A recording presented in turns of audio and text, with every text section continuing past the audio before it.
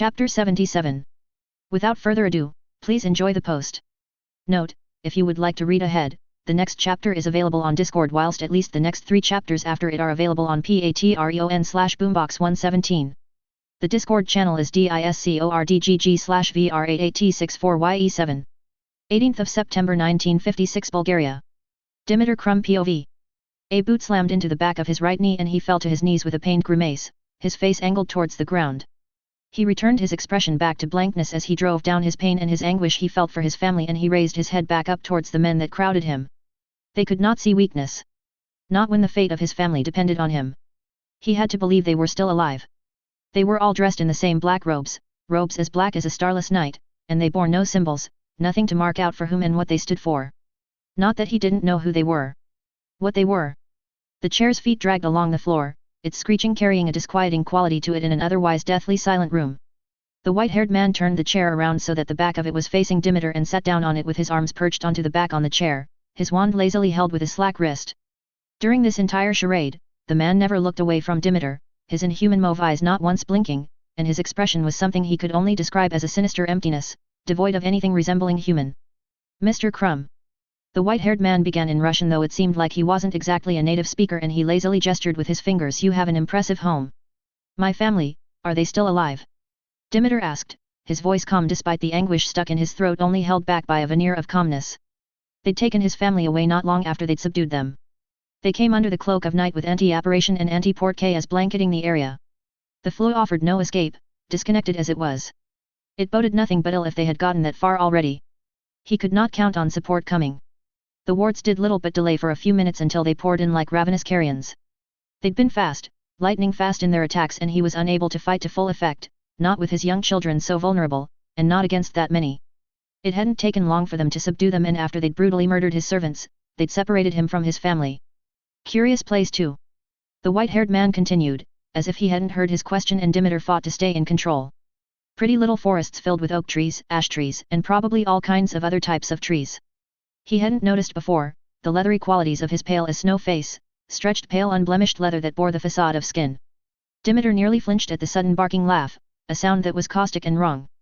The white-haired man's expression never changed, the look of barely restrained savageness in his eyes growing wilder, and Dimitar had to force himself to keep his eyes up. I even saw wild boar running around, the white-haired man said with a sly playful lilt to his voice, traipsing around the forests by the creek not far from your wonderfully impressive home. He said, trailing a finger across the top of the chair. Dimitar clenched his teeth as the feeling of dread reached a tipping point not even his occlumency could mask away. They must have been watching for months. The boar tended to forage at the other side of the mountains during autumn, where the forests were denser and more plentiful in food. Do you hunt them? The white-haired man asked, his voice now devoid of levity and filled with low danger, the savageness in the man's gaze now carrying a razor-edge sharpness to them. In the summer. Dimitar admitted reluctantly, for now willing to play along. The fact that he was still alive and his family spared from the butchery meant that they needed him. That was the hope he latched onto. He just needed to play this the right way. Bet you even roast them over an open fire, the white-haired man said with a grin that bore all of his teeth, and Dimitar's disquiet grew more and more. Ah, the white-haired man said with an air of exultation, and it was disturbing the way his expression shifted so quickly. I can imagine it tasting divine. It must enhance the taste, that knowledge that you are eating a fresh kill made only hours ago with your own hands. Can't say I've had the luxury of eating such a fine meal. The white-haired man added with a contemplative tone to his voice as his expression shifted, his eyes gazing away from Dimitar's for the first time since he sat across from him. The white-haired man touched his chin with his wand. Closest I've gotten to a meal like that were the rats in the camps. No fire though, no such luxuries. For a moment Dimitar thought he heard something more than insanity from the man's voice, and made him wonder what camps he was speaking of. Your family is safe, Dimitar. The white-haired man said as his savage mauve eyes snapped back to Dimitar.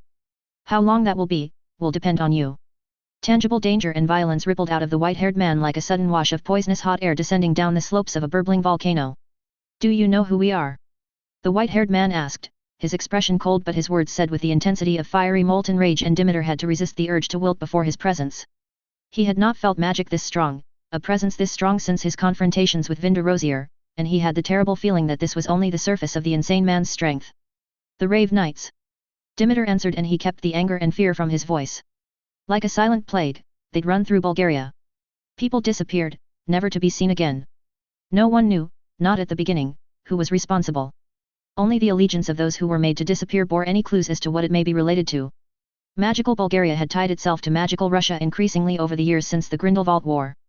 The devastation in Bulgaria had not been as bad as it had been in the Ukraine, but many among the political hierarchy had supported Grindelwald with supplies and with people, so the immediate years had been chaotic as conflict rose amongst themselves as the entire movement collapsed. Conflict the Russians quickly ended and a conflict made sourer as the ICW intervened and arrested the collaborators only to release them a few years later.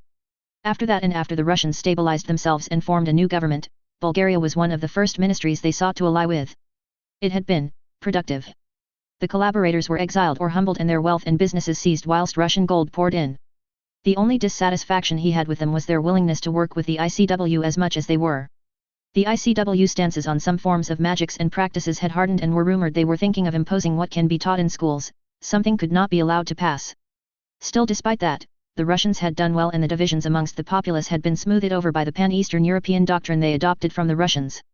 A doctrine that was to be a counterweight to the growing collaboration and strength of Central and Northern Europe under the ever-invasive touch of the ICW. They've also worked with the Bulgarian ministry to secretly help them reinstitute some of the ancient traditions to counter the unrest fomented by the undesirables and blood traders as a result of the Mood-blood lies and the treacherous allure of the inhuman creatures. But such cooperation was coming to an end just as it was beginning, he thought with morbid fear as he gazed upon the men before him. Those who had been staunchest in supporting the Russian way of thinking had been the first to disappear. Not even the head of House Iliev and his two sons with all of their guards were able to protect themselves from this. Whispers of ravens seen watching auras and homes grew louder and people began to believe that ill omens were upon them.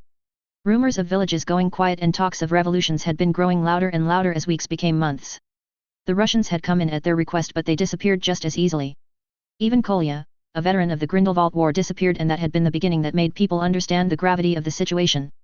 Dimitar had hoped being far away from the politics would insulate his family. It was to no avail. The man's hand went towards his starch white hair and with a strange gentleness, he smoothed out his already smoothed and combed hair. Good, good. Then you have an idea at least as to why we're here. You want my support. My connections. He did not know what the Raven stood for or who he was despite his best attempts. All nascent Dark Lords had agendas, a cause to rally followers to. If he understood him better, he could have found a way, anyway. But there was nothing. The only thing he knew was that the Raven had fought in the Vault, an underground entertainment club reserved only for the pure. That meant his worst fears for what the Raven could be was eased away, but it still left him clueless what he wanted. The white-haired stopped the strange fixation on his hair and with slow movement gripped the sides of the back of the chair, slightly leaning forward, his mauve eyes alight with unbridled intensity. No, no, no. The white-haired man said, we already have that, do we not? He tilted his head, a glacier slow smile growing on his face. Darling Elena. Sweet Ivanka. Smart little Ivan. Dimitar swallowed harshly. Yes, you have it. He managed to say. The white-haired man nodded slowly, the intensity in his eyes dimming slightly. Good, good. Then what else do you want from me? The white-haired man smiled, and it was ugly sight as the chair creaked underneath him. Everything else. Break. 17th of October, 1956. Ferdinand Dalcino POV. He was at sea, awash on a drifting piece of wood, drifting through images and events in his timeline, in his path through time. Days and months and years drifted past him, events and acts that led to this timeline committed to memory. Slowly, events became concentrated as the drifting sea of time slowed, events of greater enormity and meaning and depth happening in matters of weeks and months until a pair of glowing white eyes were before him. His eyes flew open, his breathing uneven and his heart racing. He closed his eyes momentarily, his intent to regain control over his breathing and his heart rate. A few minutes passed and he reopened his eyes and gazed upon his room. It was bare. Nothing but cold wooden floor was within this room as he sat in a seated position, and only two individuals were within this bare room. He got up in one fell fluid motion and quick fluttering footsteps approached him. Master. The servant reverently said with a bow, its arms outstretched with robes, a suit and undergarments hanging off of it. He took the undergarments without saying a word and slowly began to dress. A few minutes later, attired in his suit, he took the robes and the servant bowed lower and left with quiet retreating footsteps. He was alone now and he allowed himself to clench his fists tightly, the coils of his muscles feeling like wires of steel with how tightly he was clenching. It seemed that he was still destined to die. Destined to die before a turbulent storm of suffocating magic, born from the one who bore a pair of glowing white eyes despite there being an array of different choices this time. Eyes that begun haunting his sight and dreams for more than 10 years. Sayer. Memories played out in his mind of the duel against Grindelwald, a duel that was seared in his mind to such an extent that it felt like he'd seen it occur in the Pensiev only hours prior. He had become intimately familiar with the phenomenon that was Sayer's magic and the glowing white eyes it produced. It seemed certain Sayer would undo the work done by generations of symbols. A millennia of design. But it was not certain. The future was not set. They had learnt that concretely when Sayer changed the design. The design generations of symbols had followed, corrected, and witnessed. Until Sayer arrived and wrecked the twinning timeline. Sayer had changed a critical point in history that was deemed fixed. An impossibility none of them had considered possible. And they had not understood how this was possible, could be possible. Not at first. Albus Dumbledore had been destined to defeat Gellert Grindelwald and usher in an age of limited peace in Europe with light magic dominating Europe, most strongly in magical Britain. This had been part of the design since the first of the Men of Symbols, the founder and most talented of their organization. Generations after him, the generations that still could see beyond their own timelines and added to the design, had seen it too. He was meant to be seen as a paragon for the light regardless of dark his soul was. Britain was meant to remain out of international affairs for decades to come, even as the heir of Slytherin plunged magical Britain into civil war before coming out of it mediocre and willing to bend heavily to ICW authority. The expression on his face tightened. They should have acted then. When the news of the girl being heir to the Slytherin name became public, but even then, the core of the design had not deviated. The future seemed to be secure even if this was not what was meant to be. All 7 symbols had seen the design remaining true. Slytherin was still set to plunge Britain into civil war and the outcome remained the same regardless if she was no longer obscured through a chosen name. That had stayed their hand. A grave mistake that could cost them everything. And it all stemmed from Atticus Marcus Sayer, the man who had never once been recorded in the reverent archives. Not one of the records that twined into the design had mentioned him and they deemed him inconsequential. They still paid the price for their arrogance when Sayer defeated Grindelwald. The prophecy given to them by Louisa Moranza about the end of magic had only increased the graveness of the situation, but it was not until almost a year later that they learnt the true extent of their mistake. April 12, 1944. The date that the veil had been lifted from their sight. A date that was cursed for all time for how deeply they'd been deceived. Like a knife planted between 2 vertebrae, they had been rendered paralyzed for how all they knew and was to be was nothing but falsehood. All 7 symbols had seen completely different futures to the future they had seen only days prior. And all those futures were all within nominal deviation of one another, which meant that the future they were seeing was true. They were to die within months of their failed extermination of the Sayer family. Seeing their future as they did, affected them.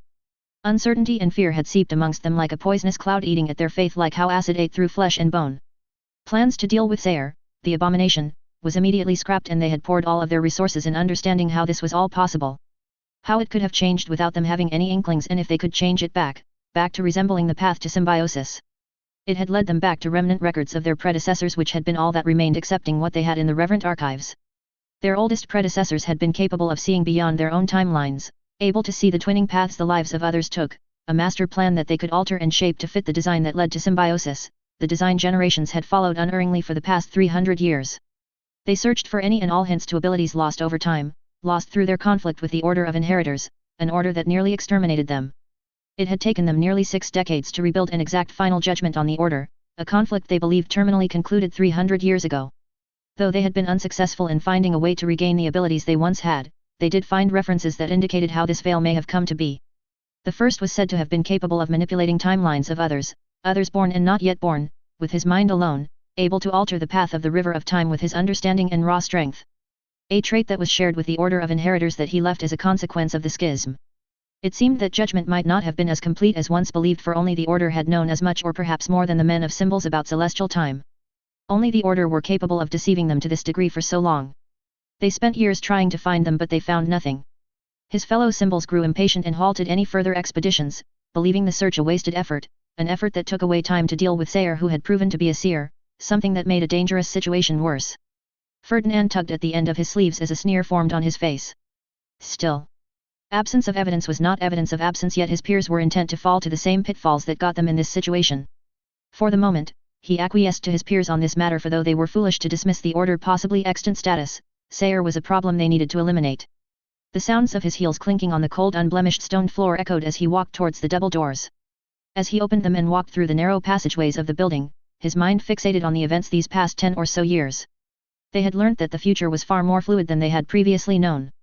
They once believed the timeline a slow river that could be subject to minor disturbances, but these disturbances could not and did not affect the path of the river in any meaningful way. They were wrong. It was a river that could change directions all the time. This had been observed when their deaths were delayed again and again through different actions taken as they cycled and dismissed ways to deal with Atticus Sayer. And in all of this, one absolute seemed to be made clear. A direct confrontation with Sayer only ended in their deaths, as did any form of assassination they could think of, and any successful assassination of his family members ended in barbaric deaths. Conjuring charges against him and his family had the same kind of ineffectiveness. A shadow of a scowl formed on his face.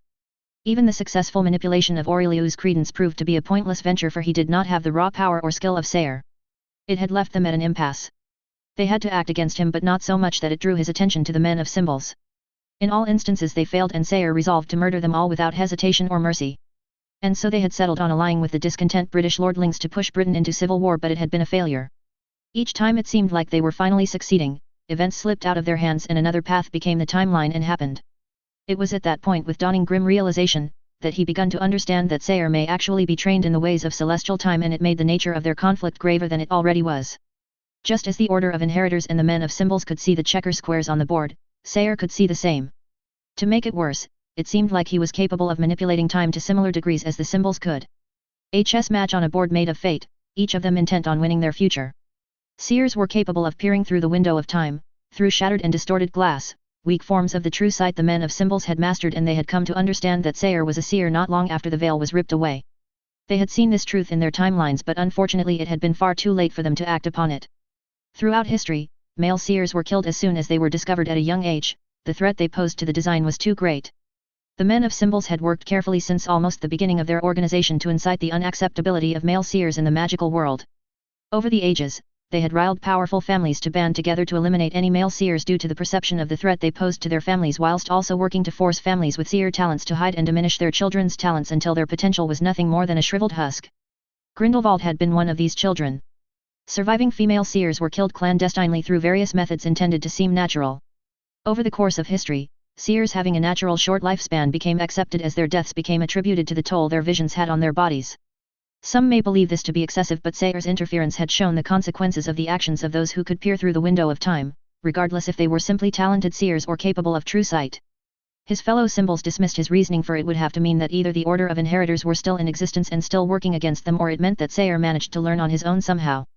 His scowl deepened. They were intent on ignoring the warning signs either option presented. For now, he would let the issue go. They still had time to reset the timeline, and to change their minds. Otherwise, the scowl on his face was flushed away as a blank expression took root. The uncertainty of their future did not have entirely negative consequences. He was beginning to learn, to understanding the power of choices. How to make them, when and when not to make them. The doors clunk open and his eyes surveyed the room. It seemed like everyone but the central three had already arrived, with 3 other seats occupied. Full assemblies happened more and more frequently over the past 10 years, to the point that they were all permanently staying in Alexandria, a decision that ran counter to however nearly every former generation of men of symbols operated. Before, each symbol was stationed in key locations as stated by the design and ensure that the path was followed, and it was a sign of where things were headed that the design was given less and less priority as the time of their deaths approached. There was nothing in the room save for the black round table, where along its outer circumference there were 7 seats, though 3 were closer together. There were 7 symbols, but they were not all equal. The 3 were the leadership of the symbols and of the ICW. The doors opened with a clunk a few minutes after his arrival, and the 3 named Smyrna, Ephesus, and Cyril walked through the doors that closed with a thud. His eyes switched towards the other 3 symbols, who sat a little straighter. Pergamum, Sardis, and Laodicea, all of whom were of equal rank to him, though they were on average 100 years older than he was at 68. Candidates were selected at age 6 but never became a symbol until one of the 7 was dead, and only a few in every few generations rose to become a symbol. They would be recruited and trained and taught the right path, and if one was fortunate, they would be trained in the ways of celestial time. He himself was seen by Cyril and tested in his childhood in Sicily before he was taken away to be trained at the Cardinal Cincintranos, the Alexandrian school where those directly under the command of the men of symbols were trained. Symbols. Cyril, the unofficial leader of the 3, began, his emotionless eyes roving around the room. The dog days of the unveiling are upon us. Silence permeated the space for a short few moments. They all knew how close they were getting to this day. The day their war with Sayer rose in degrees. Our efforts proved to be insufficient. Laodicea said with a displeased tone. Our tilt has delayed confrontation, but the outcome remains the same. Hints of anger crept through his aged but deadened expression. We must find something more. Do you have a suggestion? Ephesus questioned, his brown eyes peering at Laodicea with a cold air around him. An alternative course that we may tread upon? Perhaps you have seen something none of us have. Ephesus gestured with a sweep of his hand. Share. We are eager to hear what solution you offer. Laodicea's deadened expression broke slightly before he regained composure. I have not seen anything significant in my timeline that offers a solution. Ephesus nodded, of course. And though it was said calmly, undertones of dismissiveness was apparent in his tone. An air of superiority born out of the superior detail he could see from his timeline. The course we have set is the course that is most optimum as we know it. Cyril continued, his hands now bundled in front of him. Directness has proven to lead to failure. Indirectness has proven insufficient. Only through proxies have we seen measures of success and new openings forming. It is through this method that we have managed to rebuild somewhat of a resemblance of the designed path we tread. Ephesus added. Have we truly managed? Pergamum questioned cynically. We are outside of the nominal path laid out by the design. It has become impossible to know if symbiosis is still destined to happen. Pergamum added, and none of us here have seen beyond 1975 when the last one of us is set to die regardless of our choices, so we do not know if the foretold events will even come to pass for symbiosis to begin, he said with grimness clear in his voice. Silence fell once more within the chambers. That was the crux of the matter. A millennia of work carried out by generations of symbols no longer had the certainty of happening. A design followed tirelessly for hundreds of years. Now, more or less completely broken. His eyes circled around the chamber. Blank expressions hid thoughts of denial and fear. For men who had lived 100 years knowing the future, the uncertainty of the future was as paralyzing as the uncertainty of death was for those who feared death and judgment. The schemes of allying with petty and delusional insects from the northern parts of Europe was as much an overreaction to this uncertainty as it was to Sayer and Illos and their ability to attract followers from magical world. They had even decided to let Eastern Europe fall to a dark archmage in the hopes of using him to alter the circumstances favorable towards them and to symbiosis. We have altered our deaths for the past 10 years with success. I do not need to remind you that most of us were meant to die by 1947 had we stayed on our original course.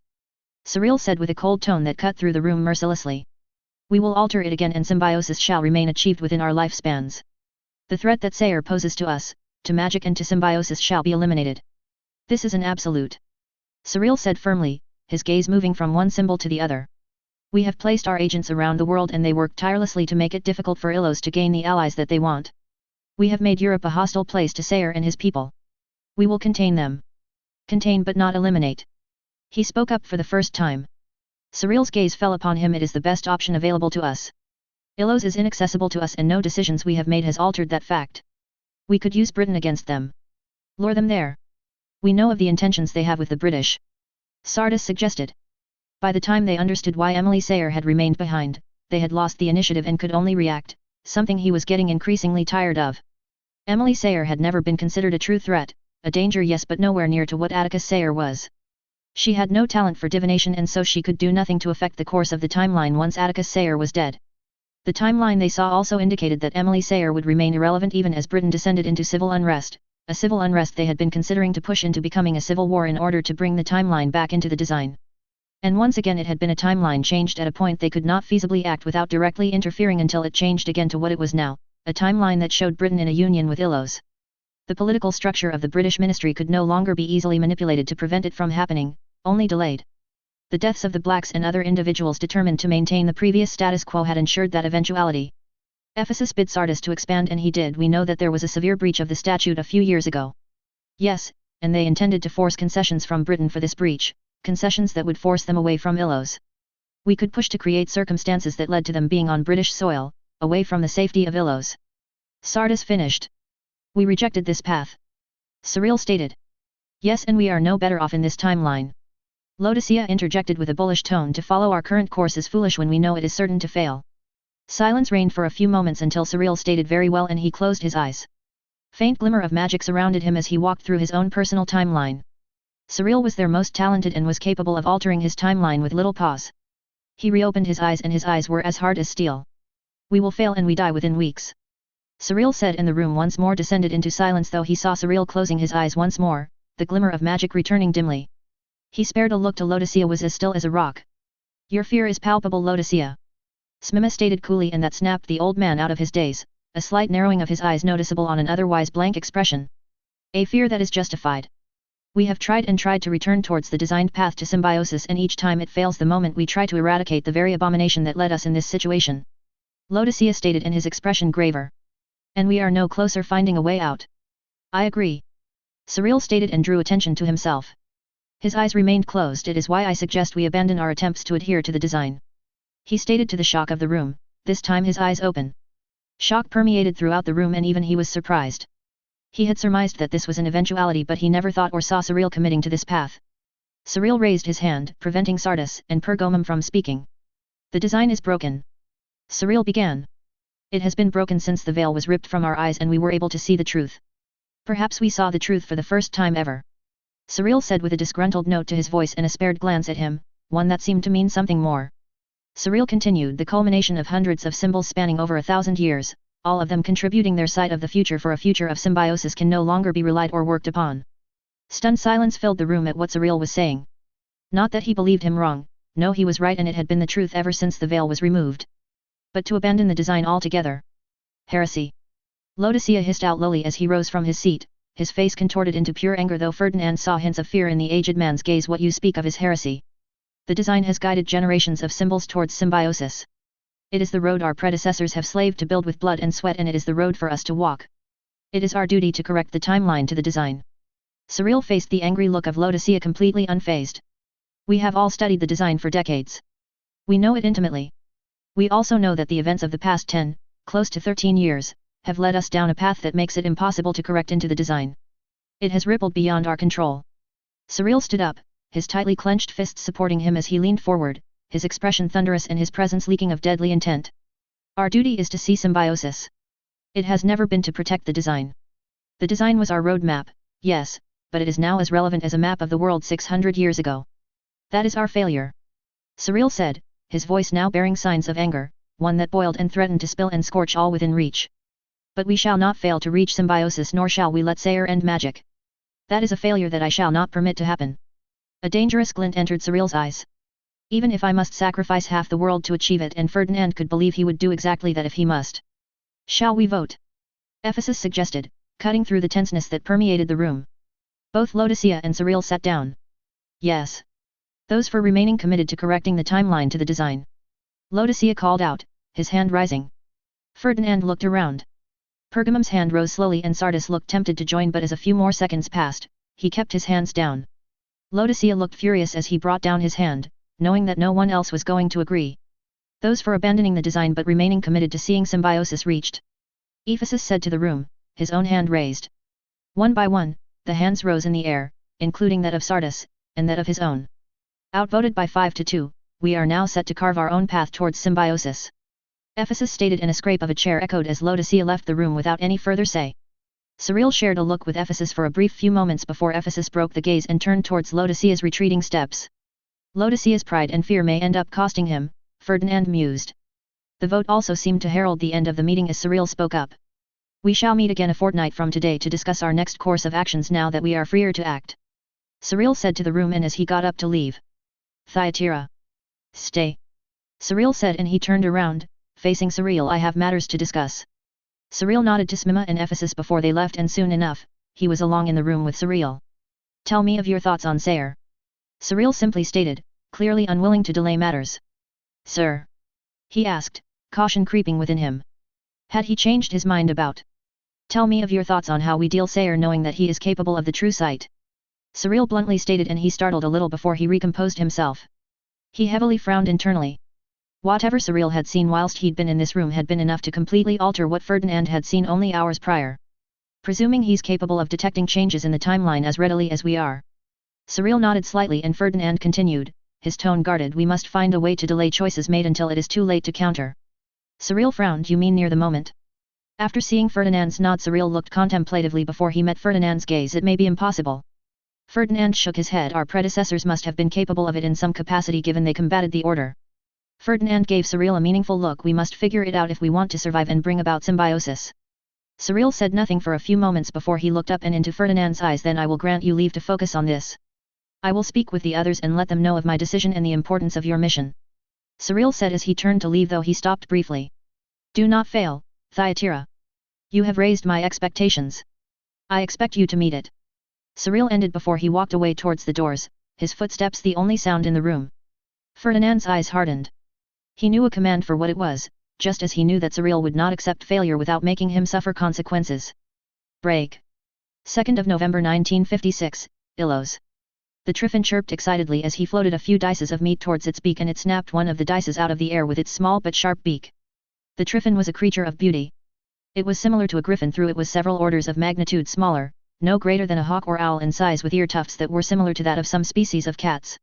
It had deep purple feathered wings on its back with a broad tail with 8 stocky tail feathers that it used to attract females. It had a wingspan of about 70 to 100 centimeters with a tail plumage enabling sharp and quick directional changes. The wings melded perfectly with the purple and white fur on its underbelly and its legs, making a truly beautiful animal. He's calmer than you said he'd be, Atticus said aloud as he continued to float diced meat towards the Triffin. To come here was a nice little break from the monotonousness of the office, endless meetings, or waiting through time. Could be that he's focused on the meat, Henrik Kolfisson said, a little perplexed even as he looked on a little warily and ready to intervene at a moment's notice. Though I've noticed that some of the aggressive species we've let out into the open are generally mellower, Henrik added. It's because of the magic that's in the air, Atticus mused. The density of magic had been growing steadily since they'd activated the mithril veins. Most knew by now that magic was stronger in Illos than it had been a year ago, though he kept the exact reasons to the High Council and some select overseers. He had not exactly considered the effects it would have on the animals beyond that he suspected that it would be nurturing them as it was nurturing to the people. It seemed he was a little of the mark with the way they were more in tune with the magical environment they created. Most habitats and forests and jungles had a kind of flavor, a kind of presence that developed over time. Not sentience but a kind of intelligence. With the way the magical field was set up, it was possible that it was taking on characteristics of his presence, of what the field that powered the wards was meant to do. Above else, it was to protect. And it could be that this was influencing the behaviors of the animals in some way. Unexpected but quite useful. His sight of large arrays and numbers of magical animals out in the open made a lot more sense now. Shall we head further into the forest? Atticus suggested to Henrik. Of course, Your Grace, Henrik said with a nod. Your Grace, Atticus mused inwardly as they walked deeper into the Lonas forest with a couple of silver-armored guards at their back. And as they walked deeper through the forest, they came across markings of deer, boars, and a few glimpses other mundane and magical forest-dwelling animals amongst the treetops. Ever since he'd ascended to kingship, there was hardly a moment he wasn't shadowed by a pair of guards, at least when he was in the open like this, despite the fact that this was Illos and there was hardly anyone that could either get the drop on him or actually harm him. He could dismiss them, but his council united in their protest any time he did such a thing. Apparently they believed it to be a good practice to institute now for when they unveiled to the magical world. Restrictions he disliked but respected and consented to. Becoming king had been a long time coming, ever since he took Emily to the stars, but it had never really been because he wanted that power, not in the way most people wanted it. It was the best way to influence the destiny of his people, the destiny of all magicals. To become an example to his people, to act and abide by values he espoused and promoted so that it became easier and quicker for his people to adopt those values in a way that was organic. An example that one day he hoped he'd be at heart just as he was in appearance. A hope that perhaps was more optimistic than it was realistic. In any case, being that example also meant that restrictions such as having guards covering them would have to be abided if he wanted to show that even he, an archmage and builder of Illos, was not exempt to do what he wanted without reason. They were not absolute rulers, and everything they built, the governmental system, the separation of the state in terms of legislative and executive bodies, even ensuring a council of magical races so that protection of rights of different sentient beings was ensured, all of it was done so that a stable, powerful nation could last the ages. A nation for which they were constitutional monarchs of, so that they could always right the ship when it seemed it was veering away from ideals such as meritocracy, progressiveness, duty, inquisitiveness, and innovation, with soft power instead of absolute power that would have felt imposing and dominating. And this social contract they and their people signed, this kingship granted to him by his people, was to see all of what they were building protected, whether or not it was against internal or external forces, human or not, mattered not.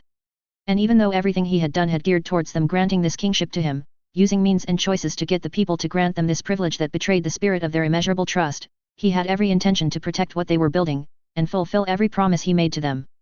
For Emily, this was a different role than she had envisioned so many years ago, but she had still taken to it like Merman took to water. Especially now that she was getting involved more publicly. Nothing had changed for the Council of Representatives. They were the legislative body of the state and always would be, but they were never the complete executive body of the state, elements that Emily had taken interest in, particularly when it came to cultural elements and obscure magical research. As they treaded onto the slightly wet forest grounds with intermittent sounds of birds and mammals sounding out in the distance, Henrik spoke up and broke him out of his thoughts. Around here, can you feel it, Your Grace? Henrik questioned. Atticus tilted his head and let the reins of his magic slightly loose. I can feel it. It's slightly out of balance. Henrik frowned as he nodded. The release of more magical animals, particularly small predatory birds and reptilians, has thrown the balance of the forest. I've read the reports of the conservers, Atticus said as he glanced at Henrik before he began to walk again, towards the small waterfall he knew was located near the center of the forest. I cannot agree to their suggestion, not without the safeguards the offices have been tasked to create. Tailoring those wards specifically to rats, other kinds of small rodents, might take months. Maybe even years. By the time they're ready, the forest might be even more out of balance. Henrik voiced out concerned, and Atticus looked at him from the corner of his eyes. Henrik was passionate about ecologies and achieving perfect balance in them. His work in the habitats was the reason why so many were up and running so quickly and without much fault owing to his family magic. He and those of his family could sense and feel nature to startling degrees of sensitivities. They could feel what dwells in the forest, what grows in it and how healthy it was. A nifty talent that allowed his ancestors to survive Arctic lands with limited and unsteady food supply. You must have other suggestions then that you haven't yet voiced or reported.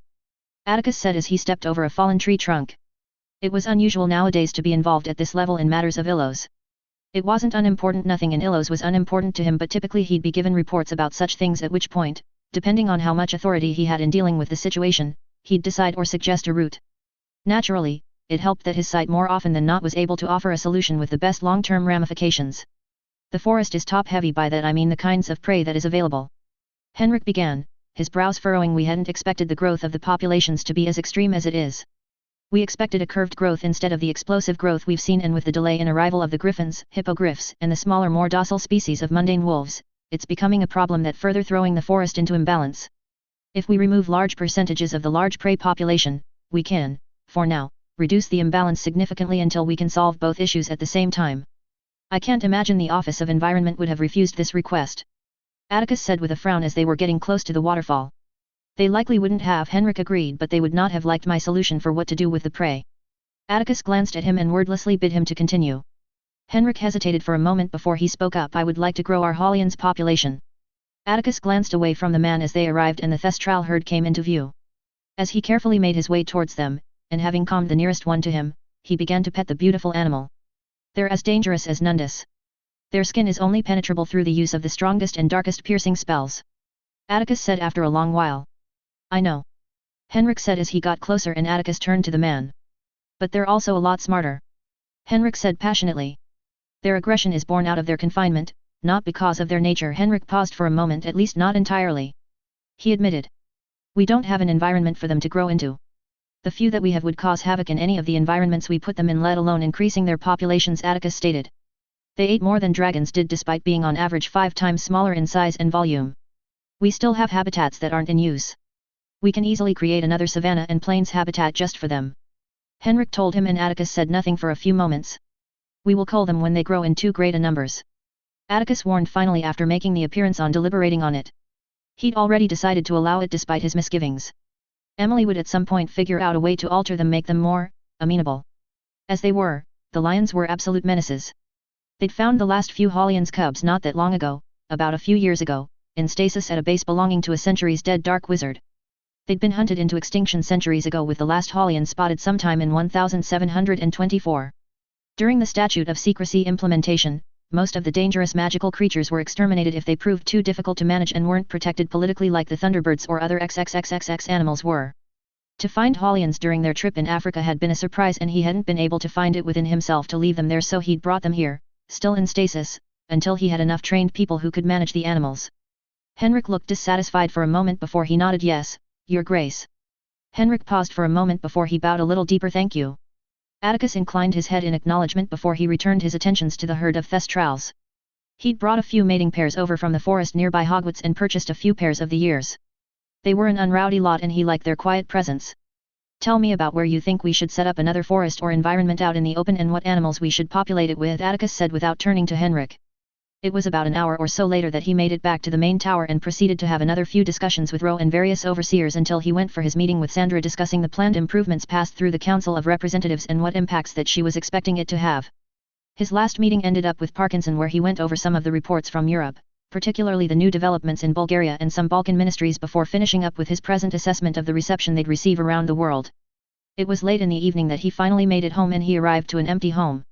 Emily likely was still occupied with the alchemic research she was doing with some of the talented lot in the Office of Magical Innovation and Technology.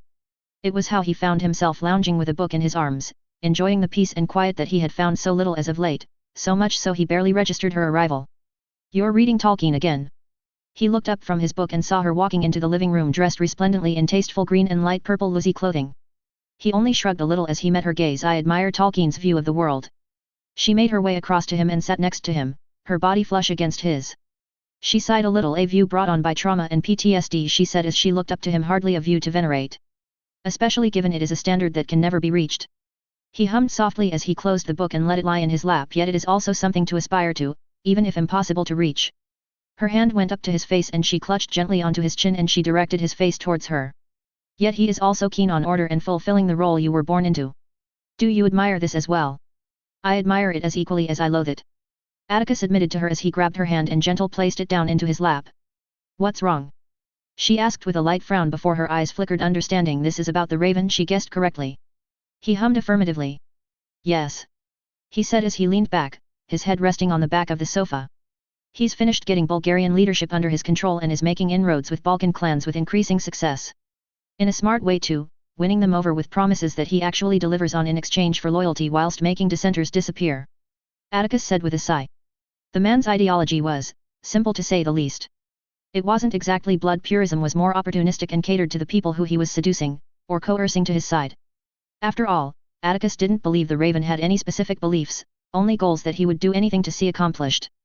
The Raven was the last gift of Grindelwald, a tortured soul that Atticus had set on a path of destruction. Perhaps it was always meant to be, perhaps Atticus only had a minimal effect on him, but nevertheless he had contributed to what he became. Grindelwald had many prisons, prisons of all kinds. Some of them were hosting political prisoners that Grindelwald held over influential or powerful people, and others were used for experiments like the ones in Belgium, and the one that Raven had survived was just like it. It had changed him, Atticus believed, whatever they did to him, and he wasn't speaking psychologically. Unfortunately, he had not unlocked his sight by the time the things were done to the Raven were finished, but he had seen what could happen to him not long after he grew the strength of his sight. In some possibilities, Atticus, Emily, and their guards had confronted the man and killed him and his followers. In others, they seemed to reach an accord that lasted a few years before inevitably Atticus killed him. Atticus had chosen to make the path that would get the Raven into power easier. Some people who might have been able to warn others of the rising threat he presented were removed off the table, most of them being spelled unaware of what they had found, and others were made to die in accidents. In some instances he'd even helped the Raven in recruiting people to his cause, and it was paying dividends now, especially as the Moes were content to let him be. In a few decades, after his personal vendetta was complete, he'd be able to challenge the ICW like Grindelwald once did, regardless of what they intended. And this time, the ICW would not be able to cope, even with the abilities of the Men of Symbols. He would see to that personally. In all of this, there was a huge cost. Muggles were more or less spared of the violence, especially since the Raven wasn't interested in the Muggle world and likely was far more aware of the threat the Muggles presented should it spill over given his links to the Russians, but the magical cost? The end result would be a population traumatized and decimated by another war that would make them easy pickings to incorporate. If we don't do this now, before we move, you know how likely it'll be that another Dark Lord will come into existence within decades of arrival. Emily said, breaking him out of his thoughts, and he looked at her. She continued as her blue eyes stared up at him. And this war, whenever it happens, helps keep the ICW attentions away from us as we work in South America, Africa, and the Far East. Work we need to do if we want there to be a peaceful exodus. Atticus smiled briefly as his hand rose and brushed her silken hair behind her ear. Whilst Europe had the highest concentration of magicals, obviously it was not the only place where magicals resided. Out of a world population of somewhere around 1.3 million magicals, 600,000 were in Europe or in the Near East countries like Turkey, regions around the Balkan and Caspian Sea, whilst the Americas held roughly 400,000 magicals, nearly half being in North America. The rest were scattered around Africa, Asia, and Oceania. Exodus would not be accepted by everyone, not as things were now. Most lived in perfect ignorance of the Muggle world, especially in the developing world, more so than the Europeans or the North Americans. They wouldn't see nor would they fully comprehend the precariousness of the situation if it was pointed out now or even just before it was happening. But once it was happening, once the Muggles employed the technologies that will put the world in surveillance and exposure actually happens. By that time, they expected to have made alliances and treaties with many of the world's magical populations, tying them all together and convince them of the merits of leaving Earth for pastures new. Merits he didn't think would be too difficult to convince them off once threats of war or against liberties or actual violence happened. Especially when the Muggles found out about what their people did and had done to the Muggles for centuries with regards to their memories, or how much land they'd cornered off for themselves in order to maintain the secret of magic. At present it totaled to something like 10% of the world's surface, with much of it being very rich and fertile soil. Paranoia and fear would then take things further about what else magicals had done to the Muggles if they could so easily take so much land and alter people's memories. Conspiracy theories that wouldn't see the light of day by normal people would suddenly be not so ridiculous if dragons and unicorns actually did exist. The point of escalation would be low, so very low. Fanatics on both sides would boil the situation to tipping point. Solutions provided by Muggle governments: if you have nothing to hide, then you have nothing to fear by registering, would be rejected out of hand in hardened positions, and at that point, he would not let it get to that stage. He had no desire in a war of survival for either people, and they would patiently wait until exposure happened and offer this solution to his people. There would be some magicals that would prove to be stubborn and refuse any entreaties. Those will be dealt with and forcefully moved, whilst the weakened European nations would be absorbed into Illos or made into a state under its control. And for all of that to work, for all of that to even have a good chance of succeeding, they needed the ICW as weak as possible and unable to pose a problem but still somewhat relevant. After all, they needed an inept ICW to compare themselves to. With the floundering men of symbols directing too much of the ICW focus on him, it would leave them in a too much of an indecisive position to act against the Raven in time to contain him. And one by one, they would pluck their tools and would-be tools from them until the ICW were left with little more than numbers to deal with the two archmages and their army of followers. He would start with plucking the first few amongst the men of symbols. Without him, we would have had to be more proactive, and that would have only led to further rebellious events down the line. Emily stated, and he nodded silently. As it was, establishing the new order across planets and star systems was going to be tumultuous. Knowing history, establishing a confederation or federation-style union should be less violent and more stable than what they originally intended, with absolute rule, and certainly less bloody than the uncomfortable route of conquest and subjugation. With their ability to literally choose which squibs to make magical, they no longer needed the absolute numbers of the wizarding world, not when there were millions of squibs to choose from, and would swear undying loyalty to them. Moving the magical world off-world was an endeavor that he felt was something he owed to the magical world, and it was also what he was tasked to do by ancients. Tolkien would characterize that as allowing an evil for a greater good to flourish. Emily said, and he turned his gaze at her and she bore amused glints in her eyes. Allowing or committing acts of evil for a greater good has been the phrase all despots, tyrants, and dictators once used to justify their abhorrent acts. Emily making jest of it. More often than not, he wondered if he was one of them with what he did and what he planned to do. Some plans that not even Emily was privy to. Especially the evil he would have to commit to ensure their backs were secured, no matter how humane it was. Exodus would not be the end of magic on Earth. Magicals would still be born in the form of squib descendants. Unless the future Office of Farsight could find an alternative way, he would be forced to engage the plans he'd made with Alice. Despite the heavy guilt and shame he felt at those plans, he allowed himself to smile falsely as his hand gently caressed the book. If only the more stiff upper-lipped nobles knew that the person they sworn themselves to was well acquainted with works of Muggle writers. I'd love to see their reactions. She hummed a little, a smirk tugging at the corner of her lips. Their ignorance is my advantage. He laughed a little as he looked at her, a little amused. Bet it helps when you quote some of the more quotable writers and philosophers to them. The corner of his eyes creased as mirth wrote itself on his expression as he began to imagine one of the purebloods recognizing her phrases from books they read but would never admit to doing. Her eyes narrowed at his mirthful face and he couldn't help it, and he let off a little laugh and decided to tell her what he imagined. Her expression softened as her lips pursed in an attempt to hide her own amusement, likely at the idea of one of her people being racked on the idea that she might actually also enjoy reading Muggle books but would never find the courage to find out. She rolled her eyes at him when she saw his mirth rise even more at her own amusement at the scenario, but as she sat up a little, her expression turned a little serious still. Back to the subject at hand, Tolkien does have some merits. It is a useful viewpoint to channel for the masses who resonate with much of it. She looked at him with inspecting eyes. Fortunately that is all there is to it, and thankfully there isn't an all-powerful God who has reduced the universe to a good and evil duality. The universe in all its grays is a far more interesting place to exist in. Emily finished. I wouldn't be so sure there isn't all-powerful God, Emily. Atticus mused to himself, his mind turning towards Manu, the precursors, and whatever it was that lay hidden in the fabric of the non-physical reality. A fabric that distinctly bears the lines and threads that bound individual consciousnesses in some way or another. A fabric intrinsically tied to fate. And through the understanding of this fabric, deconstructing the flow of the coming history would be made possible. Divination in the form of sight and prophecies, fate in the form of observable lines and threads within the fabric of the non-physical reality, and predictive arithmancy in the form of a precisely defined model of behavioral patterns created from the study of history and past events, along with a statistical element generated from probabilities and patterns of average human choices taken from a large population pool. All of it would combine to form a way to be able to peer down living time with unrivaled accuracy and allow them the ability to manipulate history that would lead them to the ideal path for the majority of the magical peoples, if not everyone. Perhaps then he would be able to sit back and let the collective efforts of his people guide their civilization instead of his tainted and blood-soaked hands. He could then focus on the greater questions about consciousness, and the threats that lie beyond their space. Anyway, Atticus said, his head shaking a little to banish the heavier topics before his arm swung over Emily's shoulder and he pulled her in slightly. Tell me about your day. How is the Terra alchemy research going? He asked her with a curious smile, one that morphed to carry hints of affection as he watched her eyes alight with interest and fascination as she began to speak. Break. 13th of November, 1956 Illos. Sandra Saunders POV. The doors to her office opened. Hi Chancellor. Her secretary said as she led Kane in. Thank you Patricia, Sandra said, dismissing the woman before her eyes fell on Kane. Eric. Take a seat. Kane inclined his head as he sat down in the offered seat before her desk. Tell me good news, Eric. She said, immediately getting to the point. I'm afraid it's not exactly good news. Eric said as he unclipped his case and brought out his documents. Her eyes narrowed, her lips thinned displeased. What is it this time? Would they like us to reword some phrases in American English? She asked harshly. It might not have been that petty, but the number of delays due to some seriously inane reasons was wearing her out, and she was getting to the point of cancelling negotiations altogether. Though I doubt I have that kind of authority, she thought to herself. She'd have to go through the High Council, and only with the approval of the Chief Representative, Atticus, and Emily would she be able to end it. Roe would undoubtedly agree given his own frustrations with the situation, though Atticus and Emily were a little more unreadable. Likely because they both already knew the outcome of all of this. Not so much. Eric said with a sigh.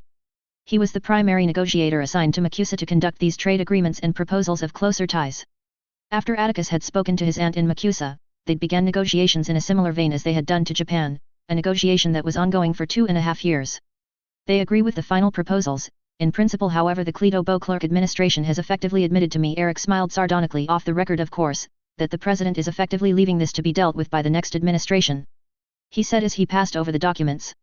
Sandra leaned forward and absently took it and lazily flicked through the pages as her mind ran through what Eric told her. So our conclusions are pretty much right then, she said as he looked up to Eric. Eric nodded grimly.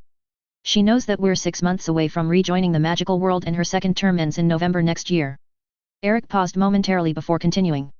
Instead of complicating her legacy by presenting trade and cooperation treaties to Congress that would have bad optics given that her nephew is king of said new nation, a king that might not have been a trigger to MACUSA leaving the ICW but certainly contributed to the circumstances. Eric trailed off.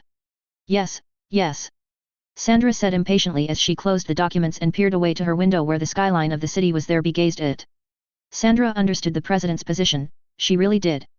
Illos would have a target on its back, politically speaking. MACUSA had managed to navigate their exit from the ICW relatively well, establishing better relations with South American nations along with improving their own domestic economy with no little help from Sofia and the Sayer businesses, but willingly getting into bed with Illos who had the appearance of no alliances or treaties with any other nation. With an ICW that was surely to react critically badly.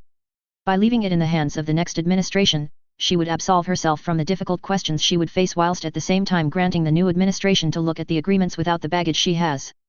She wondered why they had them continue with negotiations, as she had little doubt that they didn't know where it was going. When you say they admitted? Sandra said finally, breaking away from her thoughts. I went out for a few drinks to one of the Ritz hotels the affluent members of MACUSA tend to frequent. Eric said as he leaned back in his chair. It was there I came across a few members of her cabinet. Sandra frowned lightly and Eric picked up on it. Nothing was done breaching protocol or anything else, of course. He assured her and she nodded in acceptance. Generally speaking, she ran her ship above the board and expected the same of her subordinates. Eric continued a few drinks after. They were a little looser with their tongues and confessed their own frustrations with the situation, especially since the agreements would see MACUSA benefit more than we would. It was then they insinuated that the president didn't like the optics one bit. Sandra tapped her finger on the table and a few moments passed. Halt any further work on this. She said as she gestured towards the documents. It may well be wasted parchment this time come next year. Eric sighed before he nodded. Yes, madam. Do you want me to redirect more resources on the proposals to the French? Yes. Sandra said as she leaned back. Both MACUSA and the French ministry knew about Illos and had sent delegations to Illos in the past year. The secret of Illos was only paper thin now, especially as they had not demanded most of the strict secrecy measures. It wouldn't surprise her if ICW would know soon, if they didn't already. Still, she was confident that they were pretty much untouchable. Their population was 26,000 now, with expected population increase to 35,000 by 1960, and the defenses of Illos. Well, she doubted the entire aura force of the world could breach those defenses. And prepare for our proposals for the Australians and the Brazilians, she told him. Australia they already made inroads with. They had a number of associates working in their ministry but nothing official until now. The Brazilians would be their gateway to the rest of South America. I will inform the High Council of this situation in our next meeting. Thank you, Eric. She said, and he nodded before he got up and made his way out of her office. It wasn't much later that she made her way towards Atticus' office. She nodded to the guards before she was let through to his office, and he was standing there manipulating some kind of hollow, and as she neared she saw that it was some kind of code. Sandra Atticus intoned a little distracted as he continued to type on the hollow design. Did we have a scheduled meeting? He said as he paused briefly and turned his gaze towards her. No. She said with a shake of the head. I had something to share, but if you're busy. No, you're here now. Atticus said as he stepped away from the hollow and gestured towards the seats by the window that overlooked the city. What is it anyway? Sandra asked as she walked towards the seats. That? Oh, just the bare bones of an intuitive program. Atticus told her as she sat down. Mostly it'll be defining physics and chemical behaviors along with how objects will behave in defined parameters or conditions.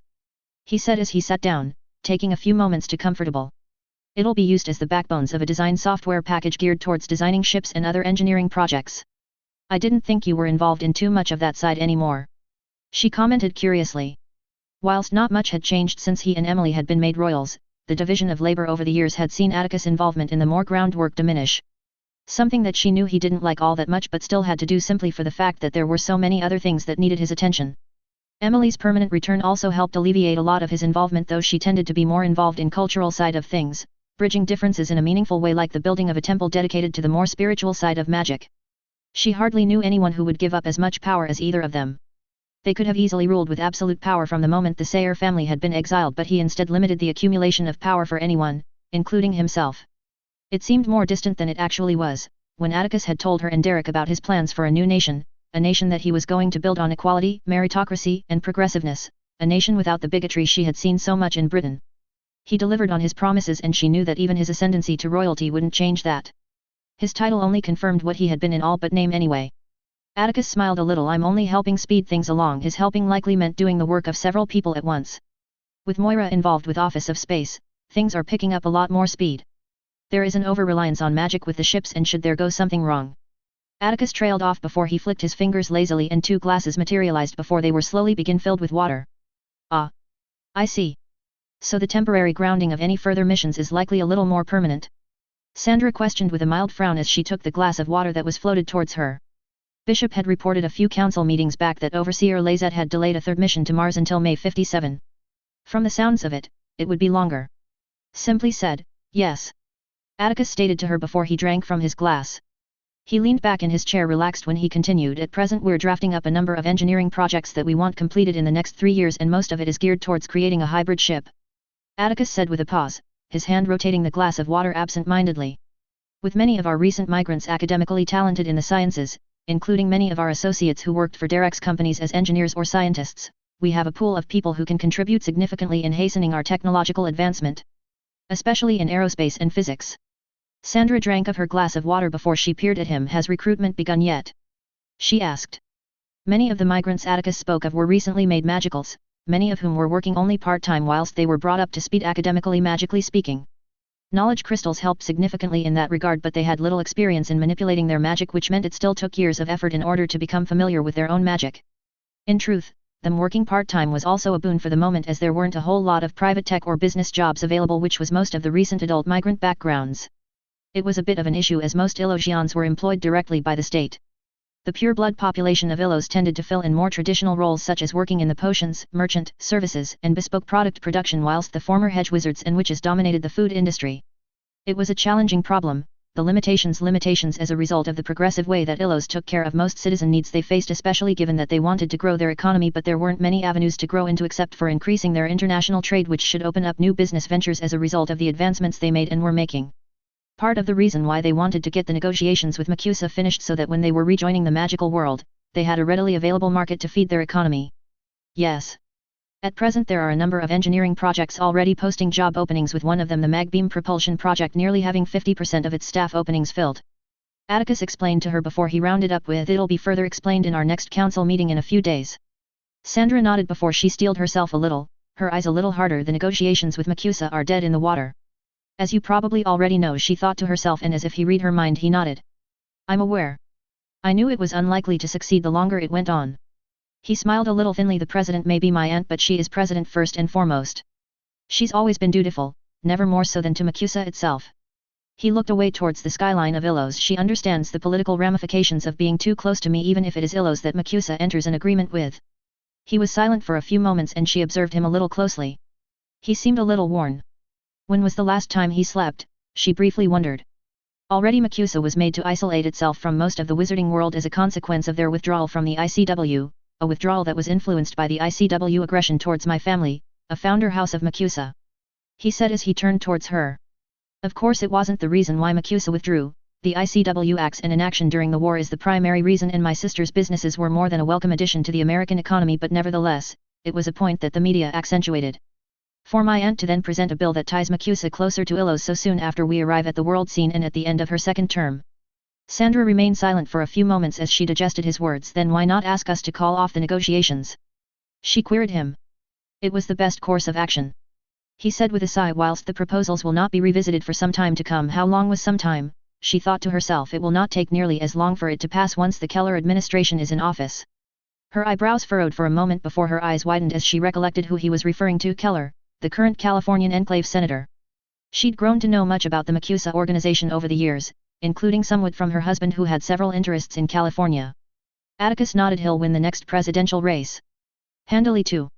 He said musingly before he rounded back up to her. Whilst my aunt was never going to agree, she did ensure that there would be little to disagree with once the Keller administration picked it up.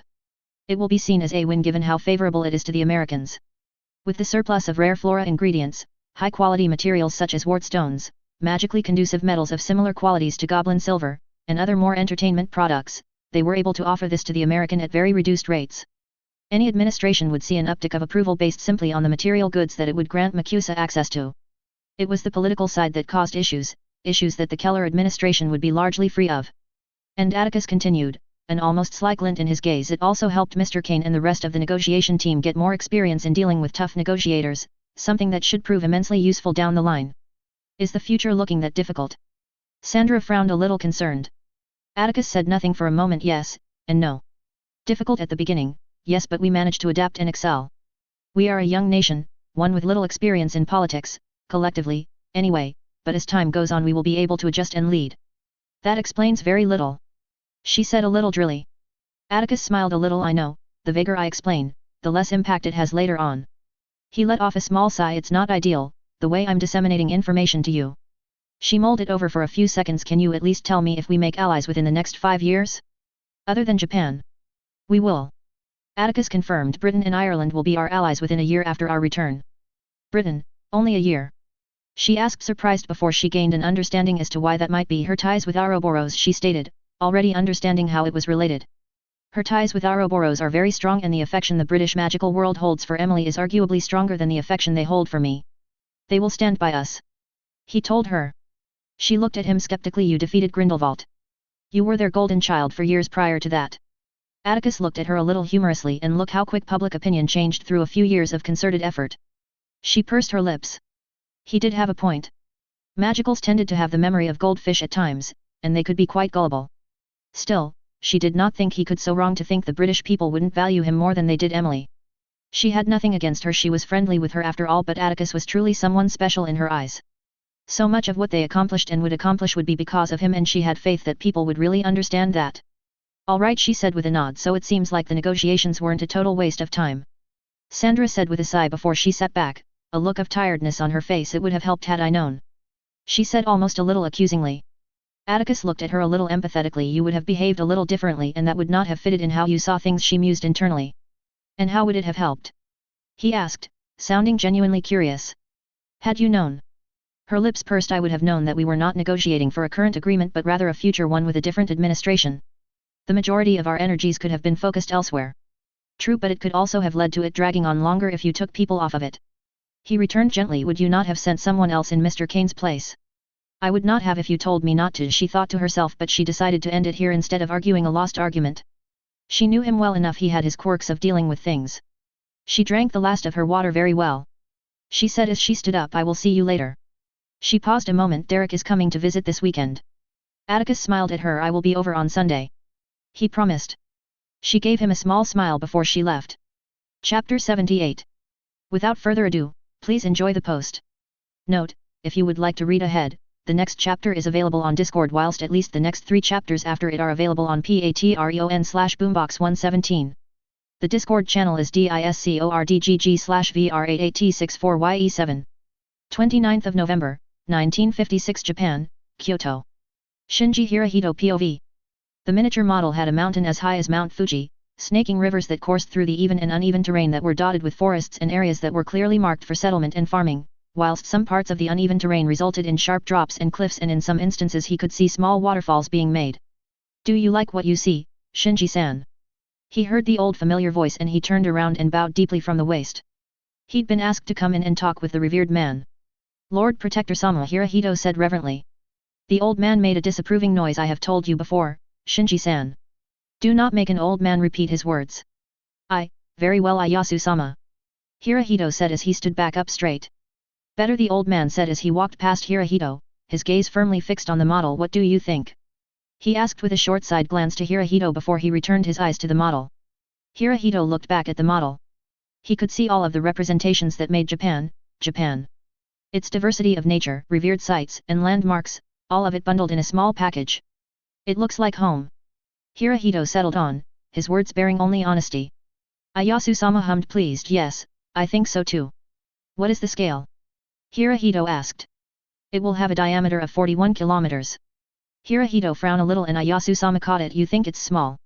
Hirohito looked up and met his gaze, nodding slightly as he did. Iyasu-sama gave him a small smile before he gazed back at the model. The majority of our people are not landowners like we are. Very few live beyond their means in their villages. The land is sufficient. Iyasu-sama declared. Hirohito looked back at the model. If that is your wisdom, he said with a bowed head. Will work on the island commence now? He asked. He had been present in Iyasu-sama's council after he'd met with Atticus-sama. A meeting that resulted in Iyasu-sama's confirmation of an alliance struck in return for the Japanese magical world gaining a land of their own with no other peoples present. There were more than a few clan leaders, unhappy with the decision to move.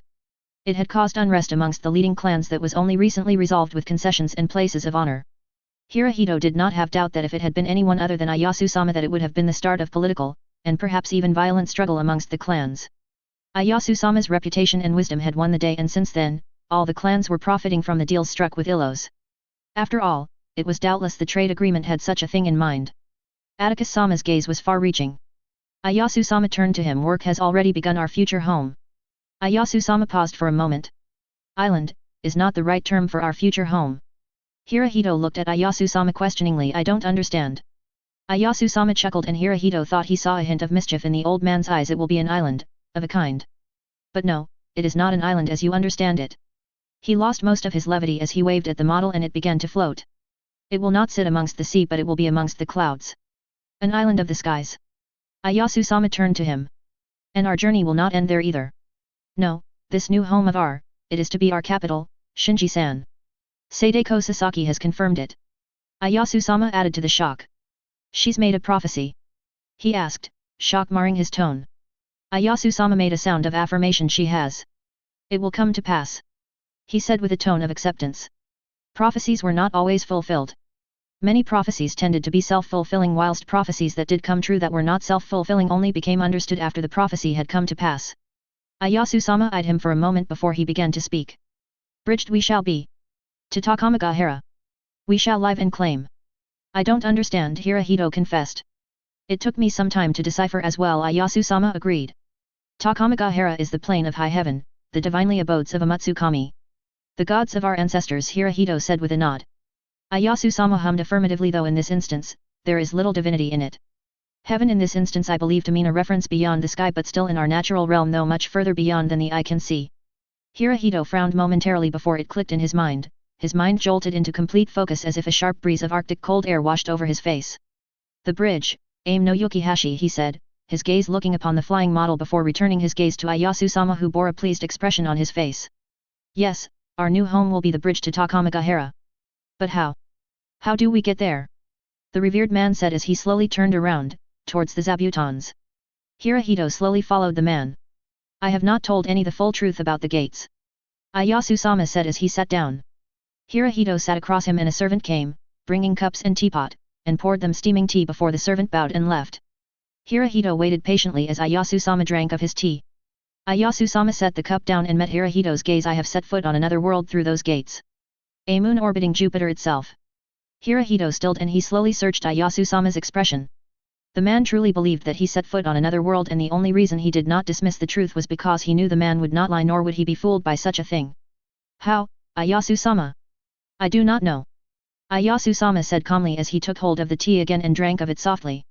As you know, none of our people have been able to glean how the gates work through passive study. The Ilosians had placed a gate in a secured building on Japanese soil, manned by Japanese people. There had been plenty of opportunity to study the gate, but frustratingly it had been difficult to observe how it works. They would have to disassemble it if they truly wanted to know how it worked, though chances of that being sufficient was low. He could not imagine Sayre to be so unwise. Trade between the two nations was already flourishing and Japan was enjoying, for the first time, levels of comfort and trade like that before the war. Both nations had elements that both nations needed, and from what he was told, many in Illos were fascinated with Japanese culture, so much so that there were several tea houses in the city. According to the delegates and merchants, the tea was of acceptable quality too. However, I do believe their fixation on science and melding it with magic is part of their success story. Ayasu-sama said, sharing his thoughts. You think there is a scientific phenomenon they replicated? Or a phenomenon they began to understand through science and expanded on it? It is possible they cracked the runic security measures in vanishing cabinets. Hirohito tipped his head slowly. I can have our people source a pair. Ayasu-sama made a disagreeable noise. No. Even if we manage to crack the security measures, which could take years to come up with a workable alternative, may take years on its own. And it would sour our tentative relations with our new ally. Hirohito bowed his head. I understand, Ayasu-sama.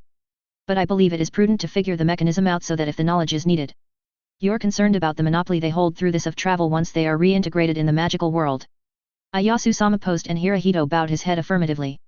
It is a concern that you are right to hold concerns, however equally it is important that such advancement is held in tight secrecy. These gates have great capacity to destroy.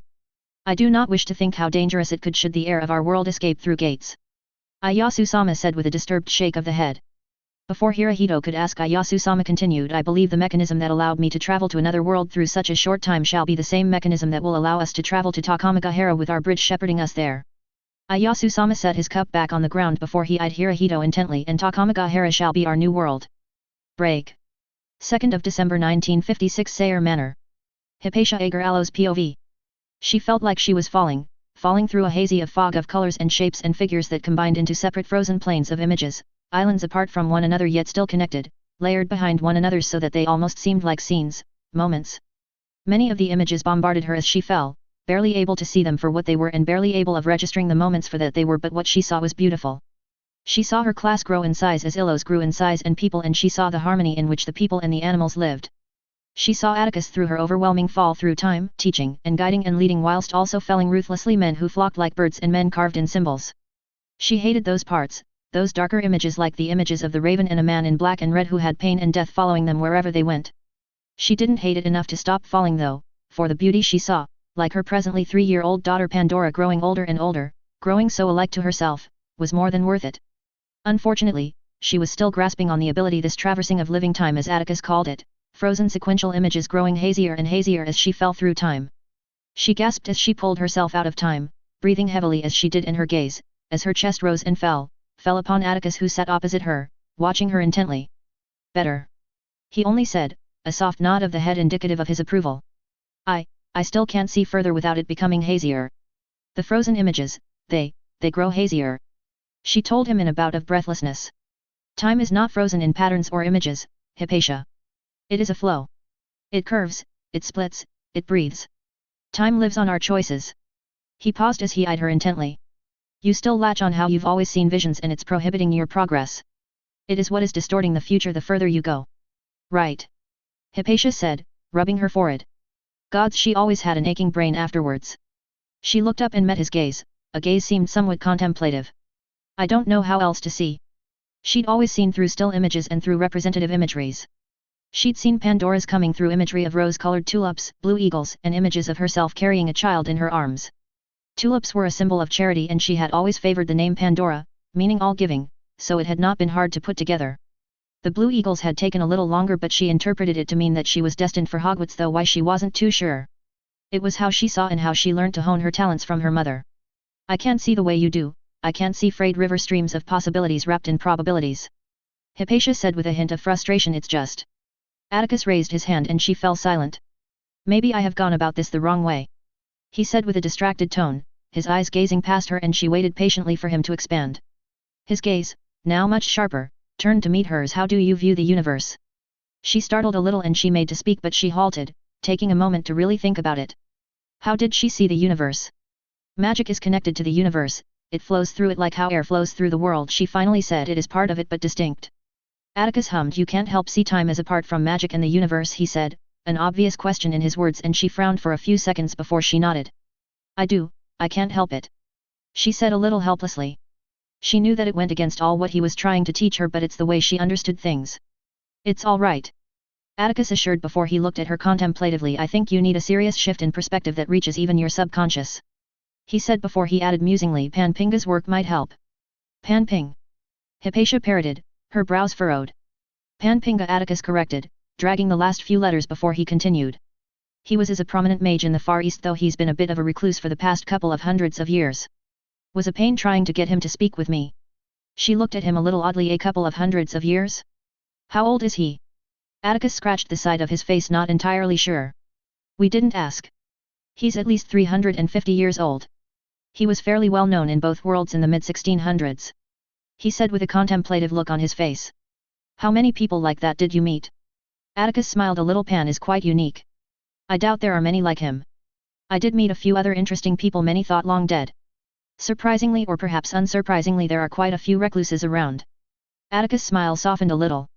The Muggle idea of wizards secluded away in high towers has a lot more truth in basis than you would expect. Atticus shook his head. Anyway, back to the point. She really wanted him to tell her more about these other people, though the smile slipping from his face made it clear that he probably wouldn't entertain it right now. She'd have to ask later. The little that Pan was willing to share about his own ideas of magic was that he believed that it was only one part of an indivisible whole, that one should not consider nature and magic and existence as separate pieces of a puzzle but one blend, that you cannot know where one begins and where another ends. She considered that a little different to the Plotinocean thought we're taught in Greece, she said curiously. The layered nature of existence. Atticus nodded in understanding. Plotinus was one of the most celebrated wizards in Greece, who is largely credited for furthering Western magical theory the most during the classical era. The Muggles knew him as the individual who held a systematic theory of consciousness, but in the wizarding world, he helped quantify the links between emotions and their effects on magic through arithmancy. Though it was Asclepius who was the foundation of the healing branch of magic, without Plotinus and his arithmancy, Asclepius may not have been able to find the counters to many of the dark spells of the time. The same layered nature you view the world through, and it is both reflective in the way you describe it and how you see it. Atticus said to her before raising his hand. It began to glow slightly with a tinge of orange before illusion runes began to form in the air. A small window opened and a book flew towards Atticus, which began to float in front of him. It was a good thing she was so used to his casual use of magic that seemed impossible, otherwise she would perpetually gawk at him with an open mouth. It would have been quite unseemly, she thought. This is Searching for the Hole by Panpinga, Atticus said as the book floated towards her and she grabbed it from the air. She looked over the book. Well, it looked more like a binding of scrolls with a blank leather cover, and opened the front page. Her eyes widened slightly. Your Grace, I mean Atticus, this. She held up the book with both hands. This is in Chinese. I can't read Chinese. Cantonese. Atticus corrected with a small smile, and she swore she could see mischief in his eyes. Do not worry, I will provide you with material to aid your learning of the language. She dropped the book in her lap and she audibly groaned, and her mother would have had her chastised for acting like a child if she saw her. Is it absolutely necessary? Yes. He said bluntly. The Chinese school on magical theory and philosophy will help you gain the understanding and perspective you need to get to where I am. Atticus told her before his expression softened slightly. I do not doubt you or the Grecian school.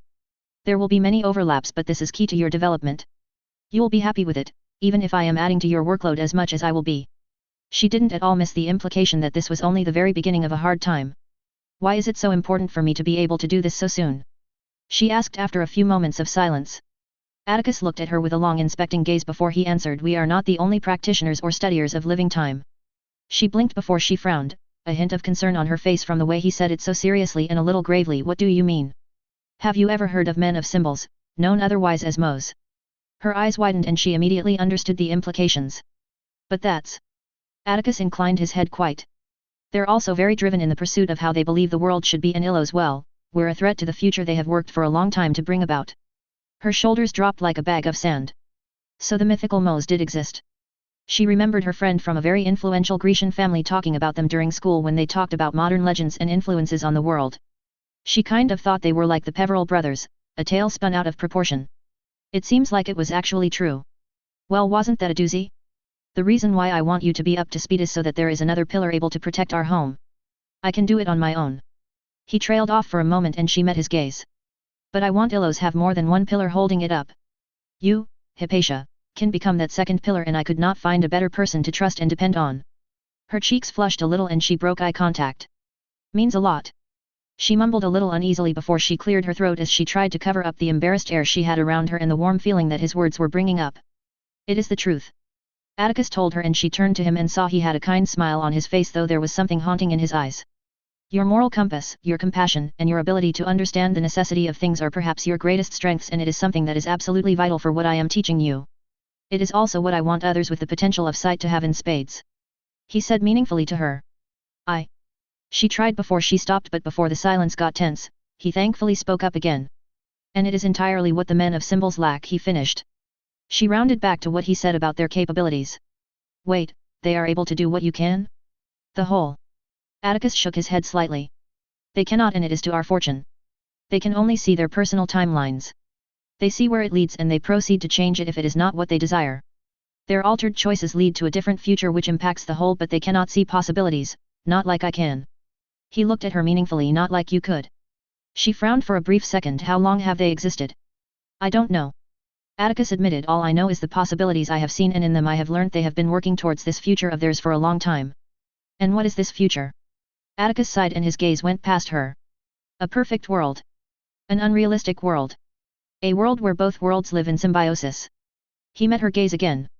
You might think that this is a great thing to see happen, and it would be, but do you see the problem with it? He asked, his eyes intently focused on her. She frowned, looking down as she did so, for a few moments. In order for them to be able to see this future. She looked back up, understanding having gained they would have had to see that far ahead, along with carefully dealing with the eddies that might exist in the multiple rivers of time. But you said they can only see their personal lifetimes, how could they have worked on it if? She stopped, her mouth a little open before she recovered.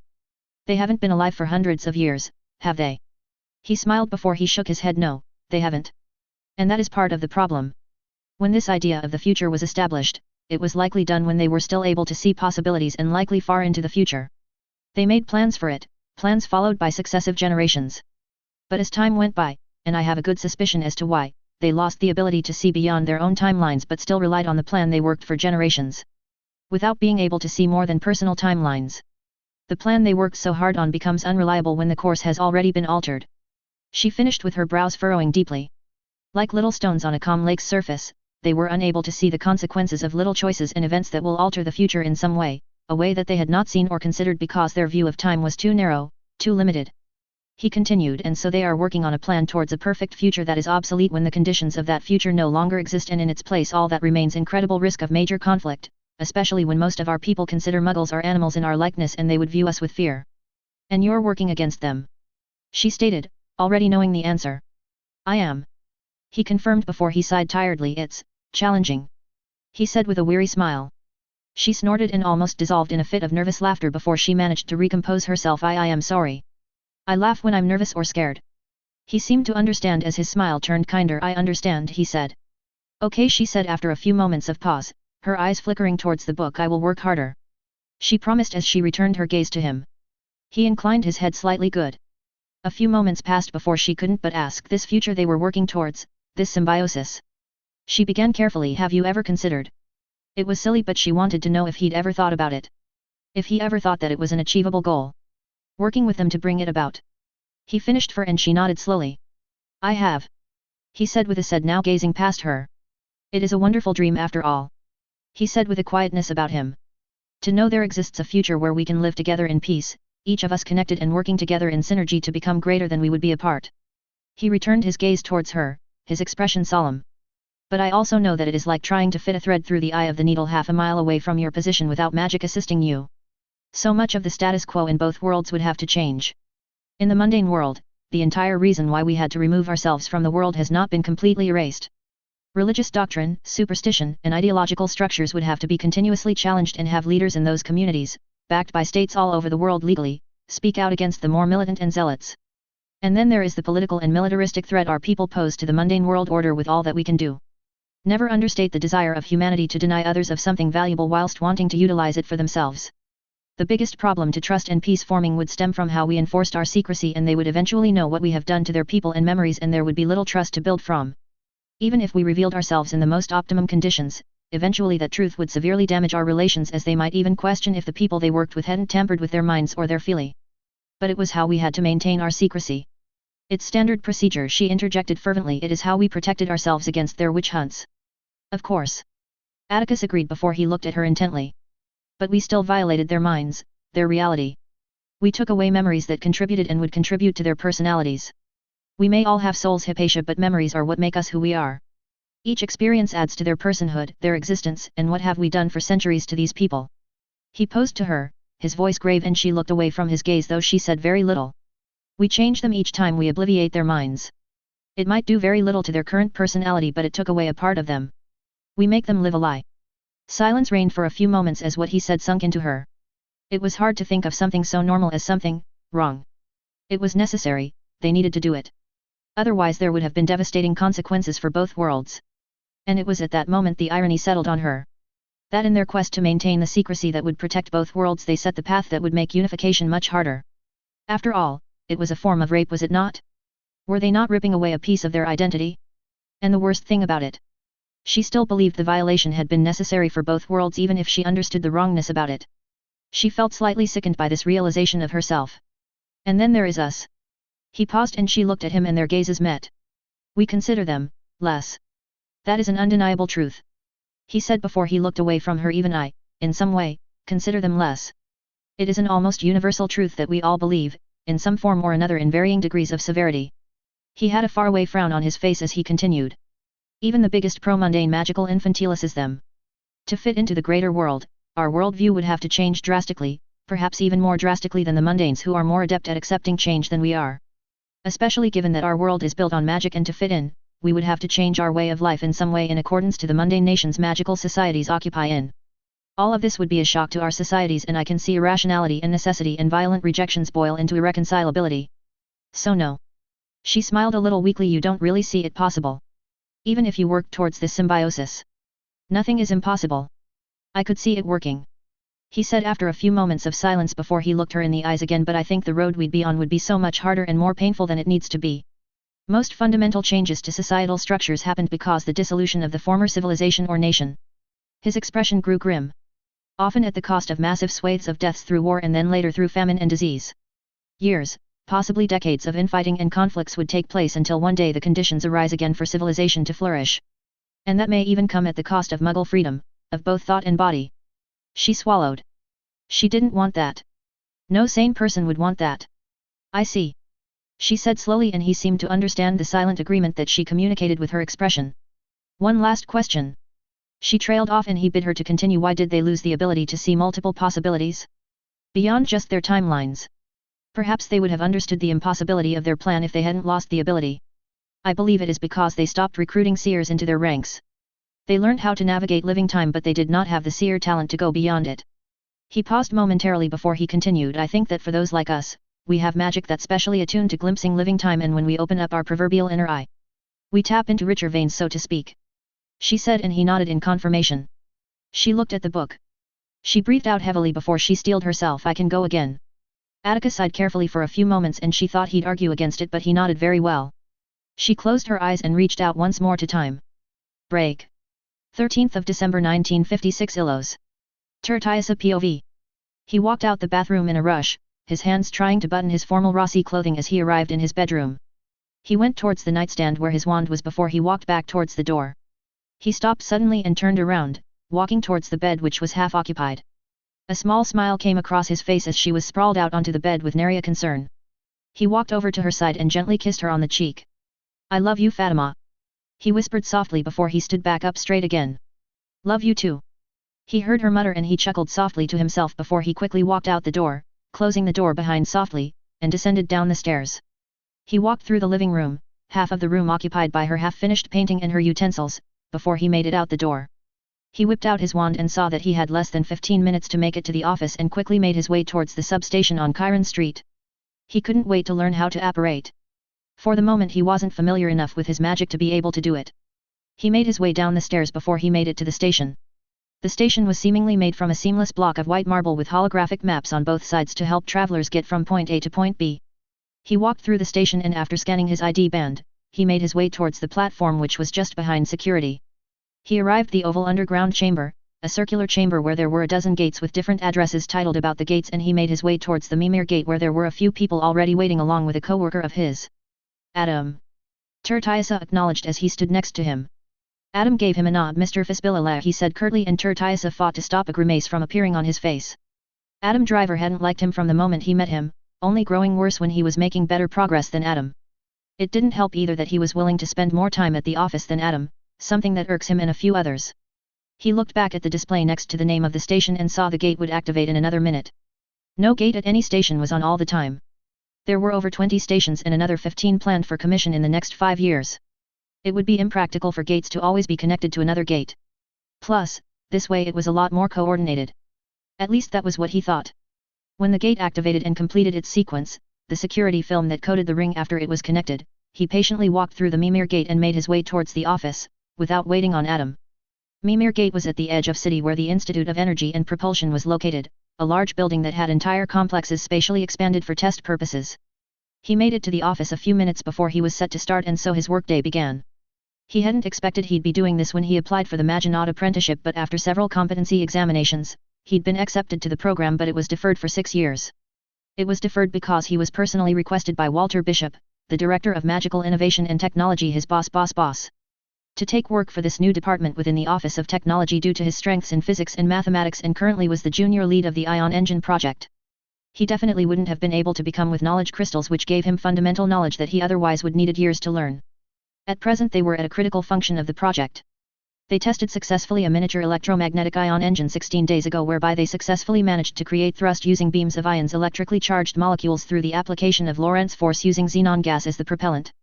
Whilst the test had been successful, the project as a whole was a letdown. The control system was not performing at the expected efficiencies and it was delaying further progress on the project.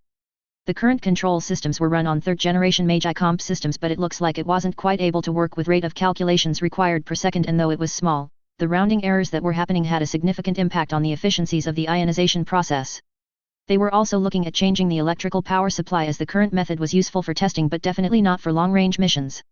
Electrical power was also one of the easiest way to utilize magic, and their current way was an example of this.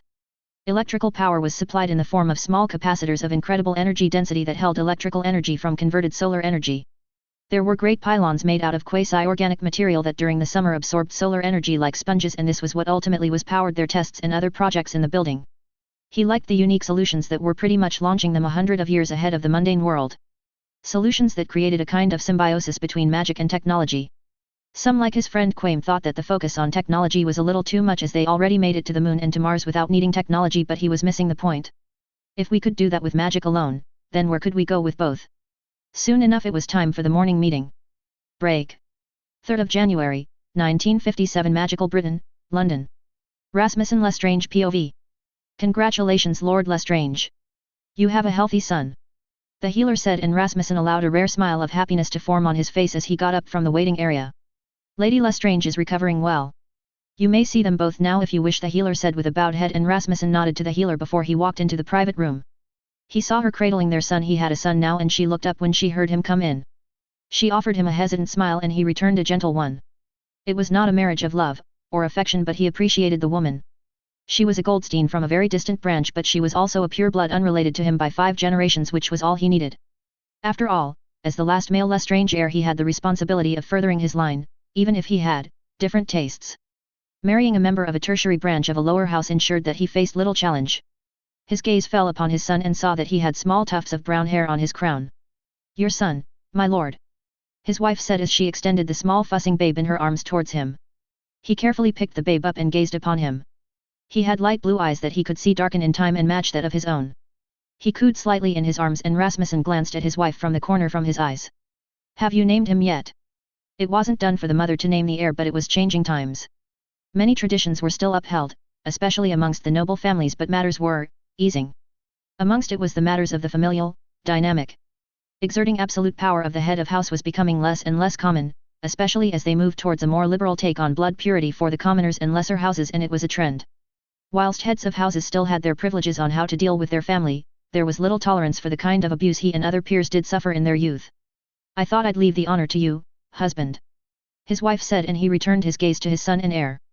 Rodolphus, Rasmussen said after a while as he stared at the babe. His name shall be Rodolphus. Days later. Congratulations, Malfoy said as he handed over a glass of fire whiskey. Rasmussen grabbed the glass and raised it to Malfoy in silent thanks. He drank of his glass when Malfoy asked, will you try for another? His voice carried genuine hints of curiosity. Not surprising since he was well aware of his different tastes. Not for another 6 months. Rasmussen answered. If magic blesses us, we shall have another child. He drank of his glass again before he peered at Malfoy. I wouldn't mind a daughter this time. Malfoy gave a thin smile. One of either is ideal. He said with a hum in his voice. I was fortunate with Lucius and Lucia. Malfoy was speaking of his few-month-old daughter and son, and Rasmussen couldn't help but notice a tang of affection in his voice for his children. Curious. He'd thought Malfoys couldn't love anything but themselves. Then again, old Abraxas was not the usual Malfoy. He was unconventional and smarter. Despite his rise to greater prominence in pure-blood elite society in the past 4 or 5 years and taking the Black's crown as the wealthiest family in Britain, Malfoy knew what the limits of his ambitions were. No matter how many older and more renowned families became indebted to him, became his to influence, he could only rise to where she wanted him to be. And Malfoy was smart enough to be content with that. Malfoy's father and their ilk wouldn't have been and doomed their lines. I wouldn't have thought a Malfoy keen on more than a son as an heir. Has it not been a few generations since your family had more than one child? Rasmussen questioned. 4 generations, Malfoy said, this time pausing to drink from his glass before he spoke again. It was less messy that way. Malfoy simply said. Rasmussen's expression shifted to amusement. Yes, fewer siblings or cousins plotting your deaths this way. How curious as well that Malfoy heads of houses rarely reached age 90. Times are changing, however. Malfoy continued as he leaned back, his gaze firmly on Rasmussen.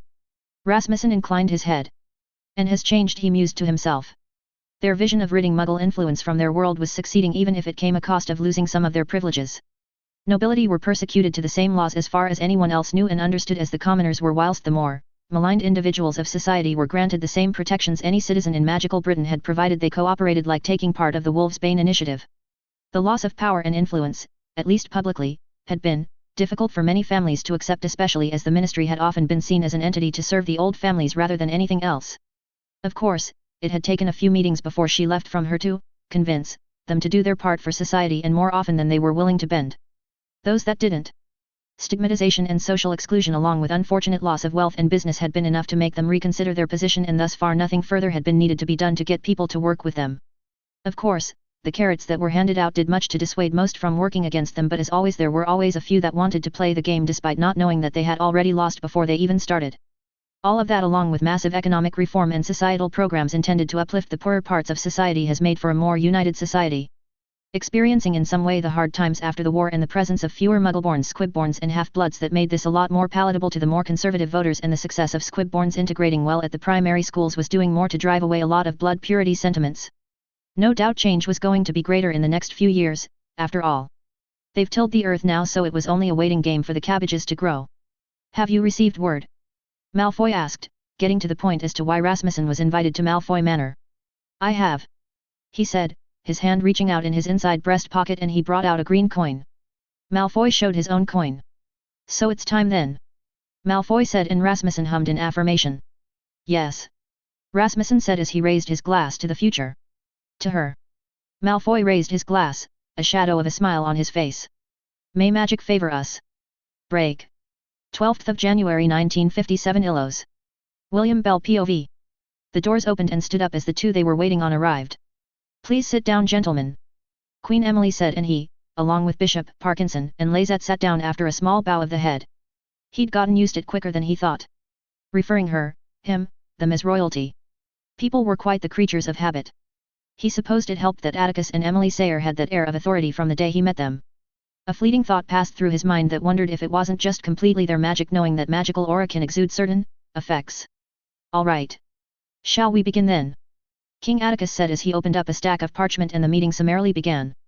This fortnightly meeting consisted of Director Walter Bishop of the Offices of Magical Innovation and Technology, Overseer Perelius Parkinson of the Office of Intelligence, Overseer Lazette of the Office of Space, and himself as the Overseer of the relatively newly made Office of Biology and Chemistry, dealing in all things biological and chemical, both magically and scientifically speaking. Where the High Council meeting and the departmental meetings held with the chief representatives glossed over projects in a general informational manner, in this meeting the details were discussed. With the number of projects that were running concurrently, it was both the meeting he was looking forward to the most and also the meeting he loathed the most.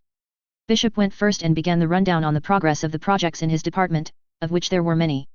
Crystal-based computer and control systems, automated manufacturing facilities, supersolid and superfluid materials, nuclear reactor design and development, research into ion and plasma propulsion. And then there were the particle, energy, gravitic, quantum and dimensional physics research projects intended to quantify laws of reality that magic intuitively and casually distorted or bent. Suffice it to say, his part of the meeting was prolonged, though he thankfully kept the more research-heavy projects to a few sentences whilst focusing more on the projects that were further along in progress. One such project that already had a practical element to it was the Taurus project, a project focused towards developing two separate forms of magnetic confinement methods, magical and technological, before a succeeding project would be greenlit that would develop a combined method. Of course, all of these projects required significant understanding of several disciplines, most heavily, naturally of course, physics, and the application of what often was only theory. Even with being heavily supplemented with knowledge crystals, there were only a few among thousands that had the capabilities of making real significant impact and progress. That said, even those of middling potential were extremely useful even if they did not fully grasp the knowledge they absorbed. It provided a minimum average knowledge pool even if they did not have the interest or the capabilities to grasp the higher physics which was important for any civilization in Ilos. Well, Ilos was quite likely the highest educated pool of individuals in both parts of the world, and as more knowledge was filtered through from the wrecked ship, he expected that progress to reach an exponential rate. The wrecked ship, the ancient human ship. When he'd first been told he had magic not long after he'd been rescued from the camps, he thought he would never be that surprised again. It was the third time in his life he'd been so wrong. He'd seen the ship, the alien but familiar design of the 300-meter-long ship, lodged at the far reaches of Ilos, and he'd set foot within it. The sheer scientific knowledge that was thousands of years ahead of their current understanding that the ship possessed did not triumph as significantly as he would have thought once he learned of the history of ancient humans through crew logs and captain logs, their predecessors. To know that humanity once sailed the stars for millions of years until wars against terrifying and overwhelming enemies had cast them low had honestly shaken him. And it had felt too familiar. The universe had a morbid funny bone about humanity and its repeating tragedies. He had not spent much time with the ship after all. It was mostly technological and data that was more physics in nature, though he knew that Bishop, the Seres, and Iprakushma had spent well over a year with the ship with the Sealy before making it known to the rest of the Ilosian leadership. He was also quite certain that the Seres had known about the ship many years before Bishop had known. Questions he long had but never voiced had been answered. It was what finally made sense to him, this focus, rather obsession they had with fusing technology and magic into a viable developmental tree. Both of them were from privileged backgrounds that fitted well in this backward magical world at large, a world that shared as much similarities with the Nazis as it did with the aristocracies of the world, so for them to abandon much of the tenets that would have seen them remain at the absolute top as long as they conformed. It was cynical, he mused to himself as he watched Bishop speak. But it was also the most realistic reason he could come to with the information he had. No one did anything this drastic without a purpose behind it. Still, he'd seen enough of Atticus Sayer, their king, to know that he did care heavily about the people of Ilos, and it was a point in favor for the man, but it wasn't hard to see that Ilos was not meant to simply be a nation. No, the special focus on space made it clear what the direction they were headed towards was. He understood it too. Far too well. The genocide attempted against the Jewish people made it clear of how long-running hatreds and fear can combine into a deadly soup of nationalism, fascism, and dehumanization. Even before being introduced to magic at the age of 12 after being ferried away from the ghettos, magic had still a presence in the other side of the world, a distant presence yet nonetheless still a presence in the form of myths and legends, and dislike and apprehension. Calling someone a witch was considered an insult that alluded towards unnaturalness and association with the devil, the epitome of evil, and such imagery would be conjured should the statute ever fall. And given the prideful nature of many wizarding communities, he would not be surprised if it came to all-out war when the spark was lit. And with how the communities lived amongst the non-magicals. It was an interesting conundrum, and he wasn't sure if it wouldn't split his loyalties. Some of the rescued families had elected to remain in the States, taking the option of having immigration sped through, whilst most others, after the war, went to Israel. Not many remained in Makusa. The decision to refuse to rescue their more mundane family members and people had made distrustful people grow resentful and became prejudiced against magicals, against their own children who were all slipping into the world of magic in a way they couldn't understand. It had been the most conflicted he'd felt, and it was something that had torn him up for a long time, well into his adulthood. Especially after his father had grown distant after they argued, and it became clear that his father resented him, at least in some small way, for being magical and the reason for their rescue whilst the rest of their family were dead or were dying. He'd resented the world at one stage, especially the magical world, and it had taken him to see the world, by way of Sims, to know the truth. Very few people cared about something that didn't affect them or people like them. The German people knew and let the Nazis commit the atrocities because the Jewish and other undesirables weren't like them. They were other. In his father's eyes, he was other now. The magical world was not so dissimilar to the Muggle world in this regard. Not for skin or race but for one's blood. Still, he learnt and came by to the truth. People were tribalistic. The Germans had let their animalistic animosity run rampant and butchered millions.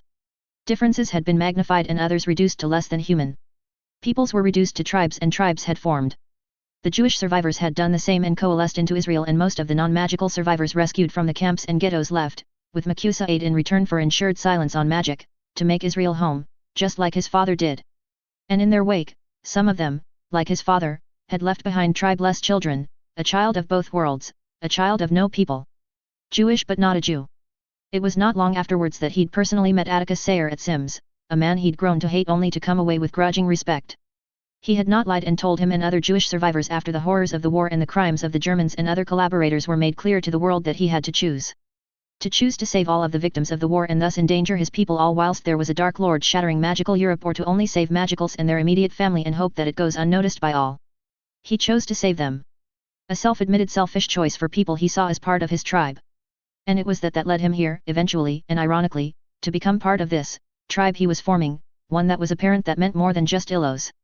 And Illos was showing itself the prime experiment about the greater scope of that notion, that idea that the magical world was a single tribe, just how Israel was becoming a single tribe of Jewish people, at least in theory. In practice, well. Despite that, he still felt Jewish, but it was a thin feeling that grew less and less as the years passed and the few letters between him and his father lessened to nothing, especially now that he'd remarried.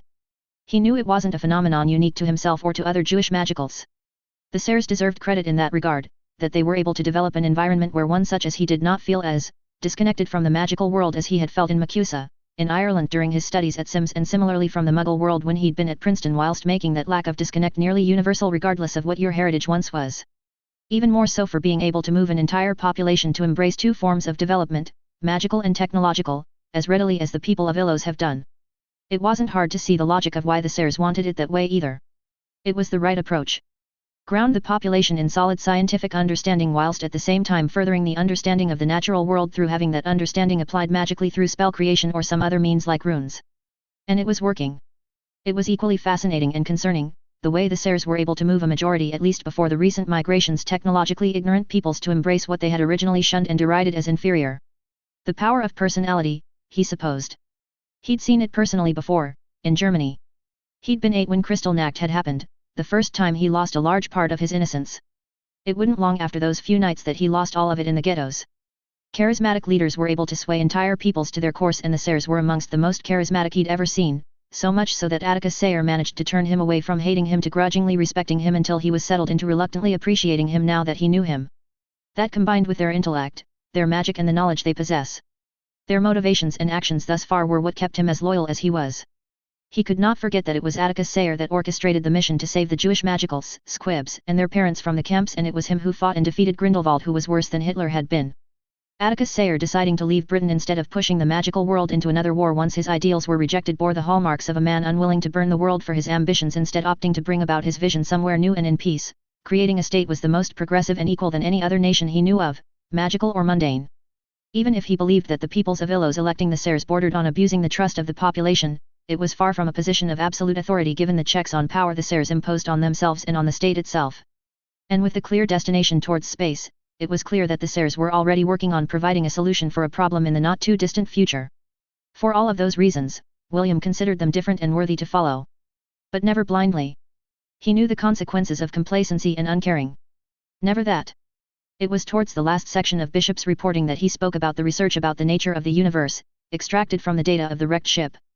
So far, we've managed to sort through more of the data.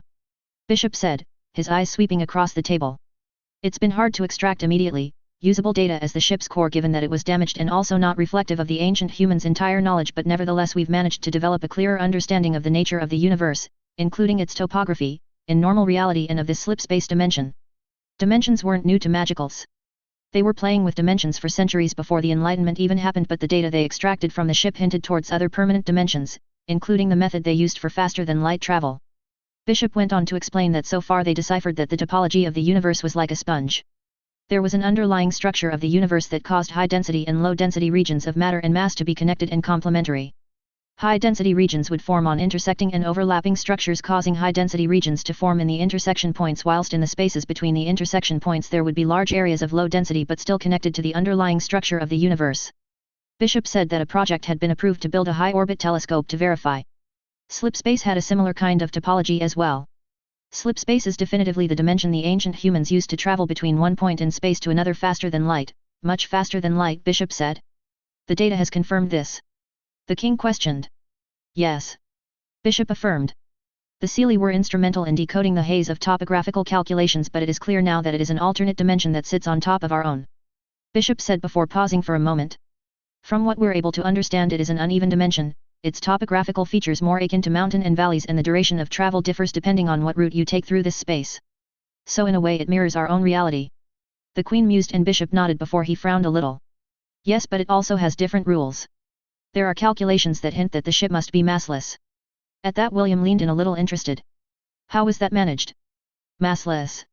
The King questioned, equally surprised before he frowned as he leaned back. They made the ship massless. He said in an appreciative tone. It could be that they figured out to generate a bubble of some kind, a field of energy that made the ship pass through slip space with the field generation, the physics of zero mass, William said as he looked to the King and then the Queen. We'll have to disassemble the ship to find the device. Bishop said. Most of the knowledge we extracted of the ship has been with the help of the Seelie, who cleaned the data into usable information. Most of that information was physics and not technological. Bishop added. And engineering and metallurgical, William mused to himself. Nothing about biological or chemical, unfortunately. It hadn't been a scientific ship after all. Likely military. The King and Queen exchanged looks, a silent conversation happening as the room waited on their response. The wrecked ship was a closely guarded secret, one that they were reluctant to let out at present. Very well. The Queen said as she turned to Bishop. The Seelie will disassemble the ship. It's time we try to glean into the ship's construction process anyway. The conversation went on a little before they finally reached the last topic of Bishop's projects, the nuclear fission project. The King called out, and a hollow of the reactor design showed up. So far construction is proceeding well and we expect completion by May. Bishop paused, his eyes settling on Parkinson, who took over. The security measures will be finished by March. He answered in his hallmark monotonous tone. Whilst the power plant was only a proof of concept to cut the teeth of the engineers and scientists on reactor construction, it would still be a functioning energy supply for 6 months. Given the nature of Ilos, its closed environment, the danger was quite apparent. Even if nuclear waste would be magically vanished away, the plant would otherwise be entirely mundane built. The security measures would tie in with the Guardian Array, which had wards in place to halt the mechanisms that induce chain reactions in fissile isotopes from happening. In this instance, it would halt runaway reactions outside of control. The fact that the Seres had already considered adding such a thing to the wards was honestly impressive and left him curious to see what else they protected against.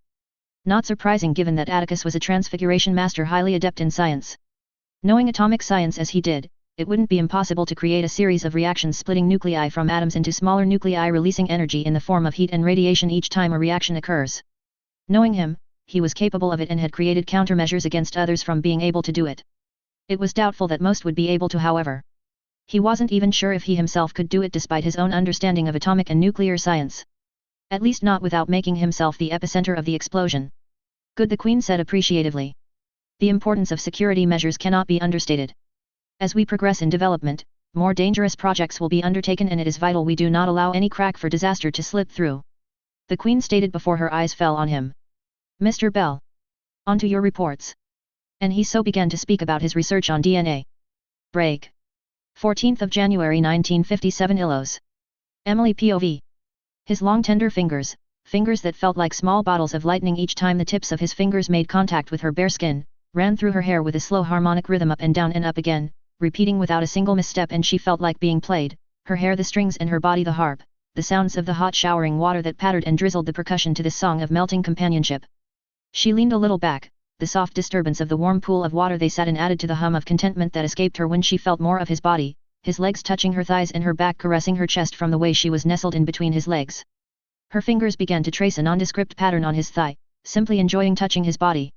Feels nice, he said before he kissed the side of her head. She smiled softly before tilting her head slightly, and he hung his head over her shoulder, their cheeks touching. His arms now held her naked body and she relaxed into him. She closed her eyes, letting the warmth of the water and his presence wash over her, and it was akin to a wave of blue fire melting the ice in her veins. Neither said anything for quite some time, both content in the loving embrace they held each other in. She cherished this feeling of completeness. A completeness that felt like the moment entropy had finished reversing and retreating to a singularity, the flickering moment before existence was once more made to be. She could burrow into this place, this moment, for an age. Hours and days could pass and she would not hesitate to let it pass, if only to let this remain lasting. It was a shame then that there was still so much to do, so much to see happen. None more so than this past year, a year that had been immensely busy for the pair of them. bringing down the second asteroid and shaping it for the Japanese whilst also making sure that the zero-mass field generator, the field that would protect the ship during slipstream transition, and the traction control mechanisms were installed without the Japanese ever being the wiser. Pushing Ilos further along magically, technologically, and culturally whilst also welcoming another few thousand people. Then there were the plans for dealing with the fallout of their existence, and then there were the ICW, the men of symbols.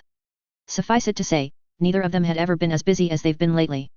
And she also knew the men of symbols were a mental drain on Atticus. Where before he spent perhaps once a few days meditating, he spent hours every morning and sometimes even in the evenings using her time turner checking if they were still in the optimum possibility.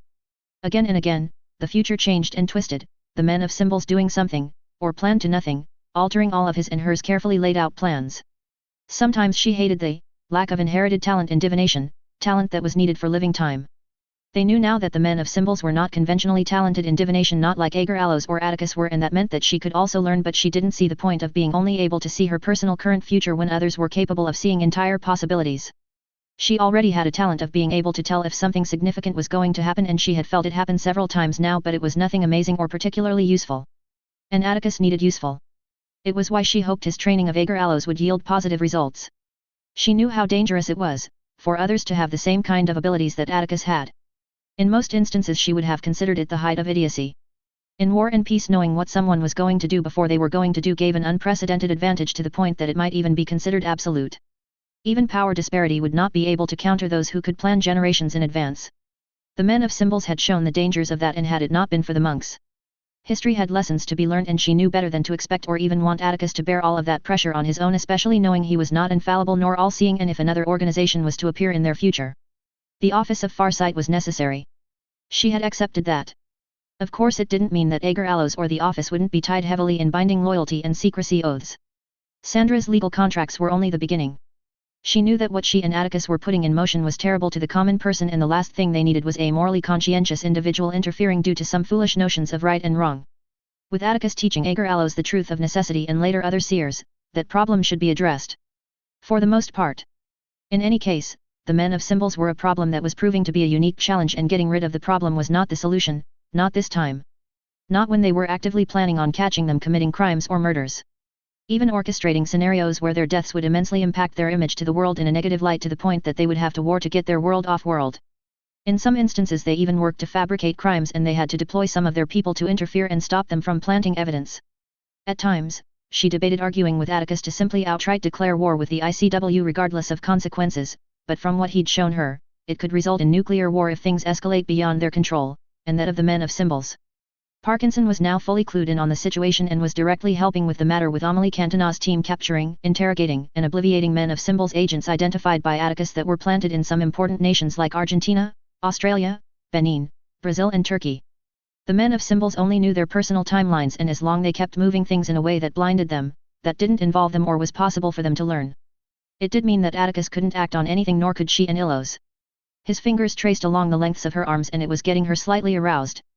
She shifted slightly, moving her arse a little closer to his groin. She felt his throat move on her shoulder, a lustful rumble, and he caressed her warm cheek with his stubbled face before his hands moved down the length of her arms and seized her hands with his own, his thumb circling gently on the back of her hands. She fell deeper into his embrace, her mind running slower, her thoughts at the edges of her mind. Thoughts on her work with Parkinson to draw closer distant magical communities that were the fringes of the magical world around the final quarter of this century, to learn of their traditions, their cultures, and what they might need to do in order for them to be convinced to tie their futures to them willingly. Profiles were being made and updated on the family structures of these societies, their values, their ideological beliefs and their viewpoints on outsiders. All of it would contribute to their interactions with these people. Her mind circled towards the magic-centric faith and spirituality that was growing on Ilos. A spirituality that grew after each traditional festival or celebration was conducted in one grand communion where all attended. She thought on the further work she needed to do to set the stage of revealing their ancient past as an advanced species that once sailed the seas amongst the stars. I love you, Emily Sayer. His words were soft, softer than the fur of that of a brown-furred bear wolf. She gripped his hands a little tight and she tilted her head towards his face until her lips on the edges of his mouth. She kissed him gently, tenderly. And you. She returned, her face nestling beneath his chin and onto his collarbone as she turned slightly and laid against his chest. She pulled at her magic, the humid air twisting into more water. The level of the pool rose and they began to be submerged deeper in the water. His arms, his hands still holding onto her hands, wrapped around her, and she let the abyss of sleep take her, content and warm in the arms of her beloved, with the last thought on her mind that with each other they would see all of the desires and dreams realized. As destiny commanded. Break. 15th of February 1957 Illos, Chimera Arena. And POV. The one numbered 7 on the blue team, the Nikita Rovers, dove towards the ground, 3 members of the white team, Odin's Hotspurs, chasing after him. The man numbered 7 had the quaffle, the cue ball as some had taken to call it to distinguish it from Quidditch, was twisting and turning, moving his body with a deftness at a speed she thought incredible. She hadn't even seen Atticus move that fast. He stopped and shot back up and threw the ball towards one of his teammates, but it was intercepted by the number 4 on the white team and the chase ensued. All of it was happening at high speeds in the ever-changing Thunder Arena, the arena that could change environment within seconds, though in this instance it only had 4 walls and 2 goals hanging from the ceiling some 300 meters off of the ground. The game, THREPLR, was a game played between 2 teams of 7, wearing braces and bands on their ankles that allowed them to fly at a maximum speed of 60 miles per hour.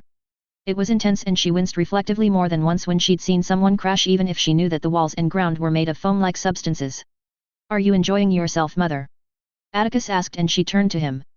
She'd arrived a month or so ago, having decided to remain a little longer than the week here and there she spent in Illos with her son and daughter-in-law. Most of her time since she returned from space she spent it with Sophia and little Marie, who she thought needed her a lot more. They were in a private box in the arena with a few people that worked for Atticus. Emily decided to skip the game and run some errands.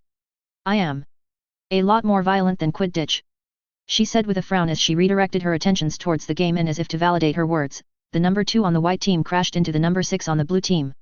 "Yes," Atticus said with a smile in his voice. "It's kind of early days, so the rules having been set all too concretely yet. I think after the season ends the games committee is going to sit down and put a few more rules against crashes and fouling." She nodded absently before she turned her attentions back on the game. The game had only been around for about a year from what Atticus told her, and from the sounds of it, it was entirely by accident. Apparently there had been some students at the Pandrosian experimenting with a runic project for flight, and after they got some working equipment, they decided to play Quidditch without the brooms and snitch. From there, well, it just kind of snowballed. She didn't like the validation of the kids' actions though. What they did was dangerous and they could have hurt themselves. She at least hoped the kids were punished by the school and their privileges limited. The game continued, and throughout it, she observed her son interacting with a few of the people who had attended the game with him. It seemed that even in his leisurely time work followed him. To learn he had become king had shocked her, but after thinking about it, it didn't surprise her, not when it clicked that it was effectively his life already. Still, she hadn't approved. The political ramifications that this would result in once Illos joined the magical world would be chaotic. It would have optics that would make many ministries distrust her son and Illos in general. The ICW would play up on those fears, especially as they could easily draw up imageries of similarities between himself and Dark Lords. After all, rulers of nations in the magical world were only observed and found in Dark Lords. A wizard king has not happened, from what she knew, for thousands of years, the most prominent having been Naramsin of the Akkad kingdom, and that had been before the Greeks had risen to prominence. There had been self-styled kings during the antiquities, but they never lasted beyond a few decades, and in time they were considered little more than Dark Lords. She knew that this was different, and many others would know of it too. The last true magical kingdom had been Atlantis and Illos. Illos, to anyone's critical eye, would be seen as its successor. And that was a kind of threat to many powerful people, a kind of perception they absolutely would not want to be reached, for it gives Illos an authority they would be loath to allow to be granted. Atlantis had a mystical, almost wondrous, appeal to it. A golden age where freedom had been at its most absolute and they had no cause to fear muggles. And Atticus had only increased the pressures and scrutiny that he'd have from the magical world. She continued to observe him as the game reached its end. She hardly saw him not working. If it is not on something in Illos itself, it's somewhere else in the world, and if it's not within the world then it is out there, like going over planetary reports of the planets and moons in the Phylex's system. Emily was just as bad as he was, and she wondered how they had time for themselves. She felt a swell of sadness, to see that he'd changed so much. It was hard to recognize the boy who loved magic with all of his being, the boy with wide eyes and that devoured every bit of knowledge he could get his little grubby hands on. Yet behind that sadness, she was extremely proud of him, and she knew that Marcus would be too. To see him become this great man Marcus had always believed he would become. She only prayed to Mother Magic that he wouldn't lose himself to pressures, the weight that were on his shoulders. A weight that was heavier and unfair for anyone, let alone her only son, to carry. Plans and dreams and hopes placed on his shoulders that were hundreds of thousands of years old, made by ancient ancestors whose enemies may not be as defeated as once hoped, just as new zealous enemies made their presence known who were only around the figurative corner, who could beat down the door at any point. And then there were the plans of lifting the entire magical world towards worlds whose star would take 50,000 years to reach Earth. After the game ended, Atticus took them home, escorted by his ever-present guards. She found it rather funny that the man who defeated a Dark Lord needed guards, and they talked well into the evening. It had been nice to see him so relaxed and happy. She didn't see that in him when he was busy with it all. Are you happy? She asked him quietly, the corner of her eyes creasing as she looked at her son carefully. He had been in the process of pouring wine for both of them, and he stopped moving and he turned to her, his expression surprised before he seemed to relax into vague resignation which turned into a strange smile as he turned away from her gaze. Do I look unhappy? He asked, his voice calm. I don't really know. Sometimes you do look it. She asked tenderly, and he turned around, a glass of wine floating towards her. She took it from the air, her eyes still intently on her son. He sat down back in his seat, his expression turning a hint more genuine as he began to speak. Happiness. He said with a twist of the lips, and there was a strangeness to it. Happiness isn't something that is sustained. It comes in bouts and fits. It comes with different strengths, in joys or in contentments.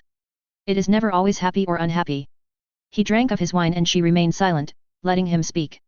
He had never strayed the promises he made years ago, that he wouldn't lie to them. He swirled the drink in his glass before he met her gaze again. I am happy when I am with Emily, when I am working with magic or learning something new. He smiled slightly, evidence of fondness creeping out in his expression. I am happy when I am here with you or with Sophia and little Marie. I am happy when I am working for the betterment of my people. But, she coaxed gently, I am subject to moments of unhappiness just as anyone else is. He told her honestly. You're not just anyone else. She said as she raised her glass to her lips, her eyes still intently on him. Tell me. She urged behind her glass. He sighed inaudibly as he looked at his glass momentarily. I have a great many responsibilities. Responsibilities that sometimes seem like they coalesce into something greater than I can handle. I have sacrificed much for my people, our people. He said as his gaze picked up, his usually too bright eyes now resembling more like hard embers of shadowed frozen fire. Before it went away, a look of tiredness crept across his face and a forlorn smile plastering itself on his tired face. It comes and goes like the ebb and flow of the tide, this feeling of it all being a little too much. He smiled at her, looking a little lighter. It is the nature of my life at present as a consequence of the responsibility and mantle I have taken, but thankfully I have people here at Illos helping and learning how to help. I have you, I have Sophia. He smiled fondly. I have Emily. He said before he drank of his wine. He looked at her with fondness and appreciation coloring his expression as he finished drinking. Do not worry yourself too much about me, mother. I will be fine. He assured her. She got up from her seat and made her way towards him, grabbing the glass of wine from his hand as she sat across from him. She grabbed his face with both of her hands. Even if the world hangs on every little decision you make, even if it depends on you entirely, she said with a saddened smile, it still wouldn't be worth if it is making you unhappy and doubt yourself. He closed his eyes slightly and he grabbed her hands, gently peeling her hands off of his face before he reopened them. Thank you for your concern, mother. He gently squeezed her hand. It is an unhappiness that I can bear, as I know at the end Illos and the rest of the magical world will stand greater than ever before. That itself has a happiness of its own. He told her before he smiled a little. Sight is both a curse and a gift. After that, their conversation turned away and towards lighter, freer topics like the possibility of Marie coming to Illos for Beltane, and it wasn't longer after that Emily arrived and joined the conversation. She'd watched them carefully and without making it appear as if she wasn't looking, and she saw that he loved her dearly and she him. He leaned into her touch and she leaned her body into his, decorum meaning little even in her presence.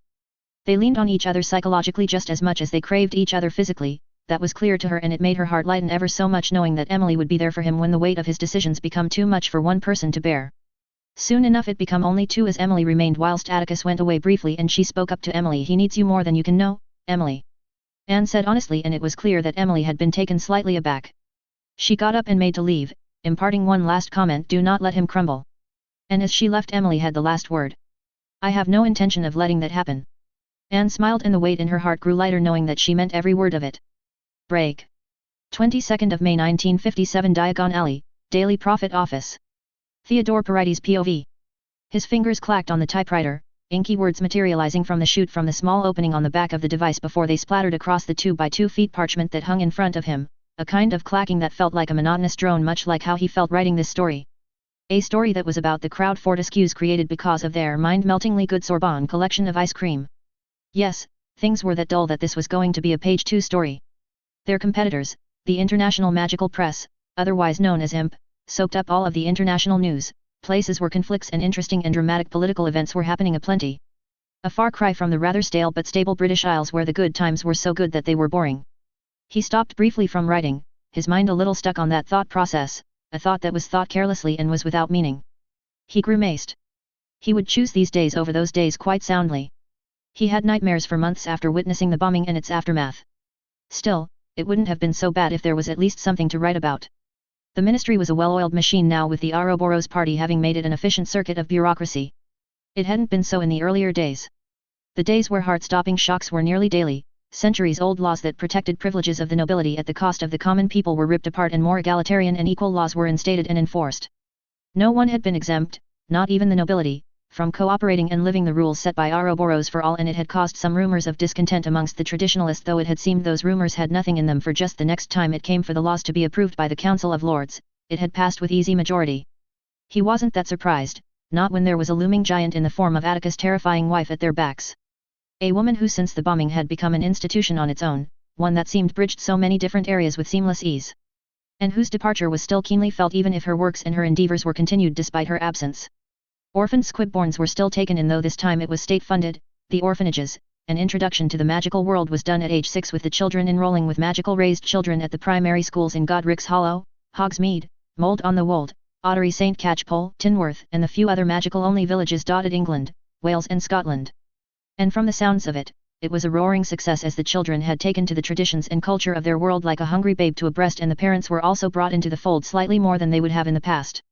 Curriculums at the other secondary schools were well funded to the point that they were almost as good as Hogwarts, and schooling for the more magically challenged children was also funded by the ministry, which had a national fund where investments around the world and within Britain.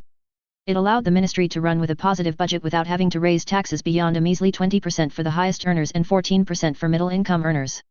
The industries that were hit hard by the Sares being exiled recovered, and prices were cheaper than they were before the Grindelwald War.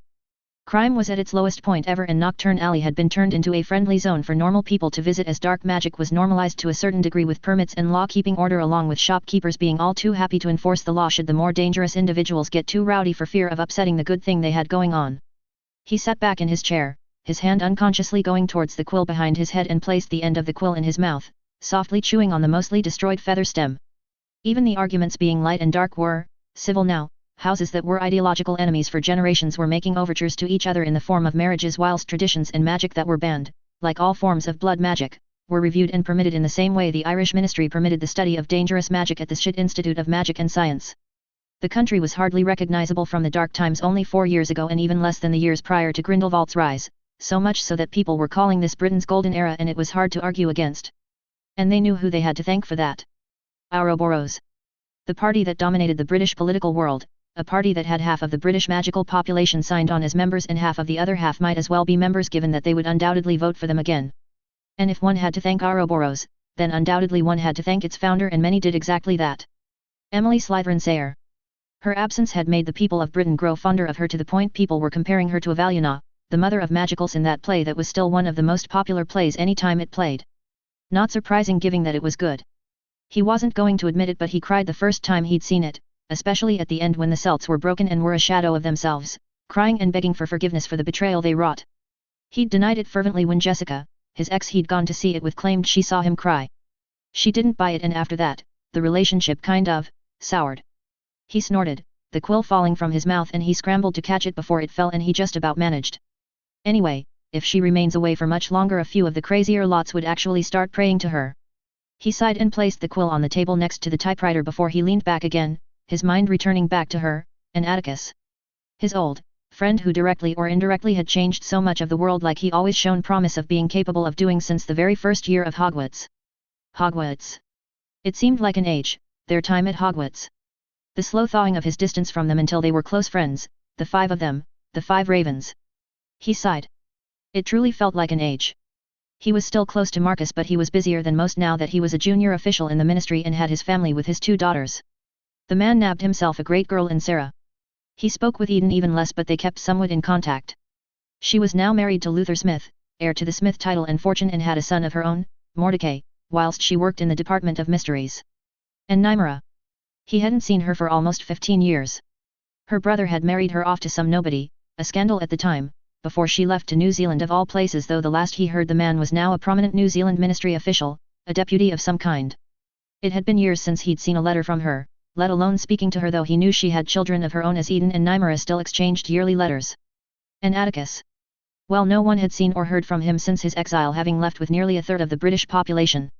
The old administration had effectively made his name and that of the Sayers taboo, and Emily Slytherin Sayer was only known as Emily Slytherin, and he had no idea why she had accepted it so easily then. Not when he'd been at the wedding and seen how much the two had loved each other, an unlikely love he had seen blossom as the cold terrifying girl began to love his friend, and his friend somehow managing to turn the cold terrifying girl into a more terrifying but at least human. A human girl who grew to become a human woman capable of getting people devoted to her. Similar but in a different way, people had become devoted to Atticus during the war and after it before his exile. A woman who remained despite the fury that was descended upon his husband and his family, and had come out of it in what he could only describe as being loved like Merlin must have been loved when he had lived and built modern magical Britain. And now she'd been gone for years, and it wasn't hard to guess where she was. He'd often wondered himself. The last time he'd seen Atticus had been a year before he left, and despite the terrible tensions that seemed to spill into outright civil war, he had seemed calm and told Theo not to worry, that things would work out and that he should do what he felt was right should he be asked to write about him. He hadn't understood, not then. Not until he started at the Daily Prophet and he was pressured to share information about his friend, something he had done, but he kept his private thoughts and the more sensitive discussions to himself, feigning ignorance. He hadn't been able to betray his old friend nor betray the memory of what he had known to be a special but unlikely friendship of 5 different people. He only wished he knew where his friend was. Where Emily Slytherin Sayer had gone to join him. He wasn't that different than the public in that regard. The public loved gossiping about where they might be, and the Quibblers' usually insane ramblings fed the fuel and had begun to become wildly popular as they supplied the public with fantastical rumors and stories. He pulled out the drawer and picked up the latest issue of the Quibbler, his eyes falling on the headline. Mountainous egg ahoy! He snorted. The latest issue talked about how a giant egg crewed by mechanical men were coming to Britain. It was his guilty pleasure, and though he wouldn't admit it, he enjoyed the humor of E. Fickles Lovegood, the owner and editor of the Quibbler. Nor would he admit that he used that humor as inspiration in some of his more fun work. He shook his head and returned his fingers to the keys of his typewriter. He spared a glance at the clock and realized that it was late, 7 p.m., and he straightened out a little before he leaned forward, peering out of the window of his office into the main floor of the office, and he saw he was one of only 2 still here. Well, he imagined Barnabas Cuff, the editor-in-chief, was still here in his own office. That man practically lived in his office. He finished his article and sent it across to Cuff via the hanging tubes, chutes that sucked up large parchments and sped them across the office, though he stayed another hour to finish up his next article in the business column before sending it through the hanging tubes to Cuff. Every office, including the office in Hogsmeade where Rupert was now editor-in-chief, had these. By the time he made it back to his fairly modest home, he was tired and a little haggard. He made it through his door and instantly made for the kitchen. He brought out the Sunday roast that was in Stasis Charms that he was meant to eat tomorrow, but he couldn't be bothered to wait. He could always drop into his mother for another roast dinner. He piled on the meat and gravy and the filling onto the plate, eating it all the time, before he turned towards the living room. He was eating as he walked and he jerked in panic, the plate falling to the ground. But no sound of a plate crashing came, no, it felt like the entire world had stilled in the same manner he had been shook still. Still clumsy as always, Theo. Atticus said, his voice smooth and oozing with authority, all while wearing an odd patient half-smile, his legs crossed in a way that spoke of grace and privilege whilst he sat in his chair by the hearth.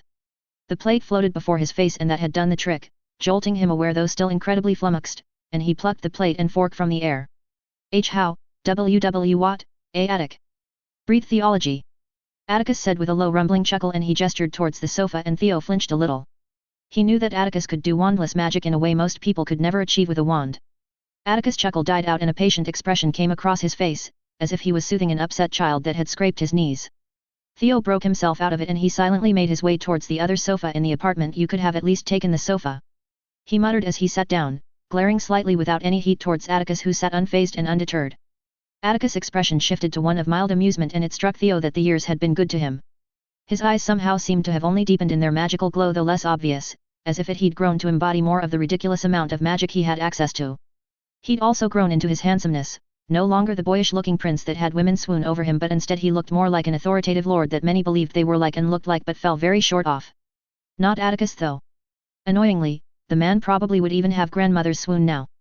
He stuck his fork in a piece of turkey and ate silently, still staring at his old friend. It was a few moments afterwards, after he'd swallowed the bite of turkey, that he spoke. What brings you to my humble abode? He asked evenly, intently watching his old friend. It's not every day someone breaks into my home. Let alone someone who was meant to be exiled, never to return, he idly thought. The treaty had been ripped apart after the people complained vigorously about it after Ouroboros had released the entirety of it to the public. So, technically Theo supposed Atticus was no longer exiled? Atticus tilted his head, a half-smile on his face, his eyebrows raised slightly. I seem to remember you once saying that I could always visit. I interpreted that as a standing invite. The cheeky bastard said, and Theo pointed his fork at him. That. He tried to say, his mouth opening and closing as he tried to formulate a response.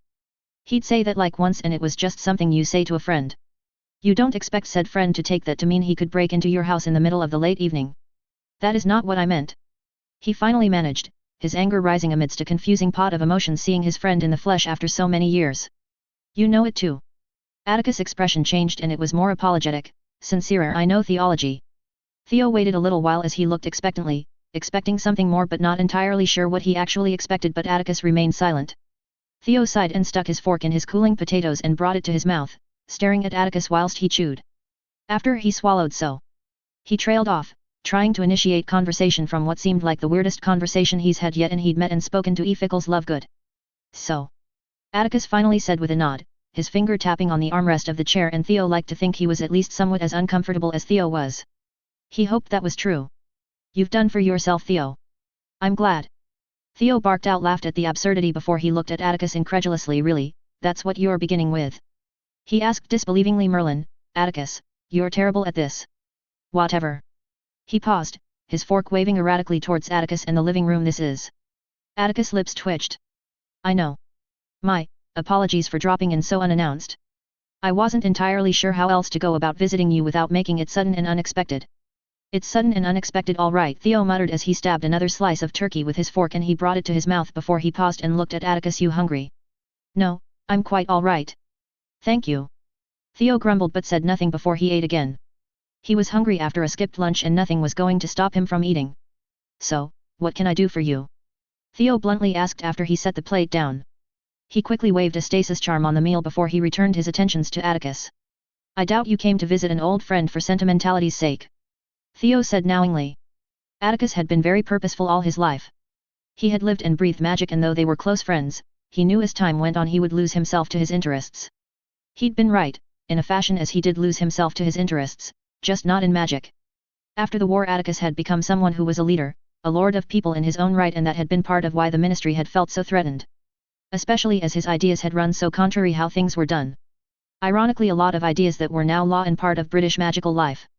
In the back of his mind he often thought that though Atticus might not have been here, he certainly had affected the British magical world just as if he was still here years after his exile, despite his exile.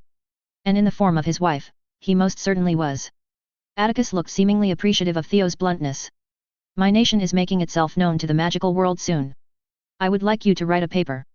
Unfiltered and unmonitored. Only as you see it. Theo slowly sat back down on the sofa. Nation? He asked, his voice showing clearly how surprised he was at that. It was one thing to suspect something like that, after all the way he'd enticed people to leave with him clearly signaled towards that, but it was another to hear from the source. Nation. Atticus confirmed. A nation that has approximately 25,000 souls. That was about the same as Britain. Theo thought to himself as Atticus continued. A nation where equality is the normal and that looks after its citizens. A bit like magical Britain, though a little different. Theo recognized the glint of mischief, the mischief he'd seen more than a few times in their youth. And you want me personally to write about it? Theo questioned. He wouldn't fail to admit he was intensely curious about this purported nation. Atticus had quite a few faults, but it was undeniable that he was brilliant. He knew that Atticus would have created a Merlin-damned paradise if he had the time and opportunity. Barely even 13, the guy enchanted the ceiling of his room to show the stars, a feat that ended up being repeated in the astronomy tower and that was still in use today, and now at 33 with a decade of time on his hands? I do. Theo leaned forward, his expression determined. I will not lie. He prided himself on never lying or stretching the truth. He'd been made to lie by the ministry when they still owned the paper, and he had felt dirty for ages with the way they blatantly misled the public. I know. Atticus acknowledged with a nod. Your integrity will not be compromised. Theo snorted as he leaned back in his chair, avidly staring at Atticus in a way that must have seemed like he was trying to decipher him, and he was to an extent. Why me? He asked finally. Atticus uncrossed his legs as he leaned a little forward. I wasn't lying when I said you've done well for yourself. I've read your work throughout the years. Your early work with Rupert was pretty great, though lately you seem to have hit a bit of a rump. I'd like you to reignite yourself, and having you write about Illos first feels like a good opportunity. Why you've been reading my work? Theo asked in startled shock. Also, did he pretty much say his latest work was dragon dung? I have. We lead different lives now, but we were close friends once. To me, reading your work was a way for me to know how you were doing. Atticus said to him. Theo cleared his throat, unsure what to say about that. I would have done the same, you know, keep an eye on you whilst you were nation building. He joked before pausing and looking at Atticus with a mild glare. My work lately hasn't been bad. You could have done better. Atticus returned as he leaned forward a little, an exasperated look on his face. That joke about the centaurs in your article about the sale of the Hopkins prize to Braxton Showmare was crude. People like that. Theo defended. People even right in saying that they never laughed that hard in ages. It was a great joke. Not his usual joke, but he'd been in a bad mood for a few weeks after he broke up with his girlfriend Hannah. Atticus looked at him as if to say come on, and Theo crossed his arms, staring defiantly at Atticus, and for a moment he was brought back to his memories of similar scenarios back at Hogwarts, and an unconscious smile formed on his face. He uncrossed his arms and sighed. So Illos, et. Theo said, returning back to the subject at hand. Strange name. It's a name that felt right, Atticus only said, and Theo grunted before he nodded. All right. I will write about Illos. Atticus smiled pleased and nodded good. It will be a week-long trip starting from the 24th. Theo blinked at that. 24th as in 2 days from now. Theo exclaimed. Yes. It's the earliest we can accommodate for now. He said, and Theo nodded slowly before he eyed Atticus carefully. I need to my boss know. He stated to Atticus, whose expression didn't change as he spoke. He may know after your trip. I would like discretion to remain until the 15th of June, which is when we are planning to let ourselves known. That is the only condition I have. Theo grimaced internally. All right. Theo acquiesced. Good. Atticus said with a pleased smile before he sat back in his chair. Now that business is over. Atticus looked pointedly at him. You're still unmarried. And Theo felt like he was experiencing déjà vu, memories of his mother asking that same question disapprovingly each time he came to visit. Unlike his mother though, a mischievous smile tugged at the corner of his lips, and Theo smiled in return, moments before he began to begin his tale of misfortunate relationships and disastrous endings. Break. 15 of June 1957 ICW Headquarters. Ramirez POV. A knock on the door of his office drew him out of his reading, a flash of irritation rising up in him before he called out, "Come in." The door opened and his eyes held a glint of interest as the Russian walked into his office. He hadn't known he'd been back from his investigations in Bulgaria yet. Ramirez's gaze fell on the paper that he held in his left hand before they returned towards the stoic expression that the Russian wore. "Da Chemov." Ramirez acknowledged. He threw the paper towards him, and only a last moment of conscious thought stopped him from drawing his wand, and the paper fell on the table. He eyed Dachemov with a neutral expression, but the man looked uncaring as he took the seat across his desk. "It seems like our white whale has gorged itself into becoming quite the specimen," Dachemov only said, and Ramirez's hand went towards the paper and his eyebrows raised in surprise as he began reading. Illos, the New Atlantis? Marvel Nation built by King Atticus and Queen Emily. By Theodore Parides. I can picture you reading the title and wonder what on Merlin's good earth is he talking about, and I would understand. However, my dear readers, you have read correctly. Many have wondered what became of Atticus Sayre of House Sayre and the thousands of people who left with him during one of our more challenging times in modern history, and I was no exception. To my surprise, I received an invitation from Atticus Sayre to come visit the nation, Illos, that he and the people of Britain have founded, and my dear readers, strap in because it is an absolute riveting tale to last the ages. Ramirez read the entire article, gazed upon the images, both still and moving, with a hawkish intent, eating, preying on every single detail he could find. The story about how Illos was created from lifeless rock into what it was now, a city in a land that stretched for over 100 miles, how they formed a government and ruled themselves, and how magic could be used in the open without concern or fear of muggles. He read and watched as children used wandless magic, creating balls of light, and told how they learnt magic from the age of 6 but didn't have access to a wand until they were 11. He read how the people of Illos, which was now over 20,000 people strong, had elected the Sayres to be their monarchs, and from what it sounded like they were beloved, likely propaganda, and it was after his second time reading the paper from start to finish that he threw the paper back on the desk and looked at Dachemov grimly, who looked at Ramirez with a glint of excited amusement. "I am not sure what you are so excited about," Ramirez said, irritated, and Dachemov laughed. "Because this is the challenge of my lifetime," Dachemov said as he leaned back. "You know that we cannot act against them without a casus belli. And if this is their opening move, we'll need to see them breaking the statute blatantly," he thought grimly. They had expected that Sayre had created a nation.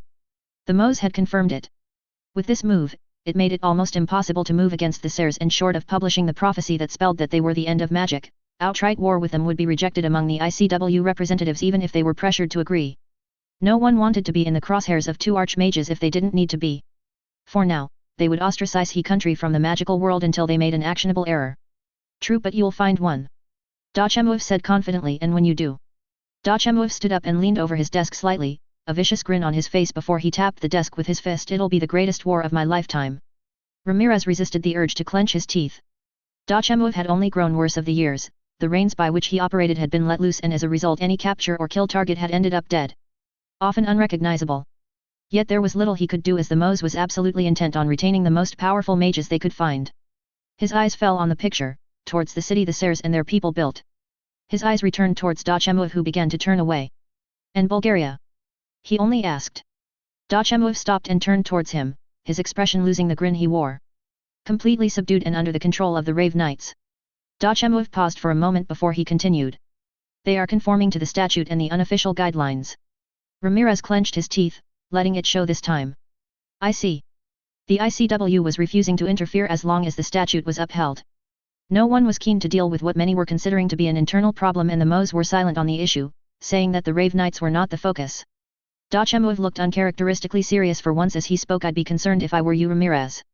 The Rave Knights are a bigger issue than you think.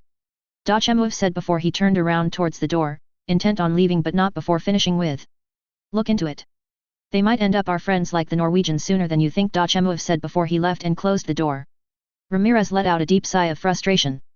He was not happy with the direction of the ICW, nor its blindness to the ineffectiveness of the rules it had imposed onto Europe. They were only paying lip service now and blood purism was rampant, to the point that it was infecting the ICW. The recruited former Grindelwaldites were also a cause for concern given that they were violent peacekeepers and more than a few times ICW protectorates had submitted formal complaints about their behavior and their violence. Nothing was done about it. His eyes fell on the paper and his lips thinned into a near line. All because Mose was obsessed about the threat that Sayer posed. A threat that now was amongst them and he feared that things were only getting worse. Chapter 79 Part I. Without further ado, please enjoy the post. P.S. I'm glad you guys like the reunion with Theo and Atticus, smiley face. Note, if you would like to read ahead, the next chapter is available on Discord whilst at least the next 3 chapters after it are available on patreon/boombox117. The Discord channel is discordgg/VR88T64YE7. 1st of July 1957 ICW Mugwump Chambers. Sahun Aslan, Ottoman Mugwump POV. A loud thump of the Supreme Mugwump's gavel sounded out throughout the chamber, the signaling of the official initiation of the assembly. From within the walls of these chambers, a rippling golden wave of magic permeated throughout the chambers before meeting at the very center of the circular chambers. A faint signature of magic remained for a few short moments, a faint glow indicating to all that the room was now magically sealed and impregnable, and enshrouded the chambers with secrecy charms and anti-espionage magic that would keep all that was agreed and discussed within the circular chambers of the assembly. The usual low-level conversations were non-existent and the tension that Sahun had felt throughout the day had risen to a palpable crescendo. It was that thick, the tension, that it felt akin to waiting for a mountain top to tear open from the burbling molten press sunrised fire that lay below the thin veneer, and the slightest ruffling of robes across the circular chambers was enough to interrupt the total silence that suffocated all those who attended. Not surprising, Sahun mused. It was easier to deal with a Dark Lord and his followers than it was dealing with a nation. It changed the dynamics of the game and it threw the ICW into a loop that it had not had to deal with since the Statute Wars. A period that was even more chaotic than the last war, and as he looked towards the full assembly of Mugwumps, he sensed that many of them dreaded such a time. Well, nearly full, he thought as his gaze fell towards the Japanese seat that was unoccupied before he looked towards the Benin seat that was also left empty. The news of Illos had sent shockwaves throughout the magical world, shockwaves that seemed to threaten to engulf the entirety of the magical world. News broken by the British, he thought as he spared the British representative a glance, a man who wore a stoic face and radiated calmness that was contrary to most others within these chambers, news that was later built upon by the Americans and then later by the Japanese papers a few days after they withdrew from ICW membership, and the magical world had scrambled to understand this new element. An element that had disrupted, threatening even to change, the balance of power, and an element that 25,000 magicals called home, a home that was claimed to be free from Muggles and their lands. Sayer had a record of upsetting the balance of power. Defeating Vermeer, Genelum, Croatia, Slovenia, Grindelwald, Italy. His disappearance with thousands. This time, he'd outdone himself. Founding a nation of tens of thousands outside of Muggle lands. Only the most isolated communities such as small islands or villages in South Asia or villages on small islands Aegean Sea could claim such a feat, and none could boast more than few hundred, let alone the tens of thousands that could claim Illos home.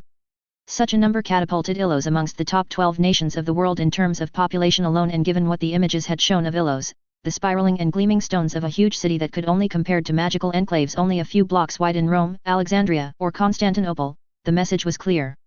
Illos could contend as one of the most powerful nations despite its youth. Sahun had no idea how so many magicals could have made their way to Ilos without anyone knowing, though with the peripheral mystery of communities of Vila and Balkan wizarding communities disappearing, in hindsight they should have considered the possibility that they might have simply left instead of. Sahun turned his gaze towards Kul Aica, the Bulgarian mugwump, and he almost unconsciously let his expression fall into dark grimness. The man with shock white hair that seemed like it shouldn't belong to anyone living, hair that seemed to be lacking all color as a consequence from dying of soul-gripping terror, though he and his people knew that it was likely him that induced such terror in others, with mauve eyes that seemed permanently set in a kind of coldness that rendered souls brittle and made them prone to shattering. He and his government believed that they had been responsible for the disappearances of entire villages once the pattern looked similar as to how they seized control in Bulgaria. He broke away his gaze and returned his eyes to the supreme mugwump and his attentions to why they were here. Sahun had met the man several times, starting from when Sayre had been nothing but a precocious boy attaining his runes mastery and ending when he'd come to visit Constantinople in 48 less than 6 months before his exile. The man had changed from that boy he'd met in Alexandria less than a decade prior to their final meeting, but the boy's precociousness in magic had only flowered to greatness, and it was clear that such a mix in a man, a mix of greatness in magic and greatness in stature, could never remain away from the magical world. No matter what some hoped he would do. Still, it caught him flat-footed alongside the rest of the magical world to understand that Sayre had built a genuine nation with thrice as many people in less than a decade. No doubt the ICW investigative branch was already looking into how so many people could have found their way towards Sayre in the years since the exile. Despite the surprising number of people that called Ilos home, it was not what caught his attentions, no, that had been the size of Sealstee's city. A city that could fit easily twice or thrice the number of Ilos' current population, and it was not a message that he expected many of its enemies would fail to understand. Ilos expected to grow. The ICW immediately reacted as an emergency powers were enacted that would grant the ICW the liberty to sanction any member nation that was seen engaging with Ilos until a general mugwump assembly could debate and agree to a course of action.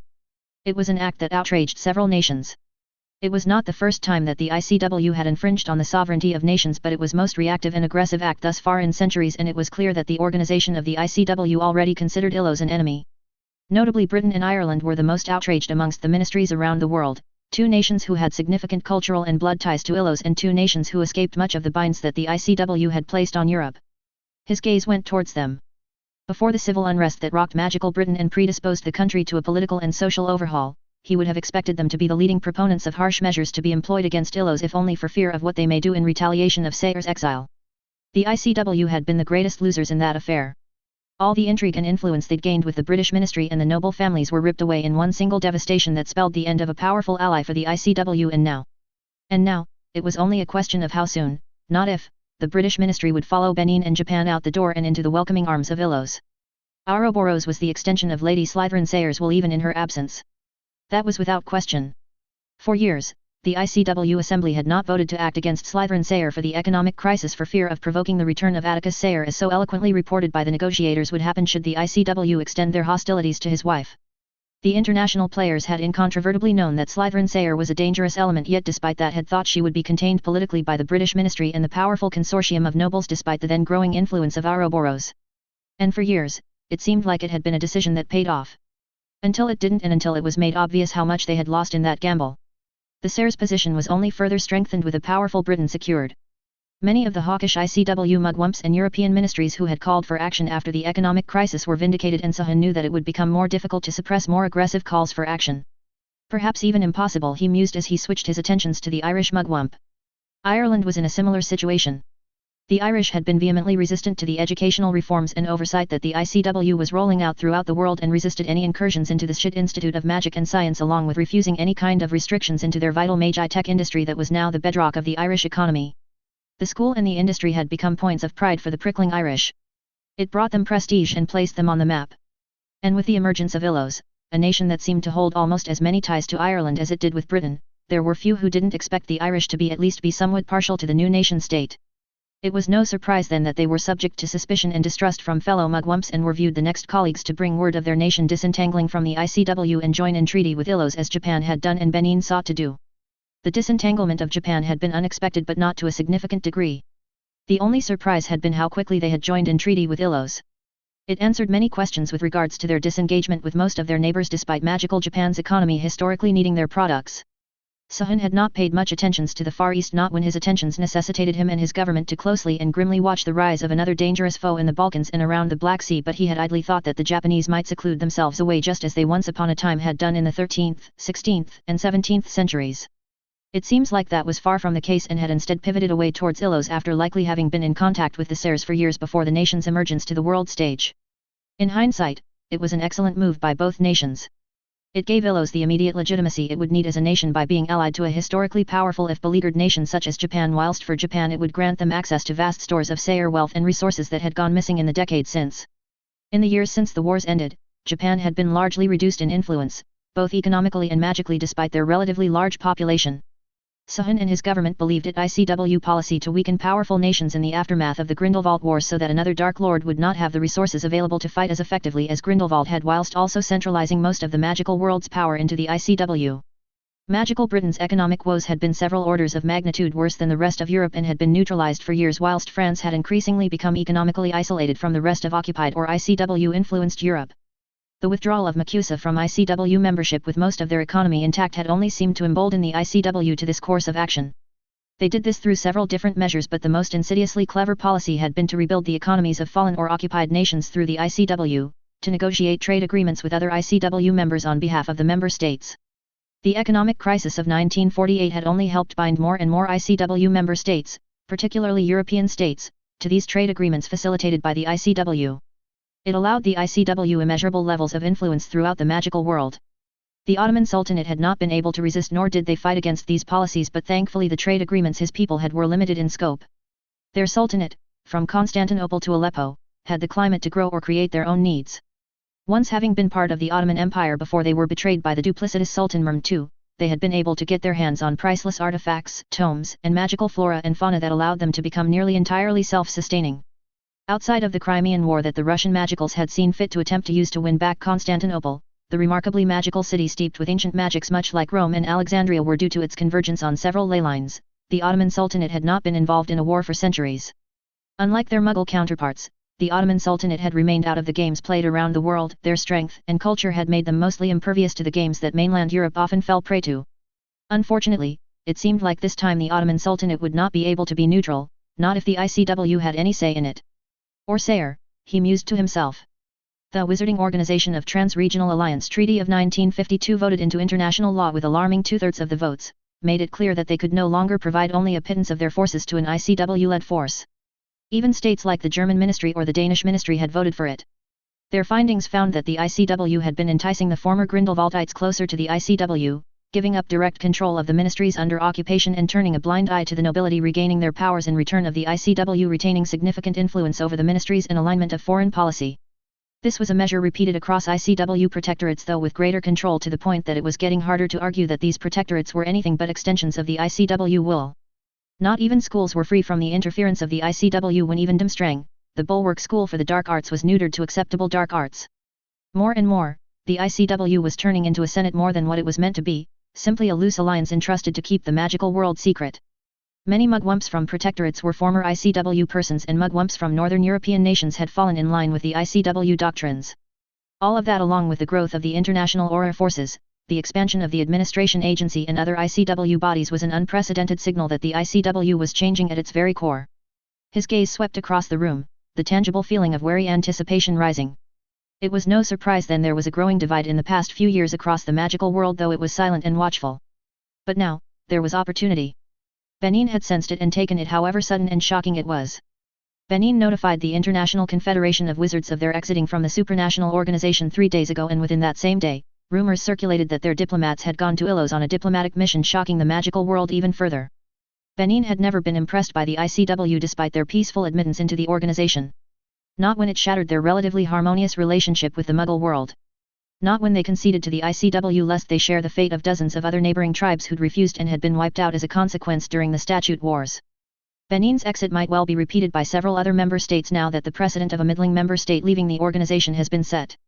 His eyes swept towards the South American wing of the chambers. There were 8 official South American mugwumps, with Brazil, Chile, and Colombia were all in the top 6 of the most populous nations in the world, each boasting a population around 50,000. Nearly 2/3 of the entire population of the Americas. Only Makusa and the Confederation of Chinese Mages were larger in population, both boasting populations of over 100,000 peoples.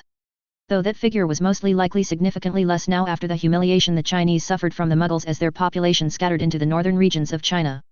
The 3 South American nations were allied with one another, often working together to maintain peace with dark wizards who ruled regions in South America outside of governmental and international oversight. He could see them leveraging Illo's emergence to demand support in destroying the powerful coalition of dark wizards that ruled like kings in magical enclaves all throughout the continent. South America had always had problems with dark wizards going all the way back to the Aztec and Inca empires before the European migration to the continent. The statute wars had inflicted great damage to both native and European magical states, and to this day there were entire regions that were ungovernable, dens of regions where dark mages congregated and coalesced into facsimiles of nation-states. Brazil, Chile, and Colombia throughout their history had tried to establish order, but it was largely without success and often subjected them to decades-long wars. They did not have the manpower nor the inherent power of archmages or high sorcerers to wipe them out, and in the end always had to settle for a difficult stalemate. The Argentines were the more successful of these nation-states, having managed to at least create a semblance of a ministry even if it was subject to the same coups and power struggles that a dozen other facsimiles of civilization were subject to. The introduction of Illos into the world stage changed the entire political game, and for the first time in a long time, the ICW would need to be able to contend with it. South America, Africa, and Asia were all regions susceptible to Illo's influence, and the ICW would need to react quickly and decisively if they wished to retain their dominance throughout the magical world. His own government would wait and watch and see what the ICW reactions will be. The harsh measure they employed for even talking with Illos made it clear that the ICW undeniably saw the new nation-state a threat, but it felt forced, as if it was meant to cause outrage at their overreaction. The Supreme Mugwump was about to speak, and Sahun returned his attentions to the old Italian man. Every month on the 1st, the Mugwumps would assemble. Almost always, it was a forgettable affair. Not today. Not when a clearer picture of what the Seres had built had become apparent and had been verified. Honored members of the International Confederation of Wizards, the Supreme Mugwump began, his voice stretching into the furthest reaches of the room, and proceeded with the long-winded ceremonial words before he finished with, "The 3051st session of the Mugwump Assembly may commence." The Supreme Mugwump's gaze roved around until they settled on Boutros, who was keen to speak. "Mugwump Boutros has the floor." The Mugwump of Egypt stood up, the full attention of the room drawn towards him. "Thank you, Supreme Mugwump," the light-skinned man said respectfully before he turned his gaze towards the room. "Since the turn of the century, our world has seen tremendous change, in part as a consequence of the changing nature of our Muggle neighbors. Agitators had been left to run rampant, unsettling nation after nation, peoples after peoples, and as an outcome we have fought in the worst single wizarding war since history began to be recorded over 6,000 years ago." The Egyptian Mugwump began, and Sahun could see the uneasy expressions of several Mugwumps with where this was going. "The Seres," the Egyptian Mugwump began, an indrawn breath drawn out to create gravity to his following words, "are only the latest set of agitators, but they are a grave threat. This so-called Illos is not a state." Boutros exclaimed feverishly, his index finger rising into the air and seemed to almost stab at the air. "No, Illos is an abomination, a mockery of the institutions and governments that govern our world. Thousands of peoples are indoctrinated and led by two dictators who have stylized themselves as monarchs." Boutros seemed to turn purple in rage. "In a perfidious gambit to obfuscate the fact that they are nothing but dark wizards. Dark wizards who are a grave threat to the peace that we have so carefully forged out." This led to several murmur in approval, whilst a few held their tongue, but not the derisiveness from their expressions. Notably, this included the Croatian and Serbian Mugwumps, who sat tensely only a few seats away from Ica. The ICW had refused to act against the Rave Knights. "I demand that we act against them to curtail them lest we face another devastating consequence," Boutros said, his voice rising in volume, and the room responded to the words with the explosive rupture of a pressured sealed bottle, jeers and approvals and shouts rippling through the chamber. "What evidence do you have for this accusation?" The Mugwump for Portugal demanded, much to the mostly approving murmurs of the chambers. "Evidence?" the German Mugwump Holt said in an agitated tone as he stood up, a paper thrown towards the circular floor, the noise level of the chamber rising. "There's your evidence." Sahun looked and could distantly make out that it was the issue had the Seres as imperious as royalty. "They have made themselves royalty, Mugwump de Souza, an act that only despots and dark lords commit before they sweep across the magical world." The German Mugwump exclaimed, much to great approval of many of the gathered Mugwumps. De Souza looked at Holtz with what he could only describe as contemptuous. "Dark lords are also called lords. Does that mean every lord is a potential dark lord?" "Of course not," Holtz said, offended. Before he could retort, De Souza seized the stage again. "Then by your own logic, we should not claim the Seres as rising despots simply for what the people have voted them to become." De Souza narrowed her eyes as Boutros so eloquently stated, "We have only just exited a devastating war that killed many. The last thing we need is another war with the very individual who rid us from the actual tyrant that wanted to initiate a war of survival with the Muggles," she said, outraged before she sat down, the noise rising heavily as factions of Mugwumps shouted down or approved of her words. "Order!" the Supreme Mugwump called out, his gavel banging and sending out a wave of silencing magics that killed all the noise in the room. "I will not have this session descend into anarchy." The supreme mugwump called out imperiously, and after glaring down at several individuals, he cancelled the magic and spoke to Holtz. Mugwump Holtz, you have the floor. As my esteemed colleague suggested, Holtz said with a barely hidden sneer, one that de Souza coldly smiled at. We should do all we can to avoid another war, however we must not be blind as we had been to Grindelwald for so long. I fear that should we leave the Serres and this Illos unattended, it would spell the very end of our world. Holtz theatrically exclaimed, and Sahun scoffed as he looked at the man with derision amidst loud rise of angry murmurs and cheers. The Holtz family had supported Grindelwald and his cause for nearly half a decade prior to the start of the war. In all instances, the Holtz family should have been penalized heavily in their actions in support of the Dark Lord, and yet they were once more influential in Germany, and in the very halls of international power itself. Sahun glanced to Boutros and saw that he had sat down, watching the gathered mugwumps with a careful eye, and Sahun resisted the urge to narrow his eyes in suspicion. What hyperbole! You would not be out of place in a theatre with the kind of dramatics you're speaking with. The Dutch mugwump said in a scathing yet mocking voice that caused a ripple of laughter and jeers to sound around the room.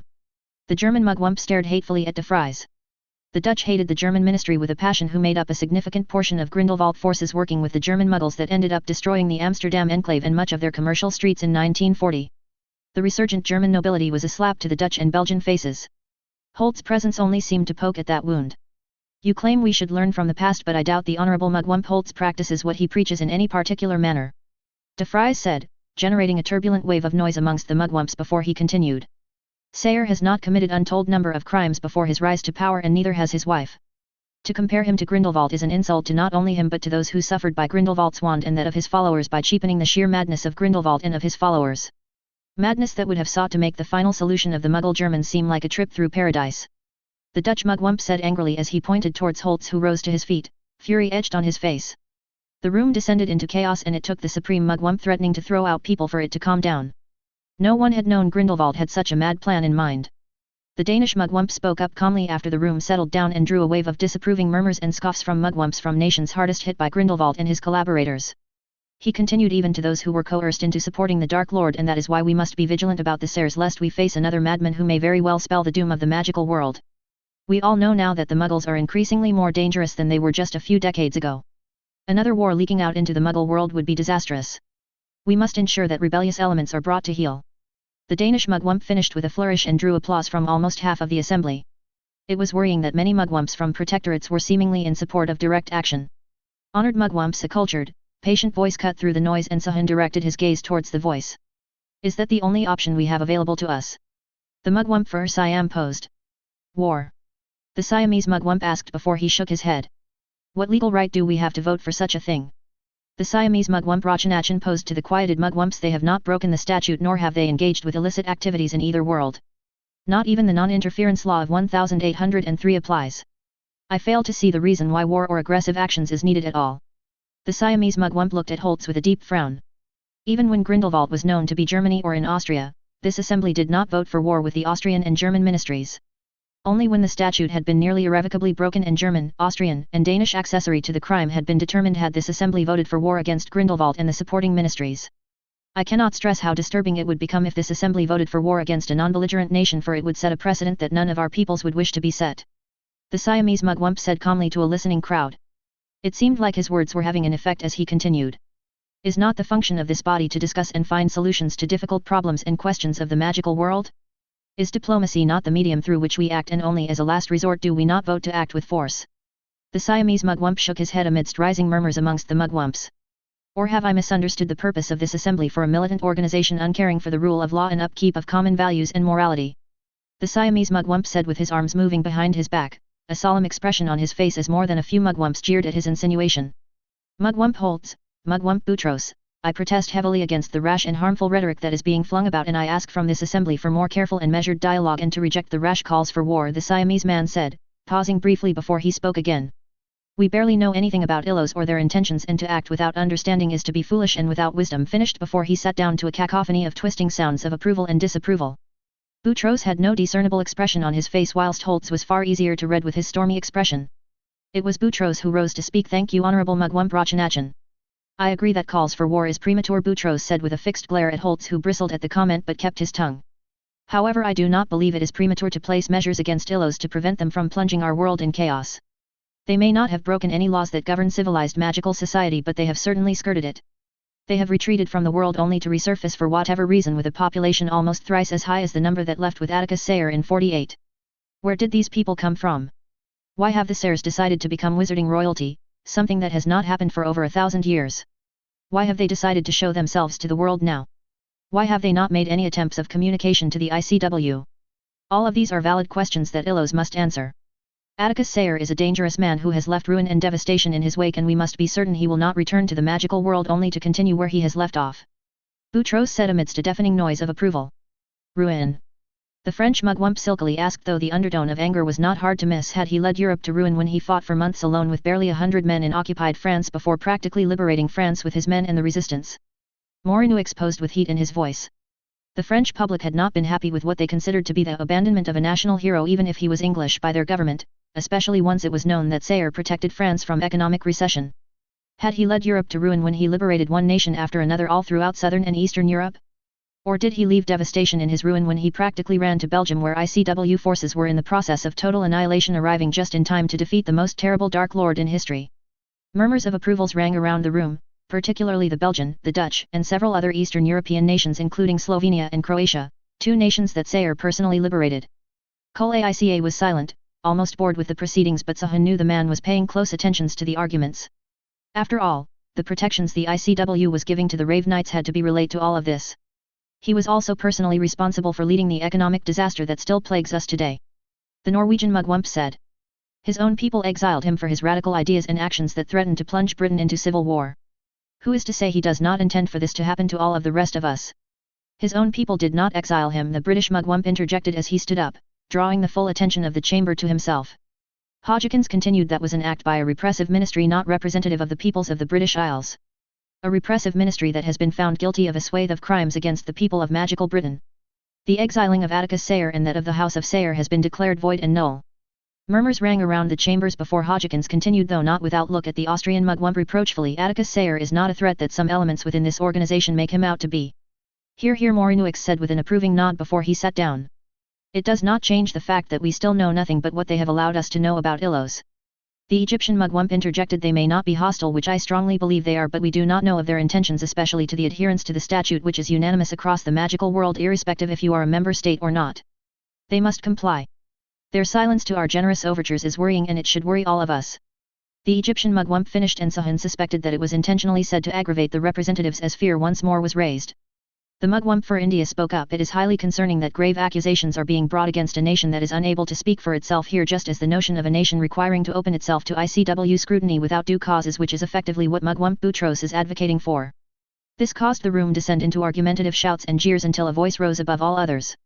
Why should it be concerning when we know that archmages like Sayer rarely seize power without nefarious means?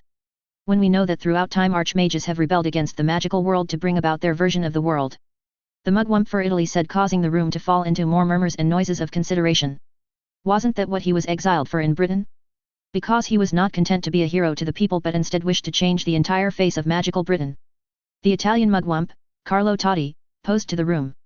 Who is to say that Illos isn't merely a medium to drive his radical ideals into the magical world? Perhaps we are wrong. Perhaps we are desperately wrong. But we do not know, for Illos is unknown, and as the Honorable Mugwump for Egypt has said, Illos must respond to us to ensure we can understand what its intentions are. The Italian mugwump received loud cheers and applause from many mugwumps for his little speech that added nothing to the debate that hadn't already been said. The supreme mugwump got things back into control before the Irish mugwump rose to his feet. Our esteemed mugwump for Egypt has raised some valid points, particularly as to why Illos has not returned ICW overtures for communication. The Irish mugwump reached out to his pocket and brought out a piece of parchment. This is a note sent to me by our friends across the Atlantic. A note from Illos Chancellor Saunders that seeks to answer this question, and if I may, I can read this out to the chamber. Mugwump Kelly offered to the room. Noise in favor of Kelly reading out the note was overwhelming, and for the first time Boutros looked slightly alarmed and shared a look with the Supreme Mugwump, who banged his gavel, silencing the room once more. I will allow it. The Supreme Mugwump said, though his expression made clear that he was reluctant to do so. Honored members of the International Confederation of Wizards, I am Chancellor Saunders of Illos, the leader of the executive branch of our government. I thank you for hearing my words. I am sure that our return to the magical world has been unprecedented, not least in the manner we have returned. However, it was inevitable. We left the magical world not because we did not want to be part of it, but rather to build our own home that embodied the best of all worlds and peoples. And we have achieved that despite the challenges we faced, despite the many issues we had to resolve, and in the end we have become a resilient people.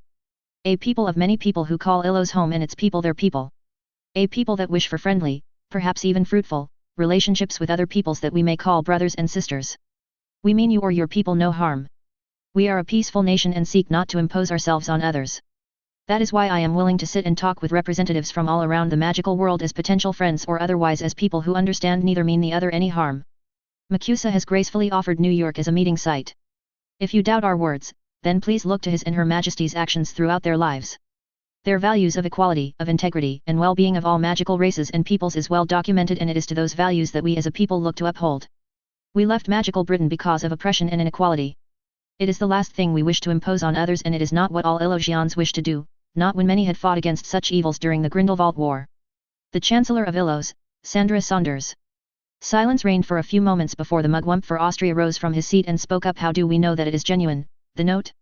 And even if it is genuine, what trust can we place in a mere note that may as well be worth less than the cost of parchment on which it's written on? The Austrian mugwump, Lentz said. It is genuine. The Irish mugwump confirmed. I have statements written with blood quills to the genuineness of the note and from whom it stems from. The crowd of mugwumps murmured, more introspective than aggressive. And what of the Sares? The German mugwump asked sharply. Will they be in this meeting? I do not know. I know as much as you do now that I have read out this note. The Irish mugwump said in a tone as dry as a desert, one that Holtz didn't appreciate. But given that Chancellor Saunders seems to function much like a minister would, I believe you would meet with her. The Irish mugwump looked a little exasperated. In the end, does it even matter who you meet if you get to learn of the kind of threat they represent? If diplomacy can win out or not? The Irish mugwump asked keenly, and the German mugwump sat back down, a displeased look on his face. The session then turned more respectable, debates churned out and arguments sung, and when the vote came, a more measured response succeeded, albeit narrowly, with 59% of the vote going towards suspending further action until this meeting with this Saunders was had. It was hours later that he sat in a booth in a secluded private room in a well-known shisha bar. The hanging beads rustled and the booth opposite him filled. Mugwump Sina. Sahun greeted before he drew of his pipe and gestured the brown-skinned man opposite him to take the spare pipe. Mugwump Aslan. The Persian man returned. A dip of his head allowed a few of his long silken black hair to fall in front of his shoulders. They remained in amiable silence as both smoked, contently drawing onto the flavored tobacco. Sahun took a moment to take in the man's features. He was a tall man with a slight frame, almost twig-like, but his face bore a kind of regal presence that men of his family line often held. The Sina family were amongst the oldest of all the Persian and Babylonian families remaining. When some left for safety in Egypt or India, they remained. They survived the Abbasids, the Umayyads, the Seljuks, and a host of other empires and caliphates throughout the ages. Even the Ottoman Empire. A hardy people despite appearances. What did you make of the session? Sina asked casually before drawing on the pipe. Performative. Sahun said after breathing out the smoke. I couldn't help but see that our Egyptian friend was keenly watching some of our colleagues. Sina commented, his hazel brown eyes lazily studying Sahun's expressions. Sahun made a non-committal sound before he drew another puff from the shisha, a larger intake this time. He blew out the smoke and sat back in his chair, his eyes set on the Persian. Guinea, Barbados, and several states voting in favor of the meeting.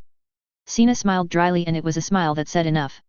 Protectorates voting in opposite to the stance of the nations known to be deeply entrenched with the ICW? India this time of year is quite lovely. Sina said musingly after a puff of smoke, breaking the moments of silence. In particular Goa, which is always a prime holidaying location. Sahun said nothing for a few moments before he spoke. The turquoise waters are a sight to behold. He agreed before he drew in a smoke, eyeing the man intently. It's always surprising to find out that its white sandy beaches are far more different than those west across the ocean. Quite. I know a number of people who are quite envious of the beaches and ocean down south. So much so they like to visit the region more often than you'd expect. Sina said as he laid down the pipe and stood up. Mugwump Aslan. Sina said with a bow of the head, and Sahun returned the formal goodbye, and he watched the man retreat out of the private room. The Persians were allies with a number of smaller nations around the lands between Persia, China, and India. Many of these smaller nations were offshoots or mixtures of Arabic, Turkic, Asiatic and Persian magical peoples displaced throughout the ages. Once enemies for thousands of years turned into centuries-long allies, and it seemed like the Ottoman Sultanate was invited to more freely spoken dialogue. He would relay this to his people, and a weary sigh broke out before he drew on his pipe with a contemplative look on his face. It seemed like this century would be anything but peaceful. Break. 6th of July Illos. He stared out of the window, his gaze falling on the gleaming stones of seal stees. At around midday, the light of the three orbs hit the stones just right, just perfectly, that it made it seem like they were composed of molten light with flickering shards of stars arrayed in all possible colors and intensity interspersed in its seamless form. He always liked looking at the city like this, when it was midday and the city was at its most alive. People went about their normal lives, meeting with others, living life freely like little dancing fires across a plain of breathlessly hot fire, apart but united in the goals and values they all shared. He could see it plainly in the magic that coursed throughout Illos. Magic that linked and connected all through magic and magic, ever since the mithril veins began to run through Illos, that was at its most potent at this time too, and like a churning sun fueled by the constant soothing hum of coursing mithril it swept across his home with an intensity and potency that felt like searing warmth grafting itself onto his bones.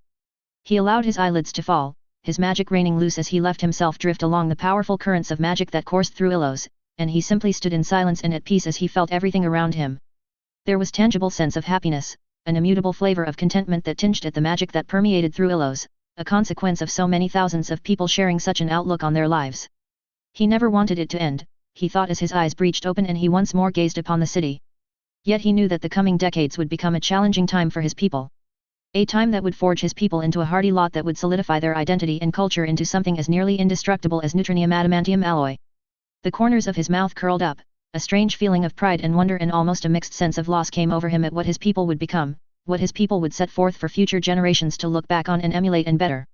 It was a curious notion, he mused as he broke off his gaze from the city and looked upon Sealstee's Mount. Manifest destiny. The Americans had coined it the mid-19th century, proclaiming that the United States was destined by God to expand its dominion and spread democracy and capitalism and Americanism across the entire North American continent. It was not an idea that was unique to the Americans, this sense of destiny. This sense of duty to a higher power. A mission given by God or gods. Throughout human history, such lines of thinking had driven man to great heights and the lowest of low. No matter if you were magical or muggle, this was a psyche that was built into their people, this framework, this mindset that drove man as one unit into a common cause that could move mountains, heavens, and earth, to achieve what they've set out to do with a sense of inevitability about them. Was it any wonder, then, that he was cultivating such a psyche in his people, a cultivation of the idea, no, prophecy of a greater destiny for the people of Illos, one that would herald greatness for all that claimed it home and greatness of their civilization beyond this beautiful but measly world, one that had a visible and great enemy in the image of Goliath, a hulking, bulking Goliath of an entity that was intent on tearing them apart, intent on pulling down on their ankle as they tried to soar into the heavens to claim it for their own? And it would work, he mused to himself, a little more introspective as he stared at the three orbs. The men of symbols were missing on this component in this war with him. They were so focused on him that they were missing the forest for the trees. It was his greatest advantage. He allowed a hint of a smile to come onto his face. How odd it was, that people thought he was the greatest threat when in reality his greatest strength was his people who would become the backbone of the greatest civilization in the universe. In time, of course, and he would build the foundations for it to happen. He'd come too far for it fall through his fingers and he'd done too much for it all to have been pointless. And with that thought, he let himself sink into his mind, into his forged chamber within his consciousness and pulled alongside the threads of possibilities that existed simultaneously, that existed alongside one another only pulled into existence once events and reactions and choices were made and he learned and watched as it all played out. In the presence, in the future. There was a kind of symmetry, in a way. The way that despite knowing the course the future could take, it still needed him to act and change and interfere as he would always have done if he hadn't known the future at all. Only now, such actions were pre-actions, such interferences were pre-interferences, and such changes were merely written out of existence in this universe. He had his opponents as he always would have done and they were almost as able as he was even if they were limited. After all, did it matter if someone perfected one type of punch if it could have the same effect as 1,000 different punches? Once more, the future changed and other outcomes became more likely and once more it changed as he set about changing a detail here, a detail there, like twisting and solving a Rubik's Cube made out of threads of time that was always threatened to escape through the gaps of his fingers. This time tomorrow, he expected another significant change, another change set to disadvantage him and to return to their desired yet fruitless future. It couldn't continue, he knew this yet it was impossible for him to act. For now.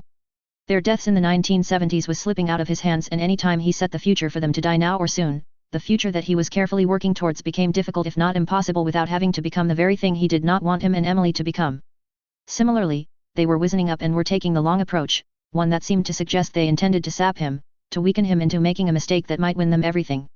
He withdrew out of the streams of time and breathed out inaudibly as he reopened his eyes. How bothersome, he thought wearily. They were bothersome.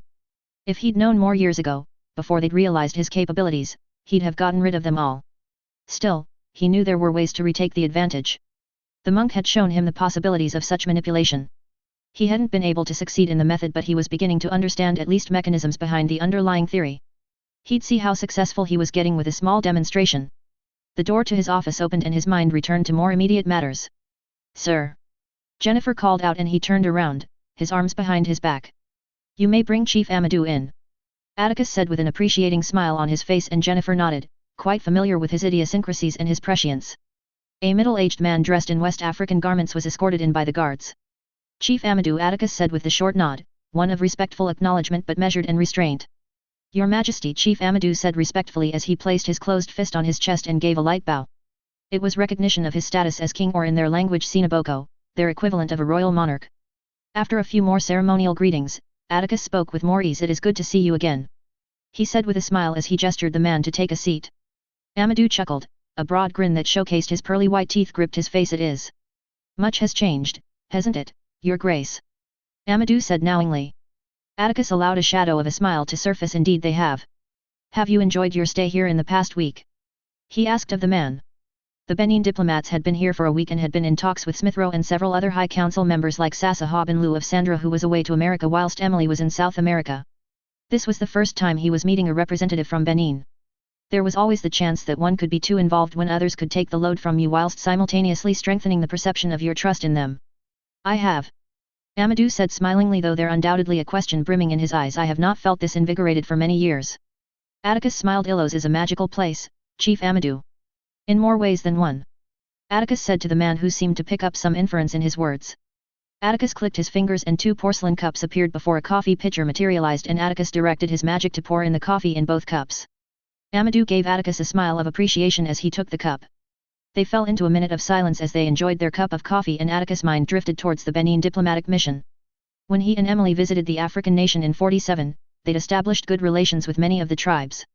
Their genuine interest in their culture, the history of their peoples, and in the multitude of different schools of magic, though similar in most ways, had earned them a measure of respect and greater warmth as they exchanged ideas and understandings of magic and the nature of the universe.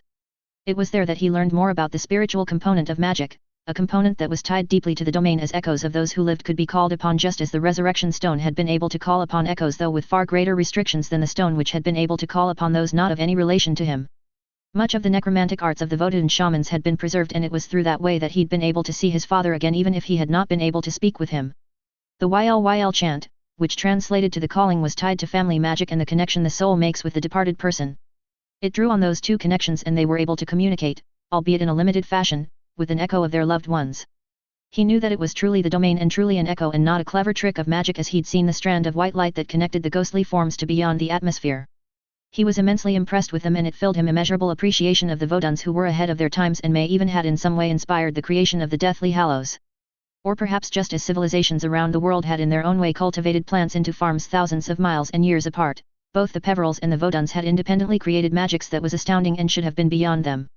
In any case, the Benin people were a people that he liked a lot, and he was pleased that at least this was going well without much possibility of it derailing. The Ilogian representatives had debriefed him, and they were getting close to establishing a treaty of friendship backed up by a number of trade agreements. It wasn't much, not yet, but it was more because the Benin ministry did not want to overcommit when it wasn't certain they wouldn't be left in the dust if the ICW proved itself less predictable. ILO's emergence gave the Benin the opportunity to break away from the ICW, which was growing into an organization that was less a confederation accountable to its member states and more a federation where Benin's voice meant very little. Plus, within the historical context, the ICW had never tried to improve its standing with the Benin tribes, and it wasn't just the central position of Alexandria that the ICW chose to make it its headquarters. Africa once could lay claim to as the producers of the most powerful mages in the world on a regular basis, far more than it was doing so now, and it had been a major problem as many tribes refused to adhere to the statute in the late 1690s and early 1700s. Whilst South America had been the most devastated continent, Africa had been the most to lose when it came to knowledge and power when the statute wars ended.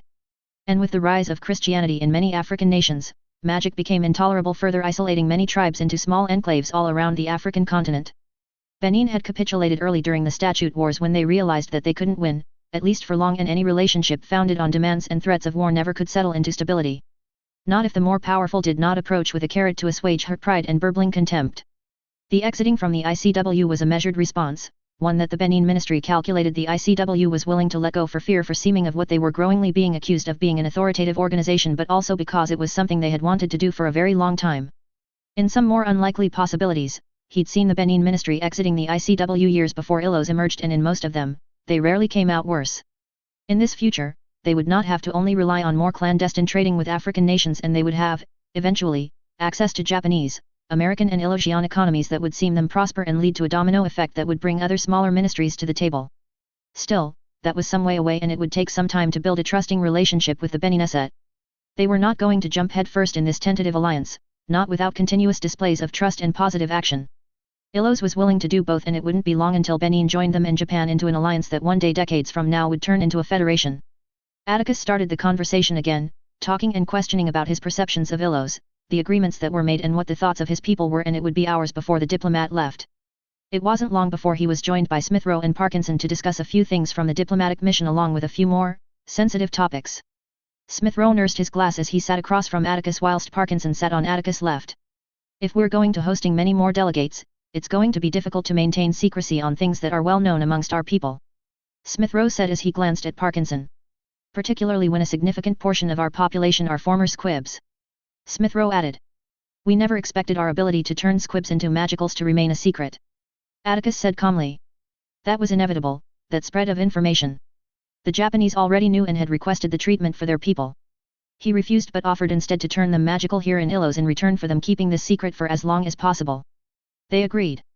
Despite there being much fewer squibs in Japan, they were still prone to marriages that were a little too close, cousins marrying cousins who already shared a number of relations in their recent family tree and so on. Whilst they didn't cast them out into the Muggle world, they did however have a much lower status in magical Japan, even if they were sons or daughters of noble families. As a result, the treatment was very well received amongst the upper echelons of magical Japan, and it was serving to improve political relations even more. ILOs in Japan were well on their way to fashion a close social and political alliance. In time, it would become common to live and study in the other nation, and in time, marriages would happen between the two peoples, furthering the cultural ties. As a bonus, a few hundred Japanese former squibs from working/common class families moved to ILOs permanently, and it was helping societally to establish commonality between the differing cultures. It is only a matter of it keeping it a secret long enough for it not to disadvantage us and put us in a position of leverage. Parkinson said, and Atticus inclined his head slightly before returning his gaze to Smithrow. The Ilosian guards are keeping an eye on things, and most people know the importance of keeping what we can do secret. Making squibs magical is only one impressive feat we're capable of, even if it is the more socially relevant one. Smithrow nodded before he looked at Atticus curiously. And Benin? Would we extend the same privileges to them as we do to the Japanese? Or even magical Britain, where we know there are many squibs who would jump at the opportunity? Neither. At least for now. Magical Britain would likely be informed much sooner, and likely the medium through which this information was released in the first place as Britain and ILOs grew closer. It would help begin the union. There were a few British noble scions that were squibs, and once it was known that ILOs could treat the condition, it would appeal to the self-interest of quite a few powerful Europeans who want to ensure they could discreetly fix their children if they ever needed to. People who would secretly work behind the scenes to limit the negativity of the magic in return for a future favor if they ever needed to. Of course, publicly they would make outlandish statements and deride ILOs. Politics. Smithrow nodded, and Atticus used the opportunity to float a document towards him, who seized it from the air with a curious expression on his face. They'll agree to the terms outlined in this treaty of friendship. As Smithrow read the document, Atticus spoke with Parkinson about the progress of his wife in South America.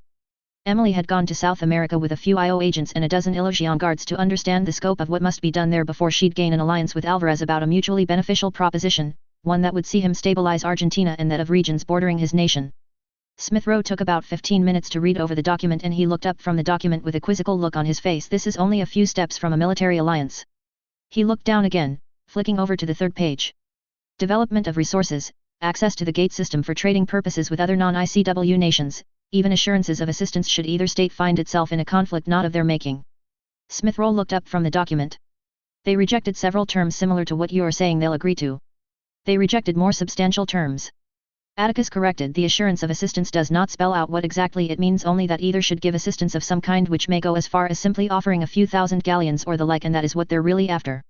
Smithrow had a frown on his face before he got what exactly they were after. They don't want to commit. They don't. Atticus confirmed. And they also will be testing our resolve to them as well. Parkinson added as he eyed Smithrow. It would not surprise me if they'll expect us to take their side in any diplomatic arguments. Why do they not want to commit? Are we not their only option now?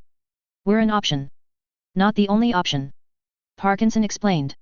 After all, keeping us at arm's length puts them into a position that keeps them unimportant internationally. Arm's length yet within reach to pull us closer. Smith-Rowe mused. Correct. They did not leave the ICW because of us but because it presented an opportunity they could use as excuse whilst simultaneously putting the ICW on the back foot and unable to focus on Benin. Atticus said as he leaned back, his gaze following towards the dimming lights of the three orbs. It is a move that will serve them well and it will be up to us to bring them closer to bosom. Atticus said before pausing for a few moments. It was a fairly well thought out plan, one that would see Benin rise whilst limiting their exposure to the tensions between the ICW and ILOs. By limiting their ties to ILOs, they would have the opportunity to reach out to other ICW member states without the ICW immediately interfering, and as time went on, if tying itself to ILOs didn't seem worth it, Benin potentially could instead end up in a position that is uniquely placed in between them. Of course, Atticus had no intention of allowing Benin in such a position. It would be drawn closely to ILOs, the first among many to enter in a federation. Otherwise, other states would get the same idea to play off the ICW and ILOs against each other, and he had no interest of allowing such a thing to happen. We'll see much of this, won't we? Smith-Rowe said cynically. Atticus turned to him, a shadow of a smile on his face, one that bore traces of sympathy. Welcome to international politics, my friend. It'll only get more complicated here on out. And it would only get deadlier and more morally comprising than you can imagine, he thought with acceptance. And hopefully he could keep most of his people out of that morally comprising position. After all, he thought, feeling Parkinson's intense gaze on him, that was something for him, Emily and Parkinson to bear. Break. 17th of July 1957 ILOs. Sandra Saunders POV. She flicked her wand at her feet and the shoes split apart into two as if they were being split from the seams before she stepped out them, and they returned to normal. Another flick of the wand sent the shoes into the rack and she breathed a sigh of tiredness before she grabbed the back of her neck, her eyes closing as she massaged out the little crinkle in her neck. Merlin, she knew it'd be tiring but never this tiring. Physically and mentally.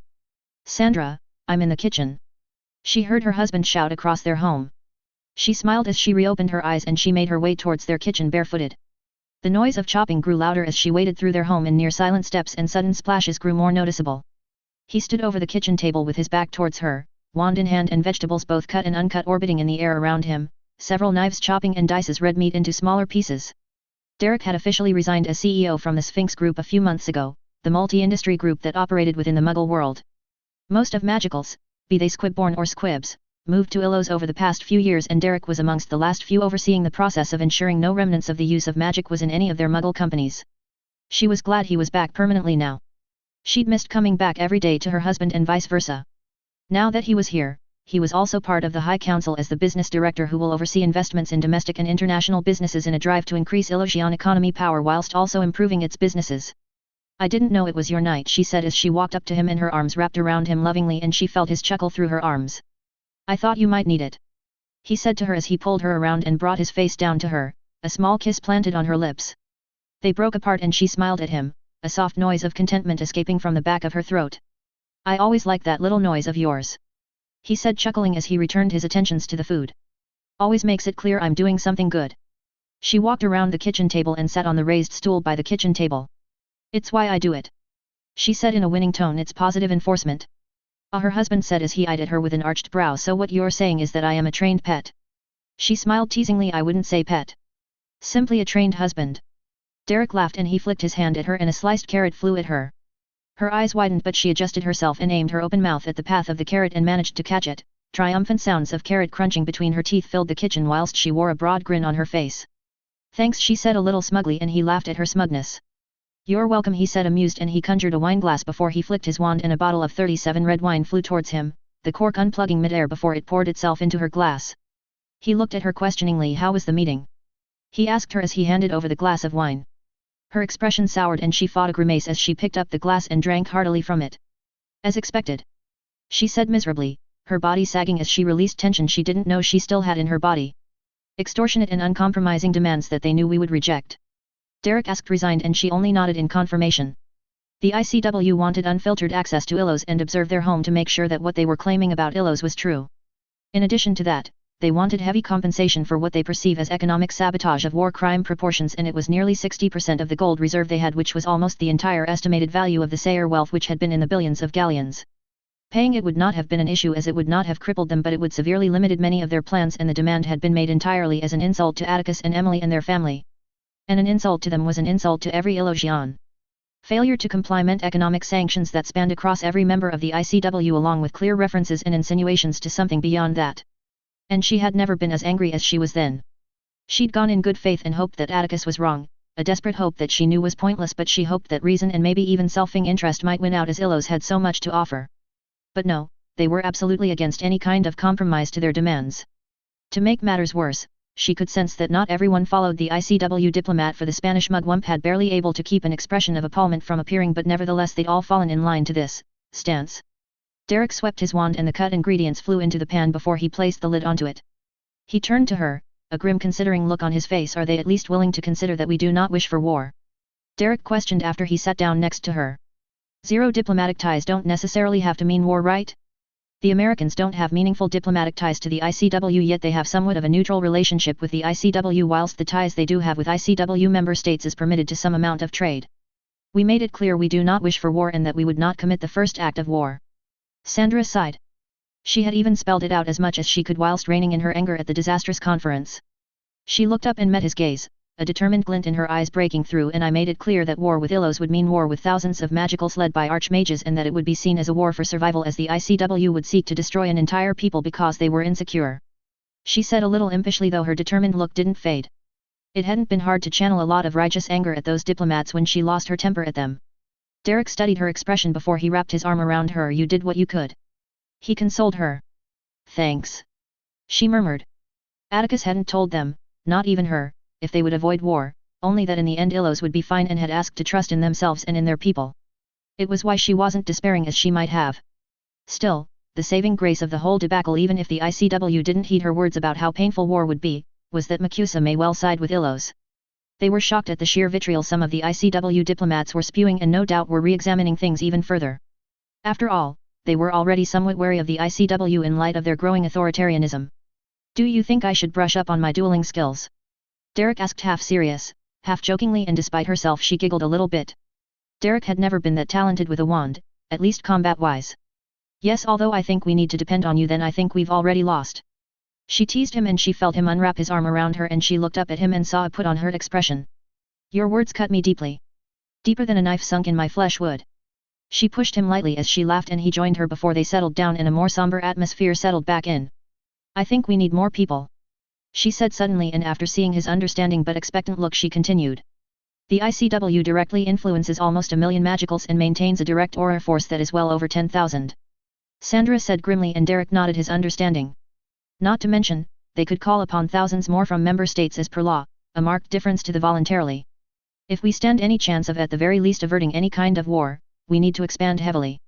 I know that we've started to look for magical and even squib orphans around the world again, but we have to do more, she said whilst biting her lip, her mind going astray as she began to think on how to do it safely over a number of years.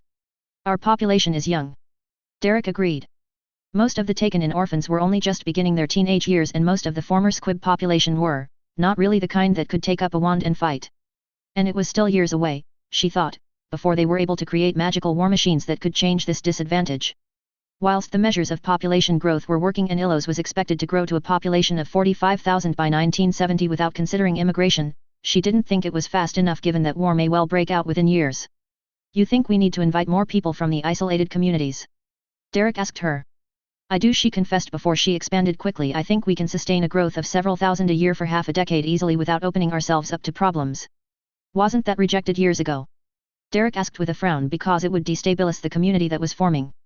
Atticus had always been worried about their actions resulting in upsetting the delicate balance they were establishing, but she was sure they could manage. They need to if the absolute worst came to pass. It seemed like he read what she was thinking from her expression, and Derek grabbed her hands in his own. Darlin', he said soothingly. He'd picked up a few American slang throughout the years, and she had to admit she liked the way he butchered darling, even if she'd never admit it. I think you need to think this over after a few days before you present it. You think I'm overreacting? She asked, a little upset, and he squeezed her hand. I don't. He stopped a little and smiled at her empathetically. Maybe a little, but it is understandable. I just think that we shouldn't have to change all that we're doing because we're a little afraid. It is what they want from us. Now that we know for certain that we're more alone than we thought, we need to protect our own more carefully. Derek sighed a little before he continued, his gaze meeting hers. We do have allies in the Japanese and maybe even in Britain, Ireland, and Macusa, so we may not be entirely alone, but you never know with allies. Derek said with a frown. It was understandable where he was coming from. After all, they'd seen the betrayal of allies, of friends. In the end, you could only really rely on yourself. An idea that she knew that many in Ilos believed to be true. Atticus is not infallible. No matter how many of our people think he is. He is prone to making mistakes and we've seen him make them before. It would only take one spy to make it through for unmitigated damage to be done, and if we invite thousands that the ICW might be able to insert once they catch on what we're doing, they definitely will now. They are unfortunately competent and it is the last thing we could ever want. He said to her gently. She sighed before she looked down at their entwined hands. She squeezed his hand gently. All right. She said acquiescingly before she peered at him from the corner of her eyes. You know, your rationality has never been more attractive than it is now. Derek's smile morphed into a slight grin with a slight twinkle in his eye. I can rationalize like no other, woman. I may even show you exactly what I mean later tonight. Her lips twitched at the poor flirtation. Still, it was adorably goofy. She narrowed her eyes and stood up, her hand still clutching onto his. She quickly waved her wand and turned the stove off before dragging him up. Why wait tonight? And the look in his eyes as their eyes met was wonderful. Break. 1957 Rosario, Argentina. Enrique Chavez POV. Chavez poured the malted fire whiskey into 2 glasses as the door opened. Sir, he heard, and he turned around. Sergio Chavez said as he gave leave for his deputy to sit down and brought the glass to the man before taking a seat opposite him. He took a mouthful of whiskey, savoring the burning sensation on his tongue before his gaze fell on the letter that had occupied his mind throughout most of the day. He leaned forward and picked up the letter and offered it to Hernandez. Read it. Tell me what you make of it. He said to Hernandez, who, despite a questioning look, took the letter and began to read. Chavez watched his longtime second-in-command, friend even, with an inspecting gaze. The slight widening of the eyes, the slackness of the corner of his mouth, the frown that threatened to form. Hernandez looked up, this time his expression was twisted into cold seriousness. What are you going to, sir? Chavez remained silent for a few moments and decided to take another mouthful of the fire whiskey, though this time he did not savor it. I'm going to accept. He said, his eyes studying the man intently.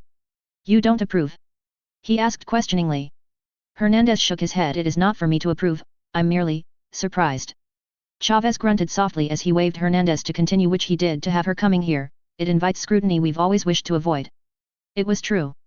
If it was leaked, it would invite closer attentions from the ICW, which he had for decades avoided from happening. His rule had stabilized Argentina for 30 years, but it had not always been so, and Argentina had only avoided ICW intervention because coups had often settled within a few years at most and never granted the ICW the opportunity to craft out a protectorate out of Argentina like it had done in Ecuador and in Guinea, where they interfered in the Mughal world and consequently brought the full force of the ICW on their heads. And that had been an ICW that was far from opportunistic as the current version was. He had little doubts that should he falter in his steps. Magical Argentina had never been an easy nation. It was a nation forged out of fire, through centuries of war with natives, amongst themselves, and then later through ideology, before it turned into a mess that barely was anything more than a free-for-all with powerful witches and wizards all deadly intent to dominate all others. Intent to dominate others and intent to secure the wealth of near-bottomless silver mines that the first magical settlers had hidden and secured from the Muggles. Argentina was a prize and had always been, whether your blood was native or settler or both. And it was exactly for that reason it had never stabilized. Until Enrique Chavez, the silver matador who secured Argentina from within and without. And this threatened to cast undue attentions on his nation. Still, outright refusal was not an option either. Even if Argentina and most of South America had not participated in the recent war in Europe, he was not unaware of the supposed power of Atticus Sayre and the rumored power of his wife. Nor was he unaware of the ambitions of the couple. Even if there was no proof and their power most likely overstated, the Sayres dismantled their homeland and forged a new magical Britain out of it. It was impressive, he noted, the patience that they displayed in their ambitions.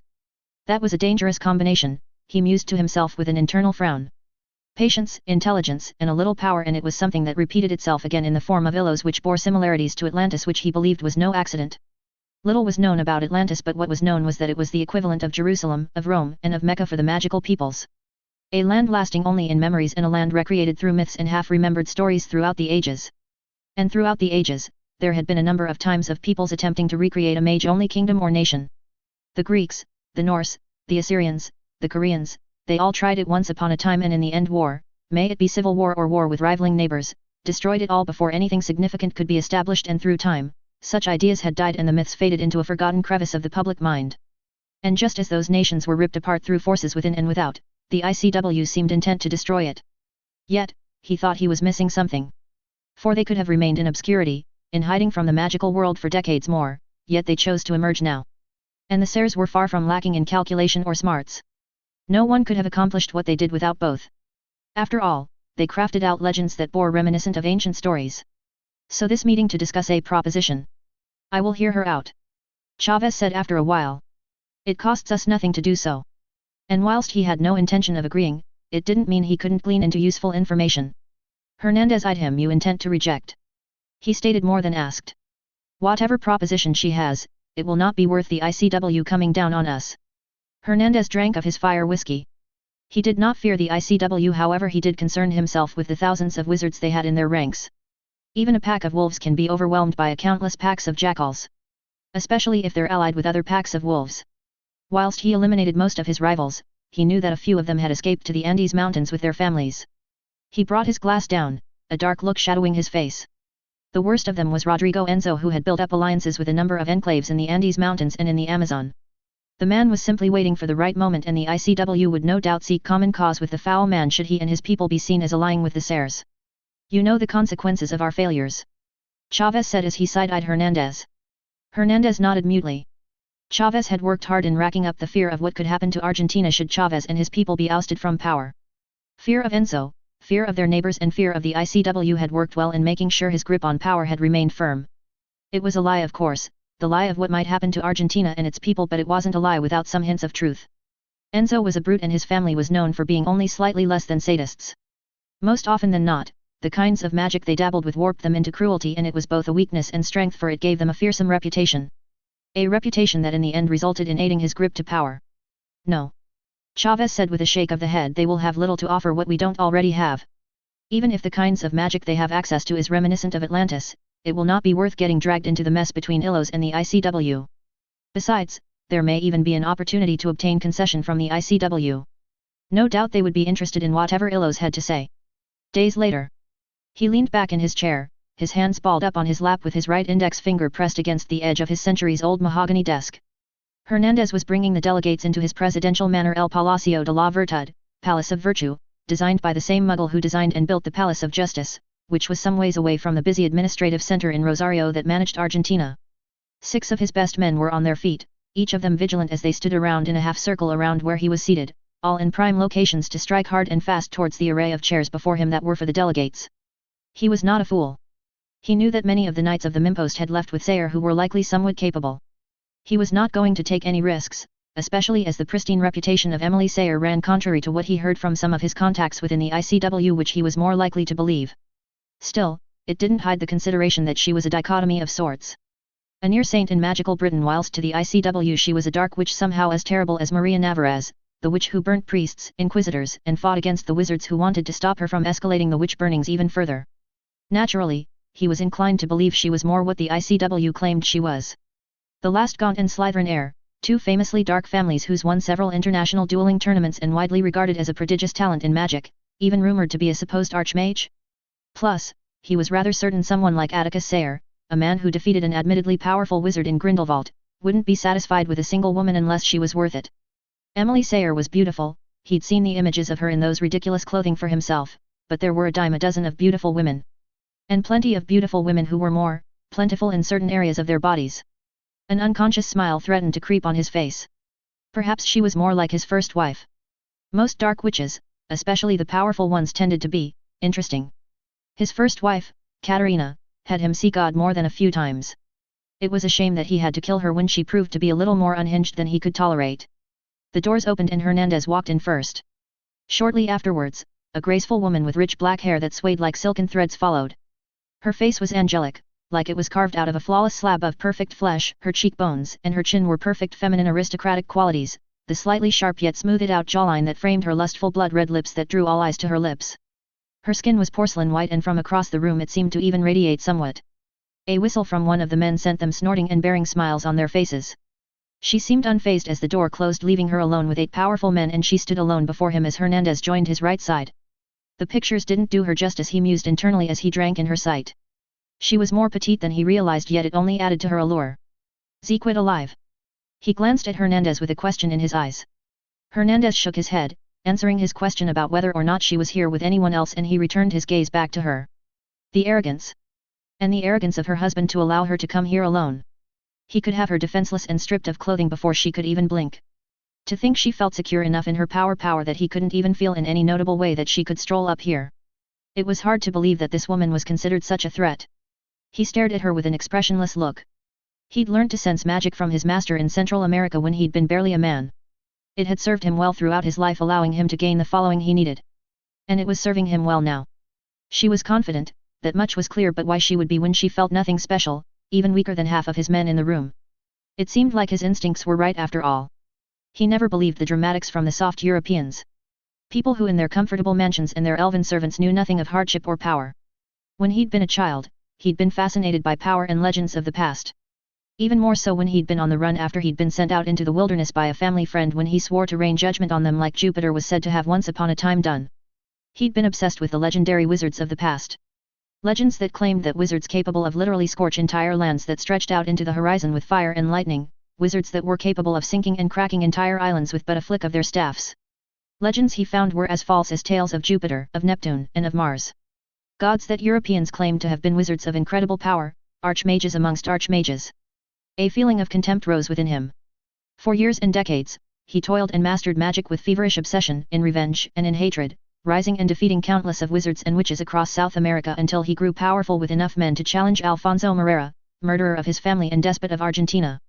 The powerful Morera, the man who butchered his father before killing the rest of his family, who had been all-powerful in their own right, had paled in comparison to him. A pitiful creature of magic that did not compare to him. Not once had he encountered this purported quality of wizards anywhere in South America. Only exaggerations and lies intent to hide incompetence and weakness which he'd seen plenty of times in so-called nobles of powerful lineages. Even Xavier Charleston, who he'd observed during an American dueling competition, had been nothing special in the end, barely on par with himself. There was no doubt that Grindelwald likely was somewhat powerful, but he did not believe he was overwhelmingly so. Not even the images he'd seen in the papers could convince him of that. Impressive light show that only stood to make the Europeans feel better about themselves about their weakness. After all, Grindelwald had hid like a rat for decades at a time, even once captured in New York, and that did not speak of the kinds of power fables and stories spoke of. And as he looked upon the woman before him, this beautiful fragile woman that felt as common as any witch, he knew this was merely the latest overconfident European who did not know what power truly was. Atticus Sayre was a fool. To think he spent more than a second concerning himself with them. Mrs. Sayre. Chavez said, his voice patient and charming as his expression broke into a smile. It is a delight to finally meet you. He tilted his head slightly as he said musingly, though I expected to meet more of your people. She met his gaze unflinchingly and merely smiled. I let them explore Rosario. After all, this is only simple discussions, no? So I deemed them unnecessary. It garnered a few laughs from his men and he sent them a sharp look, silencing them all before he returned his gaze at her. There was something off with her smile and it made him feel tense. He glanced at Hernandez, who gave him an unseen nod confirming that he had people watching them, and he relaxed a little, though neither tenseness nor relaxation showed on his unbothered face. He stretched out his magic to feel more, but he got the same result as he did when she walked in. He tapped the rim of the desk twice. I see. He said dangerously yet slowly, all whilst intensely staring at her. She turned her gaze away and began to walk slowly towards the book cabinet on the left side, and he continued to watch her as she walked without fear of anything towards the books. Interesting collection, she said with a hum in her voice, one that was remarkable, unconcerned about anything. Can't say I have seen a book collection that mixed Voltaire with Solumuntis before, she said as she turned her head slightly at them, a strange smirk on her face before she looked back at the books. I suppose in a way you can say Solumuntis was enlightened in the way he altered healing spells into curses. Congelo in particular, she said with a beautiful whistle before she continued, the arithmancy work in that spell is a work of art. Chavez exchanged a look with Hernandez, who looked uneasy. The collection of books that had Congelo within its pages could be counted at most with both hands. He gave Hernandez a nod, and the man palmed his wand before Chavez returned his gaze to the woman. As much as I would like to indulge a beautiful woman as yourself, Chavez said, this time his voice more measured and cold, and it drew her attentions, the same easy smirk still on her face, though it felt like he was being gazed upon by a hungry wolf. That is not why we're here, Mrs. Sayre. You proposed to help us to deal with the rebels at the borders. Chavez waved with his hand towards the seats. Talk so we may wrap this up. She inclined her head gracefully, but she remained standing, and it sent a wave of irritation over him. That is correct, Minister Chavez. We did propose to assist you in absorbing the enclaves that surround magical Argentina. A joint task force to bring order to the continent in exchange for a treaty of friendship. And what would this treaty of friendship entail? He asked in a sharp tone, his patience waning. Assurance to assist one another in times of need. Promises of cooperation. Trade. Cultural exchange. She listed off easily, her voice carrying a pleasant hum. A few of his men looked at each other with mirth in their eyes, and Chavez leaned back in his chair, his eyes scrutinizing her. You would offer to expand Argentina's power in return for nothing but assurances and promises? He asked skeptically. Yes. She said with an easy smile, her arms rising in the air slightly as if to beckon him forth. We understand that Illos is not in a position to easily obtain alliances, not with a belligerent ICW. I'm sure you can understand. She said as her arms lowered. He remained silent for almost a minute before he spoke again, his mind having considered everything, her expressions, her words, her disrespectful arrogance. It was all wrong. All of it. In that case then, Mrs. Sayer. He began as he sat up a little straighter and his hands unfurling. I will be straightforward. Thank you for offering to help us secure the ungoverned regions, however I must decline. We will manage as we have done for decades. He gave her a colder smile. It is unfortunate you had to come all this way out for what could have been simple correspondence through letters, but alas, he said with a small shrug of the shoulders before he set his hard eyes back onto her, it may be best for you and your people to leave within the day, Mrs. Sayer. I see. She said, the same smile still on her face, and he wanted to wipe it off her face. The hassle wasn't worth it, he reminded himself. Killing the woman after his men had sampled her would only gain him the enmity of Illos and Sayer. Even if he didn't believe any of them to be powerful, he at least could acknowledge that they were at the very least a bigger threat than Enzo and his sycophants. He made to stand up. His eyes widened as a damning chill seized his spine with an arctic grip that paralyzed him in his seat. Her expression changed, a subtle shift in facial muscles that moved slowly and downward like glacial ice drifting in frigid waters. It was primal, the fear that accompanied the chill, one that coursed through his spine like unwanted lightning, one that threatened to seep into his bones. Her eyes, the dark but still perceptibly blue eyes, were now hollow. They were akin to a bottomless pit that led to nothing and nowhere, and it kept him unmoving, fearful, and fearing futility as she began to radiate a hungry danger that seemed as if it wanted to consume him through the hollow abyss. Her magic that seemed to not worth his attention, was now suffocated him. The sheer waves of magic that emanated from her threatened to wring him to death with ropes made out of darkness and spite. The air changed, like it changed in weight, for the air grew heavy and felt a blanket made out of air, yet he couldn't move. No, he was pinned into his seat as if he had been screwed into place through flesh and bone. Yet his people noticed the sudden change in the air, but before any of them could move, before he could warn them, a wave of terror-inducing magic the color of the darkest night poured out of her in greater volumes than he'd ever witnessed or heard before. Velvety tendrils made out of nightmares and terror streamed out of her, her magic made alive as candles were extinguished and a haze of blood red tinged the room. He couldn't move, he couldn't even look away as hollow eyes made out of the abyss met his gaze, unnatural eyes that spoke of horrors beyond what lay within this world, even as sounds of choking and panic and cries rang around him like a drum march of men being dragged down to the pits of hell. Their cries and calls for her to stop sounding more like the dying sounds of jackals and wolves that howled and yelped pitifully under the jaws and poisonous air of a mountainous nundu. Never in his life had he met such unrelenting darkness, a darkness that somehow felt untainted like the magic of Eloy the cannibal had been. No, it was as she was a creature born of the darkness, born to the hollow abyss that her eyes so endlessly showed. All he could do was push against the magic, to push against the terrible and utterly and magnificently horrendous, dense and air-chokingly dark magic that suffocated all of his men, not only in body but also in spirit. Zequit alive. He had not believed. He'd believed the stories to have been exaggerated. Superstitious stories to drive fear into wizards and witches to keep them docile and fearful of change. He was so wrong. The stories of archmages of old who were said to be beyond all others, capable of feats that defied belief even for magicals, may not be as wrong as he once believed. She stood there, her pale face and arms bearing an ethereal presence about it in the backdrop of velvety and fluid dark tendrils of seemingly endless magic. It swirled and soothed around her, marching to a terror-inducing beat of her making, one of such power that it distorted the world around them, so much so that the wooden floor creaked and the stone walls buckled under the maelstrom of her manifested magic. He didn't know how this was possible, how such power disparity could exist. Archmages. How utterly unfair, he thought bitterly as the sounds of his men reduced to nothingness. His men who were dark wizards through and through, powerful wizards in their own right, yet reduced to nothing but ashen statues that bore no resistance as she walked all over them without even lifting a damn finger. Was this how others felt against Zequid, against Volterra, against Herpo? He wondered grimly. 3 men who were said to have been able to shatter mountains and release plagues that decimated entire countries with mere flicks of their wands or staffs. He bitterly thought that Charleston hid his power, and he knew he'd based all of his ideas on a mistake born out of arrogance. Had he known? The dark tendrils began to move towards him, creeping and swaying on the floor like vile snakes, their serpentine movement slow and measured as they rose and surrounded him and his desk. She began to move towards him, almost as she was gliding on top of a black cloud, the whites in her eyes having disappeared into blackness set in a pale porcelain white face that called upon memories of tales of deceptive Tlwelpuchi that were as beautiful as Velas but had rot and death in their hearts. The tendrils wrapped themselves over his ankles and over his wrists, and he was pulled from his seat up into the air. He wasn't the only one, as all of his men, unconscious as they were picked by like ragdolls before the tendrils wrapped themselves around their necks. He flinched slightly as a sequence of 7 cracks repeated one after another, and he saw her unfazed, almost bored look on her face as their bodies dropped to the floor. I considered letting them live. She said conversationally, and he knew the bitch was lying. Such thinking ended about a second after I entered the room. She said coldly as she looked at him, and he couldn't help flinch under those cold black eyes. He fought against the magic binding him. Why? He managed to croak as he looked to the door, hoping, needing his men to walk through the doors. There were, at any given time, at least 30 men within the palace. They should have heard something.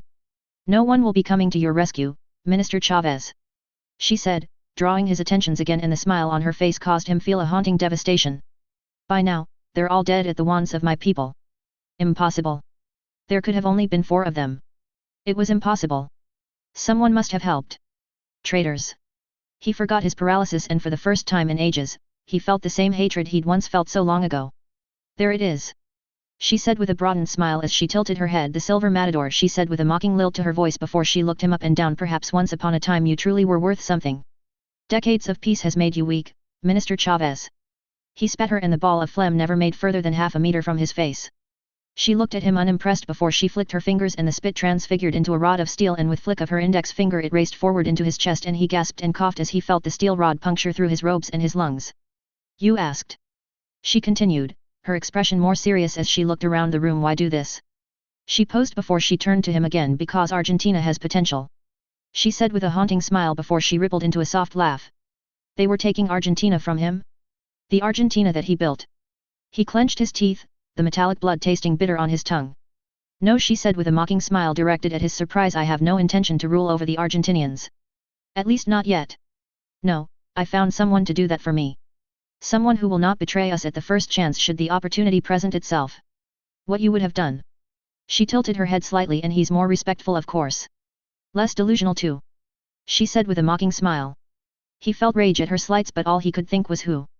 He managed to hiss out. He knew it was unlikely he was going to live, it wouldn't matter, but he needed to know. She leaned in closer, and he wanted to nothing more than to gauge out her black eyes. I'm sure you know Lionel Alvarez. She asked with a curious look on her face, and shock came over him before he felt a sense of resignation wash over him. It was poetic that he'd be taken down by a man who he had treated wrong. There had been a number of assassination attempts on his life early in his reign, and evidence pointed towards Alvarez's father as the traitor. At the time, he hadn't been thinking clearly, hadn't thought of using the Imperious Curse or the various other means of extracting the truth from him, and had instead killed him without a thought and imprisoned the rest of the Alvarez family, including Lionel, into El Grande prison, the notorious prison built by De Santos.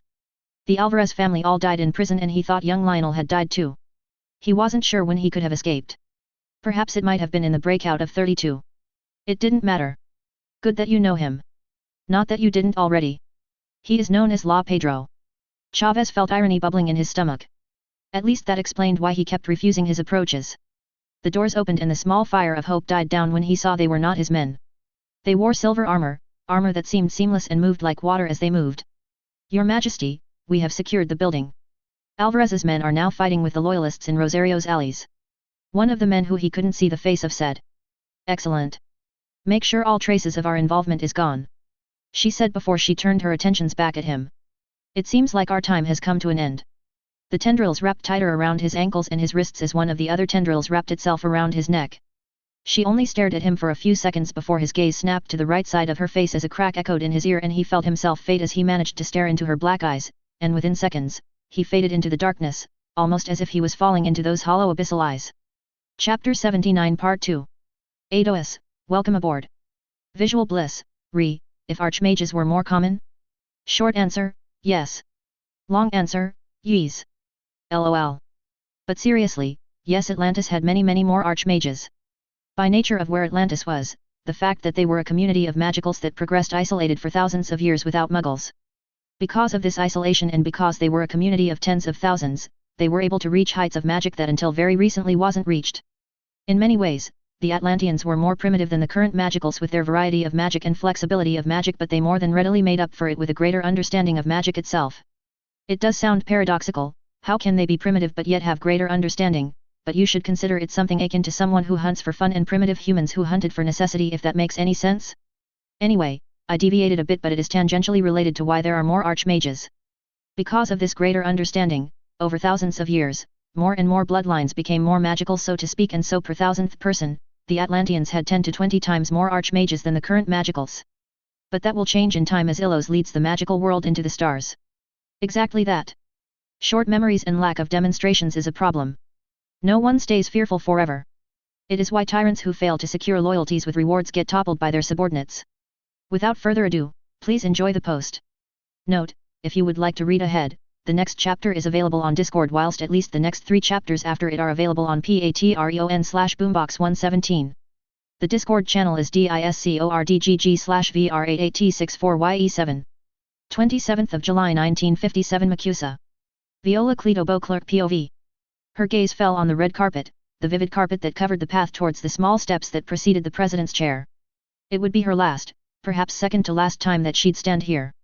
She looked up and felt all of their eyes on her. The eyes of the Macusa's senators. Her elevation to president had been smooth, smoother than since any before the Grindelwald crisis of the late 20s and the Great Depression of the 30s. And in the years since her first term, things had only become more difficult, especially by rocky periods like the Sayre crisis and the economic crisis that hadn't touched Macusa in any significant way.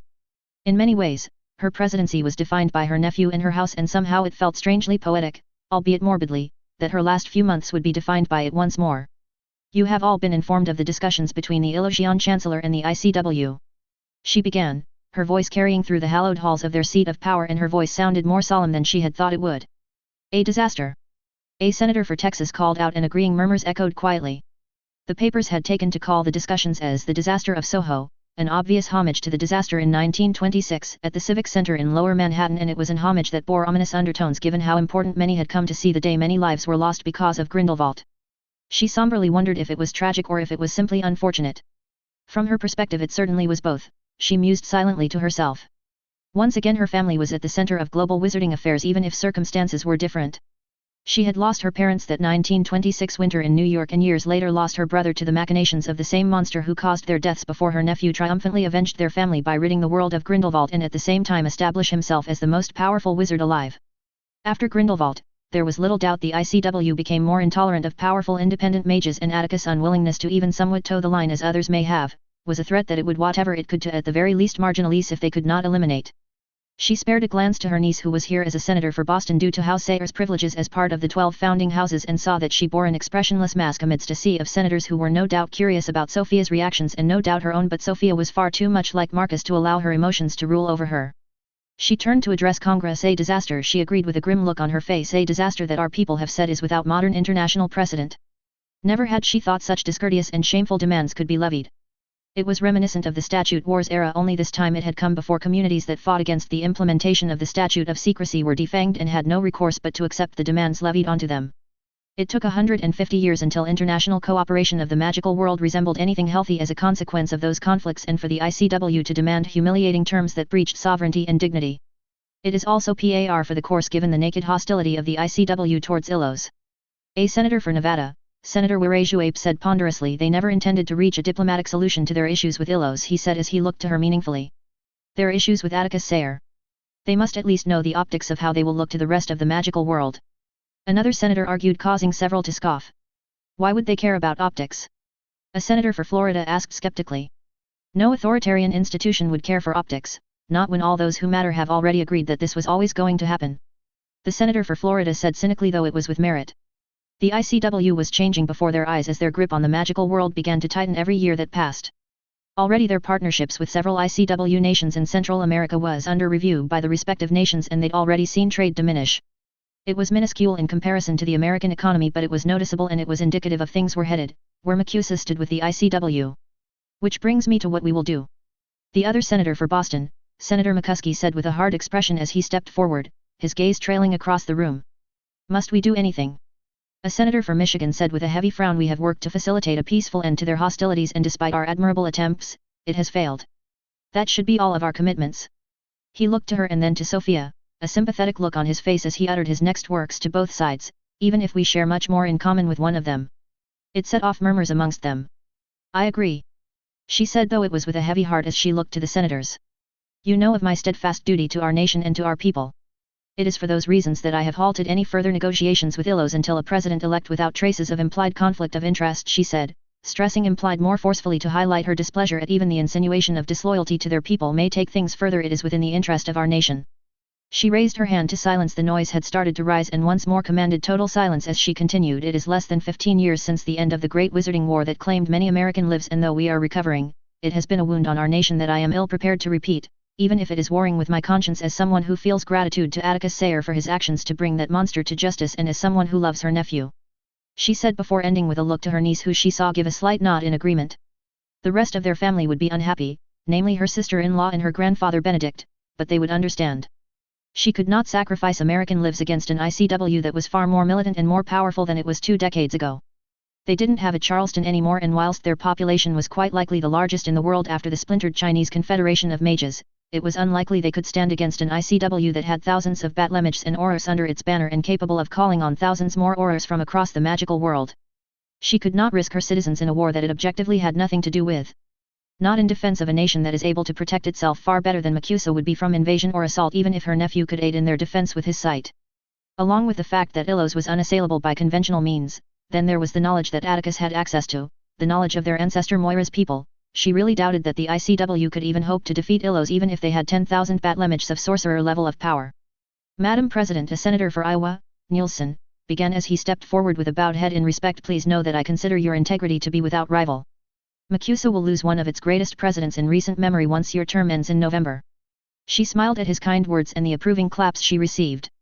It is never easy to choose duty over family, especially when duty demands that we accept gross injustice in return for safety and health of the people who have entrusted us with their care and wealth. Nielsen continued grimly. Yet about our greater duty to justice? Senator Coolidge questioned. Our duty to uphold the values that bind our people, a duty we're abandoning in pursuit of safety. I cannot imagine the American people will be pleased for us to declare neutrality in what is rapidly becoming a danger to the American people. Coolidge said as he looked around the room. How long until we're the recipients of ICW aggression? It was an uncomfortable question that many had thought about. It was why the bill to increase funding to the Defense Department with special focus to the Special Forces Department had passed effortlessly through Congress.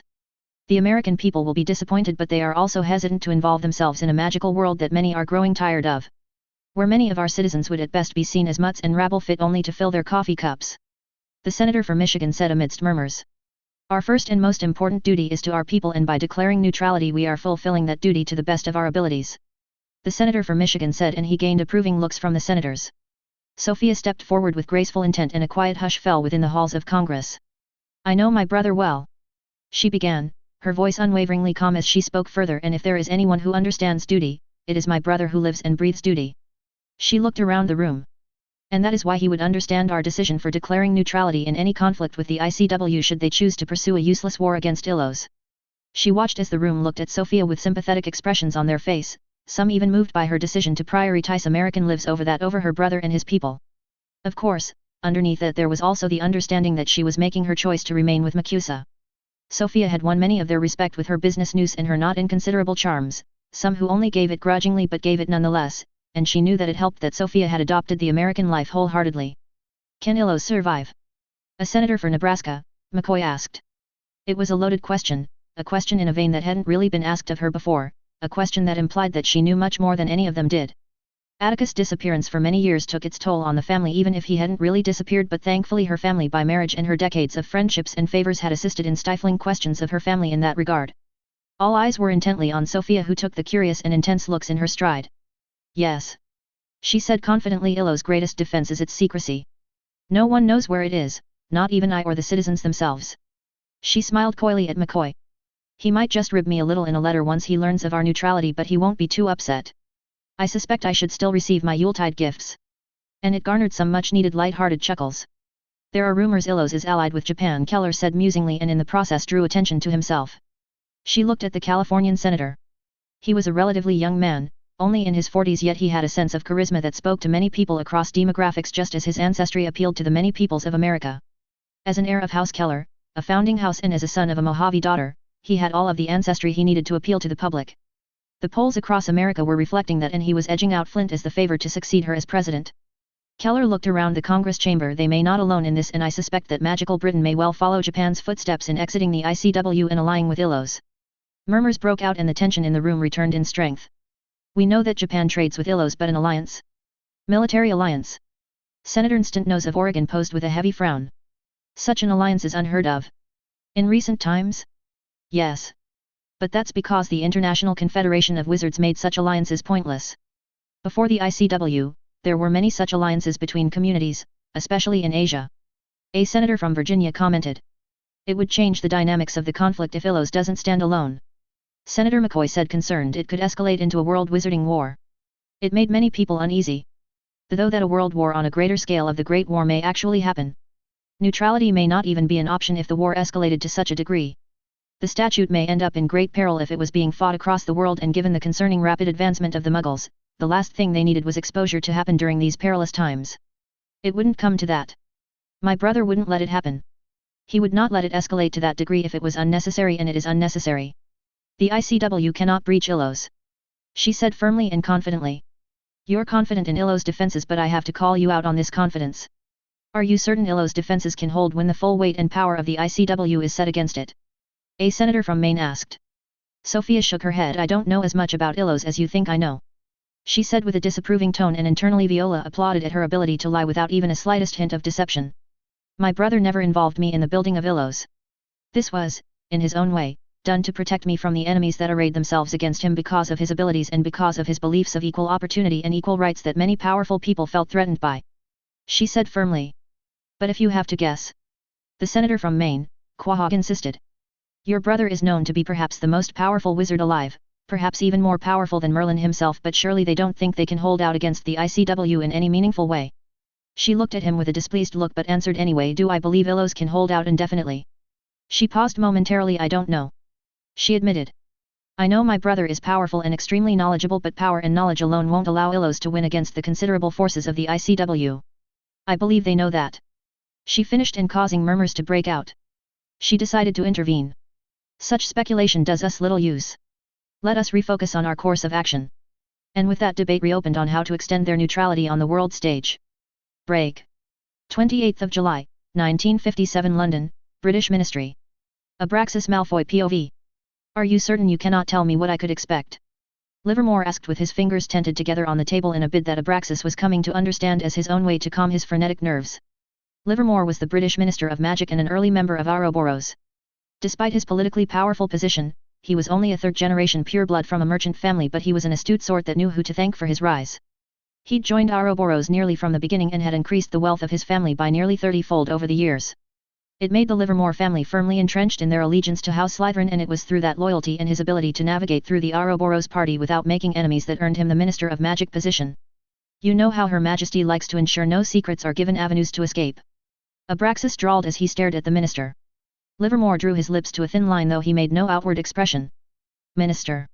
Lestrange began, deciding to interject. All we can confirm is that we will meet with His and Her Majesties to discuss relations between their nation and Britain. Lestrange's voice dropped low. That should be enough, should it not? Or have you forgotten? He asked, his tone dangerous as he stared at the minister.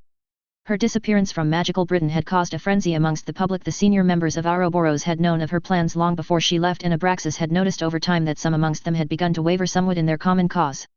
No one had broken rank. Nothing that severe, however. Curious comments here or there made more appearances over time, not questioning but certainly probing validity in small ways. The public had been given the explanation months after she left that she had returned to her husband that she missed, an explanation that they accepted yet still wondered often about, but it gave her detractors opportunity to claw back power from Ouroboros, or even within Ouroboros, as some sought out like-minded individuals who may wish to carve out their own little political space in opposition to their cause. Of course, as soon as news of Illos was made public, such wavering disappeared easily enough. Unfortunately for them, he doubted that it would be so easily forgiven, and Livermore knew the comments by not were said with warning in mind. Livermore was taken aback at the tone before he bristled visibly. Abraxas watched him carefully and idly wondered if there was anyone who didn't allow power to get to their heads. I have not forgotten my loyalties, Livermore said with hints of anger in his tone before he visibly calmed himself. But this, Livermore waved towards the letter in front of him, doesn't really explain anything, except that I will be taken to Her Majesty via a portkayat. I am the min. Yes, you are the minister. Nott spoke up for the first time, his cool calm tone cutting through the room like a sharp knife through flesh. And it doesn't matter. Nott leaned forward, his cool grey eyes as hard as cloudy diamonds. In the end, it doesn't matter if you were in charge of a dozen ministries. You are sworn to her. We all are, and we serve her. The death of Nott's father had more than just an impact on his outward demeanor. It had also solidified his loyalties to Lady Slytherin when she gave him those who were responsible for his father's death, just as she had given Abraxas his own measure of revenge. It had been a curious thing to witness, Abraxas mused as he looked on at Nott's cold hard expression. The fervent loyalty she was now commanded in so many people, powerful people, something that had only come years after Hogwarts. It hadn't been difficult to notice the shift in her approach, the shift from ruling through fear but through winning over individual loyalties to her personally. She'd won the respect and fear that came with her name as a Slytherin, and of her power it had been what shored up the loyalties of their peers at Hogwarts when she came out as Salazar's heir, but she hadn't won the kinds of loyalties he'd seen the Knights of Mimpost give the king. With perhaps the exception of Lestrange and Rockwood. No, over time as she formed Ouroboros, more and more people who were in close proximity to her were convinced that her way was the way it should be, even if it spat in the face of centuries of pure-blood beliefs. That had been her most cleverest alteration, to change the beliefs from pure-blood supremacy to magical supremacy. The moral high ground was to be maintained through guiding individuals and children into the right way of thinking, to integrate them into productive members of common society and eliminate the contamination of the Muggle world into their own at the same time. It helped of course that her ideas were in line with the traditionally minded nobility, those who wanted a return to ancient traditions that had been suppressed due to being considered as pagan and a danger to exposure to the Muggles. And now with the reveal of Illos and her status as royalty in a magical-only kingdom, the only one of its kind, well, to say many felt vindicated in their support of her more than they already were would be an understatement. The news that made its way to Britain thanks to the Daily Prophet, had made Illos seem like a veritable magical paradise, one where magical tradition, culture, and spirituality were embraced by every single citizen. Atticus Sayre, the man, and his family the previous corrupt government had ousted, the man who many had seen grow up from the golden boy he had been into Britain's prodigal son who defeated the greatest threat to the magical world had ever seen, had done exactly what he promised to do in Britain, just somewhere else. To say that the images, the news, and the account of many formerly British citizens had created interest would be an unquantifiable understatement. All across Britain, in its shopping and residential centres, he knew that Illos was something that was discussed daily even now, even weeks after the news was broken. And he knew that Atticus Sayre's legend was resurgent in a way that reminded him of the days just after his defeat of Grindelwald. That coupled with the adoration many of the people had for Emily Sayre who helped improve their daily lives. Not many found the idea of two of the greatest British magicals everyone and their mother still claimed them to be one of their own as royalty as offensive, which was surprising given that not even Merlin Reborn would have such considerations. It was ironic given that magical Britain had a complicated history with royalty. British magical nobility even more so. From Alfred to William the Conqueror, to Richard III, to Mary Queen of Scots to Queen Anne of Great Britain, none of those kings and queens had truly been considered as the sovereign of the magical peoples of the Isles.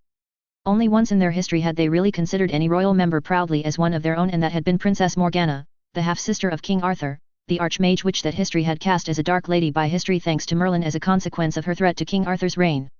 Of course she was actually a dark lady, but that wasn't a crime, it was only a negative term given by political opponents. Abraxas mused silently to himself. In any case, the news had sparked massive amounts of interest, and as more information was being released about Illos, more and more people grew envious as people they recognized and knew and were related to prospering in ways that seemed incredible to most ordinary people. To see those people prospering when many British people, whilst doing much better now, had suffered for years. Fortunately, it was not angry envy, not even slightly. Rather it was covetous, one that had people readily research and discuss the ancient kingdom of Camelot, the last true kingdom that wizards and witches had been able to call their own. Combined with the people's resurgent fascination in magical history, further strengthened by the plays about King Arthur, Excalibur, and other cultural propaganda shown in the Nine Realms Theatre, the idea of Illos was proving to be more enticing than any could have imagined. Which alarmed a number of their strongest detractors about where things were going. Much to his amusement. It was already too late, he mused to himself. History had a kind of momentum of its own, and right now, they were in freefall towards the inevitability. After all, it was at their hands history was tumbling towards this inevitable eventuality. Silence reigned for a few moments until the minister collapsed in on himself. Very well. Livermore said with a defeated sigh before he eyed not, surprisingly no hint of disdain in his eyes. You know the ramifications for Britain should the ICW find out about our mission will be grave. Ramifications that will be of little consequence. Not dismissed emotionlessly, our economy can withstand the sanctions they may place on us. Trade with Illos, Japan, Makusa, and even South America would easily fill the gap in our economy. I wasn't simply speaking economically. Livermore noted critically. As you are well aware. Abraxas smiled thinly at Livermore, and equally it is of little concern. The ICW will be dealt with. Abraxas' smile sharpened. It is an eventuality. Livermore said nothing for a moment as he stared at Abraxas before he nodded, seemingly accepting their words for the truth they were. I am a loyal servant of Her Majesty. He simply said, and not leaned back in his seat, a pleased expression shadowing his face. And with that, they were all aligned once more. Excellent. Abraxas said with a nod as he made to stand up, and before he made to leave he added, we leave early tomorrow. Dress in your finest, minister. A day later and an uncomfortable porte-clés journey later, they arrived at a silver-grey polished stone place, a plaza he'd only been to twice before. He frowned slightly and he noticed the others who'd been before did the same. Illos felt different. Magic felt, thicker, more plentiful, more substantial. More than even Hogwarts. He turned to Nott and he was almost surprised to see the man almost look hungry. He returned his eyes to the waiting party. There were 6 people in front of him, though only 2 were dressed somewhat normally as the other 4 wearing silver armor. Noises of surprise rang around him and he looked towards the sounds. There were 7 others with him. Amongst them, only Lestrange and Nott had been here before. Welcome, the man who seemed to be in charge said as he stepped forward. To Belva Hallow's terminal. And who are you? Livermore questioned before he looked to Saunders, who Livermore recognized from the papers. I am Ryan Smithrow, the chief representative of Illos, the equivalent of a minister of magic. He gestured to his right where Saunders was. And this is the High Chancellor Sandra Saunders, who is a senior member of the Illosian government. He explained before he paused momentarily. There isn't quite the equivalent of what she does, however she is at equal rank to myself. Abraxas inclined his head towards her, which she returned with a neutral nod. Over the years he'd begun to respect her despite her unfortunate blood status. She was fully committed to the goals of their mutual leaders and had fully integrated into the magical world. She was a symbol for those of similar backgrounds to aspire to. I see. Livermore said, a little more reserved and guarded as he straightened himself out a little. Abraxas exchanged a look with Lestrange before he glanced at Sidwell, who looked unconcerned. Abraxas never did find out why director of the DOM was requested to come to what was essentially a diplomatic mission. I am Jacob Livermore, the British Minister of Magic. He gestured to the rest of the company. With me are Lords Lestrange, Nott, and Malfoy, along with Misters Proudmoore and Diggory, who are senior members of Ouroboros, and then he gestured specifically to the other 2, and these are the Chief Unspeakable Sidwell of the DOM and the Head Director of International Cooperation Siegfried Davos. Rowe nodded to them before he gestured towards the exits. If you follow me, we will depart towards the main tower, our governmental building. I thought we were here to meet His and Her Majesty. Livermore said with a frown as they began walking. Their Graces will meet you in time.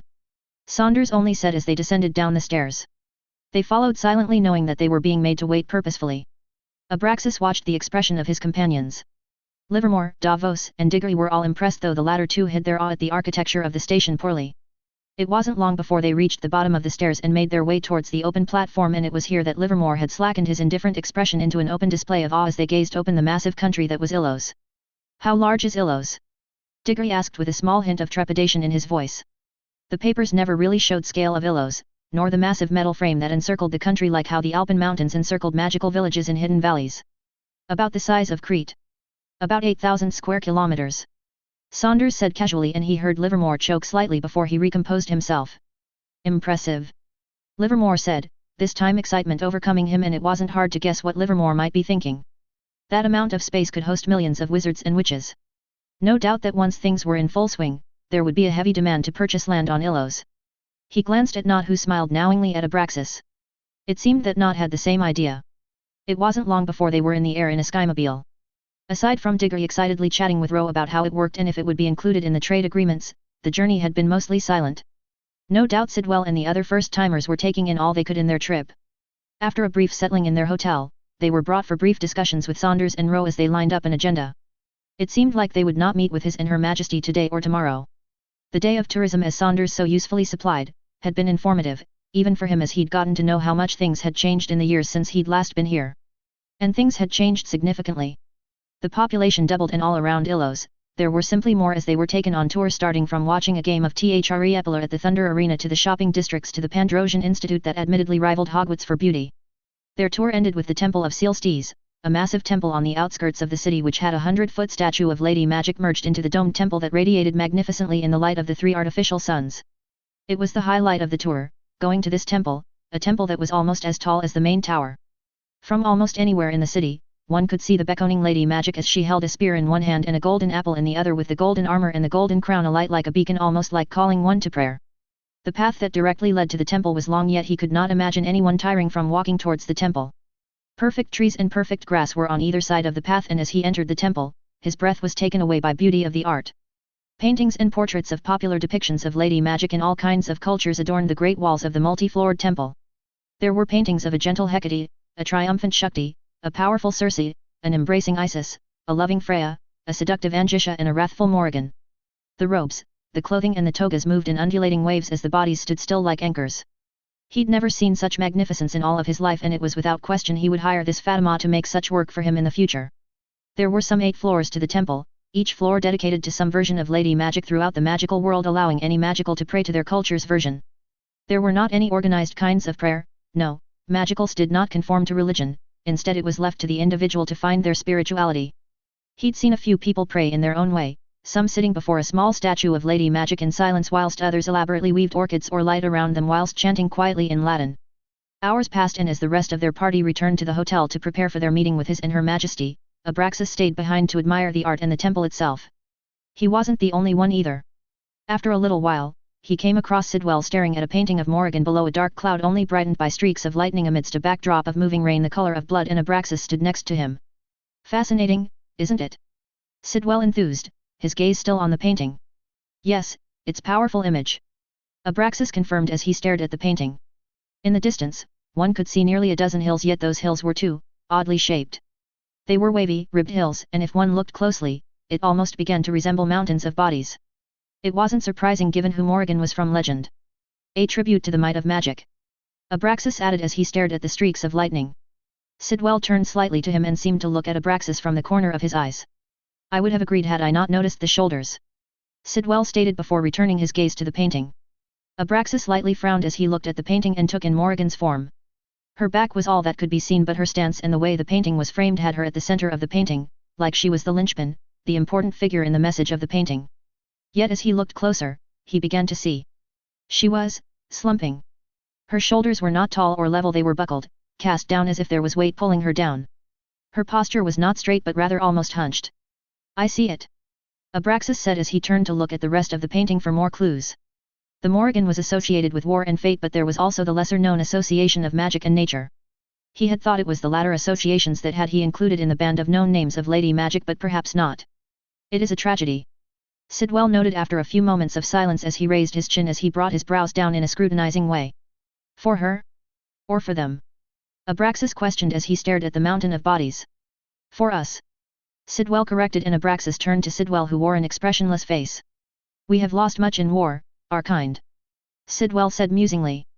"The magic taught in schools, whilst more pragmatic and utilitarian, pale to the more raw forms of magic that our ancestors once used. Most of which is long dead, forgotten by and burned away from history." Sidwell glanced at him momentarily before returning his gaze to the painting. He remained silent for some time before he spoke again. "Thousands of years of conflict has weathered away our knowledge. Thousands of years of magicals killing one another after the loss of Atlantis, each generation losing more knowledge than the last." Sidwell turned to him and Abraxas intently studied the man. "You think the Morrigan slumped form in is indicative of her mourning of those happenings?" Abraxas questioned curiously as he eyed the painting with scrutiny. "In some way or another," Sidwell said musingly. The way he was speaking, it was likely he knew more than Abraxas previously thought about the Sayre's greater plans about the magical world. Abraxas had not spent much time talking with the man who rose through the Department of Mysteries in a quiet affair. Rockwood never spoke of the goings-on in his workplace, but he did know that the man had some close association with their leader. Whatever he was here for, Abraxas was certain that it was linked to whatever she needed in Department of Mystery, and it was likely linked to the current happenings. The mountain of bodies is symbolic in many ways. It took a great many mountain of bodies to get where we are for good or ill, and it will be up to us to ensure we do not end up as the final mount," Sidwell said before he took his leave, leaving Abraxas on his own to ponder Sidwell's words and what he might know. A day later, he stood before a massive set of doors at the main tower. The massive silvery grey doors, engraved with golden runic symbols that he had difficulty placing, opened with a heavy thud, and they were led inside by the armoured guards. Livermore, Diggory and Davos were quiet as they all walked in, though he could feel the nervousness radiate from them. The assuredness they had in their meeting with Saunders and Rowe had disappeared like ash carried away in a gust of wind. He shared a glance with Lestrange and Knott, one looking almost giddy whilst the other had an intensity in his gaze, and knew that this was new territory for them as well. This would be the first time they'd see her in over a year, and the first time since she'd been elevated as queen. He had not seen Atticus Sayre years longer. They quietly walked into the huge chamber, their feet echoing quietly in the multi-storied high ceiling that gleamed with silver ornaments, whilst the white pillars shone almost like rods of white light with the way the sunlight was hitting them through the arched windows at the edges of the ceiling. Though that was not what drew all of their attentions. They came to a stop in front a set of steps, their eyes affixed on the two who sat before them in huge chairs ornamented with sphinx symbols and serpentine carvings. They were attired in purple robes, with Atticus Sayre's robes accentuated with silver whilst hers was accentuated with dark green. A flag with a purple-green sphinx in flight was surrounded by a circular dark green serpent that framed the crest stood proudly behind their seats next to the strange flag he'd seen all around illos of a purple tree-like stump with white roots growing from the stump reaching out to blue, yellow, and green stars. Their expressions were expressionless, but their eyes were aglow, his eyes a maelstrom of purple and greens whilst hers were near black-blue hue of power. He could almost hear the crackling magic and the hissing sound of the burning air amidst the indomitable aura they so effortlessly exuded. Even from this distance, he could feel instinctively of the imbalance of power. That the two before him within an instance could make that imbalance into physical reality if they chose to unleash the restraint on the magic that roiled underneath their skin, magic that churned in unfathomable magnitude. The way they looked and felt and held themselves in smoldering authority, it was almost inhuman, almost as if they were like two beings of divinity whose very radiance could burn them into ash if they got too close. It would have been laughable if it hadn't felt closer to the truth than not. And he knew that the others felt the same, the way the air surrounding them grew thick with tension, thick with the weight of authority the two before them had. An authority that all of them felt despite their lack of crowns. How far they had come. Abraxas mused to himself. In hindsight, the two of them had always been marked for greatness. He'd seen both of their rises almost from the beginning, and he scarcely could believe he was present for almost all of it, or that these inhuman beings had such human beginnings. And as he stared at them, their lack of crowns seemed irrelevant. Crowns didn't matter. It wasn't needed, and he did what his senses screamed at him to do. He bowed. Your Majesties. Abraxas said in a calm, smooth tone as he bowed from the hip, his back perfectly level as he stared at the steps before him. A chorus of Your Majesties immediately followed. Rise. Atticus' commanding tone was unmistakable, and neither was the immediate effect it had on all of them as they rose as one. Your Majesties. Livermore began, his voice was surprisingly calmer than Abraxas might have thought him capable. I am honored to be here today. He looked at Her Majesty and his head dipped once more. Your Grace, he said with his voice woven with a sense of reverence. Henry. It is good to see you again. I am glad you chose to come despite the short notice. Her Majesty said with piercing dark blue eyes. I am of Ouroboros. Livermore only said as his head dipped deeper. I am your servant had been left unsaid, but it was not needed. Her Majesty's expressionless face broke and a hint of a smile made its way on her face, yet good. Her eyes trailed across towards the rest of them. Then you understand at least in some way why you're here. Livermore stood straighter. I do. He confirmed before he glanced at the others in his government. We do. Diggory and Davos bowed their heads in confirmation. Her gaze turned from them and turned towards him, Lestrange and not, and it was a gaze that seemed to make time itself obey her as the moment stretched into infinity. In their world, power was everything. Blood, nobility, magic. In the aftermath of the Muggle plot against magical Britain, many in Ouroboros despised Muggles, especially the Muggle royals, with a cold hatred in their hearts. Who were the Muggles to command them? Who were the Muggles to think they could hold their magic hostage as they destroyed everything that made them who they were? They were nothing but Muggles who got lucky with Merlin's acquiescence. Yet, as he stood here, in the presence of those who had pure magic running through their veins as if it was blood itself, those who were favored by Lady Magic in a way that made him a believer of her existence as an entity. Momentarily all that came to mind was, they had the right. A fleeting thought passed through him, about his surprising acceptance of their unparalleled greatness, of their right over him. Perhaps it was because he had 14 years to come to terms with it, 14 years after he witnessed them bring down a massive piece of rock from the lifeless void that they shaped into the realm of magic that was Illos. Maybe it wasn't just that either, perhaps the years of his association with her and by proxy him had been enough for him to simply know that magic favored them. It was a simple truth equal to the certainty that the sun rose and fell. It simply was, this truth that magic favored them, just as he knew by experience that they favored magic above all else, and it was because all of that he knew that they truly had the divine right. A right that hadn't come from some false god that hated their kind, but from Lady Magic herself. A right that dark lords and ladies and rulers unconsciously tried to tap into but never managed to fully channel. Not since admittedly King Arthur. Not since ancient wizard kings of Babylon. Not until now. He glanced at Not and then Lestrange before he returned his gaze back at his and Her Majesty. The look on the king's face seemed to indicate that he knew what Abraxas was thinking. Abraxas bowed his head before he took a knee. In their world, power was everything. Blood, nobility, magic. I, Abraxas Septimus Malfoy, pledge my loyalty and that of House Malfoy to the royal houses of Sayre and Slytherin. This I so swear. Golden magic encircled him and he felt a binding settled around him, a binding that wasn't uncomfortable though he could feel its pull towards them. He looked up and saw the shocked looks of Livermore, of Davos, and Diggory on him. Not surprising given it is the first and only time they'd ever see a Malfoy on their knees. They would soon enough join him. Neither Not or Lestrange had such shocked looks, at least not overtly. Amusedly, he wondered how much it offended either of them that he did it first. He turned his gaze towards his monarchs and he wasn't disappointed.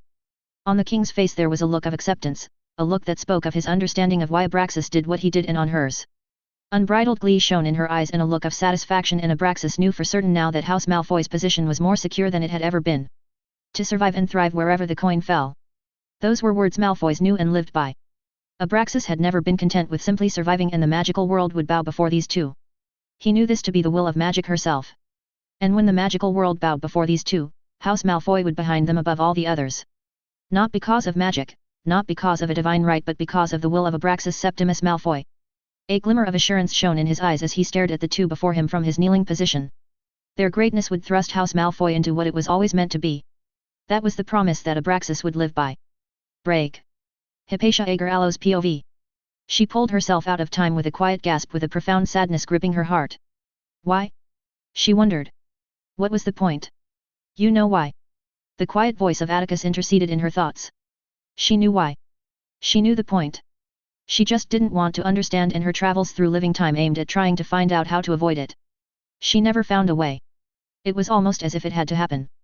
That so many thousands of people would have to die because of the uncompromising beliefs of one tiny group of people who thought they knew what was best for the future of mage kind. That war was inevitable because of the threat Illos and its ideals, and the future path that it opened for the rest of their kind were posed to their machinations for a slim, almost impossible future of a united Muggle and magical world. The war was inevitable when the world threatened to become a darker place under the shadows cast by the Raven's wings, where she'd seen people take a deep savage joy in destruction and murder. She let off a breathless sigh as she closed her eyes momentarily. All of her life she had thought war was a pointless exercise that weak people allowed to dominate them, that people allowed the primitive parts of their biology to dominate over them. They had magic.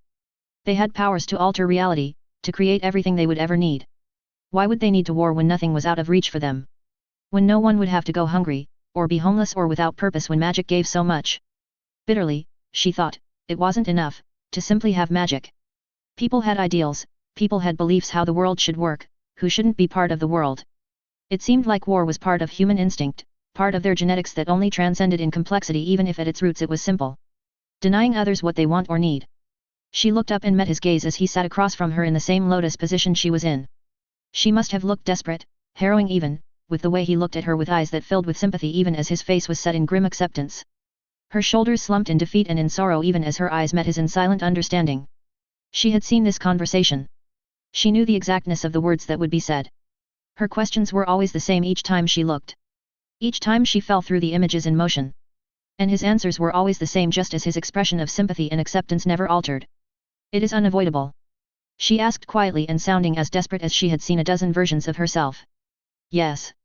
Was his simple answer, but the tone conveyed so much more. How often had he tried to change the future? How often had they prevented it? She broke away her gaze and looked past him and into the peaceful gardens of Sayre Manor. Her gaze settled onto the ancient Persea tree, the lone tree that overshadowed all other life in the gardens. Other possibilities exist, she said, going through the motions. They do. He confirmed, none of them bear fruit. Not in the way you would want. Her expression broke into deep sadness. Why? He said nothing for a moment. The artificial vines swayed the Persea tree with a gentle caress, the rustling leaves almost chimed musically. It was beautiful. She wanted to lose herself to this ambience, but she knew it was only 8 seconds until it was ruined, until he spoke and told her of the narrow path they wanted it all to happen so that Illos could not grow to what it could be. 3, 2, 1. The light shimmered slightly and she blinked. What? He still said nothing. Seconds later, and her eyes widened in shock as her mind caught up on the impossibility, and she turned to him and saw a triumphant gleam in his unique green and violet eyes. How? She exclaimed. She'd tried and tried for days, and each time the likely possibilities were only slightly different. Never had she ever encountered this moment in all of her visions. With great difficulty he admitted with a vague smile. She felt like she was about to burst with questions before she could. He spoke again. I will explain later, he said as he outstretched his hand. She kept her tongue, deciding to wait, and she eyed his hand curiously before looking at him quizzically. Give me your mother's necklace, he said to her, and she frowned, but as she made to speak he conjured a coin. Heads you say yes, tails, no. The coin floated towards her and she picked up the coin and she looked it over. It was her face and the face of a serpent tail on the other side. She looked at him once more and he had an unreadable expression on his face, and she just decided to flick the coin. When he got all mysterious sage, there was annoyingly very little she could do but to play along until they got to the end of whatever learning moment they were in. The coin soared into the air with a ding and a shiver went down her back, a shiver as a result of the strange tingling sensation that seemed to travel through her spine, which almost felt like a sense of déjà vu passing over her half a second before the coin landed back into her hand. She blinked away the strange sensation and opened her palm, and the serpent tail stared back at her. She looked to him. Tails, she said with a deep sense of curiosity tinging her voice. He closed his eyes, seemingly having gotten what he wished for. Moments passed, the soft sounds of rustling and dancing leaves in the mild wind loomed over them before she felt something change. The sense of déjà vu became pronounced, so pronounced that she felt like it was crawling across her nerves. It was discombobulating, the way the world seemed to break at the fault lines, No, it seemed to grow at the fault lines, breaking and splitting into mirror images as she began to see an overlay of existence. She saw doubles, traces of doubles wherever she looked. Two of Atticus, one hiding behind the other. Two of the Percy tree and of the statue, and she looked down and saw her right hand turn into two. And just as soon as the discombobulating feeling emerged, it disappeared, and she raised her towards him.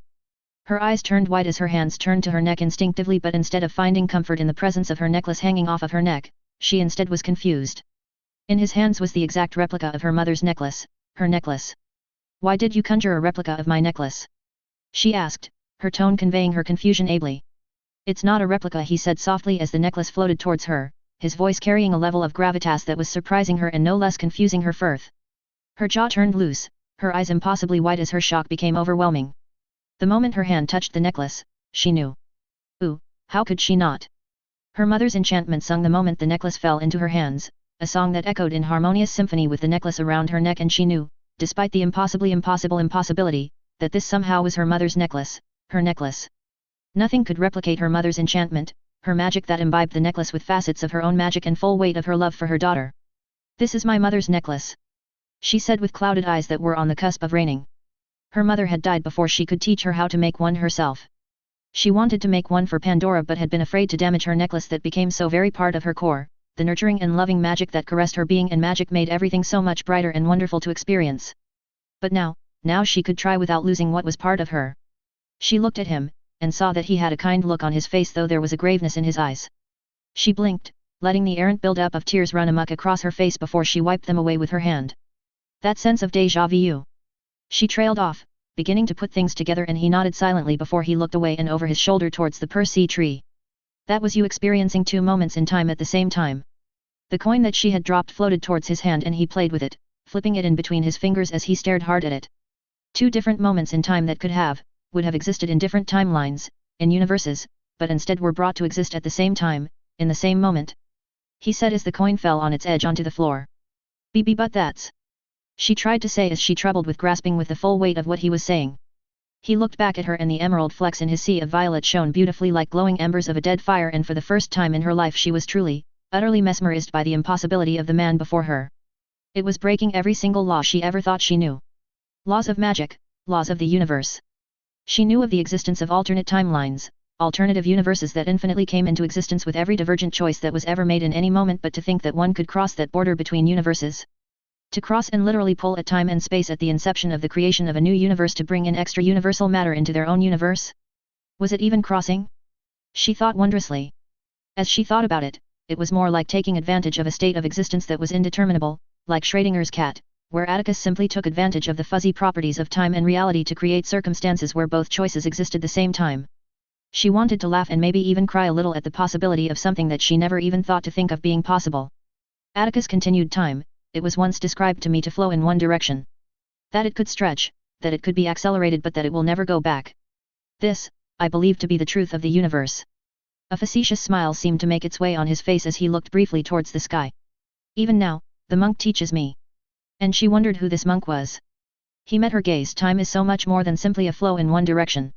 He said it with such conviction that it felt like a universal truth, and she was pulled back into her earliest memories of when she'd been a child with her parents telling her stories that she believed wholeheartedly and without further consideration.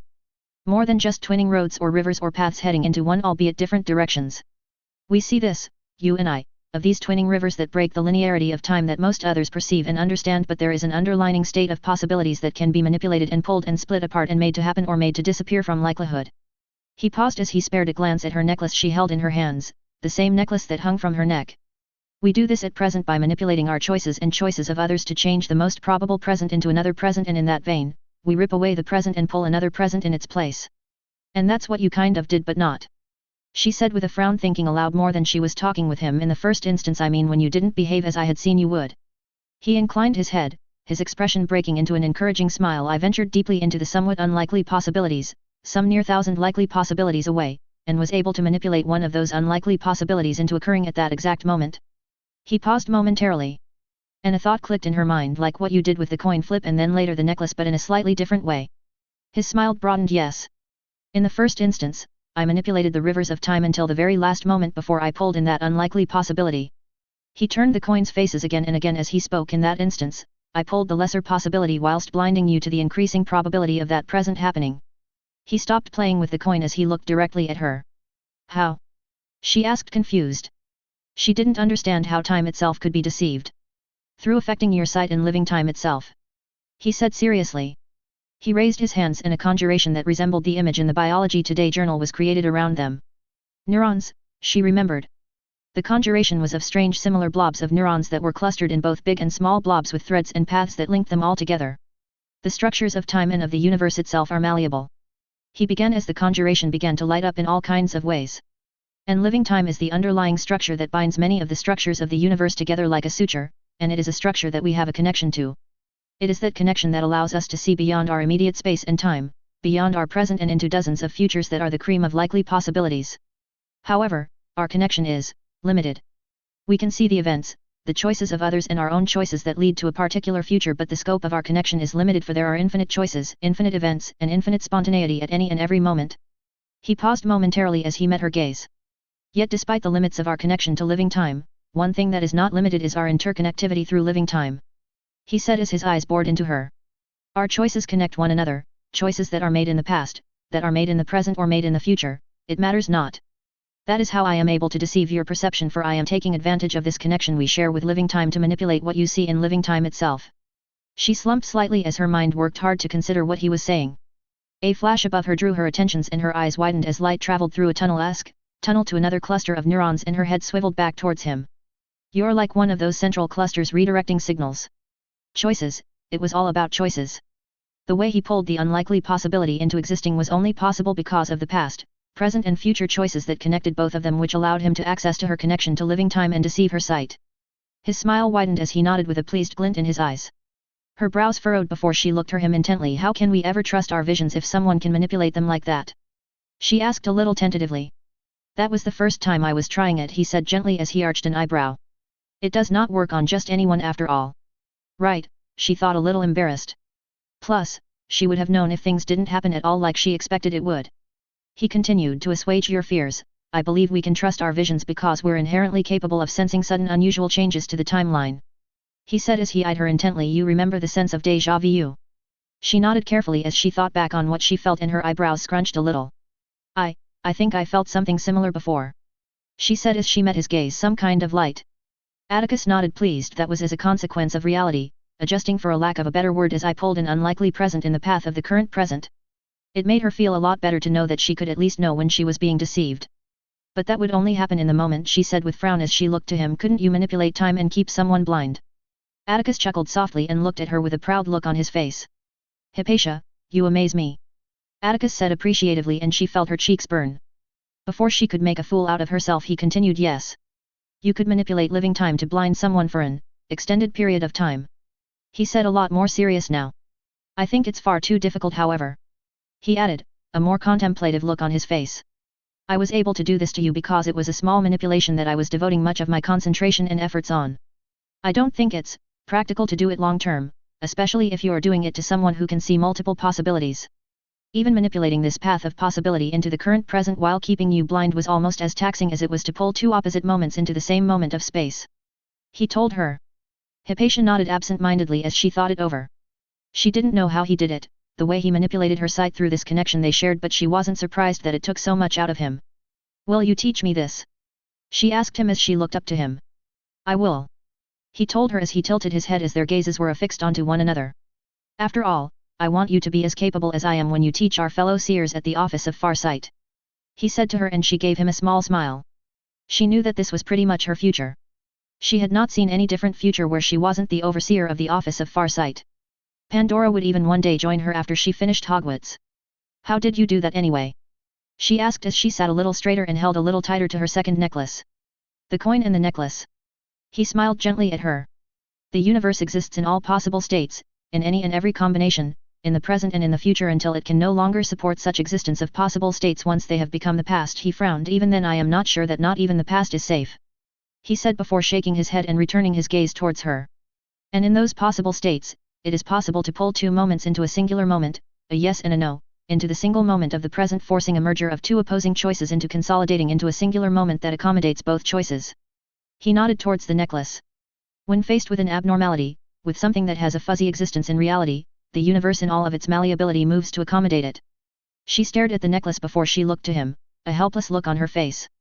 It's ridiculous, she said blankly. Atticus laughed heartily before he smiled at her with an amused look on his face. I know, I have learned to simply accept that rules are merely roadblocks to simply step aside from and just continue onwards.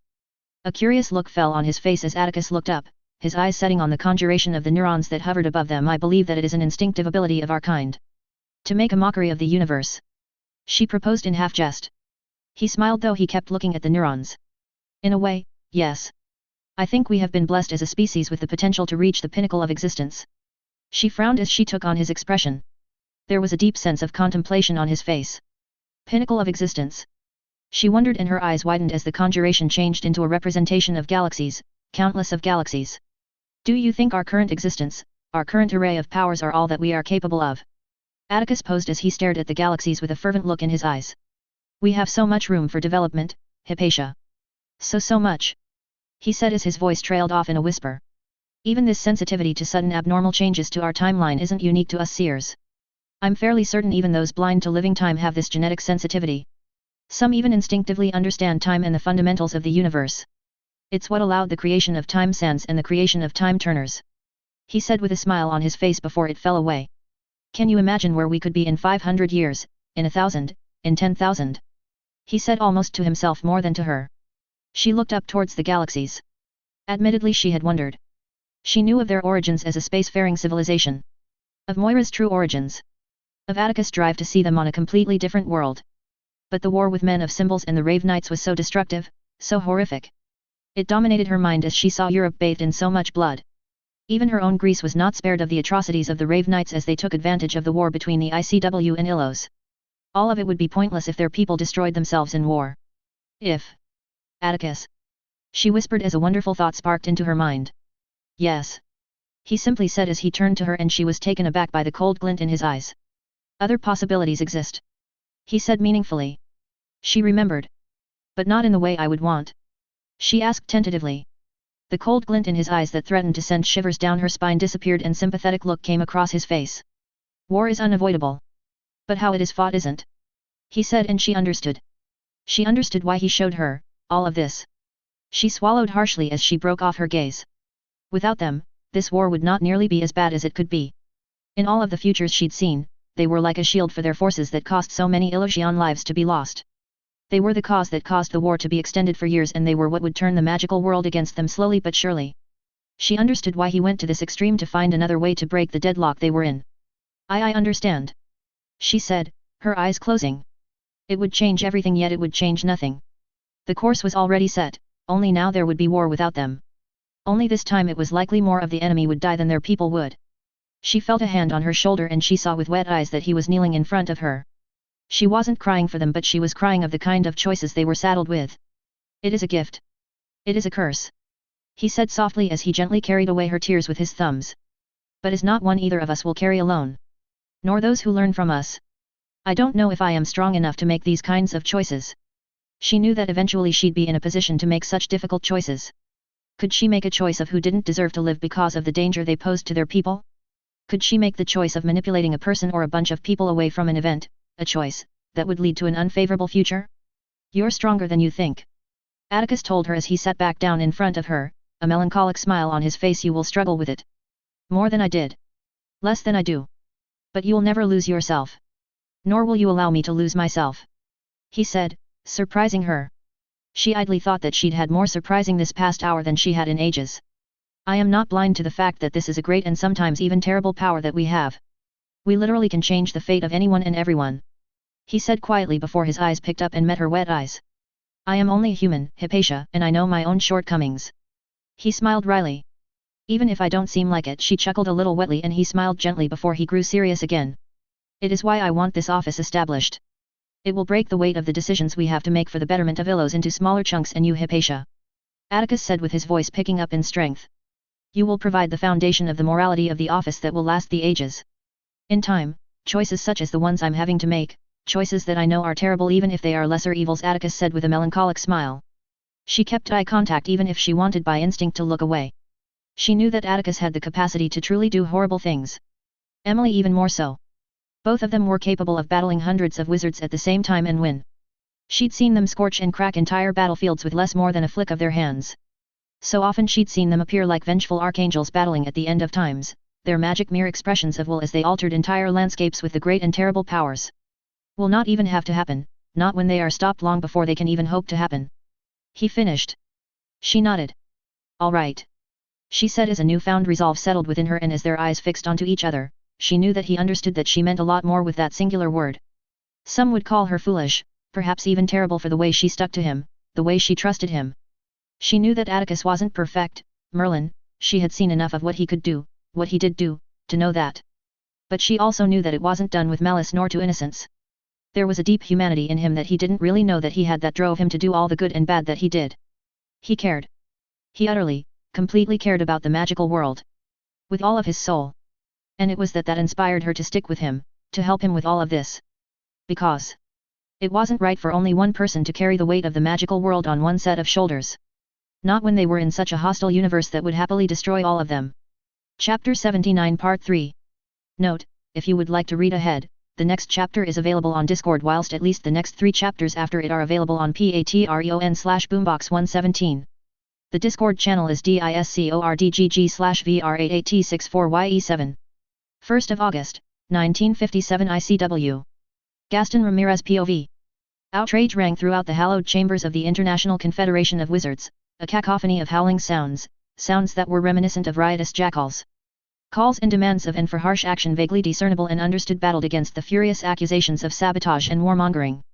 As Commander of International Affairs, an ICW body within the organization similar to the International Aura Department, though it was little more than Moses' front, and as such he was privy to these halls as part of his duties as the IA attaché. He couldn't help but let a shadow of disappointment mar his face, a mere fraction of his true contempt, as he stared at the men and women who were responsible for much of the magical world. Men and women that had decades of experience and with more than a few exceeding well over 15 decades in age bickered and shouted at one another with self-interest in mind, careless in their words and the consequences they yielded, consequences that would plunge a world into a war they didn't understand nor comprehended its goals. As he stood watchful, he wondered how it came to be like this, how the organization he'd worked for since his early 20s had become such a place of ignorance and self-interest in only 60 years. Don't be so naive, the gravelly voice of his father chastised him, a voice that often chastised or cynically corrected him of his erroneous and sometimes idealistic thoughts, and it was a voice that he had heard more in the past few months than he had decades prior as he looked around at the unimpressive visage of the mugwumps. It was always there, it always is. The higher you are, the clearer you see the smog and the more it sticks on you. He could see his late father in his mind's eye, his father half hidden by his straw hat as he wore his beloved and aged blue overalls, and he could hear his father's words through a disappointed face ringing in his ears as they often did whenever he spoke with burning calmness. And you, my dear boy, have it caked on you like a second set of clothing. With a rueful somber thought, Gaston wondered if his father hadn't been the wisest man he'd ever known before he soberly considered the situation once more. Things had moved so quickly in the past few months, so much so that ostracizing Illos was no longer the immediate action. Not since Mose suddenly changed direction and intensity that rippled through the magical world with awful and shameful fury. And perhaps it had been always there, that self-interest and blatant misuse of power, but it never became so glaring or so filthy when Mose began to act so heavily in the past few months. He could see the touch they had on the mugwumps, the way their hidden hands guiding their actions and their whispered words out of their mouths, and it was like watching serpent dragon slowly but assuredly swallow a live cow whole, feet first. They were behind the antagonism that was pushing the magical world into another war because of their obsession. He understood their obsession, and he understood their fear even more. The interpretation of the prophecy, a prophecy he had confirmed to be true, left little to imagination, yet the manner in which they decided to act to achieve the conditions in which the prophecy could not come to pass. It gnawed at his sense of right and wrong, this warped grey muck that his morals had turned into. Like an infection, it had disorientated him, left him unbalanced as if one of his limbs turned into a rotting putrid lump, and it made him perpetually ashamed at the manipulations that he was witness to, that he was accessory to. More than a few times he felt himself sink lower and lower into an abyss with crystallized damnation, an awful depth he'd sunk to that he couldn't escape from, and it was a far cry from the moral heights he once strove to and been destined to reach. The change of tact and operation at international affairs in the last few months had been increasingly jarring each time he and his colleagues intervened and made people change their minds. He remembered the shameful times when he'd taken part and watched proud men turn deathly pale with but a few words on parchment held with quivering hands, and as time went on, and the results became more difficult to swallow, he was becoming numb to it all, accepting it all for what it was. As the Supreme Mugwump got things under control, as magic enforced order into the chambers, he thought the fact that it was for the betterment for the magical world didn't help nearly as much as it should, as he might have expected. His gaze fell on the Bulgarian mugwump who had been watching the entire affair with what he could only describe as dispassionate amusement as he lounged back in his seat, his sheer presence radiating as he were a cat playing with a ball of yarn. Odyssey was the epitome of what the ICW was becoming, the consequence, the example of what international affairs and Mose were permitting to sit amongst what had once been a body of justice committed to a united goal of seeing their world protected and preserved. All because of their drive to stave off an apocalyptic future with any means necessary. The characters of these people were unimportant, irrelevant in comparison to the power they wielded, magical or political, and such deals with the devil couldn't be summed up better than the ones struck with the Raven recently, a key weapon in the war to come. Unsavory politicians. Foul men with poisonous beliefs who sought to infect others. Dark wizards masquerading as civilized men. All in the name of preventing a prophecy that heralded the end of magic. I thank you, Honorable Supreme Mugwump, the Mugwump for Egypt, in a smile that raised Ramirez's hackles. It was the same oily smile he'd seen on the faces of German, Austrian, and Danish officials when he pursued Grindelwald throughout Europe. Boutros had grown in sizable power over the past decade or so as he consolidated power in the Egyptian ministry with the considerable aid of the ICW.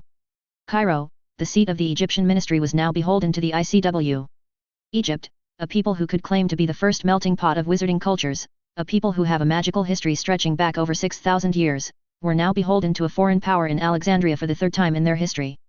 Boutros looked around the chambers. I can understand the intensity of runaway emotion that my fellow colleagues have shown in this sacred chambers. It is not with an easy heart that we must consider the testimony of our esteemed colleagues. Ramirez spared the diplomats who went to meet with Saunders a look. The diplomats had been a combination of senior personnel from the administrative agency and mugwumps chosen by the assembly. Most of them hard-faced, yet the Spanish mugwump looked miserable, almost ashamed. Her testimony had been utterly emotionless and exact accounting he'd ever heard before. He felt a pang of sympathy for the woman.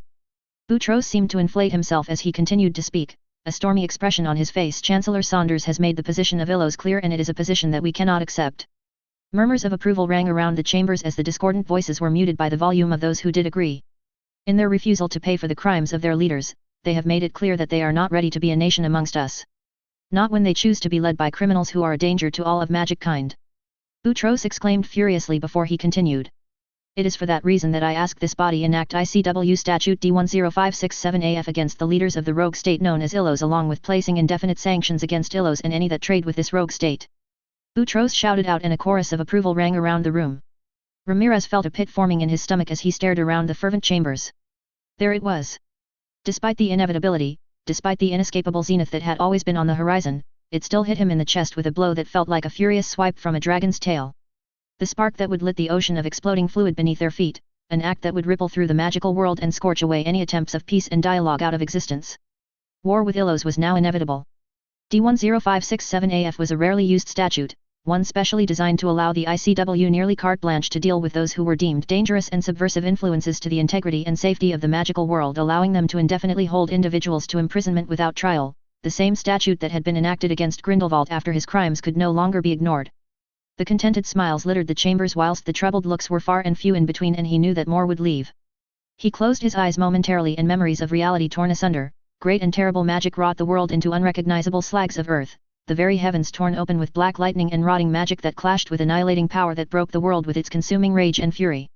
They smiled, but they did not understand how awful the situation was, how they had etched a conflict into existence that would swallow the magical world whole. Time, it seemed, had eroded the magnitude of the disparity of Atticus Sayre's power. Grindelwald had not intended to win the war, and he had come close anyway. Had he truly been content to win the war and rule the magical Europe, chances are he might well have succeeded. The imbalance between what he could do and the thousands of men he had at his beck and call would have been enough. And now they were joyous to want to war against an enemy that boasted 2 archmages, one likely to be the most powerful mage to ever exist, and who have thousands of loyal mages at their backs willing to sacrifice their lives for Atticus Sayre, just as the Knights of Mimpost would have done without question. The necessity of the Raven and Odyssey never felt more sickening than in this exact moment, the necessity of their power to be able to stand a chance to defeat the Sayres. Had he not seen the veracity of the prophecy himself? He reopened his eyes, and a hardness shone through his eyes that could crush diamonds under the weight of his determination. Mose were not blind, they were not ignorant of the impossibility they set for their forces, for his men, to fight against an enemy could tear down the very heavens with an expression of will alone. It was why they divulged to him of their ability to see the future much like Atticus Sayre could, and why they believed they could avert this prophecy with the existence of the Raven, who was as much or was going to be a powerhouse as Atticus Sayre himself was. A deal struck with a devil that may prove to be little better than Grindelwald, yet it was infinitely better than the apocalyptic future Atticus Sayre would bring forth. They were sacrificing the present to save the future, and perhaps the future that may replace the apocalyptic future would be worse than how it was at present, with blood purism running rampant in Europe, swathes of Eastern Europe falling under the sphere of the Rave Knights, and the ICW transforming into an authoritarian entity that imposed itself onto peoples and governments without restraint yet. Yet it was a future for the magical world, even if he feared the path Mose was taking. He was not privy to their dealings beyond a certain degree, to their plans which he only knew abstractly, only the objectives they set out for him to achieve. In a way he was happy to be ignorant of the finer details of their plans, and he felt shamed by that admittance. In the end he only hoped they understood despite their sight that actions had consequences. Prophecies were unwieldy phenomena, odes of ill tidings, of inevitabilities, or of inconsequence, it mattered not. Magic herself sung those odes into the world through the mouths of her prophets, odes that went unheard far more often than they were heard, odes that would never happen even if heard, and he wished this prophecy had been an ode that had been left unheard. Prophecies were double-edged swords without hilts, and no one could wield them, manipulate them without suffering the consequences. Still, no matter his misgivings, no matter the guilt he felt for the actions he took and permitted, in the end he would do what he'd always done. He did not believe himself to be a good man, not anymore, not for a long time now, but he had always fought for the right side, the side that prevailed over greater evils. His grim smile fell off as the supreme mugwump called the vote, a cloud of luminescent green lights overwhelming the few embers of reds, and he turned on his heel towards the heavy set of doors, his face etched in a hard stoic face. In the end he would always fight for the right side. Even if he hated himself for doing so. Break. Ferdinand Dalsino POV. Symbols. Cyril began, his emotionless eyes roving around the room before they settled onto him. The moment of our victory is fast approaching, he said, a rare note of triumph creeping into his voice. Ferdinand's mouth curled upward in a sneering but smirking fashion. His efforts, his labors, had borne fruits of such magnitude that it was historic. Cyril had tasked him to recreate what their forebears had been capable of, to recreate feats lost for generations, promising death if he failed in this mission. It had taken him almost a year of non-stop meditation and labor that nearly drove him mad, to a way to break through his limitations, to find out the chink in the armor of their implacable enemy, his only route to stave away certain death at the hands of Cyril or Sayer, and he'd finally managed to 2 months ago. He'd found a way to delay choices until at near the precise moment that altered timelines, a way to make it seem like the future was always heading down the left path until just before, at the moment of no return, veering right, preventing Sayer from being able to counter their actions. It required immense concentration, immense willpower, and so far only Cyril and Ephesus were the only ones capable of it other than him. No longer were they constrained to reacting to Sayer's changing, no longer were they playing a chess match on a board made of fate with endless pieces that sapped at them, but now they could ensnare Sayer into a trap of their making that would make it too late for him not to arrive at death's door, or his people. Collaborators that Sayer worked inhumanly to hide from their gaze, and those that they did see were whisked away before their men could apprehend them. The times when they came close, the hounds of death had come and intervened, often leaving a trail of death in their wake. It was in one of those instances that made it clear that Sayer had rules to this game, rules that made it clear direct actions against him, his family or his people would result in the same consequences. Again and again, their visions had changed to gruesome deaths until they had to concede, having to admit defeat and swallow their pride and play the game in the narrow terms Sayer forced them into. Now, they had the upper hand. The only issue with this ability was that the future became blind, the right fork of the road was as dark as shadows, a future that they conspiring to make happen, but one they could not view due to their trajectory towards the left fork that would continue until it was changed at the last moment. However, their enemy would be just as blind as they were, and the undeniable advantage they now held access to was what was going to win them this war. A war that was coming to an end soon with the destruction of Ilos and the death of the Sayers. They would deal with the Rave Knights afterwards, and the design as they saw fit would come into being. Pergamum scowled angrily but said nothing, and the smirk on Ferdinand's face deepened. As a consequence of the others' limitations, they were kept ignorant to ensure that the advantage was kept lest their enemy learn before they could strike a death blow against him. Pergamum's growing exclusion from matters of the three all but heralded his own rise to the leadership of their organization. Laodicea's death had been a great boon, for it kept Pergamum's anger contained lest he find himself equally bereft of life. In any case, there was little that would be discussed of value in this meeting. All of this was theater in a way, and they all knew it even if they were unaware of the details. Theater meant to ensure that the fork would continue on its trajectory without issue. An hour passed as they went through the motions before he was left alone with Cyril and Ephesus. Ramirez will soon be on his way to retrieve the asset, Ephesus said. A slight deviation to the timeline, but nothing major. Cyril titled his head towards him. It seems like Sayer has remained limited as we suspected. A pattern had been established that made it clear that Sayer had limitations, glaring limitations that they determined after they analyzed every single action and reaction of themselves and Sayer. He was vulnerable to the actions of others and to the actions that would not be apparent if they were set to pay off far enough in the future. They determined his limit was 30 years in the future, a far cry from their ability to see until the end of their timelines, which before the veil had been stripped had been to their deaths more than 100 years in the future for some of them. Ferdinand was skeptical. However, the test might have succeeded, but it is not conclusive. He said pointedly. They set in motion a plan to assassinate the entire Sayer bloodline some 35 years in the future, and it still continued apace without any interference. No. Ephesus agreed. However, if you consider all the individual tests that we have gathered on his abilities, it is clear that it is far more probable that he is limited in his ability with celestial time. We have argued this point enough times, Cyril said dismissively. In the end, overcaution without proof of validity will only guarantee our defeat, not enable it. Ferdinand sneered internally, though he grudgingly agreed with the sentiment. Now, Cyril said as he folded his hands onto the table, his emotionless eyes roving between him and Ephesus, let us address the unacceptable mobilization times of our forces. Break. 3rd of August, 1957, St. Mungo's Hospital. Doria Potter POV. Doria looked over the file of her next patient, a small frown on her face as she looked over the stated symptoms. It was an unusual reaction, but not entirely uncommon. She got up from her seat and left her office towards the waiting room. The waiting room in the Di Llewellyn ward was relatively sparse this evening, and there were only about 6 people waiting.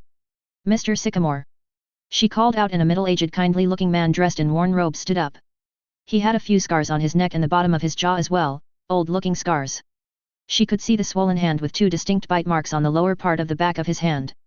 "Ma'am," the man said in his surprisingly baroque voice. "Follow me, please," Doria said as she smiled politely at the man, and she took him to her clinical room. As a senior healer, they were required to take clinic duties across the different floors when cases in their area of expertise were light. She waved her wand over his hand, a light yellow glow wrapped around his hand, and it's been throbbing despite applying essence of Didony. Doria asked as her magic intuitively communicated the results of her scans to her. "Yes," Mr. Sycamore said with a wince as he bent his fingers slightly. "I've been bitten before, a few decades ago, and all it took then was a little bit of Didony." She hummed as she stopped her scan and went towards her cabinet before she returned with a few different healing bombs. It's not uncommon to develop immunity to Didony. She paused as she applied one of the stronger curative healing bombs on the outskirts of his wound. "You're in the creature rearing industry, correct?" she asked with a glance at the man's face. The man nodded yes. "Over 70 years now. Likely used Didony often to treat wounds in that time too," she surmised, and the man nodded affirmatively. A few tests later that tested his reactions to the healing bombs, she determined which healing bomb was best suited for the man. "You have to reapply the sanding burdock bomb again tomorrow around midday," she said as she wrapped the man's hand up that was lathed in the bomb underneath the cloth. "Only once more and you'll be as good as new," she said with a small smile before she grew a little serious. "I'd advise you stop using Didony to treat any wounds you may receive at work. At best it will only stop bleeding instead of knitting the wounds close," she told him as she got up and handed the man a small pot of the burdock bomb, who took it appreciatively from her hands. "Oh, I will have to get rid of it then," the man said with a sigh before he looked to her with an appreciative smile. "Thank you, ma'am," the man said with a bow of the head. Doria smiled at the man before she led the man out of her temporary office. It was almost 9 o'clock in the evening when she had seen her last patient, and she felt like a bag of potatoes by the time she finished. Charles was likely still in the office today, knowing that she would finish late, so she decided to spend a bit of time at the staff lounge with her colleagues before she went home to sleep. She walked through staff canteen and stopped in her tracks at the sight of her colleagues crowding the MTV with seats arranged in a semicircle that were all filled, whilst there were a few people standing behind the sofas. She quickly walked towards them with a frown on her face and saw that they were watching Percival Pruitt, the famous anchor man of evening news on the Camelot Britannia channel, discussing about what the minister might have to say. She stopped next to Jack Greaves, who stood with his arms folded and a concerned frown on his face, and asked with surprise in her voice, "What's going on?" Greaves looked towards her. "Pruitt said that the minister is making an emergency announcement at 9 p.m. Greaves broke his gaze and looked at the clock. "In about 4 minutes. He said as he looked to her with careful smile. "You made it just in time, Doria." It was strange for the minister to make announcements in the late evening on the screen. She listened to the discussions by Pruitt and his guests, but it was mostly speculation, it seemed like. "And there isn't any clue what it might be about?" "No." Greaves confirmed. "Most people think it's related to Illos though," he said without hesitation in his voice. Doria's expression remained carefully non-reactive to what he said. "Why?" she asked, already thinking it might be related to the disastrous negotiations in New York. "The minister hasn't really once spoken about Illos ever, has he?" she added. It was a criticism of the minister that was levied against them. The public hadn't been demanding anything yet, but that was mostly because of the wariness towards the ICW, who were cracking down against any nation that wanted to associate with Illos. Greaves looked at her with a curious look. "True," he conceded, "but other world leaders have spoken about Illos," he said with a concerned tone before he shook his head. "The minister can't really keep his quiet any further," Greaves said with thinned lips as he turned his gaze to the screen. "I don't envy him," Greaves said quietly, "but I think he'll do the right thing. It's about time, given how blatant the injustice is." he said with quiet confidence. Doria swallowed a little harshly as she turned to the screen. Injustice. A word that felt so heavy with all that was attached to it. And it was a word that felt righter than most others. The way that the ICW treated Atticus Sayer and Illos was not right, and it reminded her so much of the previous ministry. So much had changed over the past few years, change that she could scarcely believe was possible was now something she expected to always remain the same. Blood purism that ran riot in Germany and in Norway and once upon a time had dominated in magical Britain was almost a thing of the past now. Almost, of course. There was not a chance in hell, she imagined, that the British nobility would allow their heirs to marry a Muggleborn but a cousin far removed from the direct line of succession. The idea was no longer preposterous and even in some circles welcomed in a bid to diversify blood for the future, as research into squib births was proving to support the infamous report on Muggleborn and their origins. Even so, the changes were positive, and as time passed the age-old tensions were dissipating. And, with a feeling of guilt, she knew that this had been exactly what Atticus had wished for. Equality under the law. Equality in opportunity. And it was what he was betrayed and exiled for.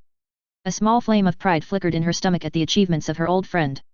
She always knew that he'd be capable of creating wonders, and what wonders he built. She would readily admit that she drank in every little information she could about Illos, about her old friend and what he'd been up to. She'd even interrogated Parides, who was an acquaintance of hers, and it only left her starving for more. A rueful smile came across her face, one that was in remembrance of how hard she tried to not remember her old friend's face, and now she couldn't have enough of it. Even in his kingly attire, she believed that he hadn't really changed.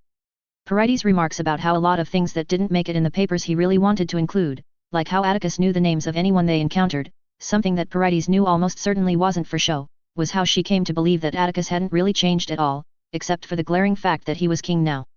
She hadn't expected him to do such a thing, to elevate himself in a way that was incredibly uncomfortable. There was a taboo on kings of magical origin. A taboo that was thousands of years old, that stemmed back to the days of the ancient pantheons. One that the Romanovs had avoided by nature of their junior status of the Romanov family, despite the senior branch's squib status, which therefore they couldn't call upon the connection that was tied to their kingdom. Her maiden family's library had helped educate her on the matter itself, the connection that kings held to their subjects, a bond that was tied to family magic much like how the magic of the Wiesengamot had been tied to the noble families, and it was a bond that the books had considered as sacred as the one's connection to family magic itself.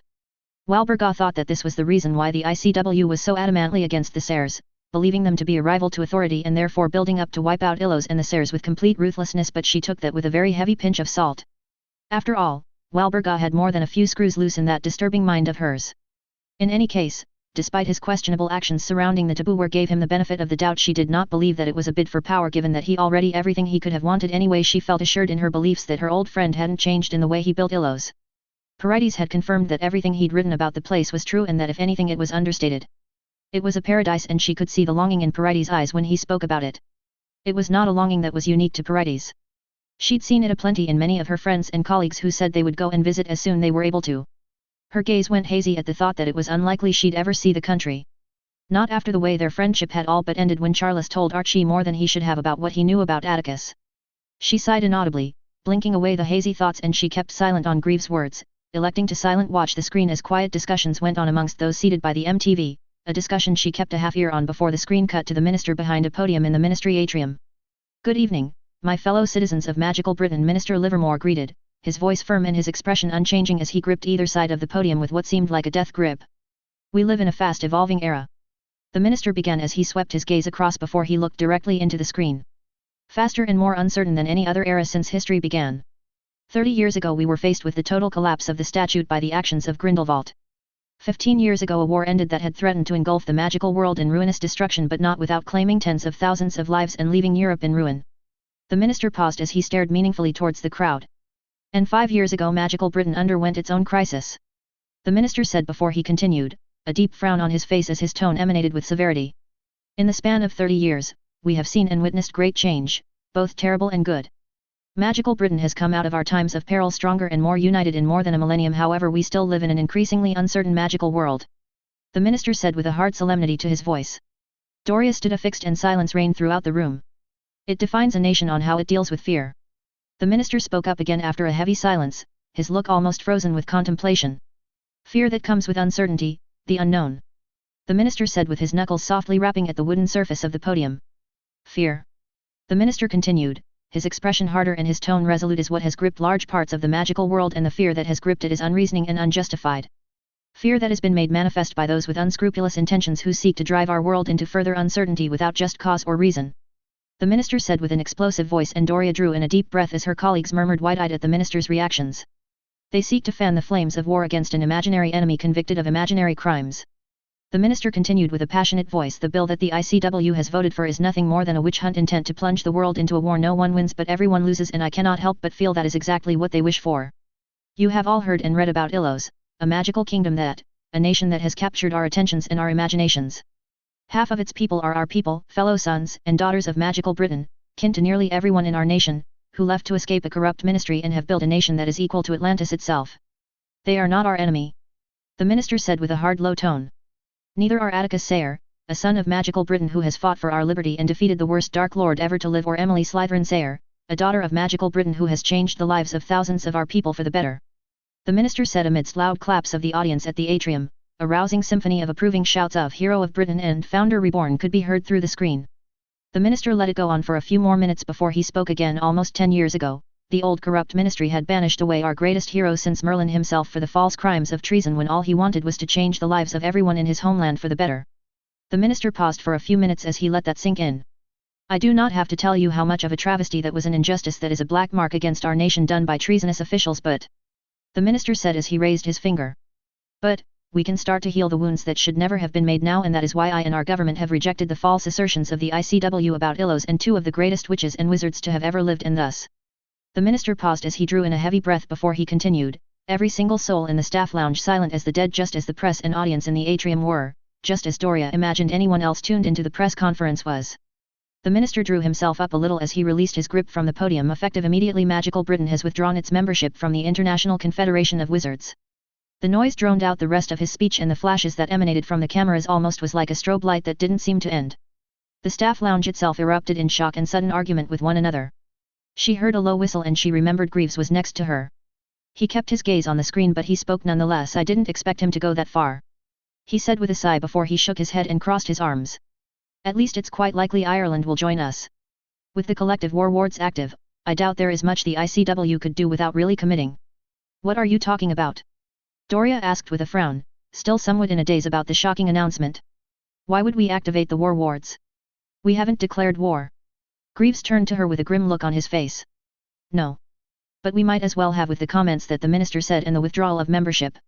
You really think it'll come to war? Doria asked, stricken. She remembered the last war and the amount of pain and death she'd seen. For it to touch her homeland. Greaves remained silent for a few moments. I don't think so. Our support probably won't go that far. He said finally before he shook his head. I don't know. Honestly, it depends on how closely we align with Ilos. Greaves looked at the screen again and she followed his gaze and saw that Pruitt was in a heated discussion with his guests, though she couldn't really hear anything considering her colleagues were awfully loud still. At least it is the right thing to do. Greaves said with a sigh before he turned around and made to walk away, though not without uttering, we're going to be in for some interesting times. Doria remained still for a few more moments before she walked away too. She felt conflicted about the whole ordeal, though surprisingly she felt mostly pleased that the British ministry wasn't against her old friend. She shook her head and she quickly walked towards the flue. She and Charles would have much to discuss. Break. 4th of August, 1957. Ilos.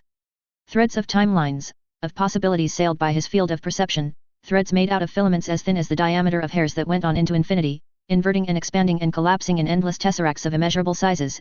In this space he constructed within his consciousness where his existence was beyond 3 dimensions.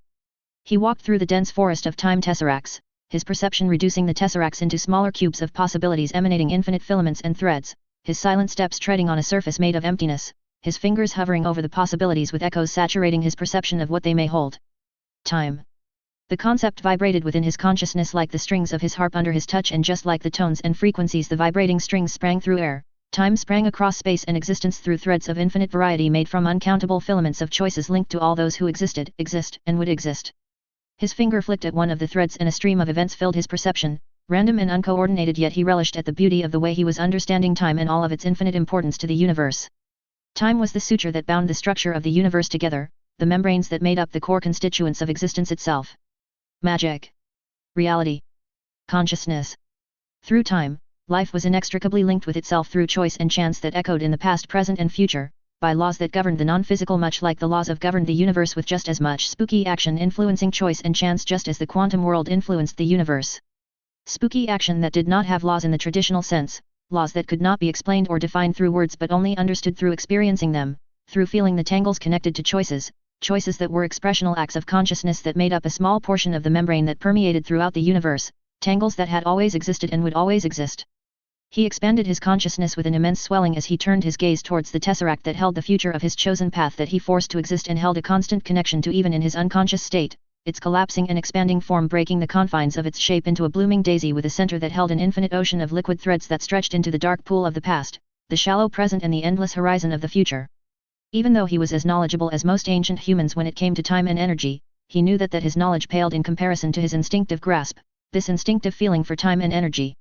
It was like using words to describe emotions at their heights, when emotions rose to zeniths that words were ill-equipped to truly describe the full breadth of the emotions' power in those unforgettable moments.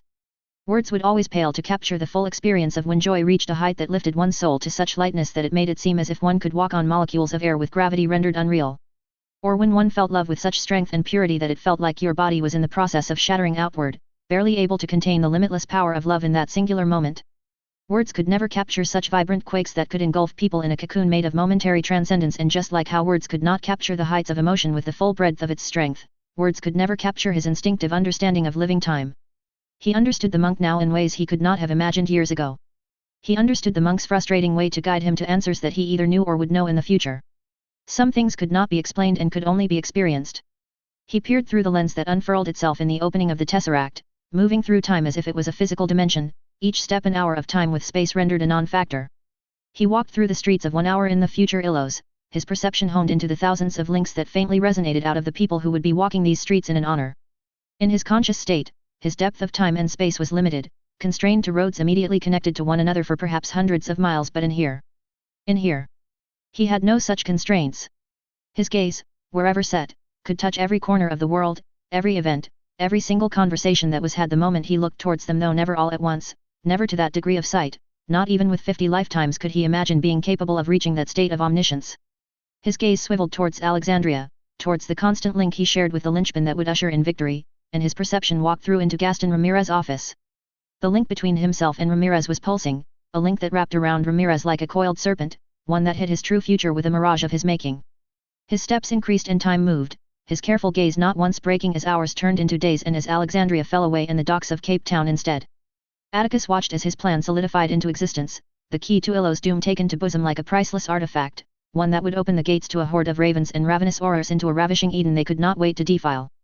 He watched as he battled with the raven with restraint and Emily battled with Cull Aica, and he watched as all that they had worked for was destroyed in a fiery explosion that launched Illos into Antarctica, unleashing environmental catastrophe on the world.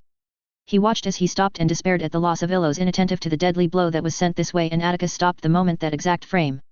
His gaze fell on the slanted surface of Illos, littered with bodies and broken buildings, littered with those whose names he had memorized the moment they were born in his home or when they became citizens of their new home. A swell of suffering rippled through his being. It was jarring to know intimately the consequences of failure, of their enemies' implacability, to see them utterly annihilated without restraint. A distant, very improbable future that was never to happen, but it was one possibility nonetheless. The future the men of symbols saw and moved to make happen. It was humbling, Atticus mused with a heavy expression draped on his face, his gaze set on the anguished face of his possible future self.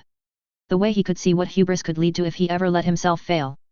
His expression hardened as he pulled himself out of the possibility, out of the trap fashioned out of choice and the bounds that he tightened around the nooses of their necks. They made their choice, just as those who followed them did. They had the opportunity to find another way to prevent this rather incredible misunderstanding of prophecy.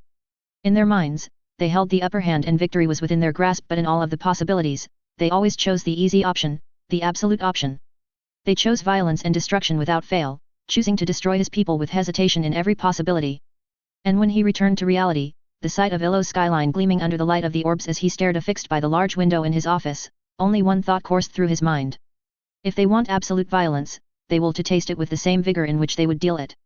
He wasn't sure how long he stood affixed watching life go on in the streets of Illos when the door to his office was opened.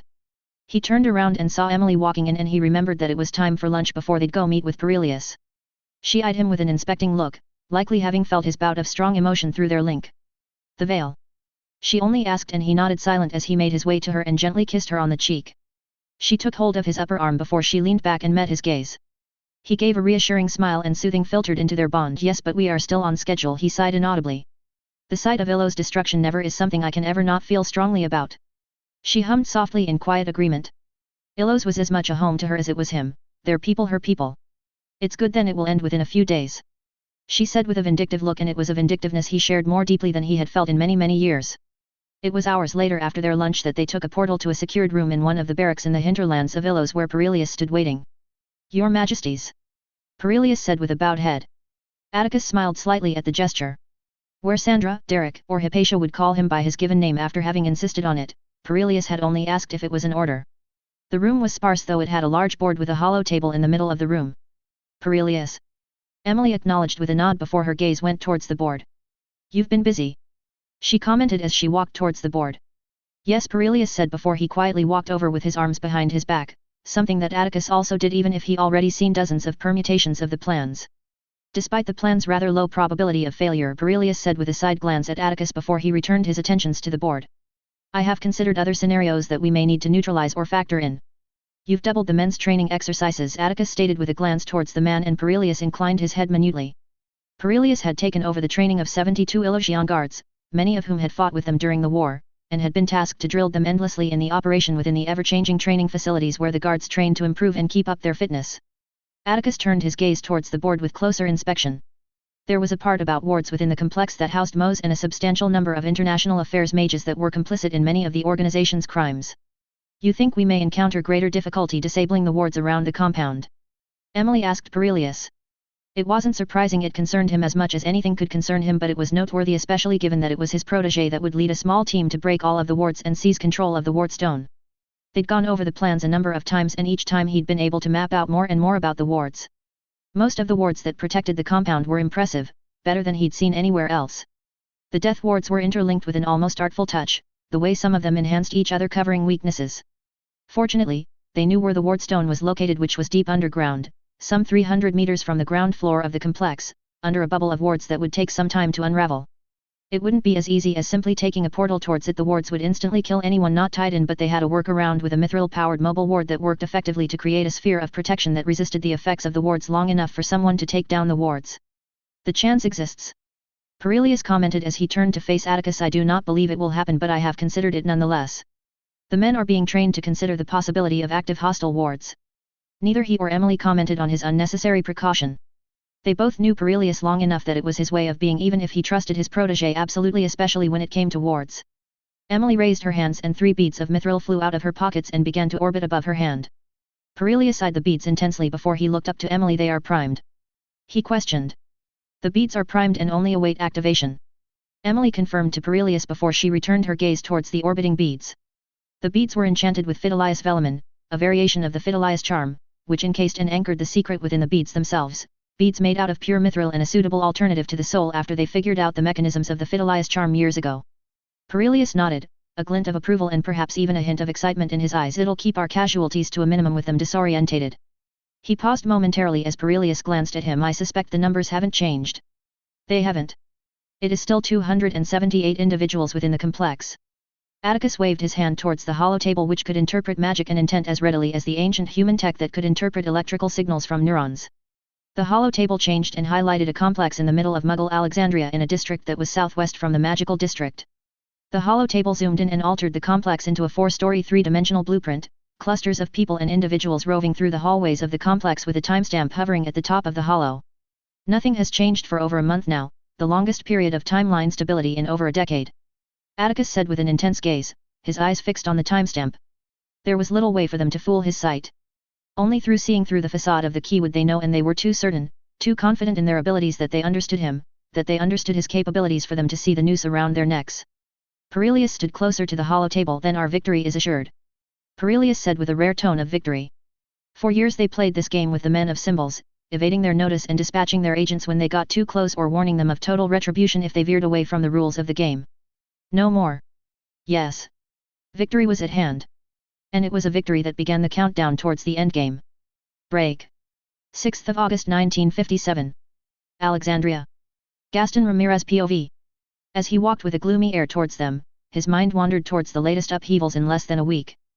6 more nations broke away in the last 2 days from the ICW after Magical Britain. There was talk about France and India following suit, and he didn't doubt there were others who were considering it. It seemed like the rumors of aura contributions being demanded had worked in pushing hesitant nations over the limit, rumors that didn't even have a basis in truth. He sighed as the heavy doors opened with an ancient crawl and refocused his mind. The heavy doors closed behind him with a heavy thud, his boots rang in the echo-wide chambers like bells ringing at the stroke of midday. The same sight of obscured men greeted him as they always did, and he did well to hide that biting taste of disdain that threatened to mar his face. There was a dossier on the table before him and he stepped forward. "What is this?" he asked as he opened the dossier with a frown. "Your next mission." Ramirez looked up and the man in the middle, the man who had called himself Huntlar, was leaning forward. Ramirez glanced at the other 2 men for a moment before sitting down and began to read the dossier. It was always like this, crumbles were fed and left him unsatisfied, but always he'd be forced to return by his own stubborn will. His frown deepened as he the document. The document detailed events and companies and individuals that operated in the Muggle world. Years of proof of Muggle ships being expanded magically to several times its normal cargo size, method of propulsion that were heavily magical, even some instances of magic being used in manufacturing.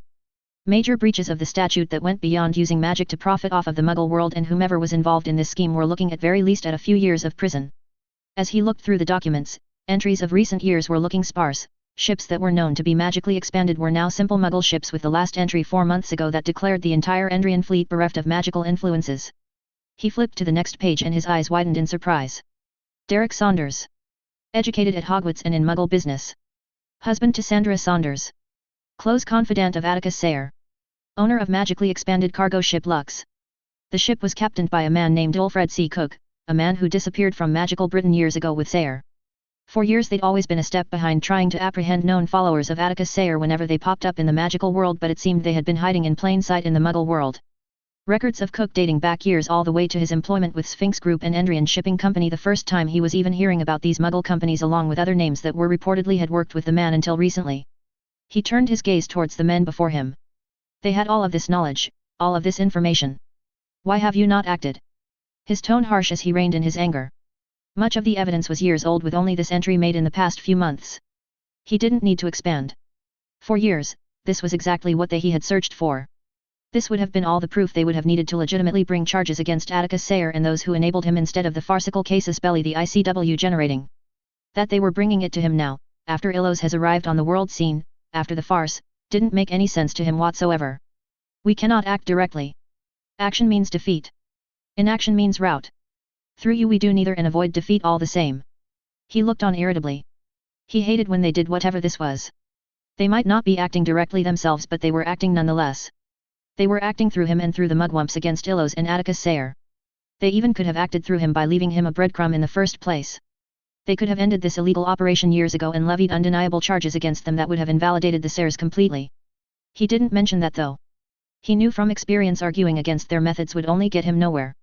Very well, he said as he took the dossier and placed it inside his robes and turned on his heels.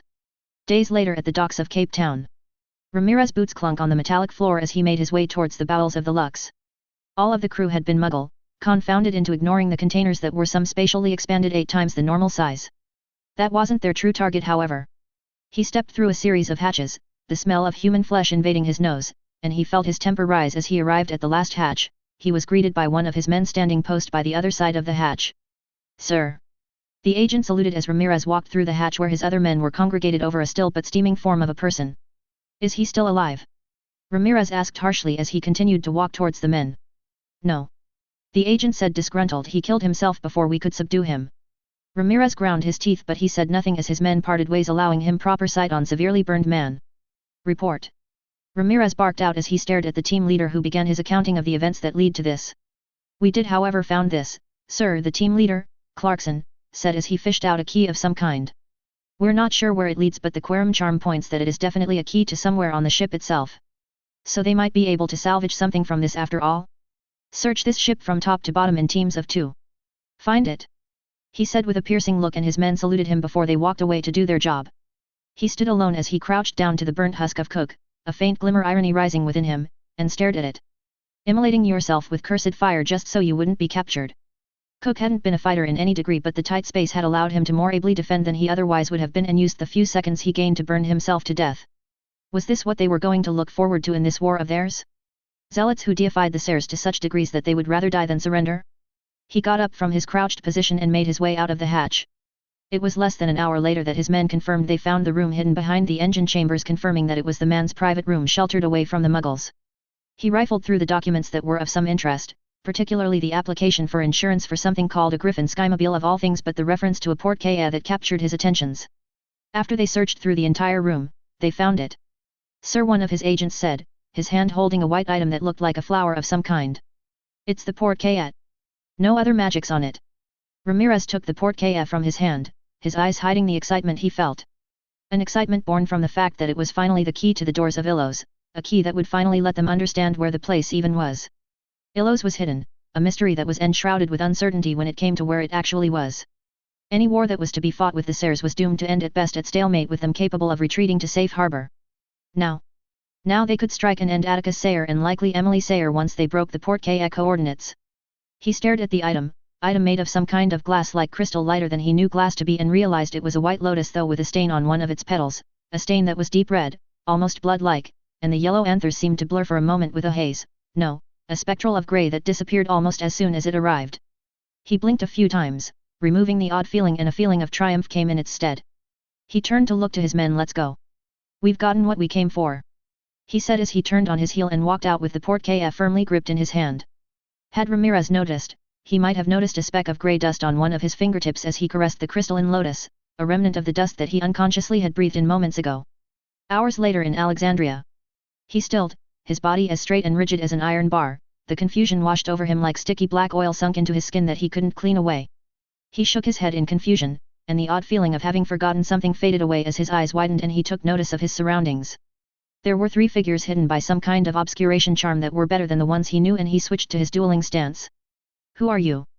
he asked with a commanding tone moments before he noticed that his wand was not in his holster. He remembered, he left it the guards upstairs. But why would he do that? He never allowed his wand to leave his sight. The only times he did had been when in his early years, whenever he met with the director of the International Auror Forces. The 3 before him stirred, their motions jerky, and they seemed to talk to each other under a silencing charm. Their bodies were too animate for them not to be speaking. "Who are you?" Ramirez's voice crackled, his violent questioning seemed to stop the movement of the 3 in their tracks. "We are," one of them tried. "We are." The other tried. And Ramirez lost his patience and made to speak again, but before he could, he felt his throat close. His hands traveled to his throat, his eyes wide in shock at what happening to him, and he tried with everything he had to just try and breathe, but it was no avail. His throat had betrayed and no air made it past his mouth. The 3 stirred and he thought he saw them make to leave, but a blinding light that followed a small earthquake of an explosion ripped from behind him and he fell headfirst to the ground, losing all consciousness with a crack that would have made anyone grimace. Chapter 79 Part 4. Note, if you would like to read ahead, the next chapter is available on Discord, whilst at least the next 3 chapters after it are available on patreon/boombox117. The Discord channel is discordgg/vr88t64ye7. 6th of August, 1957. Jacobius Kelsey POV. Their boots struck the floor with faultless simultaneity, a 1-2 and a 1-2, again and again, the ground shaking under their rhythmic thumping, a thumping of boots united in perfect and united purpose, the scent of creamy, sugary, wintergreen smells from the willowwood forest nearby and ever-present reminded of what they were marching for in perfect union, united in purpose. The scent was always there in the morning, and it was here today in force as they marched from their barracks located nearby the Lonas forest, though it felt like a cushion to them, to him, as they marched in columns of silvery grey armor towards their monarchs who stood before them, waiting and watching, with Overseer Parkinson and a few of his intelligence agents. The first column parted from the tight formation, inching further away before the second, and then the third broke away until there were 3 formations 24 strong. "Ha!" they voiced out as one as they came to a stop, their armored fist clunking onto their chest. Their king, wearing his own fluidic silvery blue armor and a red cloak draped over him, extended his hand to his queen, their queen who herself was wearing armor though of a darker hue with a crown atop her head, and she took their king's hand before they walked calmly towards them as Parkinson and his people stood back. "Illusion guards," their king began with a slight raised voice, but one that didn't fail to be heard clearly by all. "Today is a momentous day," he continued, his gaze trailing across them with an intensity that Kelsey had not seen since the days of the war, and he stood straighter if that was possible. Kelsey, like many senior Illusion guards, had been a knight during the Great War. The first amongst those who had answered the call to arms against the evils of Grindelwald by the then Lord Sayer, a decision that changed his life for the better in ways that he still couldn't put words to it. It was funny like that, Kelsey mused to himself, the way that war had been the best thing that ever happened to him.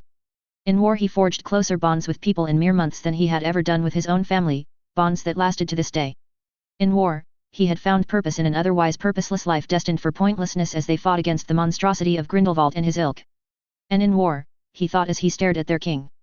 In war he found something greater than his own life, greater than anything he could ever imagined he'd ever find. He found faith.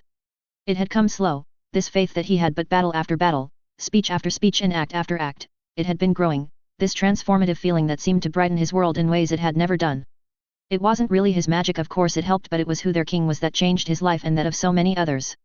Kelsey had grown to trust in his ability to protect them when they couldn't protect themselves, trust in his plans for success even if they seemed hard to believe, trust in his words that they all meant something to him, and all of it, all of his deeds and words grew into absolute faith in his king, his champion that saved him. His champion who promised him the world and had delivered. All that he had, his wife and his daughters, his medals, the gifts that he'd gotten from their king at his wedding and his children's births, the house that overlooked the Merton stream, Illos, all of it, had come from him. Yes, Kelsey had absolute faith in their king. An absolute faith that he shared with many of his fellow Illosians and guards. And with faith, he thought as his expression tightened with hardened zeal, he would crawl to the depths of hell for their king and his beloved queen. A day that I hoped would not come but has come nonetheless. Their king continued, his smooth voice slashing through the air with ease. They may have not uttered the words war, but war has all but declared upon us. The king said to absolute silence as magic began to dance in the king's eyes, the emerald flecks in his eyes twinkled like newborn stars in violet seas. A war that wasn't wanted or invited, and it is a war that is imposed on us. Their king said, his voice rising with palpable anger and with a glow that surrounded him like a translucent blanket of velvety magic that seemed like it was a moment away from blanketing the entire world under its weight. And it was an anger that Kelsey felt intimately, and he felt the men next to him restrain their own reactions as much as he was. The demands that the ICW had levied against Illos were infamous. The news, at work, at home, even in the streets, people talked about little else, and they talked with outrage. They wanted to destroy Illos and everything that it was by forcing them to accept their corrupt officials with powers to change anything they wanted, and more importantly, they wanted to harm their king and queen. That had almost caused riots in the streets of Illos, and no one argued against the call for war against the ICW. No one wanted war, if anything everyone just wanted to be left alone in peace, but what was asked was something no one would ever be willing to accept. The king and queen were theirs, the family they owed more to than they could ever repay, and none of them were going to abandon them. Not the recently turned magicals, not the different magical peoples who made Illos their home, and never the people of British origin who chose to follow their king into the unknown without caution, for he was their champion and their chosen one. But they are fools. Their king's tone softened, but the danger it carried was unmistakable. The king said, his eyes beginning to burn brightly, a violet glow with green stars dancing in its background. For we know war. Their king's magic began to manifest in tempestuous swirls of purple, of greens, the weight of his magic feeling like a blanket of snow onto his skin. Yes, Kelsey thought, a dangerous storm seizing him at his core as he remembered. They knew war. They fought in the farmlands of France, in the narrow streets of Paris, in the halls of mountain-top castles, and in the marshes of the Balkans. His fist clenched tight, the wand embedded in his armor thrumming, almost vibrating with a will of its own, urging itself fall into his own hands. Their queen stepped forward a little, her arms raised and her eyes matching the same kind of fervor that Kelsey knew they were all feeling. We are not monsters, the queen said to them, her voice melodious and seemed to calm the anger in their hearts. This is a choice that is forced onto us, and we will offer them a choice they are so willing to deny us. A choice to step back from the ledge they so carelessly approach. Should they refuse? She trailed off, her eyes cooling to solidified magma and her ominous stature growing. Then may magic have mercy on their souls, for they will come to know what war with Illos means with this little taste of our capabilities. Their queen said, her voice somehow echoing all around them as if it was coming from every direction, her own magic rising as she raised her wand until she was shining like a dark blue star that seemed to chase away all light in its awesome strength. Ha! He chanted as he raised his wand arm into the air in unison with the rest of his comrades. Ha! Ha! Ha! Ha! Ha! Rang around them, their voices unison in their smoldering passion, a passion that could burn their enemies away with its fury. 3 grey-blue small spheres appeared and floated above their queen's hand, and the glow in her eyes darkened to a black equal to the blackest of night. She began to chant, the floating grey-blue spheres pulsing with a silver-white glow, a wave of confusion washing over him though he remained affixed with patience. One of the white spheres rose above the others and her words switched to Illosian, though within moments the words she spoke suddenly dissolved from his mind, the white sphere pulsing with a brilliant radiance before it fell to the ground and burrowed its way down and away from sight. This happened twice more, and when the last of the sphere disappeared into the soil of Illos, she spoke again, though this time her words clicked into all of their minds. The men of symbols, otherwise known as Moes, are an organization within the ICW. The memories of their enemy were unlocked and the burning passion regained its brightness. The International Affairs and Men of Symbols headquarters are located on 777 Nuran Street in the Kafr Abdud district, their queen said, and he remembered the detailed plans of the building and its floors, the painful and exhaustive drills they underwent, so they knew by instinct what to do and what to expect. Atticus Marcus Sayer, otherwise known as Atticus Sayer, is a seer and capable of traversing living time known as celestial time, was the next words of their queen's mouth, and he remembered the legend of their king's powers. Kelsey's expression shifted to one of viciousness, hidden as it may be under his helm, the knowledge of their enemy's unawareness of what was coming bringing that vicious side of him to the forefront, a side that relished the look of capitulation and defeat. Parkinson looked at his wrist, his cold emotionless eyes staring intently at his integrated mage icon before he looked up and nodded to the king and queen, and they all knew that it was time. Their king and queen raised their hands, glowing orange lines forming in the air. One of the set of runes connected, forming into a strange blue-orange tinged portal that appeared before the intelligence agents, a portal that for moments appeared to lead to a dark abyss before the event horizon changed into a sight of a huge ward stone. The intelligence agents saluted before they walked through the portal with purpose, with own mission to be carried out. Just as the guards had their own mission, who moved and fell in their assigned groups of 4 in 3 columns, with the primary column moving to the queen, the secondary column to the king, and the tertiary with Parkinson. The king and queen shared a look, an unspoken look, before the king smiled grimly and turned to face them all, his expression neutral but his eyes burning brightly with a luminescent glow, one that bore an ill omen for their enemies. 4 illos escaped their king's lips, and it was like a bell, a death bell that rang when the boat ferrying the damned across the point of no return. 4 illos. They shouted as one, their voices filled with the righteous vigor as warrior angels at the dawn of the apocalypse. The floating runes connected and formed into 3 large portals, and the king and queen turned towards their columns. Men, the king only said before he walked through the portal. Kelsey and his fellow guards ran after him, rows of 4s, and they passed through the horizon of the portal. They arrived at a juncture, a dark juncture with 3 tall and wide hallways, and within moments, 3 out of the 4 groups split and made their way through 2 of the junctures, leaving Kelsey and his team with the king. The king twisted his hand, his liquid silver blue armor undulating like the surface of a lake stirred unsettled with a stone's throw, and a spear formed in his hand. The king gripped his silver blue spear, his magic crackling softly, seconds passing that felt like minutes before he began to move forward, slowly, his pace increasing before he began to half sprint. They followed their king, and he was almost impatient to draw the wand embedded in his armor, though he waited, knowing that the call would come soon. And it did seconds later. Calor scutum, 16 seconds, the king communicated through their helm, and their hands rose, the armor around their hand melting as the wand embedded in their armor released into their hands, the tip of the wand the only part of the wand exposed.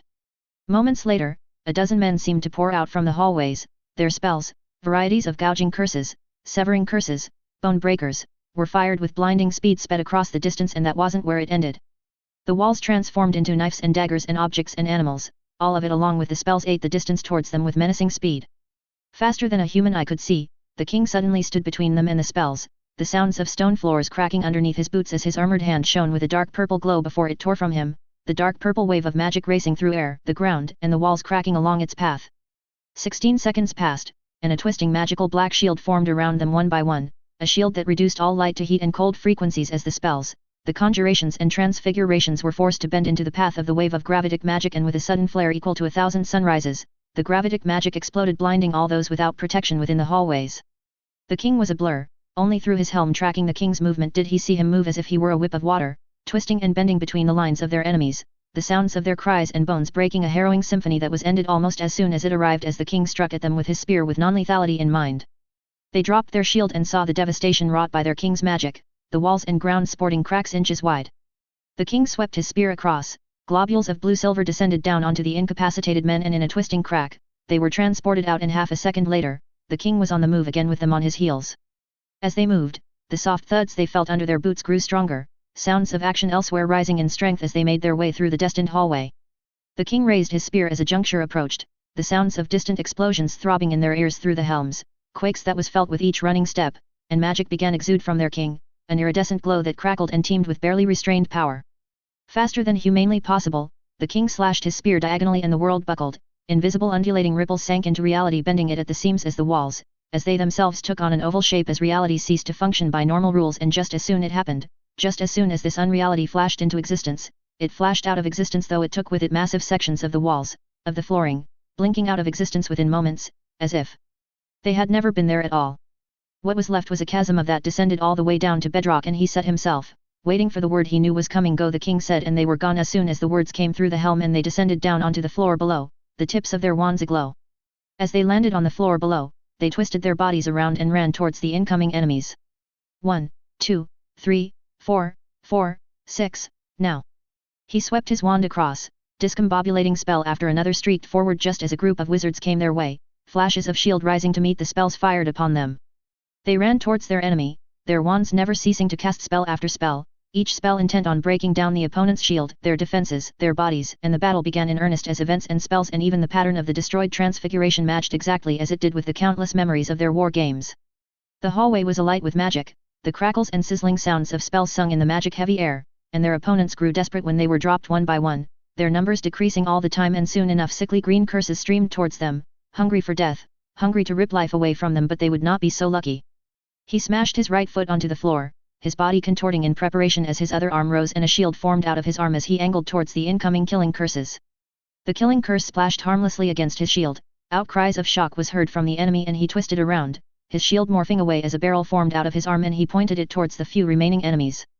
His men made way, the tips of their wands flashing as they fired towards the walls nearby and the walls transformed into refractive surfaces. A ball of light fired from his barrel arm, and his helm tinted to near darkness before moments later the room was showered with painful light before his men made short work of the remaining enemies. This repeated again and again, their battles mirroring perfectly the training exercises they went through, each spell, each movement acted out in perfect rote. They moved through the hallways as if they knew it as well as the back of their hands, eliminating threats one after the other, and soon enough they were nearly done in incapacitating their enemies. Though not all were spared death, no, there were some that were flagged for death, those few among hundreds, and just like in their games, they were killed with ruthless simplicity for the good of Illos. Just as the figure before him would die with that same impersonal ruthlessness as he leaned away, the whip of menacing fire looping past him before Kelsey brandished his wand, a flesh-eating curse rippling out of his wand towards his enemy. The man raised a piece of rubble that shattered as it was made to intercept the spell, the man's wand twisting in a blur as he returned a spell chain intent to break through his armor that sported some deep dinks. Kelsey raised his wand above his head, his wand sweeping above his head in a wide arc, and tendrils of stone rose from the cracked floor. Each tendril sped towards each of the spells, yet for one it was too late, a gouging curse that hit him in the torso and tossed him into the air, yet Kelsey was not worried even as his HUD began to flicker. He smashed his arm against the wall he was launched into, his momentum halted and he twisted around for his feet to plant themselves onto the floor before he launched himself forward, his armored boots digging into the stone floor as it were made out of putty, and before his enemy knew it, Kelsey had already crossed half the distance. One more leap forward, a faster leap, prepped him for the finale. Kelsey could see the shock and panic on the man's face, and the man's wand was a whirlwind of movement as he began to cast simple but effective spells, the man entirely intent in dousing Kelsey in volume of spells rather than lethality, in a foolish hope that it would be enough to buy him some time to think of an alternative strategy. Kelsey wouldn't allow him that time. He jumped into the air, his trailing leg adding spin to his jump as his wand slashed at the ceiling. A score of javelins whistled through the air, half of them sent towards his enemies and the other half in the space between them. The man cancelled the transfiguration that raced towards him with ease before he moved to transition into another series of curses, yet it was too late as Kelsey sent the other javelins towards the man with a flick of his wand, each javelin carefully positioned to blind the man of the incoming curse as he seamlessly flowed the shield breaker spell into a curse that sizzled at the tip of his wand. 1, 2, 3, the spell was released from his wand, the sickly yellow curse ate up the distance between itself and the man, and just as the man defended against the last javelin, the shield breaker tore open a hole in his shield, a hole that his curse fit through like a rat through a hole in the wall, and the man screamed as skin and flesh and bones were made gone, piece by piece, inch by inch, made gone as if they were nothing but a fleeting twinkle in one's imagination. The man's face turned sagged as bone were made into dust and his flesh into sagging bags that were increasingly crumbling under the effects of the spell, and soon enough robes and clothes were all that remain, the cloud of dust that escaped as the clothes and robes dropped to the ground, a disturbing remnant of what had once been flesh and bone and skin. Kelsey shook his head, his mind forcing away the image as he ran towards the gathering point now that he finished with his last enemy that was left to him, and not long after he was with his comrades making their way towards their king and queen. Kelsey could see the effects of the battles on every floor as they made their way down to the lowest floor. Like rats, their enemy was trapped in the building with no way out and no salvation coming to intervene on their behalf. He wasn't sure what the forward team had done, only that there would be room for escape for anyone. They made their way past the broken heavy set of doors that hung limply off of the hinges, and he saw the ring of his comrades surrounding 6 individuals on their knees with another unconscious. They looked sickly, grey spidery veins ran across their faces, their eyes bled black tears as they stared hatefully at their king and queen. Any injuries? Their king questioned without turning towards them. No, my king, Kelsey said reverently as he made his way towards the front of the ring next to the other team leaders. Everything went almost exactly as planned. He said as he looked at the rest of his comrades and saw that other than a few nasty-looking damage to their armor they looked as fit and healthy as ever from the way they stood. Well done. The king said as he glanced over his shoulder before he returned his gaze to the defeated enemies that kneeled before the king and queen. 270 individuals you had at your disposal. 270 of the finest wizards you could rely on, all of them sorcerer level in power. One of the kneeling maid was gripped by an invisible force and made to levitate before the king and queen. And all 270 wizards were as effective as a breeze of harmless air to the face. The king said with a low tone as he stared directly towards the dying man who seemed to keep his hateful glare going despite the weight of the king's gaze onto the man. You will be the end of magic. The king interjected calmly towards the man's cold hateful eyes wavering for a moment, and you wouldn't be wrong. The king continued, and the king's expression broke into a faint smile. I will be the end of magic on earth as Luisa Moranza predicted. And this broke the man's glare, and the king chuckled, his chuckles carrying hints of menace. Prophecy is such a fickle thing. The king said in a musing tone as the queen raised the other 6 individuals, their sounds of choking filling the deadly silence within the chambers. You never truly know what it means, how it ends, until it does end and does come to be. For men claiming to know divination, you were fools. Magic will end on earth, one way or another, and it is better to end at my hands than at the hands of muggles as it would have should you have won this conflict between us. The king turned to him and the rest of the Illusion guards. There is a prophecy about me, my comrades. A prophecy that states that I will bring forward the end of magic on earth. One the men of symbols foolishly set in motion. Where they failed to understand, however, is that I am its salvation, not its end as they would have made to happen. The king raised his arms, as if beckoning them forth. Trust in me as you have done for so many years. Trust that I will guide us to the stars. Trust what you know. The prophecy will happen, that is no longer in question. The only thing in question is, do you believe me, or do you believe them?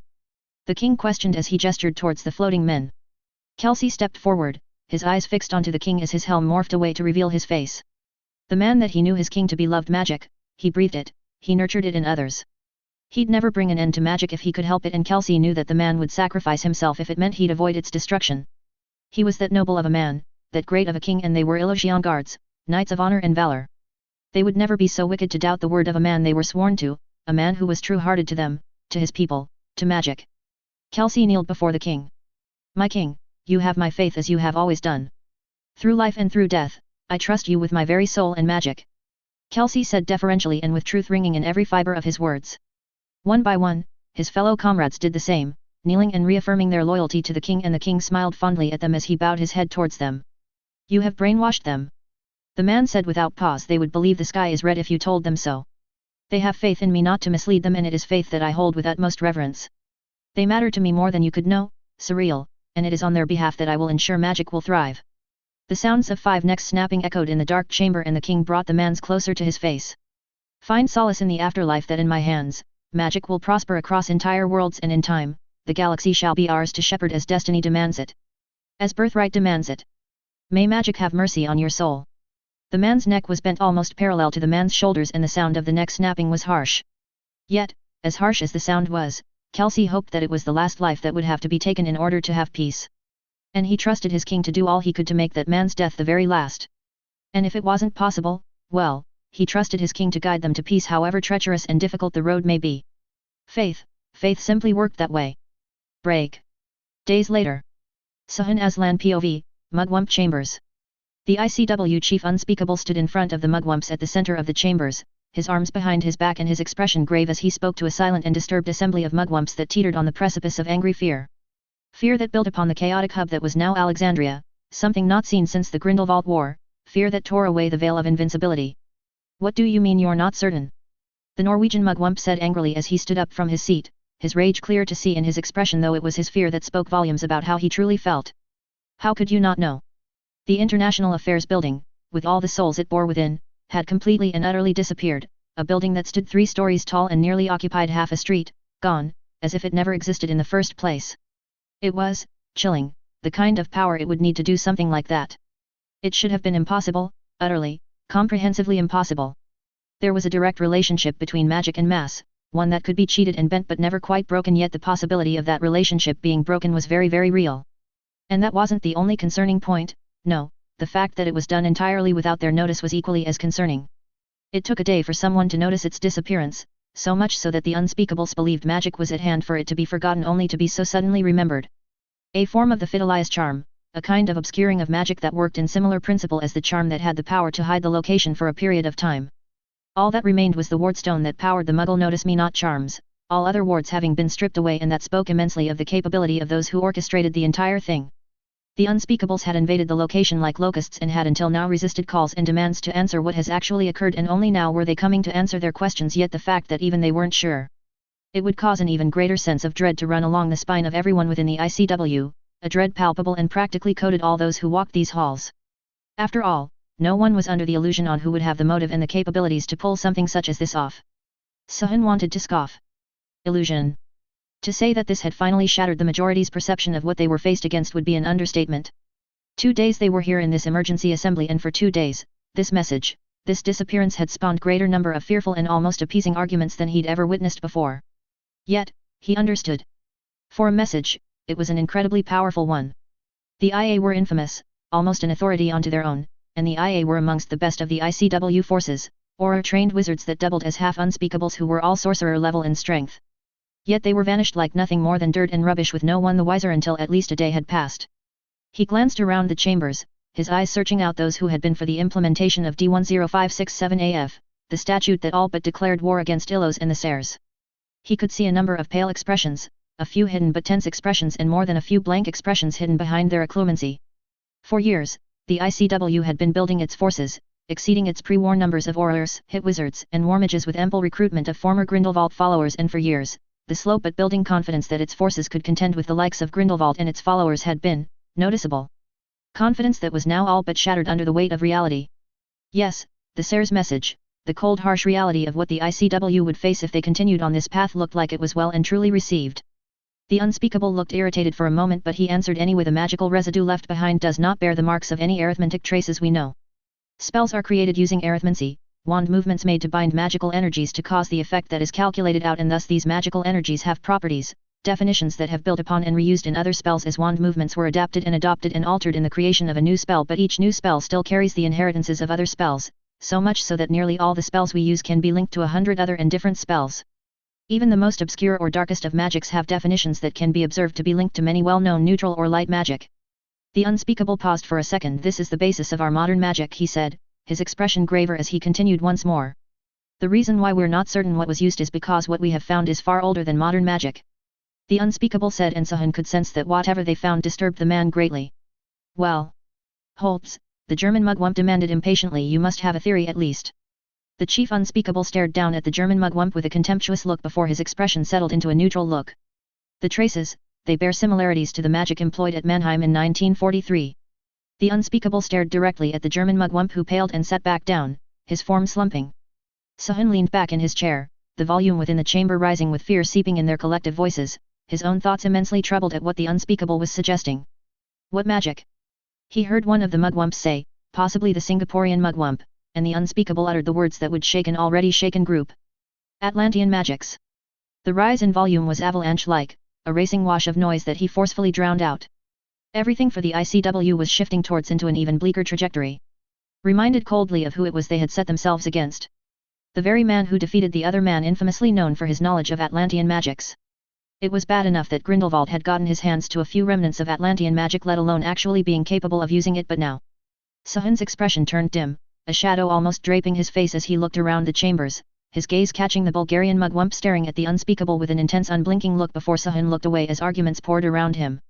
It was not hard to understand why it had come to this stage. A man, an archmage, they alienated almost from the moment he rid the world of Grindelwald. A man they had forced into exile from his homeland with their conspirators in Britain, and a man whose home they threatened to destroy. Because of fear. Because of hubris. Because they felt threatened. Made to feel threatened. Atticus Sayre, from a certain viewpoint, was just as radical as Grindelwald, and just as charming. Even as a child, the man was known for his strange opinions that were riveting and considered by those willing to listen to the child prodigy, viewpoints that were in opposition to those of many powerful nations and individuals, and soon the belief that a man such as that could not be enticed to fall in line with the established order had been made into fact that nearly all believed. A belief that Sahun did not think wrong, but he thought it was twisted. Still, in truth, had such beliefs not made popular, he imagined the possibility of Sayre's subversion of the ICW itself a chance far greater than anyone would like to admit. Sayre had that pull, that ability to inspire loyalty in all kinds of wizards and witches.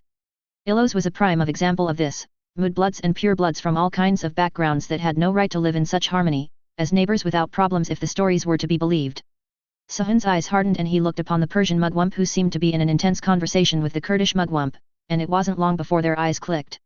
Despite the best attempts of the ICW to uphold the status quo and the established order, Illos with its leaders made change across the magical world inevitable end. Moments passed before the Persian nodded almost invisibly, but enough for Sahun to understand that yes, this was the final straw for him, and others in their alliance. Sahun broke away his gaze and looked upon the rest of the chambers. Change would have to be welcomed lest they all be swept away by the winds of change wrought by an impossible storm. The Supreme Mugwump had gotten things under control, and it wasn't long until the unpleasant voice of the Norwegian Mugwump coursed through the chambers. It is an act of war. The Norwegian Mugwump fumed, and the sounds of disapproval rang around the chambers, and the Norwegian Mugwump swiveled around staring at the discontents. We must ready ourselves for a war now. It is clear that this will not end until they are defeated and broken. Sahun looked at the man contemptuously. Norway since the war ended had grown into a purist haven, extreme in its beliefs. Beliefs that were spat at by the Sers and their discoveries on the origin of magic, just as they did so now with the creation of Illos that had anyone with magic as equals, regardless of heritage. To say an enmity existed with the Norwegians and the Sayer family was an understatement, and it was a vicious enmity that was always going to result in the Norwegians demanding heavy actions against the Sayers, especially after Norway was one of the worst affected by the economic crisis of 48. Of course, Sahun believed that they were also keen for the ICW to weaken itself with a war that undoubtedly would cost massive amounts of ICW resources, enough to loosen its grip across Europe that Norway, or more likely the Rave Knights, wanted. With Norway's protection by the Raven, a man disturbingly rumoured to be an archmage in his own right, and Norway's drive towards the extreme end of purist beliefs, a weakened ICW is absolutely the last thing he or his government wanted. Not when it would mean the Rave Knights would have much greater free rein to spread their influence across Europe. We do not know if they are responsible. The Spanish Mugwump said, and the Norwegian Mugwump laughed bitterly as he stared contemptuously at the woman who continued despite the look. And even if they are, she said, her voice low, if this is what they are capable of without us noticing, what else would they be able to spring on us? She asked, voicing out the concerns that many in the chambers held. So we would let them get away with murdering hundreds of our people? The Norwegian Mugwump posed angrily at the Spanish Mugwump.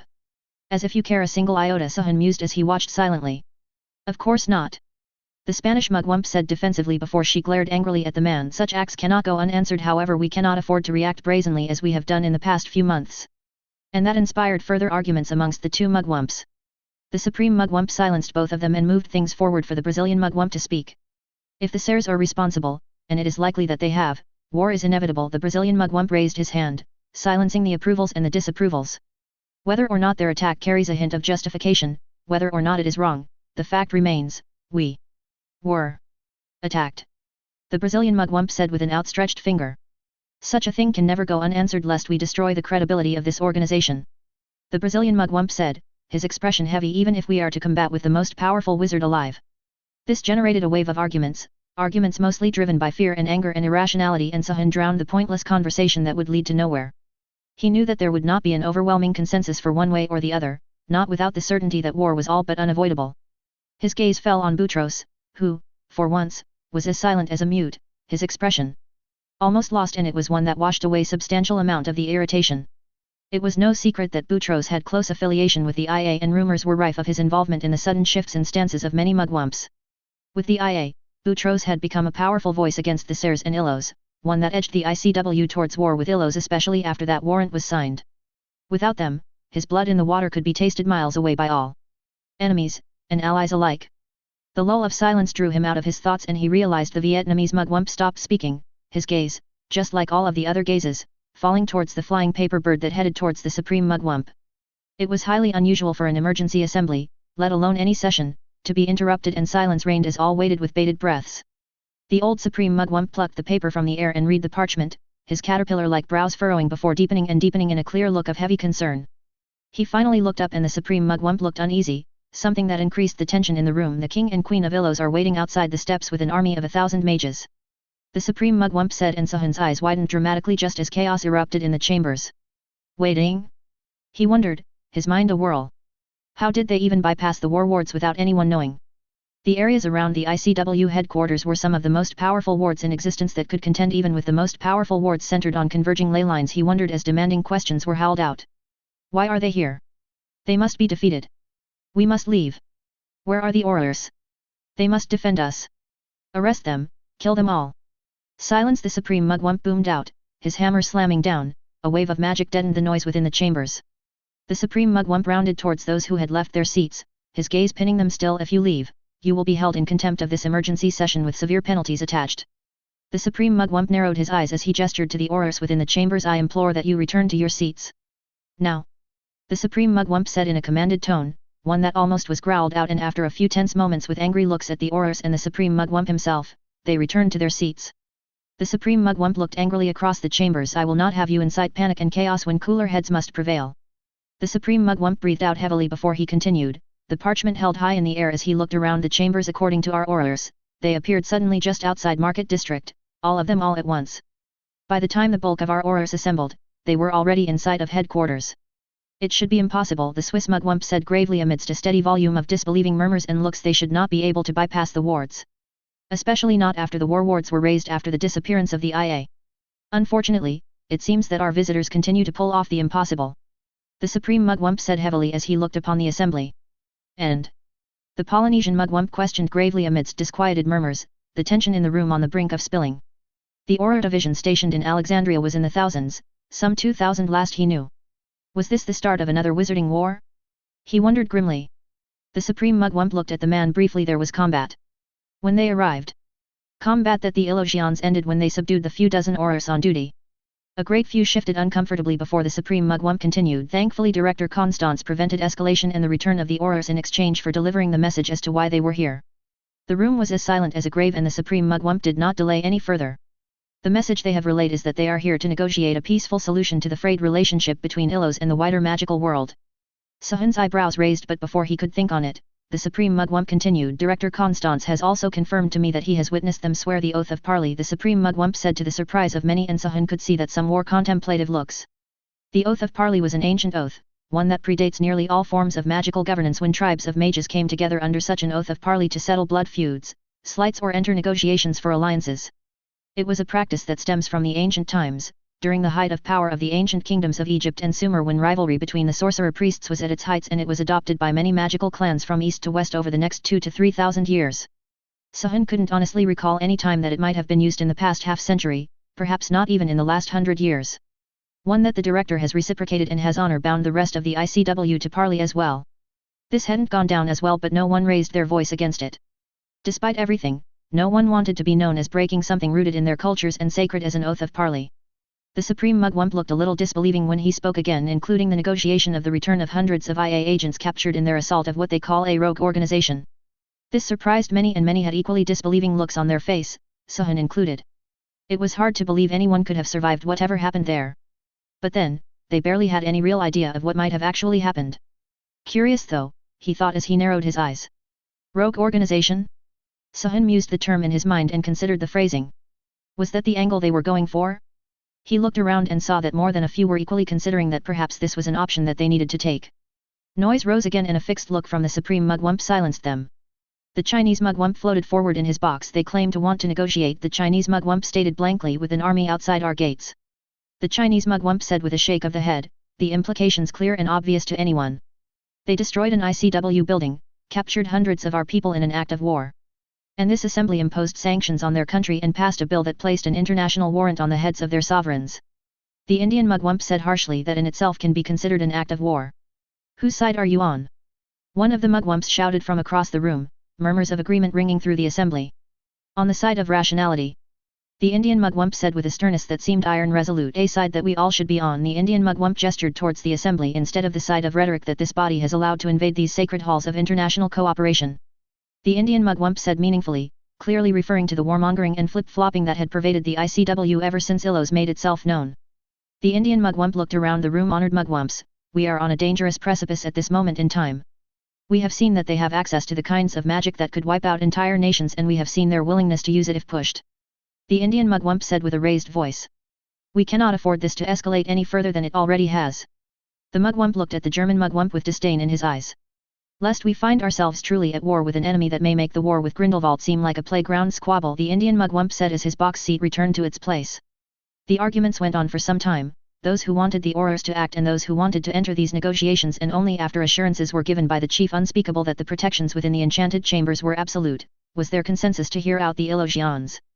The Indian Mugwump placed a motion forward to suspend the warrant on the Sirs as a gesture of goodwill, one that he claimed would signal their intent of genuine negotiations to end this crisis, and it passed easily though far from unanimous.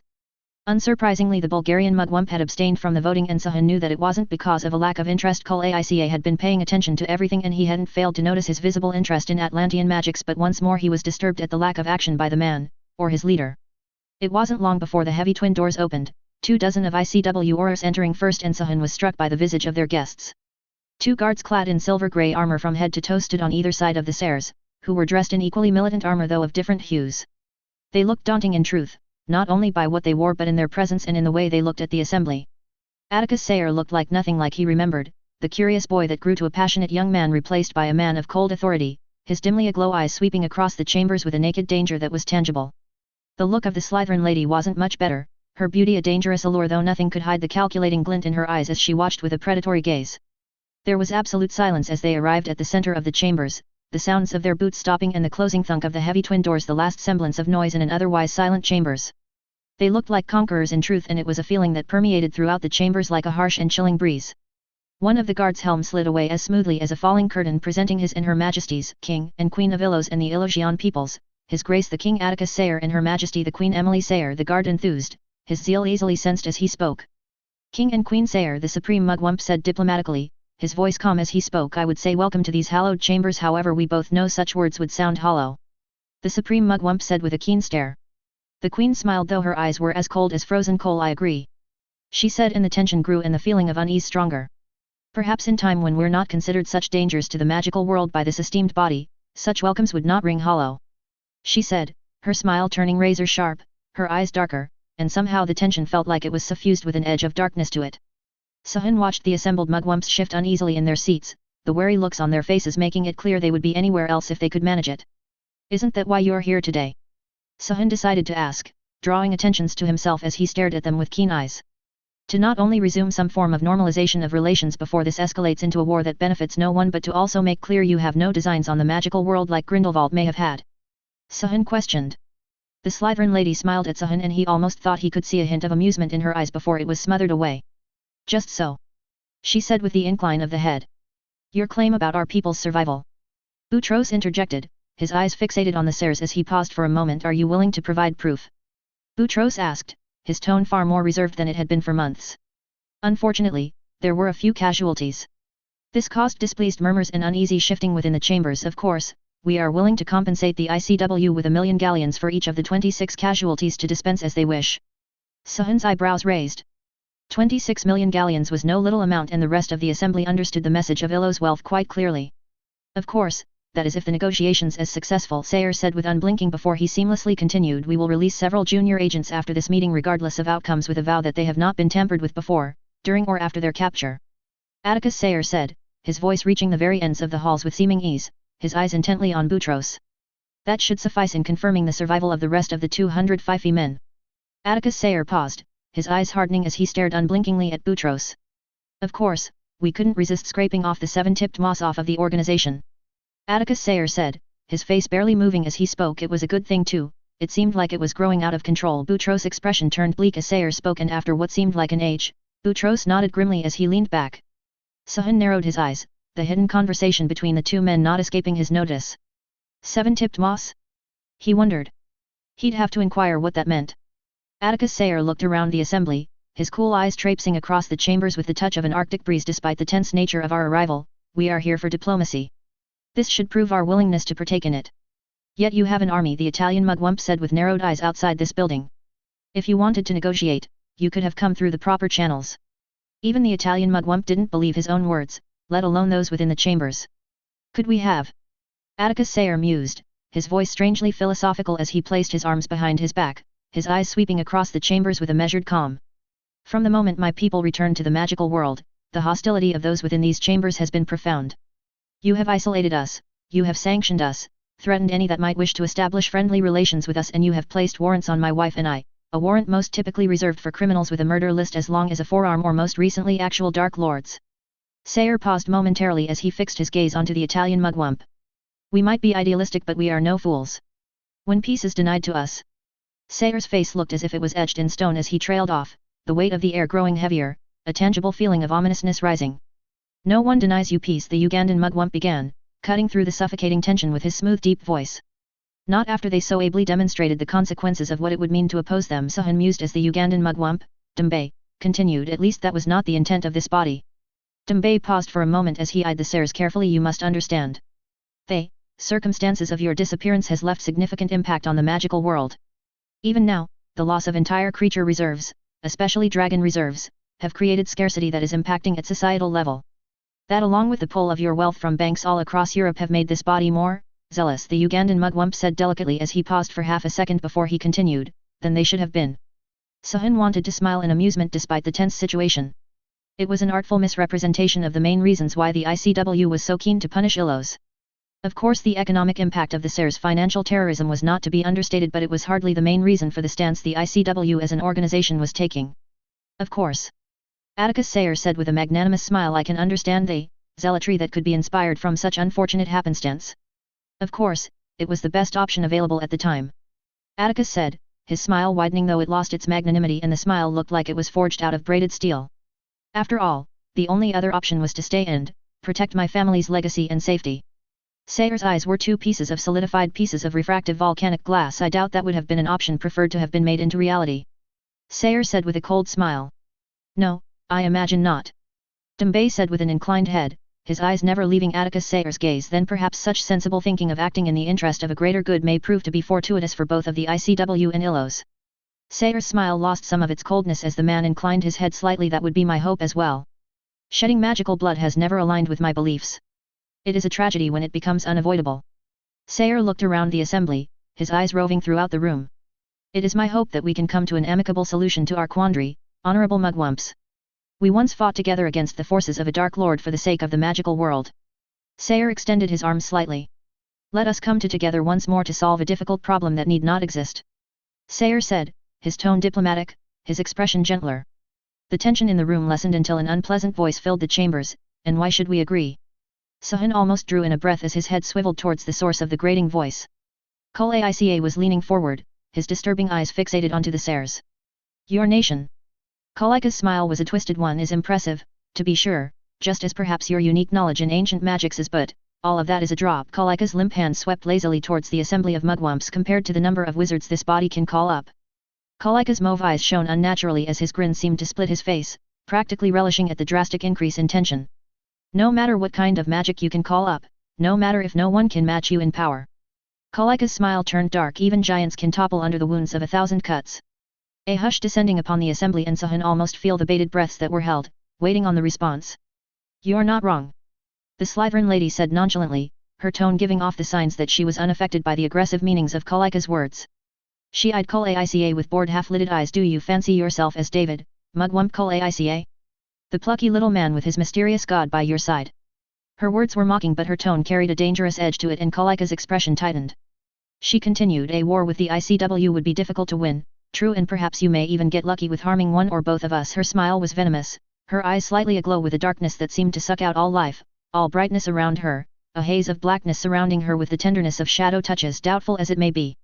She said uncaringly as she tilted slightly to Kul Aica, Atticus Sayer looking on with a hint of amusement in his expression, unaffected as he stood with his arms behind his back, perfectly content to let his wife do the talking. Of course her smile widened into a grin, a challenging grin that raised the hairs on the back of his neck. Should this escalate into war, we will simply hunt down all those who voted for war first. Silence filled the chambers, disbelieving looks set upon the Slytherin lady. Her eyes hardened into coal-black crystals as she set them onto Kul Aica, who lost his boredom, who lost his manic look and seemed almost mad with seriousness. She broke away her gaze and set her black eyes on the rest of the assembly. The nations whose representatives voted for war shall be the first who feel the wrath of our people, of our magic. Her eyes shone with a violent gleam. Of my magic, she said, a waft of dark magic rippling out of her, magic that seemed to contort and pull at the fabric of reality with violent delight.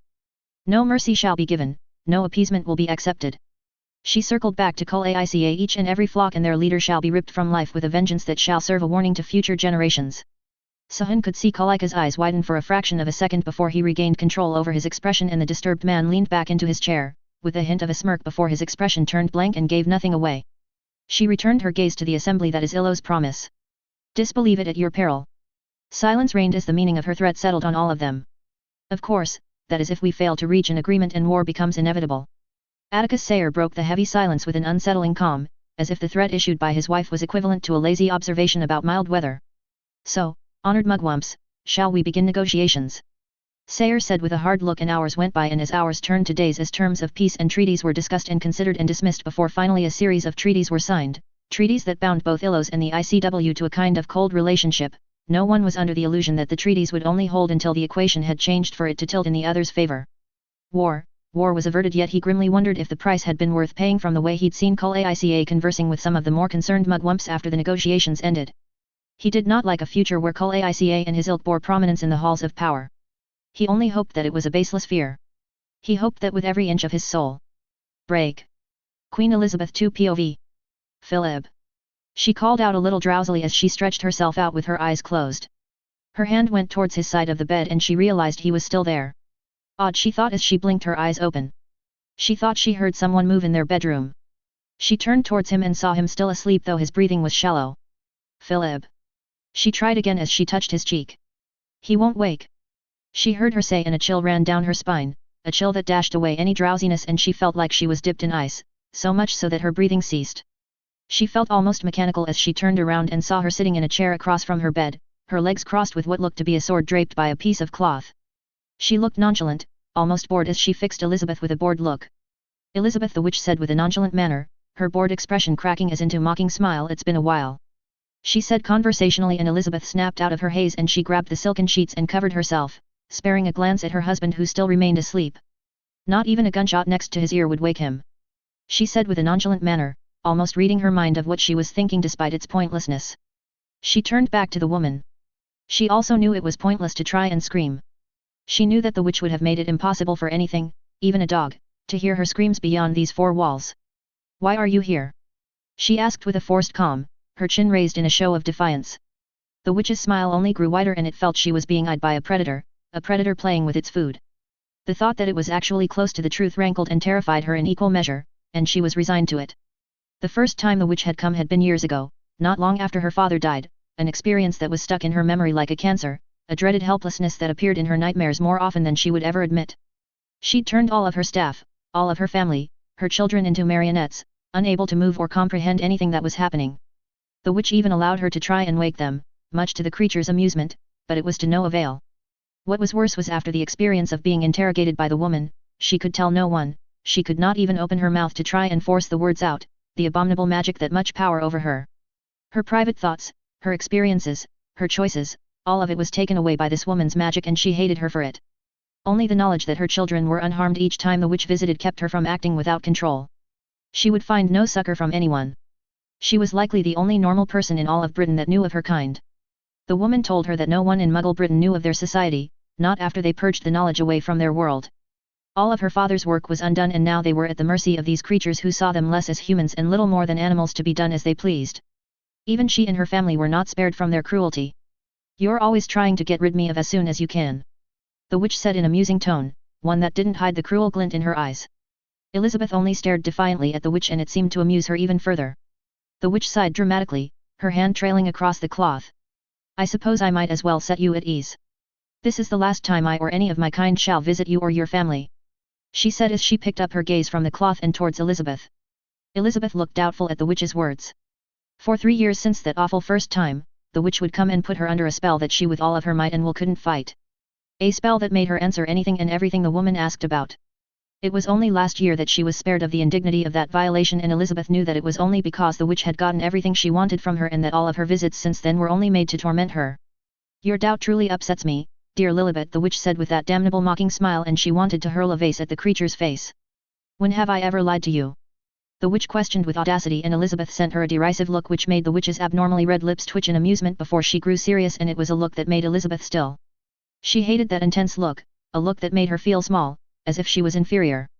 This time, it is the truth. Our conversations are at an end, Elizabeth. That is a reason why I am here." "A reason?" Elizabeth resisted the urge to narrow her eyes and comported herself carefully as she stared at the witch. Moments passed when neither said anything, both of them staring at one another. Was it truly over? Was she going to leave her be? The torment she made her go through was beyond undignified, beyond cruelty. It was abhorrent, the violation of her life, of her family's history and heritage as she knew it. Even when she stopped prying into her private life, she never stopped to question her choices and her thoughts on the happenings in Britain and on the future of the Empire. Even now, she would have expected the woman to question on the independence of Ghana, on the recent independence of Malaysia and the other movements for independence across the empire. She couldn't help herself. Why? She asked as she stared intently at the witch that could kill her with a snap of the fingers. You have, without fault, she said, unable to mask the bitterness from sinking into her tone, visited every year since my father passed. Ignored any and all right afforded to a human being and violated me and those around me with utter cruelty and without mercy. Elizabeth couldn't help the hints of hate she felt for the woman pouring out as she held tightly onto the silken sheets. You enjoy it too? Elizabeth said with an angry look. You enjoy my helplessness. Why? Why would you give that up? She asked finally, her voice somehow remaining calm. The witch tilted her head and it was almost cat-like the way she was staring down at Elizabeth, a cold reminder that this unearthly beautiful witch was far from human despite her appearances. I did enjoy your helplessness. The witch admitted, and Elizabeth was taken aback at the admission. It was riveting, in a certain way. The witch continued, her hands folding together on top of the sword draped in cloth. The witch didn't have to expand. They both knew the reason why she enjoyed it. Elizabeth knew the witch was a cruel thing, but even then, she never harmed her physically when she had ever opportunity to do so. No, her enjoyment with Elizabeth had come from who Elizabeth was and the rare helplessness that she was forced to accept. I simply have gotten all that I need from you, Elizabeth. She said matter-of-factly before she smiled in a strange way, her eyes darkening in some strange magical way she'd seen so often. I never thought I would say this to a living muggle, she said as her cold near black blue eyes pierced into Elizabeth, a gaze that seemed to penetrate deep enough down to her soul, but I am grateful. The witch said with a grudging tone. This time Elizabeth's eyes widened, her composure breaking under the admission she never thought she'd hear from the creature. The witch smiled, and it was again a strange smile. I know. I'm just as surprised when I came to that realization. The witch said with a musical laugh as she leaned back in her chair, her gaze sinking deep into Elizabeth's own. Power. The witch began again, her tone softer, and yet Elizabeth couldn't fail to notice the dangerous undertones in her voice. Power can be exerted through force or violence. Power wins wars and fear, and it helps ensure survival. The witch said as her piercing gaze never wavered away from Elizabeth. However, power through violence and force is an inadequate substitute for when it comes to ruling. The witch paused for a moment as she eyed Elizabeth with a piercing look. I have always held power by strength and fear and awe, yet I found myself truly knowing that it was not enough. She said as she stared at Elizabeth. Elizabeth felt her heart racing as horrifying thoughts invaded her mind. Do not be so concerned. The witch looked amused, her startlingly red lips that looks uncomfortably to the color of blood rising in a lopsided smile. I have no interest in your country. The smile fell off and a look of distaste made its way instead. Elizabeth felt a wave of relief wash over her. The witch straightened up and sent a cruel look at Elizabeth, one that reminded Elizabeth of the monster that wore the skin of a beautiful woman.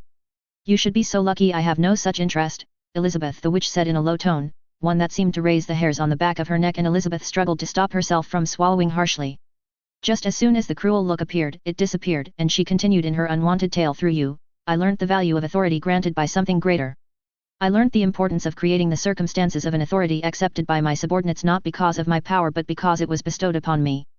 The witch's smile was now terrifying, and Elizabeth felt terror creeping into her heart. In most instances, there should have been no reason why your monarchy survived all this time. Through Cromwell, through the revolutions, through the scandals of your uncle, and through nature of your family's heritage, the witch said with a piercing look. Even though the British Empire is disintegrating as the years pass and the decades roll on, your monarchy seems to retain its importance as an institution. Where nearly all other monarchies have been abolished, yours has not. Where all other monarchies were seen as a relic of the past, yours is one that is cherished and considered to be an institution vital to national identity. The witch paused, and the metallic chimes of her finger tapping on the sword filled the eerie silence. Of course, your dynasty had to make sacrifices to survive, the witch said musingly, and that in itself was useful too, the circumstances that it arose and the patterns in which it occurred. The witch looked down at the cloth that hid the sword. Thanks to you and that of your forefathers, you've helped me hone in what it takes to create an empire born out of authority and how to avoid that authority to be diminished. Why would you care? She asked, a sinking feeling growing in her stomach as her gaze also followed towards the hidden sword. Why would you care about authority and ruling? The witch looked up and met her gaze, and Elizabeth was taken aback by the look. It was almost kind.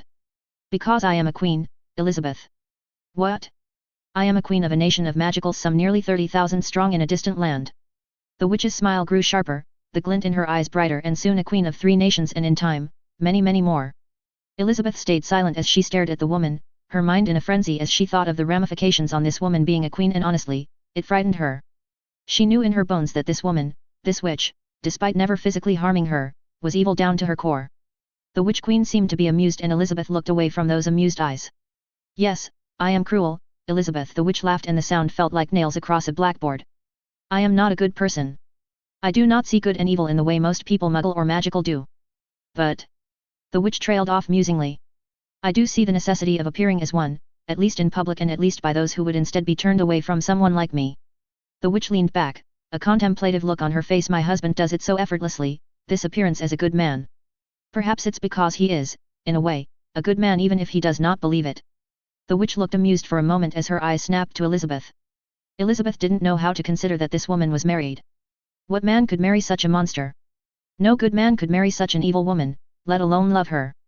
The witch's eyes turned cold for a brief moment and Elizabeth looked away once more from the witch's gaze, her throat feeling tight. You have taken what you needed. I do not need to know anything further. Leave. Elizabeth managed to say after she took a deep breath and stared down at the witch. It seemed to only dim the coldness in the witch's gaze and her lips curled upwards. Even when you know that you hold no power, even when you're nothing but an insect before something you could not possibly understand, you're defiant to the core. The witch tilted her head, her eyes piercing into Elizabeth like a lioness would zero in onto a gazelle. I wonder how long that would last if I tried. Elizabeth's expression faltered for a moment but she kept up her hollow defiance. She knew that the witch could do terrible things. Her father had told her of the atrocities these beings were capable of. The tales of the battle between the warlord and the sayer boy haunted her for weeks. The reports of the kinds of torture these creatures were capable of visited her dreams for months. The kinds of power these creatures had. Truly demons of a kind. In any case, the witch continued after a moment's silence, mercifully changing the subject, and hopefully she would leave once she was done bragging like the commoner she was.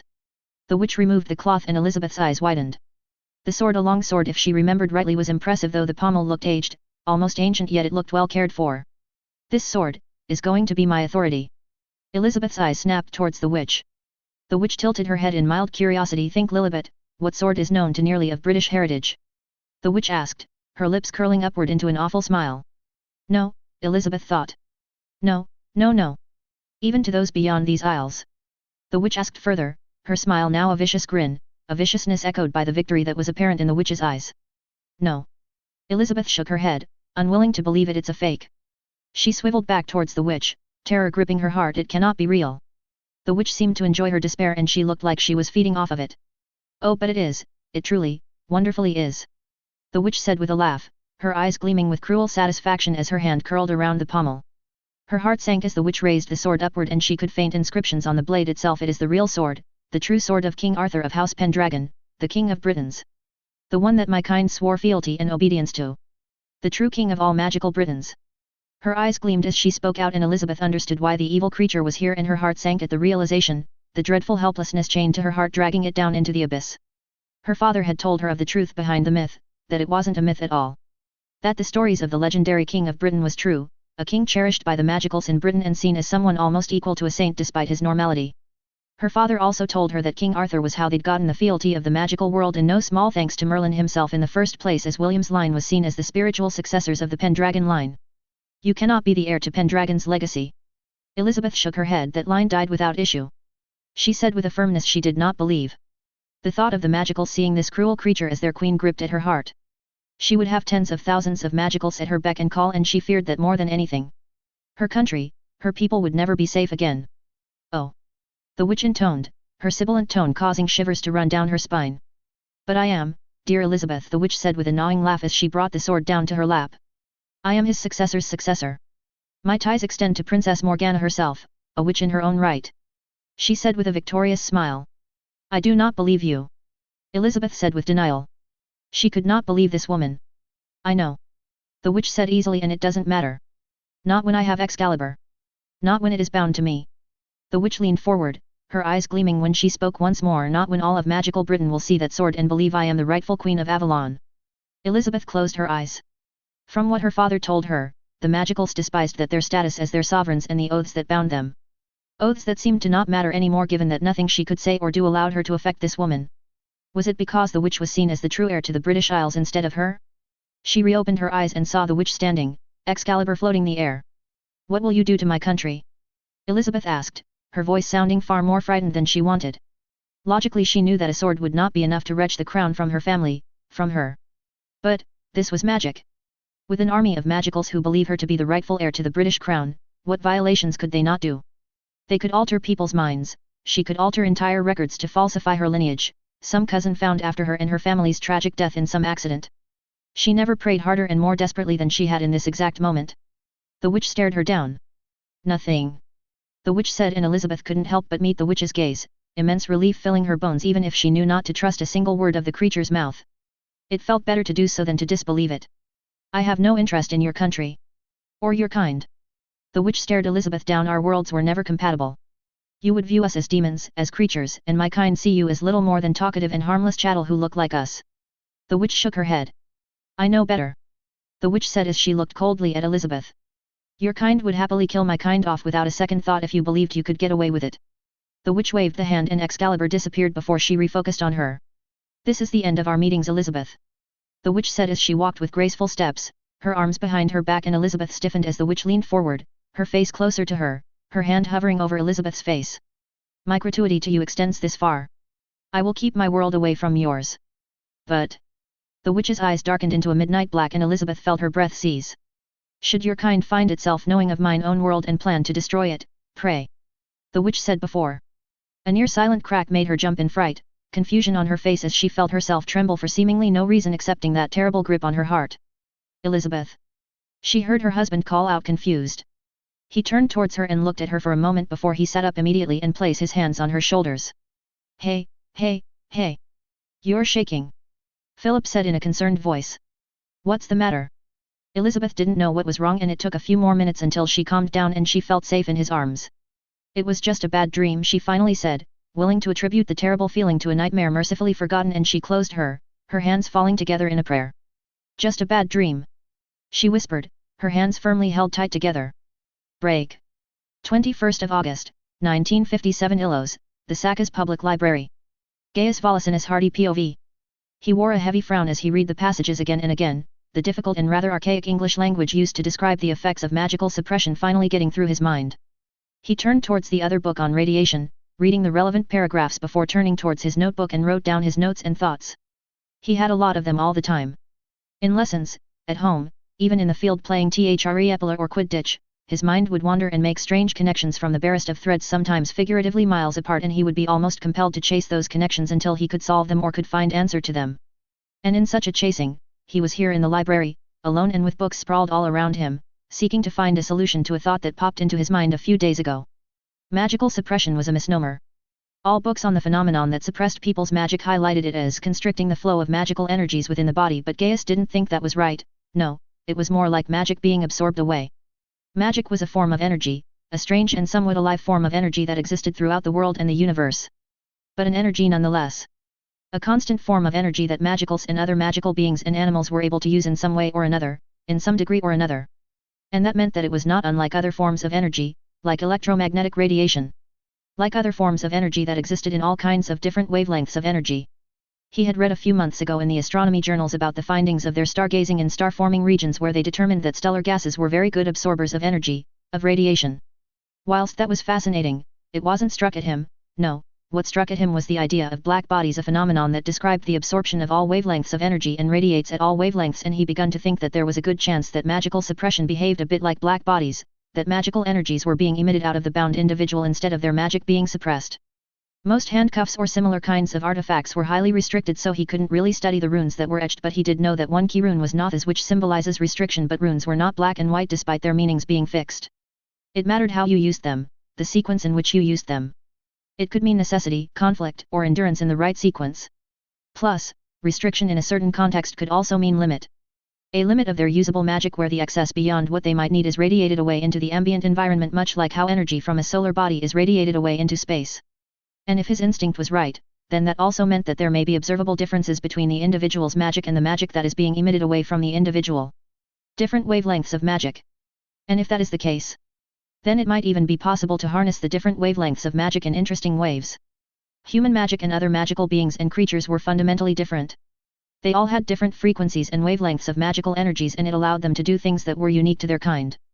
But if magical suppression runes did indeed radiate away magical energies instead of suppressing it like some kind of electromagnetic field, then it could potentially change so much of what they could with magic, he thought excitedly as he wrote down arithmetic expressions of magical energy field theories, and time seemed to fly past as he read and wrote, unaware of the world around him. Gaius, time to go home, Mrs. Kovacs said gently, and he looked up from his book. Already? He asked a little surprised before he flicked his fingers and the time showed to be almost 8:30 in the evening. Circe, I wish I had your retention of attention. She said a little laughingly. He turned towards the librarian, a little embarrassed as he scratched his head with one hand and the other closing the book. It's nothing special, it's just my home has always been busy so you kind of had to learn how to tune out the world, he said. Really, learning how to create silence bubbles wandlessly was one of the first tricks he learnt. Of course Livia and the others would learn to work around it annoyingly. Her expression turned disapproving. If your brother is as much a rascal at home as he is in here, I'm not surprised. She shook her head honestly. Gaius awkwardly laughed as he stood up. He thought it a little unfair, calling his brother a rascal. Yes, Forty tended to be louder and more liberal with the way he interpreted spell restrictions in the practice chambers, but he didn't break the rules. Well, not that she knew anyway. If she knew of Forty's attempts at the more dangerous and restricted cursed fires, she'd finally have the justification to ban him. Anyway, she said with a smile, I have sent your mother a note just so she's aware you stayed until closing. He opened his hands, the soothing feeling of his magic at his command, willing to act as he commanded, and it so when his fingers curled and closed. Books and items he owned flew into his bag with practiced accuracy and ease, and he looked at the librarian with a slightly forced smile as he thought long-sufferingly on the unwanted favors she did for his mother. His mother and Mrs. Kovac knew each other well. Everyone knew everyone really and had always sent his mother message notes if he stayed late in the library. She did the same about Forty when he misbehaved, but the only thing it did was make Forty even more difficult. Mrs. Kovac learned not to speak to their mother about Forty about the fourth time he messed about with the indexing of books. To be fair to Forty, he'd matured a lot more recently too. It kind of looked like the good behavior might actually stick to, especially given what Forty wanted to do, and it had ages since he last been a problem, but Gaius guessed that she would always hold a slight grudge. Thank you Mrs. Kovac, he said politely as he slung his bag over his shoulder. I'll see you tomorrow, he said quickly as he hastily walked past her. Oh. All right dear. May magic guide you your way home. She said to him with a stretching voice, and soon enough he was out of the door. He took the closest subgate to the northern side of Sealstee's city, and it wasn't long before he was walking up the snaking road that nestled in between the rolling hills of his neighborhood, though he walking with a mind that was adrift, afloat on a barge of sea made of ideas and questions. He was in his third year at the Pandrosian, and soon he'd need to make a decision about what he wanted to pursue. Well, he could always make a change later of course, but he knew that once he made his choice he'd stick with it. It was just making that choice that was so hard. He sighed as he kicked a loose stone. Some of his siblings and his other classmates had long ago decided, even confirmed their choices with tasseography, the divination skill of identifying symbols and interpreting messages found in shapes and configurations of tea leaves, with a little help from Marissa, who was very talented in divination. He had made his sister promise not to look into his future, going as far as making her promise with their childhood way of promising each other, which was worth despite the mild embarrassment, and she promised not to tell anyone, but he hadn't missed her refraining from committing to not look in the first place. At least he could live with only Marissa knowing, he thought to himself. It seemed like the Office of Magical Innovation and Technology and the Office of Biology and Chemistry were making groundbreaking discoveries every day. In magic. In science. In everything. Even in clothes discoveries and innovation was being made. He looked down at his loosey shirt before he raised his hand, and his sleeves turned hardened and harder than steel itself. It was made out of crystalline silk and able to resist most medium kinds of spells without even having to charm them or enrune them. It could even protect you from the harshness of space for ages, and the more expensive ones could even siphon magic to fuel the duplication and growth of tiny molecules of some kind of algae that would keep you sustained in the worst of circumstances. They were pretty much everywhere now. Gaius shook his head as he remembered the look fabulous adverts of clothes that pretty much protect someone across space all the way to the moon. His most favored discovery that he was amazed by was just figured out last month, and it was brilliant in its simplicity. Mist. They figured out a way of plant cultivation using mist. Mist. They figured out a way to grow plants without the use of soil through the study of how plants absorb nutrients, and from that, they were able to create a nutrient-rich environment that was incredibly humid, and the vegetables like turnips and carrots and even fruits like strawberries were able to be grown in this kind of environment. Gaius thought it was so brilliant, the way they did it. And it wasn't even new magic or technology really either. Just a new idea. Just as the environment was regulated with the climate and weather control magical array, the air was circulated through an enchantment that cycled and recycled water-rich air. And he wanted to be part of it. All of it, but he didn't know how he could do that. Everyone could go into anything as long as they were smart enough for it, but Gaius hadn't known anyone who could be part of any kind of innovation or research. He breathed out moodily as he put his hands in his pockets, the lights of his home drawing ever closer. Maybe he should just do what his siblings were doing and just choose one field. Or maybe just become an independent researcher. He didn't have to work in the offices. There were plenty of independent people who were making their own research, but they were either doing it for their businesses or they were doing to sell their ideas to the offices. He didn't really want a business, but the second way of doing things probably was a good option. But he wasn't really sure if he wanted to do it that way. His shoulders slumped a little. Maybe he should just join the Illusion Guards like 40 was going to do. He wasn't the best at combat magic, but he was pretty powerful, more so than even 40. No, he sighed. It would be a bad choice. He would hate it the moment he joined. 40 was a natural-born leader. The amount of times he'd gotten the entire class to participate in mischief, and someone who was born to be a hero like Hercules from the game Hercules 12 Impossible Tasks. Gaius was not that. He shook his head clear as he arrived on the porch and made his way into the home. He half-hearted greeted his siblings, congregated as they were in the living room watching some drama on the screen, equally half-heartedly in greeting him, and he made his way up to the stairs. Gaius! Is that you? He heard his mother shout from the kitchen and he sighed as he turned around and descended back down towards the kitchen.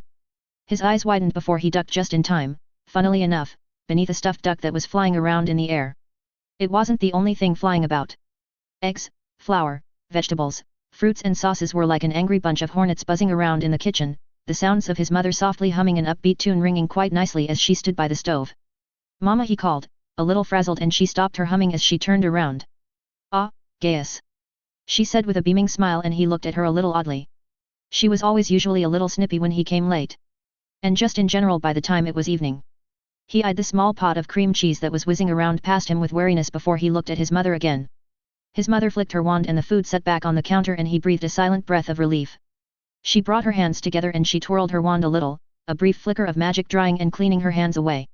There was a letter for you, his mother said, tucking her wand away before she walked towards her cloak draped over a chair. Oh. Gaius said, a little confused. From school. It wasn't time for reports yet, was it? No, silly. You know it's not time for those reports yet, his mother said with a laugh in her voice. She stood straight back up, a letter in her hand and a proud smile. I haven't read it, his mother said as she walked over to him, her hand outstretched with the letter in hand. I was very tempted though. Gaius took the letter and his eyes boggled when he realized the seal on the letter, and his head snapped towards his mother. Is it really? Yes, darling, his mother said with a wide smile. It's really from him. His secretary confirmed it on the hollow. Gaius carefully opened the letter and read it, his eyes sweeping across the paper with ever-growing surprise and excitement. Well, what is it? His mother asked with urgency behind her voice. It's an invitation. Gaius said a little numb as he handed over the letter to his mother. An invitation to hear the king speak of an opportunity. Oh, Gaius. His mother said as she barreled into him and somehow managing to lift him off of his feet despite the fact she was about 30 pounds lighter and a head smaller. You have to take it. His mother said as she stopped hugging him, though she didn't let him go as she seized onto his shoulders, an intense look in her eyes. Mama, we don't even know what it is yet. Gaius said a little exasperated. There were no specifics after all. Va. His mother exclaimed as she let go and waved it off. If the king offers something, you have to take it. And you know the king never offers anything terrible. Why, it would solve your terrible indecisiveness in one swell swoop. That was true. If the opportunity was something he liked. He looked over his shoulder a little sneakily and realized that they were still alone, and he felt a hint of relief. He looked back at his mother, a serious expression on his face. Mama, don't tell anyone yet. I don't want anyone to know yet. He said a little uneasily. His mother stopped and looked at him keenly before she nodded slowly. Very well. But you must tell your siblings when you take the opportunity. His mother said firmly. He didn't fail to miss the when instead of the if. I will not have something so wonderful create division in the family. His mother said, and Gaius sobered up and nodded.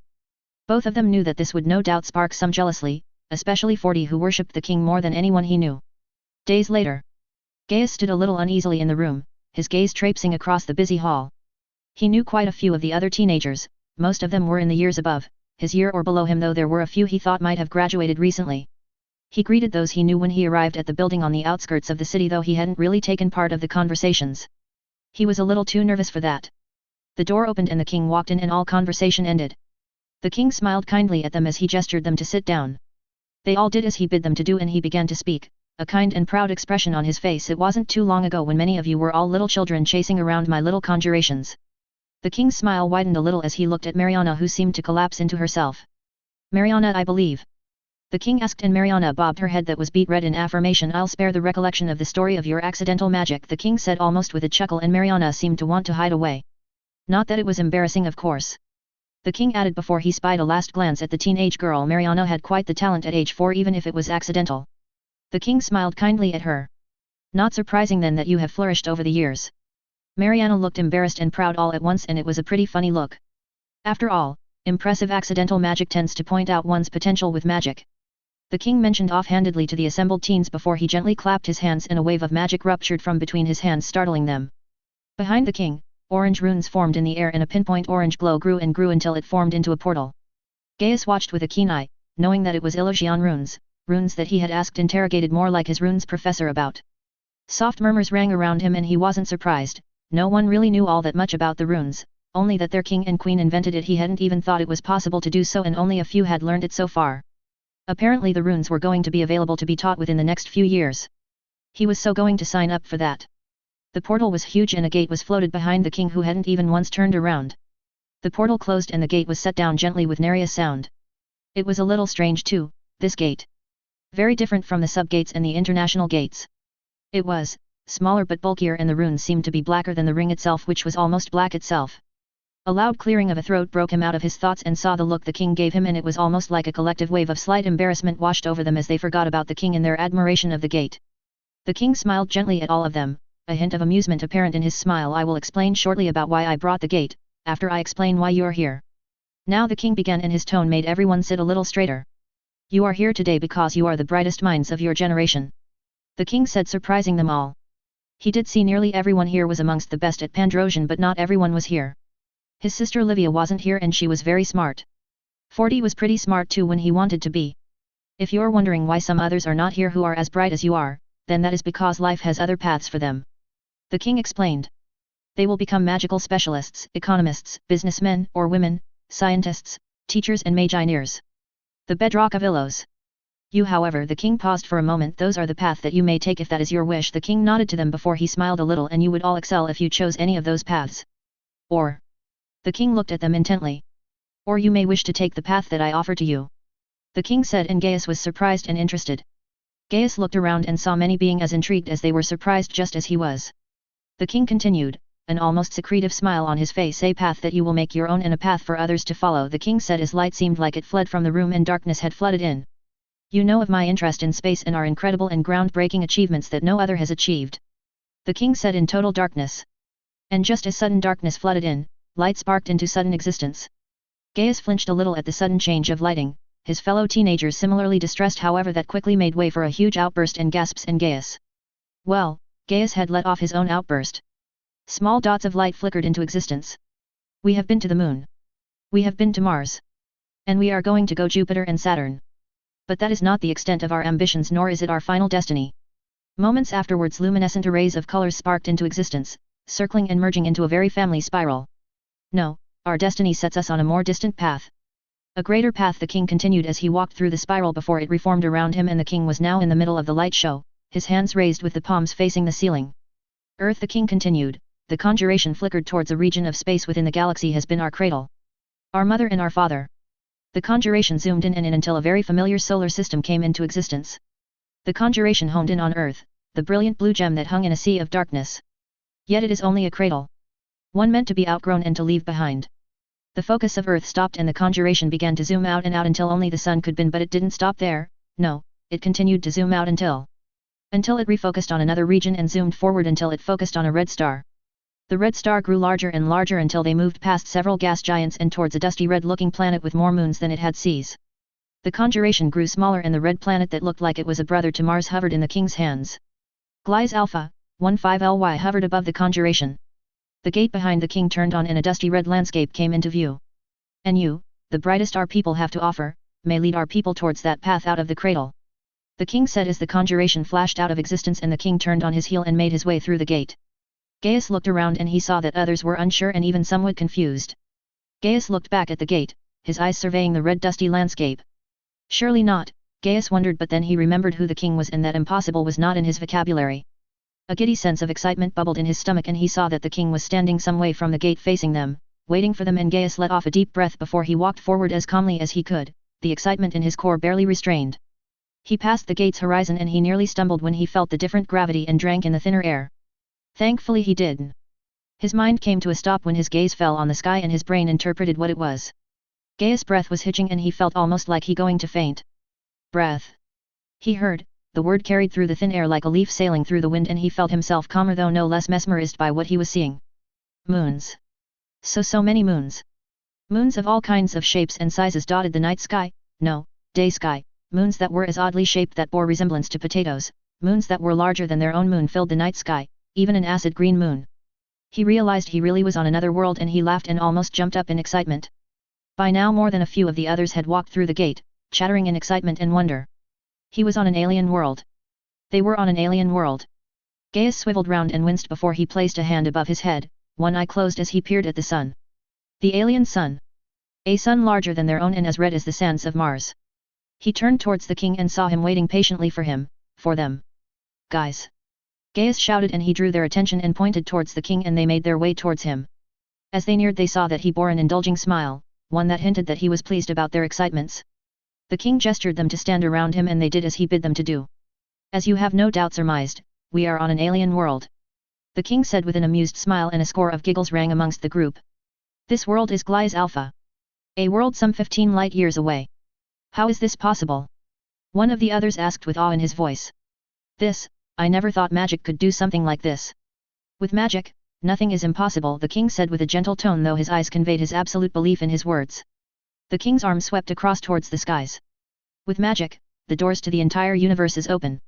You stand on one world whose doors we have opened. The king looked back at them, his intense gaze sweeping across them. The king looked at each one of them with magic, we can unfold stories, legends, myths that hide in the crevices of the universe. Slowly, the king raised his arms, a look of evanescent concentration settled on the king's face, his eyes dimly aglow. With science, we can understand the structures, the forces, the rules that bind our universe together. The king said, his voice ringing with an authority that spoke to their souls. Gaius' eyes shot wide open and he wasn't the only one as gasps and slightly impropriate but appropriate words were exhaled at the mountainous weight of magic that rolled off of the king, volumes of magic that seemed to careen away from the king like tons of snow off the slopes of mounts as tall as Olympus. Arcane tendrils of emerald and violet spun out of the king, tendrils that ebbed and flowed in beautiful swirls of interlaced magic, magic that seemed to climb and climb higher and higher into the stratosphere as the world seemed to bend at the seams. The ground shook, as if that mountainous weight had suddenly been dropped onto it, and had it not been for the fact that the king was gently keeping them on their feet, they would have been all sprawled on the ground. Even now, they were still balancing themselves to keep themselves steady yet the king stood like a timeless pillar, unfazed and unmoving, his eyes still only dimly aglow though the maelstrom of magic that blanketed the king, that blanketed all of them was felt skin deep, bone deep and Gaius was in awe. Gaius had always known the king was powerful. The stories. The news of when he did something that no one would be able to do even if they were 200 years old. But it was another thing to feel it. The ground shifted, red sand parting like curtains pulled aside in a great circle around them, tens of thousands of tons, no hundreds of thousands of tons were moved aside with an ease akin of a finger tracing a line in soft sand and Gaius' eyes widened as great structures ripped out from the ground. Glass. Massive, intricate, magnificent structures of glass ripped out from the ground in the dozens, in the hundreds, colliding and fusing, the sounds of the act a beautiful chime. Gaius' face felt pained, his smile threatened to tear his face off at its seams yet he felt like he didn't care, he couldn't care, no, this was why he loved magic so much, he thought with wonder as the ground shook some more and the sands fell away to reveal a floor made out of glass. The glass megastructures began to orbit around them, 2, 3 concentric rings of glass that were as tall the tallest towers in Sealstees. Gaius looked around to the rest of his peers. They were struck dumb, the awe they felt was so clearly etched on their faces and he thought it was beautiful. He managed to catch the eye of one of the girls, Clarissa he believed, whose eyes seemed to sparkle with wonder and he smiled at her, his eyes looking upon with a knowing glint, one that she seemed to understand and appreciate and he was rewarded with a beautiful smile from her. Gaius broke off the gaze and stared back up towards the glass and saw that 2 of the rings of glass were orbiting diagonally, making it seem like it was a circle with a axe. The glass floor that they stood upon began to shake a little and Gaius' eyes widened when he realized that they were lifting off. A translucent bubble emanated from the king as they climbed and soon they were up on high, higher than he's even been, climbing and climbing into the fringes of atmosphere until they were out in the void, in space. Gaius marveled at the sight. The way the faint green hue emanated from the red planet made possible by the red light from the sun impacting the atmosphere. The way the moons, both big and small, round and odd, orbited around the world with a strange peaceful metronome that Gaius knew was a wonder in itself. It shouldn't be possible for so many moons to be in such stable orbit. Gaius smiled widely as the funny thought and he almost burst into a fit of giggles. It should also not be possible to be in space some 15 light years ago from home. A distance of hundreds of trillions of miles crossed in a matter of less than a second. The king brought his arms down and breathed out loud enough for them all to hear and soon all eyes were set upon this man who could do the impossible. The king looked at them kindly, a spark of emerald brightening his eyes. There is a great deal of mystery you do not know, or the true nature of our destiny. Yet for now, I can tell you our destiny. The king said as he gently swept his arm across towards the void and towards the alien world. Will set us on a path that will lead us far into the galaxy. World upon world we will see and visit and tread. And you, the brightest and best of Illos, shall lead our people towards our destiny. The king said, his eyes aglow with barely restrained magic that seemed like if released could incinerate them all in only a moment's slip of control. The king's expression shifted and it was intriguing as he looked to one person then the other until he met Gaius' gaze, and when the king spoke, Gaius knew that this was his choice, would always be his choice. The question is, are you willing to take it? Yes. Chapter 19, Interlude 2. Note, if you would like to read ahead, the next chapter is available on Discord, whilst at least the next 3 chapters after it are available on patreon/boombox117. The Discord channel is discordgg/vr88t64ye7. Interlude 2. 1947 Illos. You've decided on this course? Atticus asked quietly, his eyes intently studying his mother even if he already knew it was coming. Doesn't he didn't dread it though? I have. Anne smiled at him slightly before she looked away. My life with Marcus was wonderful, more than it ought to have been. We've seen many things together. She turned back at him, a loving smile on her face brought up 2 children that would fill any parent with pride before she lost that faint glimmer in her eyes. But now. She sighed. Atticus closed his eyes. Are you leaving Bika? No. His mother interjected. I am not leaving because of you, the world does not revolve around you, his mother said to him in a soft chiding tone. He reopened his eyes and met his mother's gaze. She continued, you may have kept many secrets from me, far greater and consequential than I had ever thought they may be, but I am not leaving because of that, or because of the ostracizing of our family. She gazed upon the homes that stood upon a maze of hills, a fond smile on her face. I am saddened to miss most of the beginning. She said with a wistful sigh, a sigh that pained both of them. Then why? Atticus asked, unsure if he managed to prevent his voice from being uneven. He'd seen this conversation happen in so many different ways, yet it felt like a punch in the gut. Like he'd seen it happen. Somehow it felt more painful. His mother smiled at him and stayed silent for a moment before she began again. I am curious, she said slowly. Curious? Atticus repeated after her. Moira wishes to visit some of the old worlds that used to belong to her people. She looked at him pointedly. Partially to help find this new world you wish to settle our people, she said before looking away from Atticus.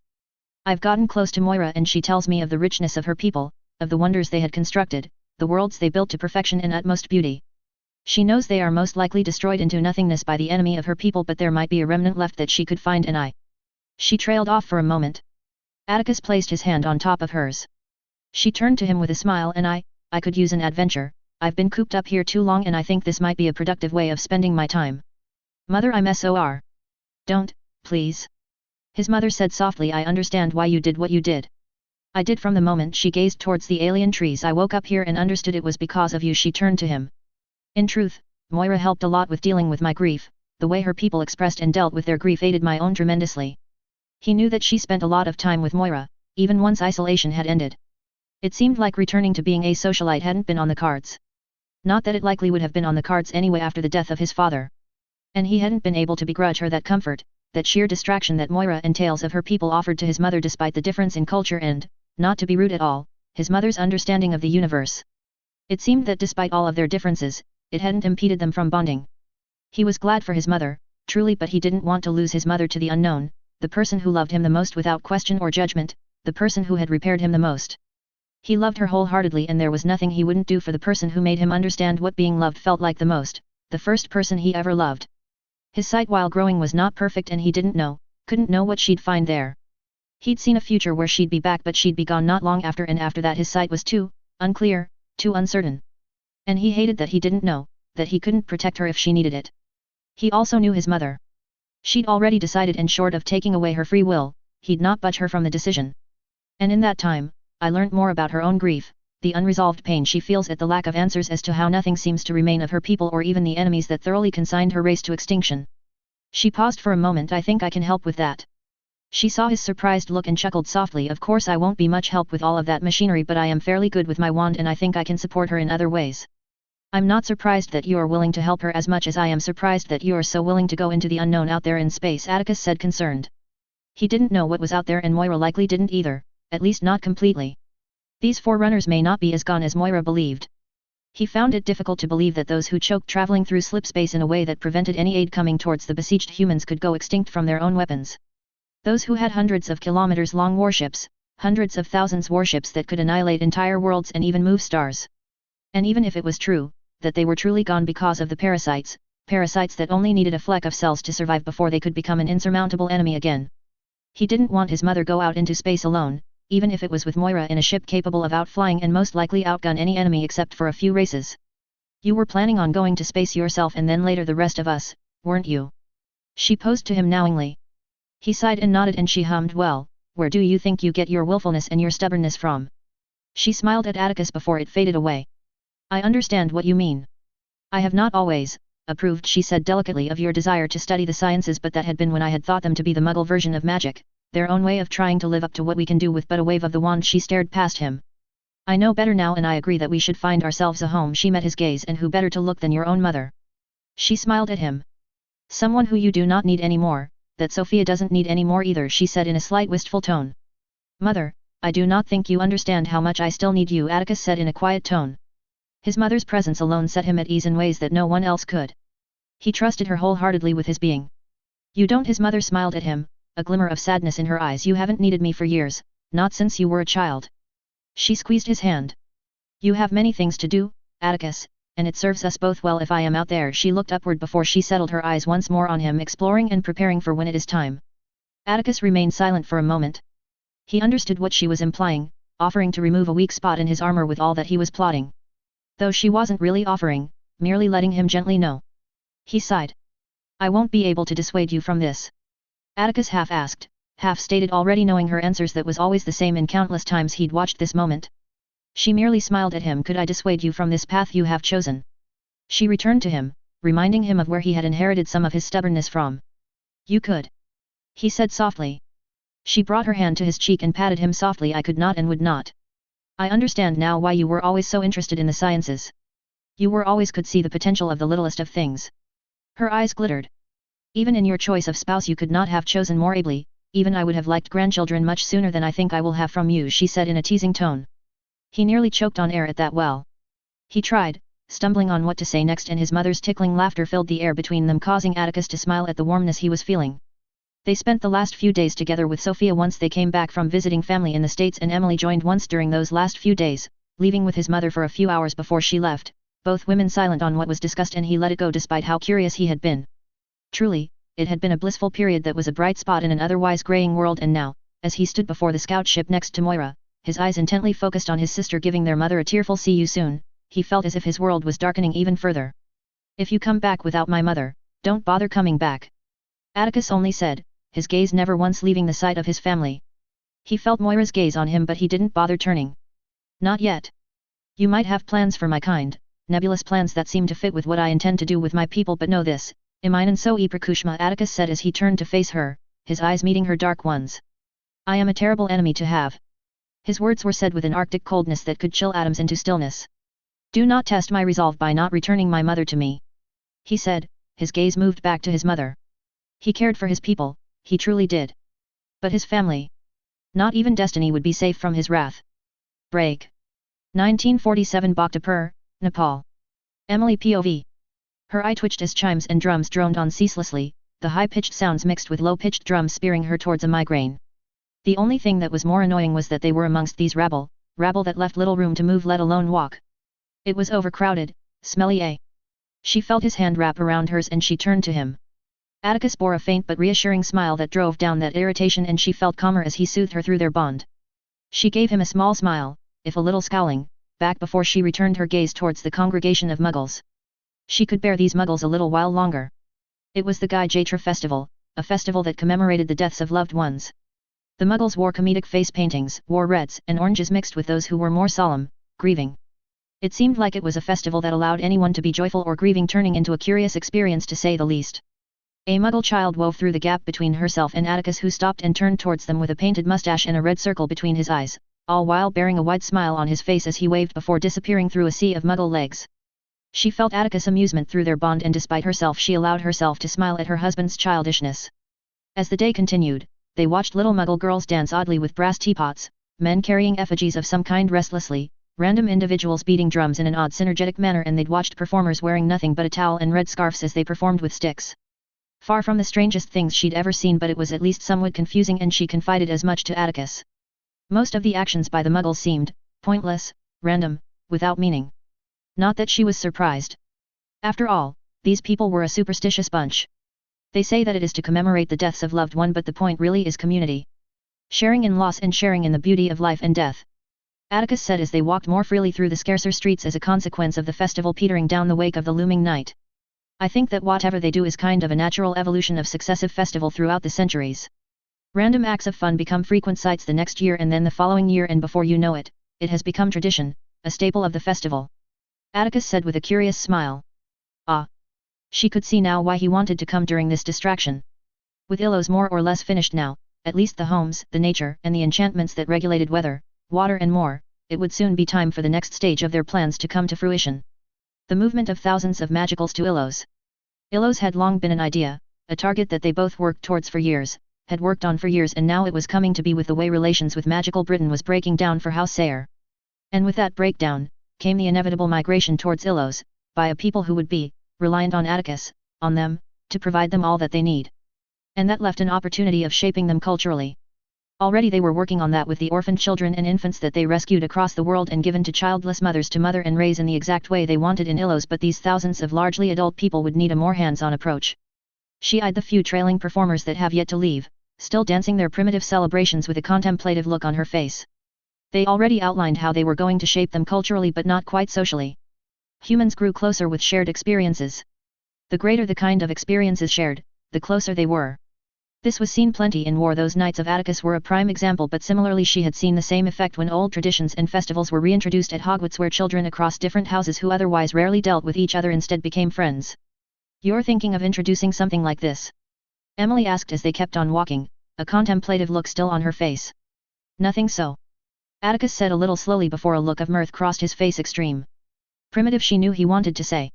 He continued, "But yes, something similar. Of course, the traditional festivals and celebrations will be made into a shared experience, but in the interim, I believe a frequent gathering of some kind might prove useful to help create a commonality," Atticus said before he lost his look of mirth as they approached one of the dilapidated homes. "We're here," he said, and she inclined her head slowly as they walked up to the door. She waved her hand over them, the rough translating charm washing over them whilst the illusionary charm fell away from their faces. The translating charm would work just about well enough for them to be able to speak with the Muggles. The door opened and a young-looking man came to the door, surprised but also wary. After all, both she and Atticus were foreigners in a very small town knocking on their doors. "Namaste." Atticus began smoothly with a bow of the head with his palms held together as if he was praying. She followed suit with the gesture. This wasn't the first time they were paying lip service to local customs. The man returned the greetings with a similar albeit a little stiffer manner. "I am Atticus Sayre," he gestured towards her. "This is my wife, Emily Sayre." The man nodded, a little surprised at their flawless accent. Atticus turned back to the man. "And we are here to talk to you about something important if you have time to hear us out." She felt Atticus send out a mild wave of unbounded pulse of legitimacy, one that tinged with reassurance and compliance, and she saw the man's shoulders dip a little in relaxation. She knew that Atticus didn't like manipulating emotions like that, especially to those he deemed innocent. Of course, disliking something doesn't take away the necessity of easing a situation, even if Atticus went about it in a way that was far more respectful than they really deserved. The man looked at them for a few seconds before he let them in. The house was little better than a shack, a well-cleaned shack, but a shack nonetheless. It almost reminded her of her mother's home. Of course, these people had more dignity than those infernal gaunts who practically resided in their own filth. As they were directed towards the living room, she saw the reason why they were here in the first place. The girl was sitting with a very worn book in her hands on the ground as her mother got up, about 10 years and likely turning 11 within the next 6 months if their intel was right, with a curious gaze on her cherub face. Bavarupa Bitsa, a muggle-born witch born in nowhere to 2 unknowing squibs. The girl remained on the floor, her gaze flickering between them and her parents were talking idly before the woman went away and the man rejoined them and gestured them to sit, the look of curiosity intensifying. Just by looking at the girl, one would not assume that she was any different, that she was special, yet she could feel the magic from her, that near silent thrum that she emitted so unknowingly. She likely never would know how truly special she was as she went about her life if she made it that far without being accused of witchcraft. Muggles had a strange sense of knowing if someone was superior, like prey feeling it was being watched by a predator until the day she died. It was to her fortune, just as it was to the hundreds of others, that she wouldn't wallow to a life of great insignificance when she could become more as the magic in her blood demanded, all while being properly taught their ways. From the arid deserts in Mongolia to a sparsely populated island in the Pacific, they were capable of capturing the bursts of magic a child makes once they went through their very first magical maturity, which happened from the ages of 5 to 7. They were able to pick up those bursts of magic that operated at higher magical frequencies almost instantaneously, and they triangulated on it frequencies that were more responsive to will and desire with the aid of the ancient satellites that covered the earth to find the origin of the burst of magic. It allowed them more freedom in securing children at the fringes of any magical society that were likely to slip through the various nets of magical detection that were arrayed around the world. Admittedly, she didn't quite dislike this part of their travels, the dimes they found that they'd change into galleons loyal and working for them. Something she hadn't quite expected at first. Entwined with their search for relics, artifacts, and pearls of knowledge around the world for the past few years or so, they made an effort to personally visit Muggleborns born in the regions that were effectively unwatched by the magical world. They of course focused primarily with at-risk Muggleborns, those who had little protection against fearful mobs or undeserving parents, something that had kept them utilizing time turners and polyjuice a lot more than she could have conceived, but now they were making the journey towards the ones that proved to have better parents. Slightly more challenging and different challenge altogether, but it wasn't too hard to overcome once they were convinced it was a genuine offer to improve their lots in life. Creating circumstances that were just right enough to make them fearful of their child's and their own safety of course helped with the stubborn and frankly sharper parents. So far, Bitsa was the 80th Muggleborn they were visiting this year, made possible by the Stone of Admissions, a crystalline stone that was connected to the ley lines that crisscrossed the world in a similar fashion to how the Hogwarts Book of Admissions was connected to the ley lines that ran below the Great School. With Atticus' sight and the stone, they were able to plan years in advance on how they were going to convince the better parents to move countries without raising any alarm bells by those she knew were watching their movement very closely. She knew that it was quite likely that this girl would be the very last they'd visit personally for some time, given what was happening back in Britain, though it should not affect their recruitment now that Atticus' trusted and oath-sworn associates in Sphinx Group were taking charge of the operation. After they were brought little cups of chai tea, likely a luxury for these people, the man finally asked Atticus what this important thing was. "Has strange things ever happened around your daughter?" Atticus asked with a calm tone as he nursed the chai tea, watching curiously over the rim the cup. The mother stiffened, a look of panic clouding her face whilst the Ms. Bitsa looked terrified. "Peace," Emily soothed as she let go of the cup and leaned back in the rather uncomfortable wooden chair. Their eyes widened dramatically. "You're like me." The little girl, Ms. Bitsa, said in wonder. "Are you a Booksy witch?" The father questioned, his voice even despite the clear fear that she felt exuding from him. Her eyes darkened slightly. "Not in the way your people believe," she said calmly, though it was a close one to keep her tone from being harsh. Only the fact that these squibs were better than their ilk kept her from being disdainful. She knew that these people were an exception to the primitive muggles of these lands. Nepal, once upon a time, had a thriving community of magicals. For thousands of years Nepal had been a land of spirituality and magic, so much so that both magical and muggle Buddhists from across Asia made pilgrimages to Nepalese temples that were fountains of knowledge containing priceless manuscripts on the nature of existence and magic.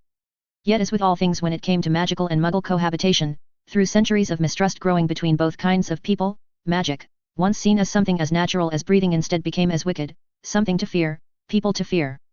The once thriving community of magicals left Nepal towards the mountains of Tibet, India, and China not long before the statute was erected, yet despite magic leaving these lands, witch hunts were still a frequent occurrence even now. Hatred from these muggles knew no reason or logic and were driven by superstition that bordered near insanity with what they perceived as witchcraft.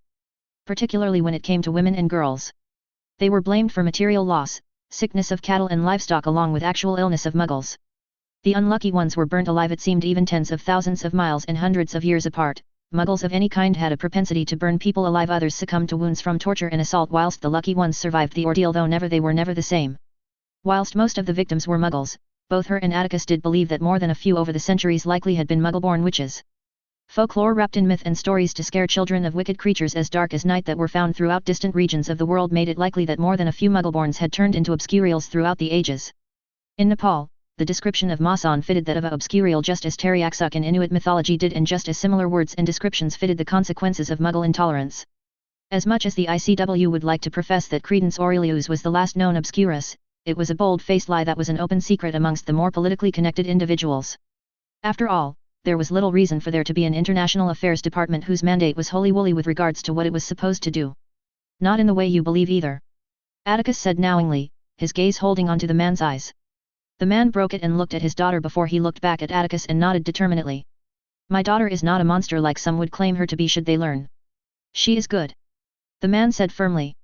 Atticus gave the man a smile as inclined his head, and she felt a trickle of contentment eke out from him, that soft spot he had for those who were traditionally morally right rearing its head.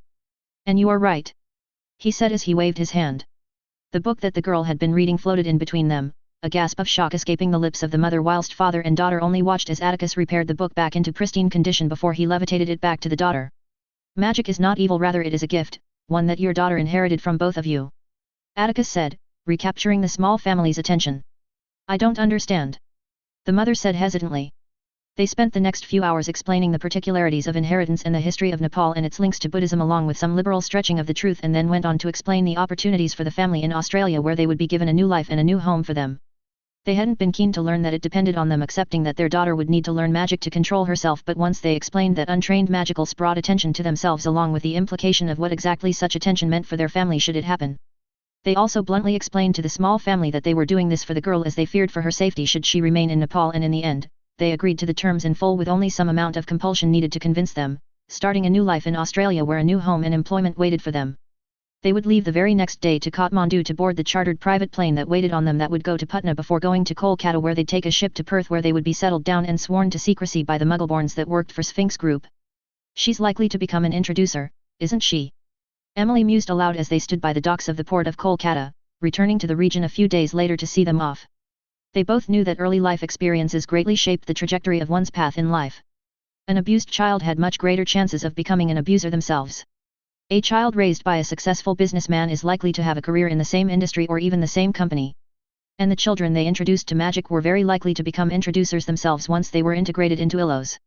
Especially those who had experienced the violence of Muggles firsthand, like some of the children they barely saved had, or those who had boundless amount of compassion like this little girl seemed to have. It would be useful in the years to come when the Muggle populations are set to explode.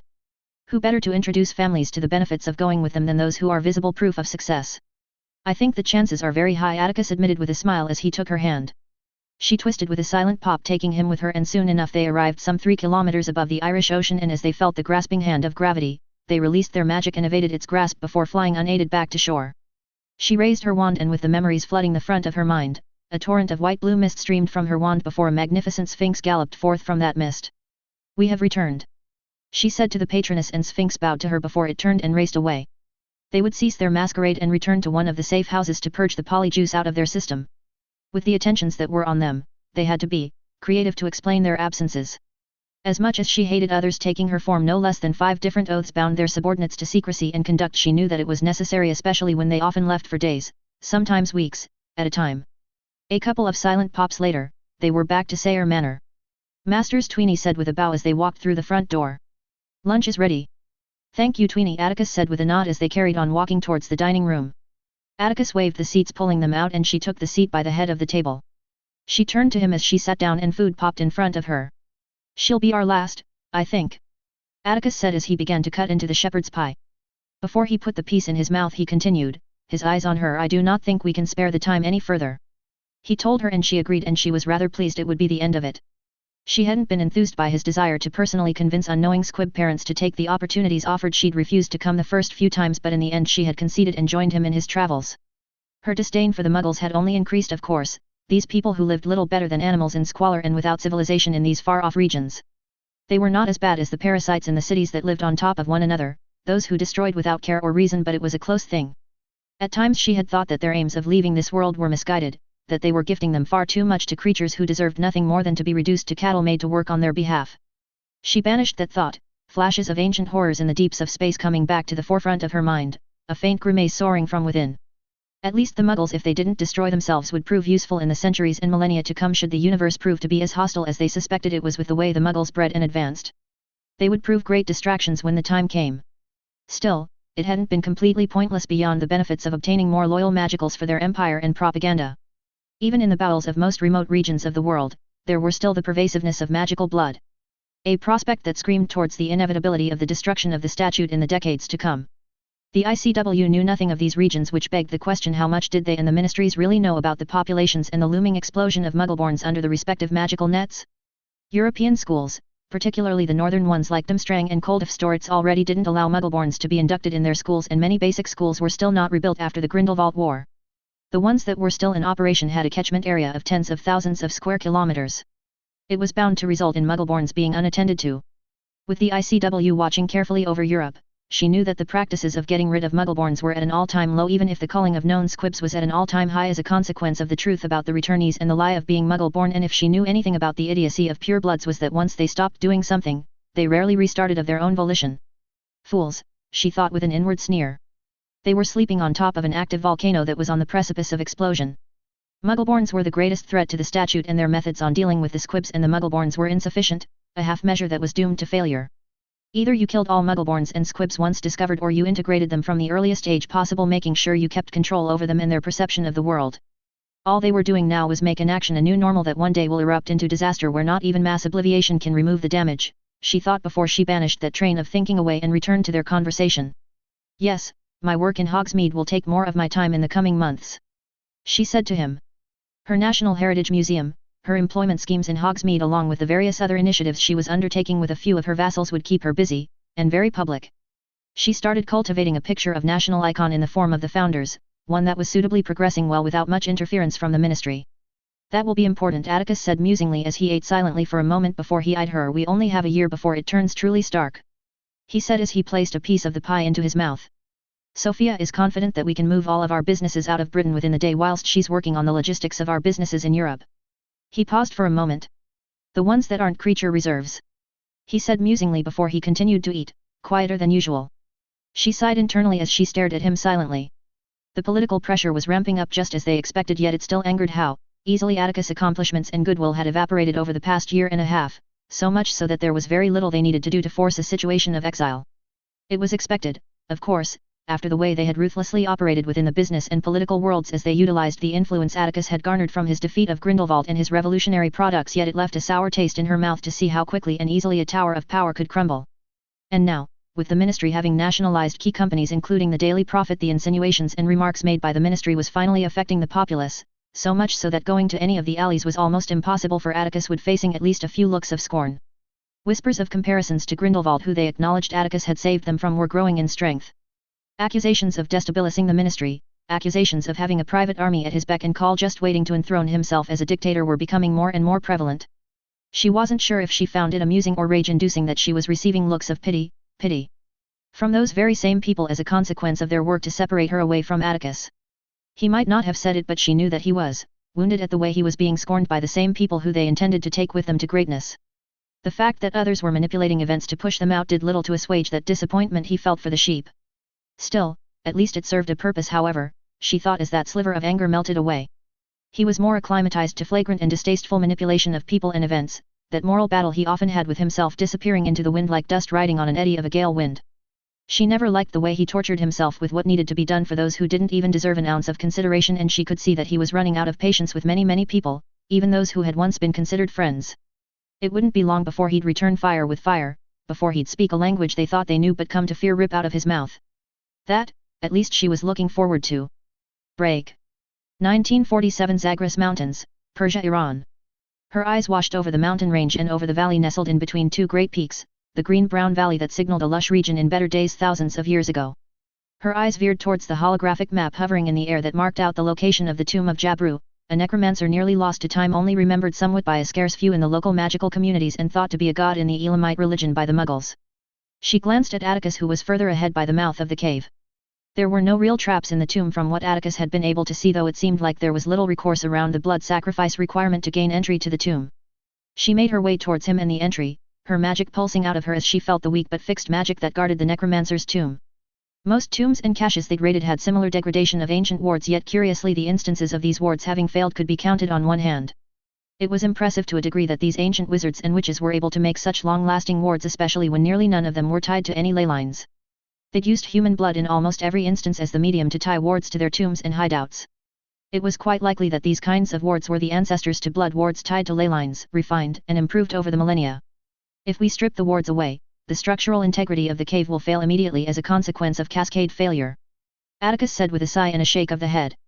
It'll happen too quickly to stabilize the place, Atticus said with a wan smile as he raised his hand and pressed his other finger against his palm and dragged it across, creating a line of trailing blood before he placed against the entrance.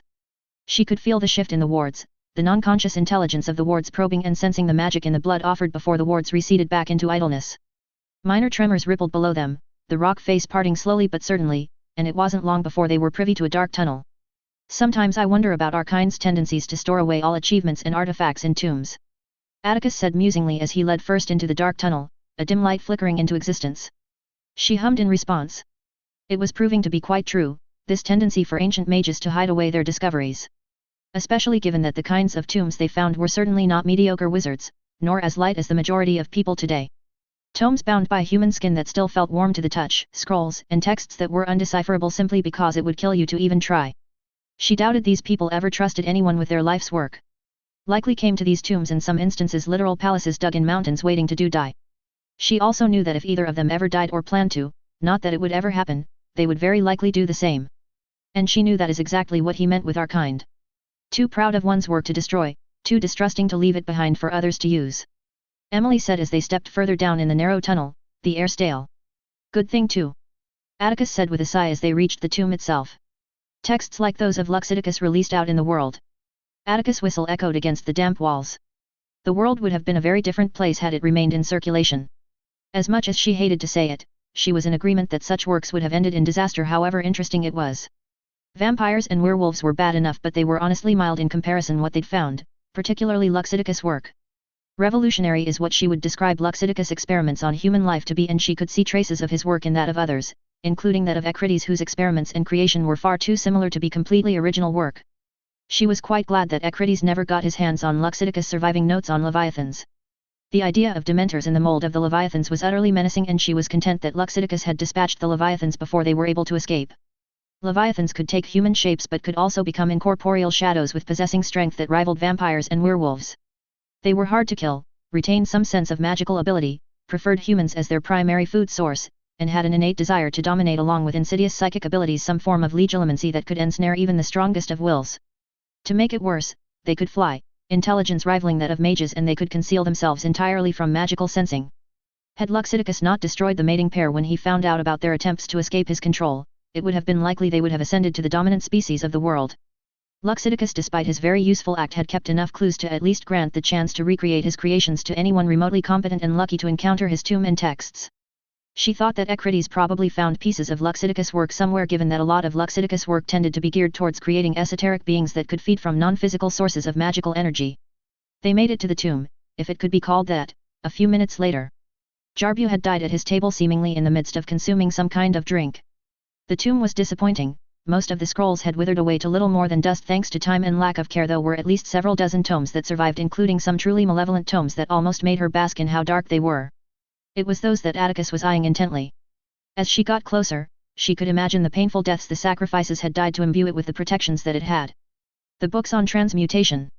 Atticus' countenance darkened ever so slightly as he looked over the tomes, the malevolent feeling of the magic that was imbued in the tomes bothering him. Human? Emily questioned and he turned to her with a slight nod before his eyes returned to the tomes.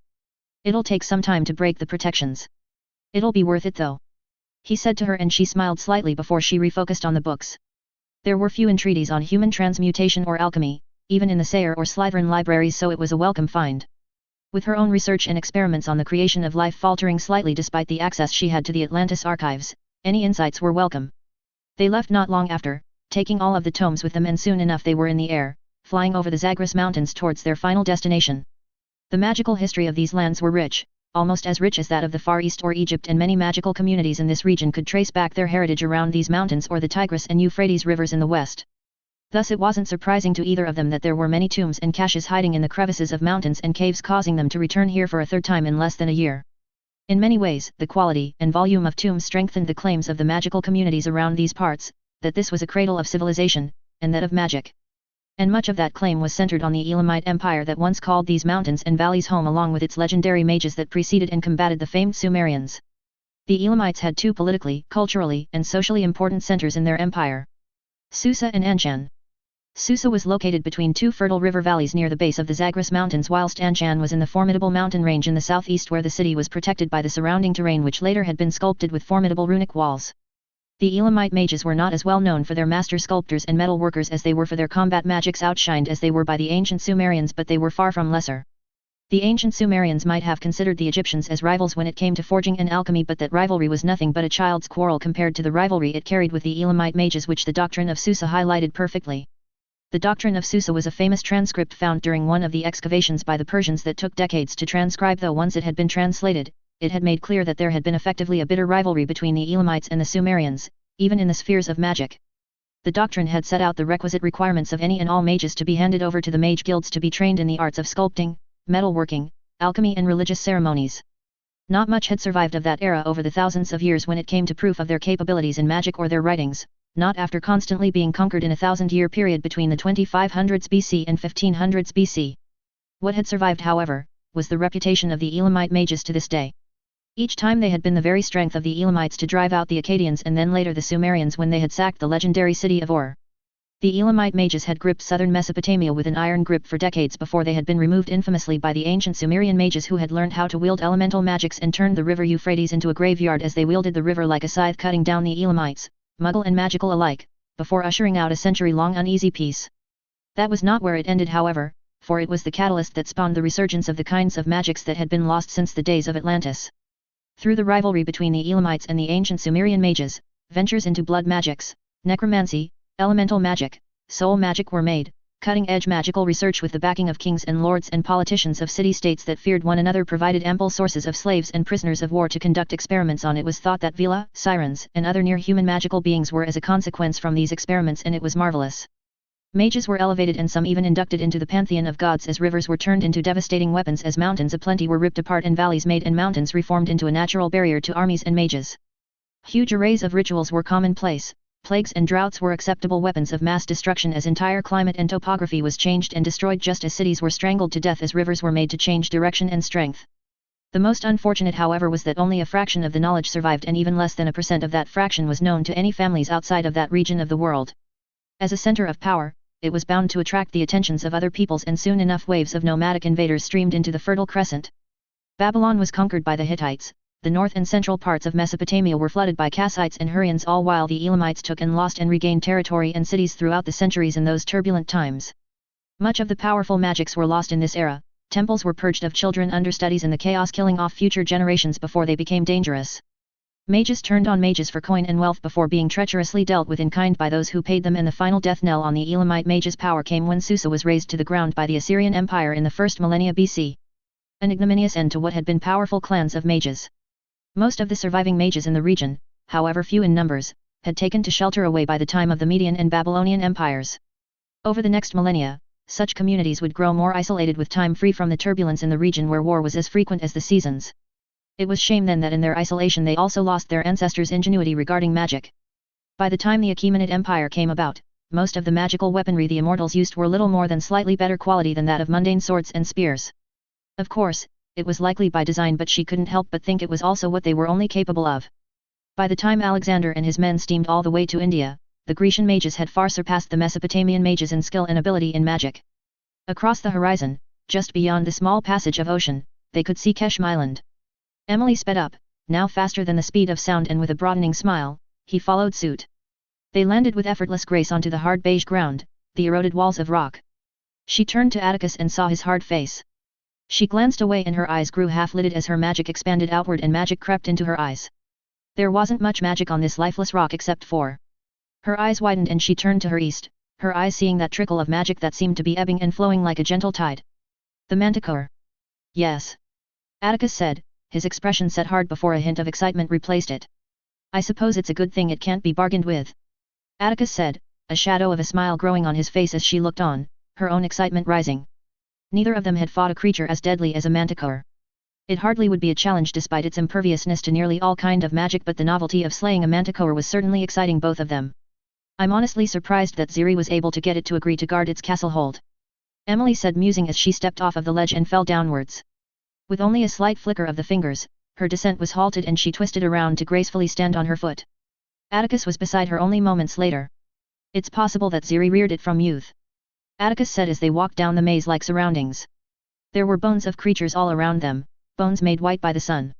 She recognized some of the bones of Carcadons, a mix of a horse and a rhinoceros that had a sword-like horn and was a ruthless predator in its own right, and bones of a roc, a massive bird of prey big enough to carry elephants that was near extinct now. Or it is possible it was his sibling. Emily said with a twitch of her lips, her eyes sliding off of the bones with little concern. Atticus' expression grimaced before he eyed her. Or wouldn't that be something? He said with a grimaced laugh before he shook his head. Still, I doubt half the stories about the woman are true. Emily hummed for a moment as she considered it. Yes, she doubted those stories were true, at least the more outrageous stories. As feared as Dark Lord Fulad Ziri had been, his mother was almost as equally feared by the Persians. Known as a powerful enchantress, she was able to imbue enchantments on artifacts were nearly impossible to replicate. In one instance, she'd created an enchantment that tied Fulad Ziria's immortality to one particular sword named Shamshari-Zamarad-Nagar, where he could only be killed by that one sword. She had thought perhaps it had been a Horcrux, but she'd dismissed as the clues weren't there to support it. It was likely a combination of things, as it was known that the Dark Lord liked using the sword to execute people, likely drawing blood and life from his victims to extend his own lifespan.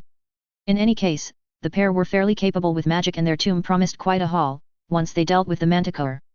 They neared the source of the ebbing magic, and she felt the shift in the air just as Atticus did, and they halted, their eager eyes waiting on the Manticore. "Who disturbs my slum beer?" The inhuman voice bellowed out in a low growl in Farsi, its voice slamming against the maze like walls with power and weight of a dragon's tail. The ground shook, the noise of cicada vibrations echoing ominously as a human male head with a lion's mane crowning its head turned the corner. Emily's eyes gleamed at the sight of the magnificent monstrosity before her, the black scales of its back glistening under the hot summer sun, its scorpion tail swaying dangerously like a serpent tasting its prey's scent as it stood on its tail. Its furled wings were just as dark as the scales on its back, though they were similar to that of bats.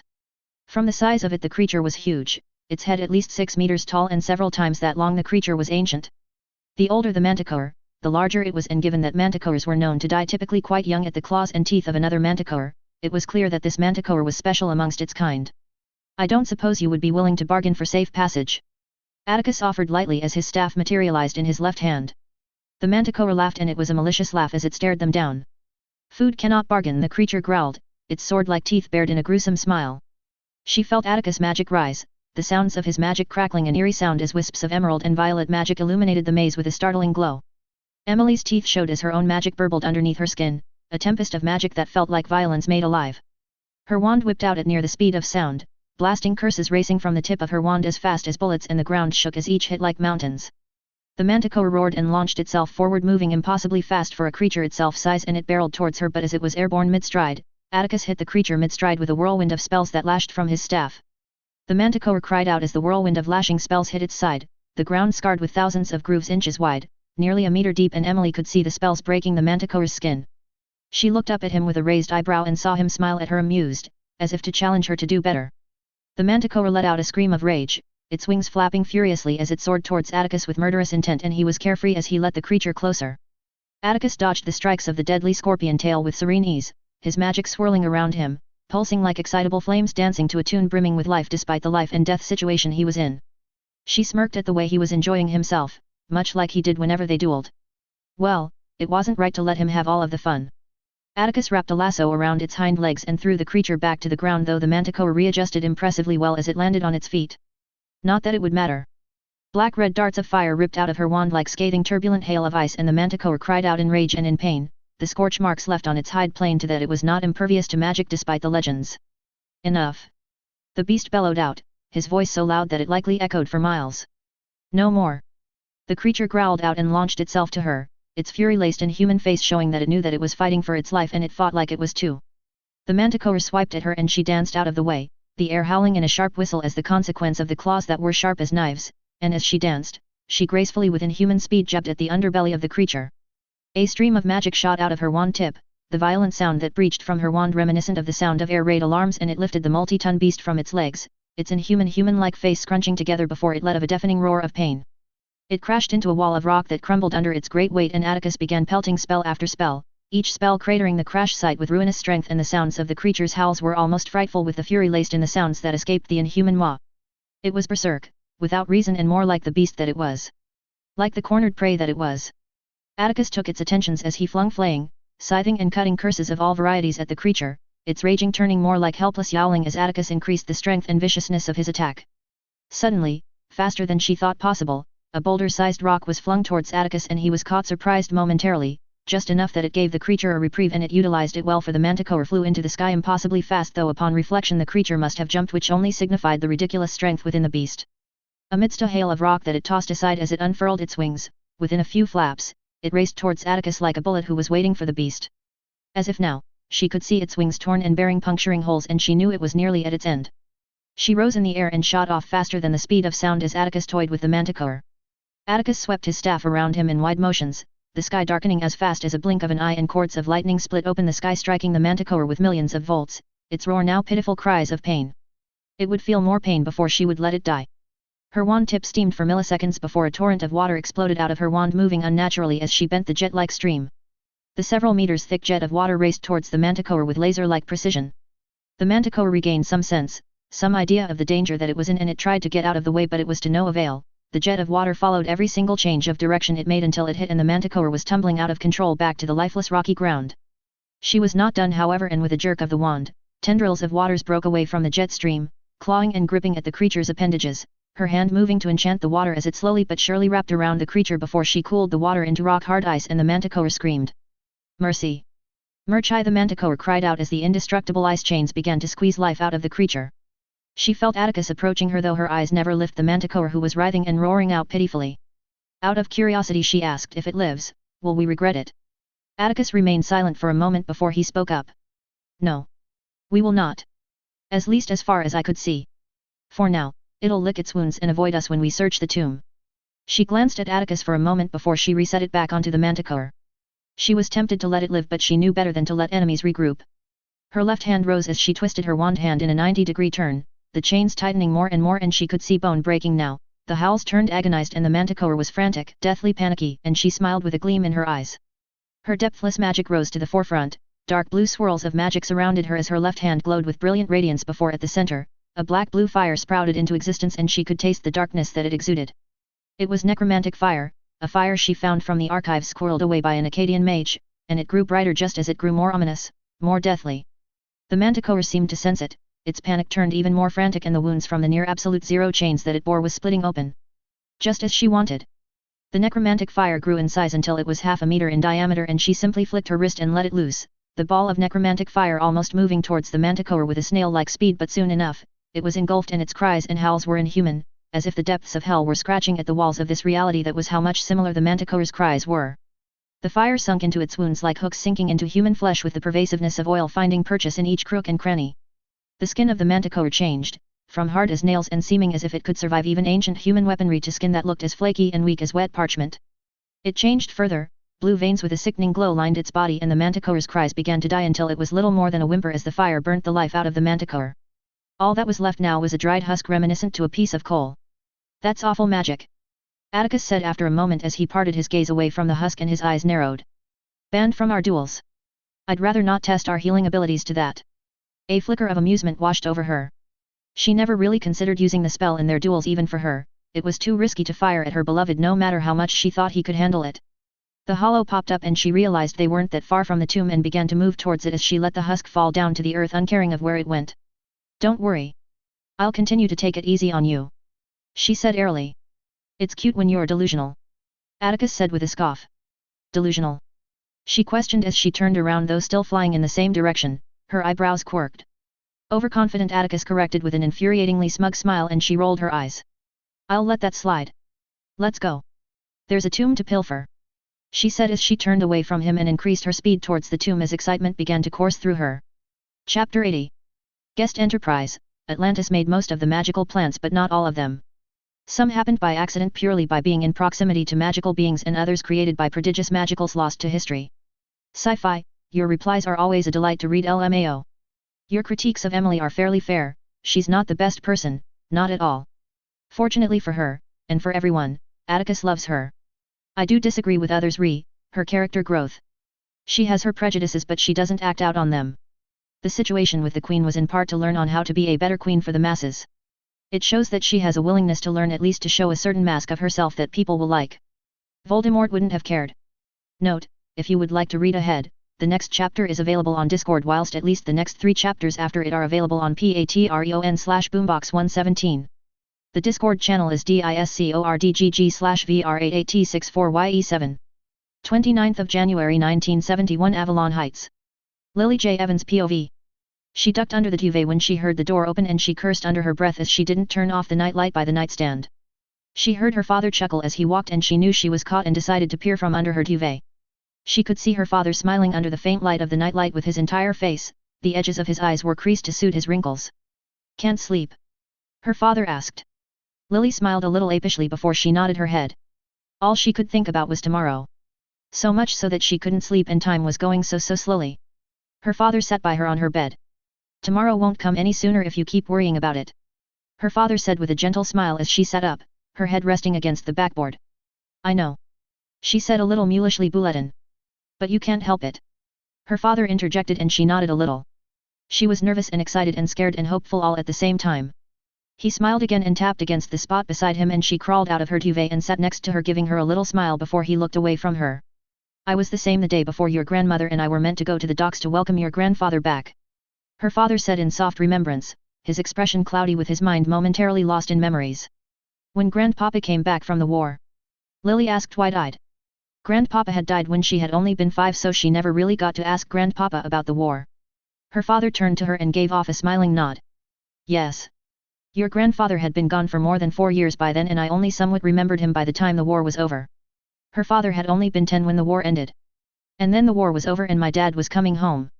Her father chuckled softly. I was excited and nervous all at the same time. Her father said to her with a knowing smile and she felt her face flush a little.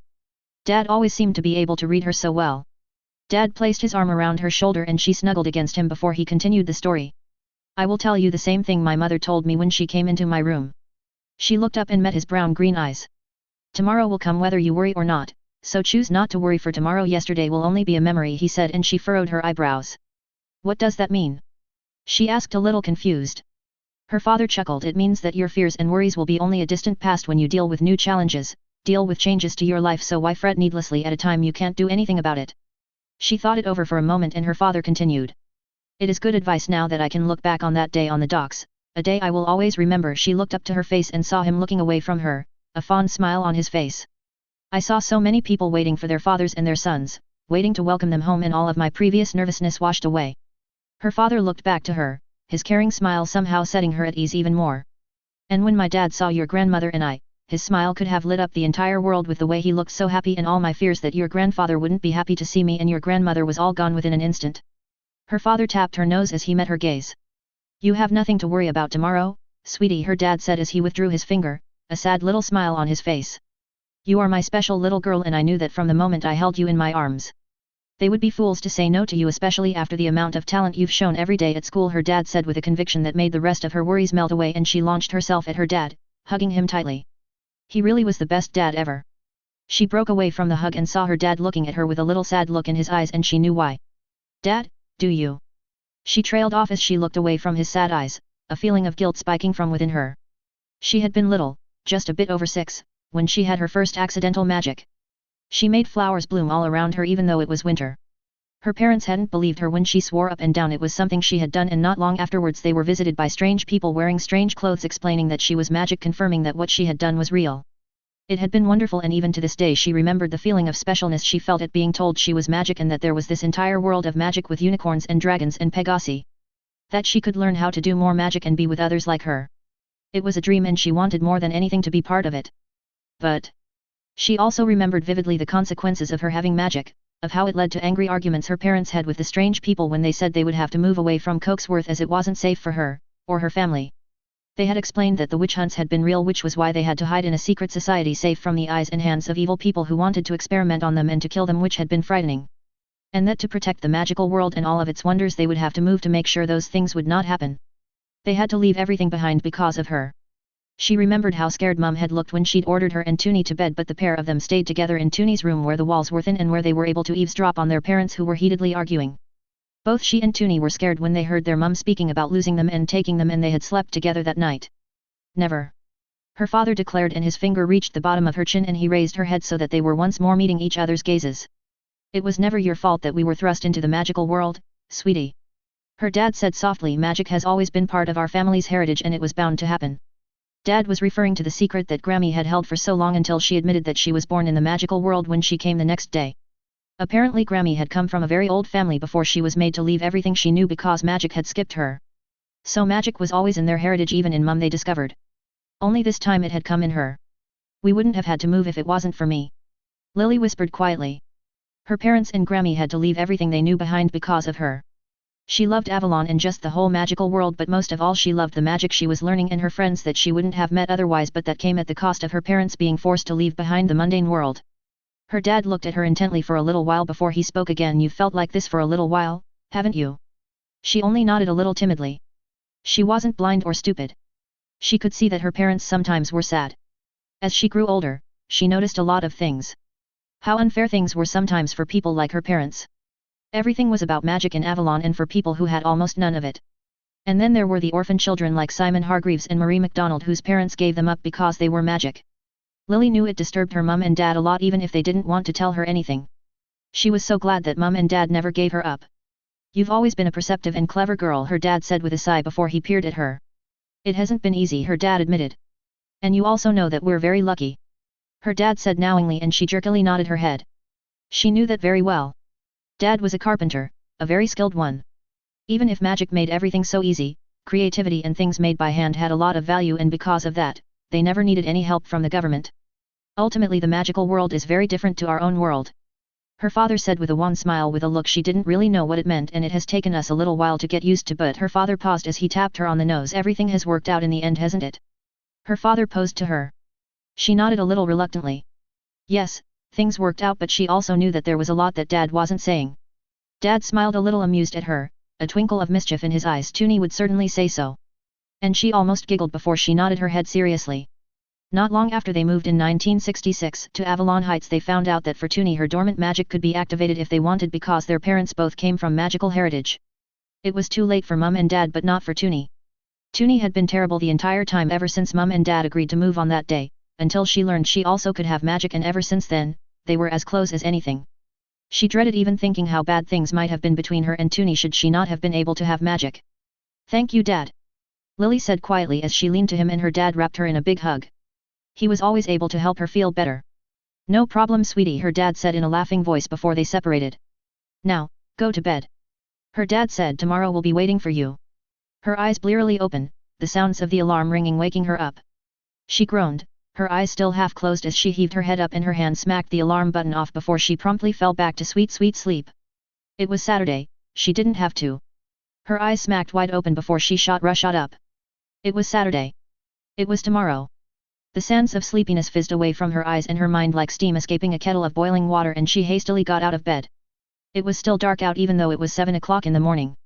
She threw open the door and ran towards the stairs, nervous excitement coursing through her body like electricity. She could smell the cinnamon and the wonderful smell of bacon turning crisp and practically flew down the stairs. The lights of the living room were on and she waved at the moving pictures that waved back before she turned a corner towards the kitchen, and she saw her Grammy standing there before the stove, humming lightly as she cooked, the sounds of sizzling bacon filling the air alongside her humming. Grammy must have heard to come down as she spoke without turning. Good morning, Lily. Grammy said with a smile in her voice. Morning, Grandma, Lily said with a wide smile, and her Grammy turned around and gave Lily a kind smile.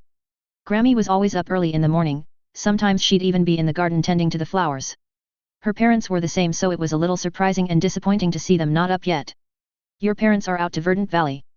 They'll be back soon, I should think. Grammy said as she looked at the clock that hung by the back door before she turned to Lily. You're a little up earlier than usual. Grammy said with a knowing smile. Is there a special reason? Grammy said with a hum in her voice whilst she turned the bacon. Lily knew that Grammy was teasing her, everyone knew how important today was. She even borrowed Dad's old alarm to make sure she wouldn't miss it. Lily took a seat by the kitchen stand nearby the shopping dial, a special letter. She tapped on the round dial and a hollow popped up. She cycled through the food and drinks until she saw a carton of orange juice and she tapped on it. A small pop later, a small carton of orange juice arrived in the delivery square and she picked it up before she pulled the straw and pierced through the carton. Ah! Grammy said as she turned to Lily, her soulful emerald eyes that were so similar to her own gazing down at her. Lily was very grateful that she inherited Grammy's eyes as well as her name rather than Mum's blue ones like Petunia did. It was so very pretty. You mean this letter? Grammy said playfully as she fished out an envelope from her apron, and Lily itched to float the envelope into her own hands, but that would be rude, so she settled on waiting impatiently. Grammy must have sensed her impatience because she chuckled as she gave the envelope to Lily and she carefully looked it over, and her hand trailed over the school emblem. There was a big H in the middle of the emblem with a lion, a snake, a raven and a badger around it. Gold rimmed the edges of the emblem. Lily, you're shaking. She heard her Grammy said, and she looked up to her Grammy, who looked kindly at her before she looked at her hands again. She was shaking. She had looked forward to this day for so long, from the moment she learnt from her classmates about the best school in all of Avalon. She took a deep breath before she opened the envelope gently and began to read. Hogwarts Premier School of Magics. Dear Ms. Evans. We are pleased to inform you of your acceptance to the Hogwarts class of 1978. Please find enclosed a list of all the necessary books and equipment. The term begins on 1st of September. We await your owl by no later than 31st of July. Yours sincerely. Headmaster of Hogwarts. Horace H. Slughorn. She squealed out of joy as she let the letter go, which Grammy picked up and read before she looked up at Lily with a warm but also a little strange look on her face. Congratulations, Lily. I'm happy for you, Grammy said, and Lily jumped off her seat and careened into her Grammy. Best birthday ever. Lily squealed out as she hugged her Grammy, who chuckled softly as she patted Lily's back. She was afraid that she wouldn't get to go to the same as Alice and Marley and Sarah because her magic wasn't strong enough because she was squib-born and would have to go to somewhere like the Dolarian public school, which was for people whose magic was very weak. She knew it wasn't true and her friends had told her so too. Just as Dad told her last night. She'd been the top student in her class for the past 3 years and she excelled in magical theory and wandless practical, which was unheard of for a squib-born.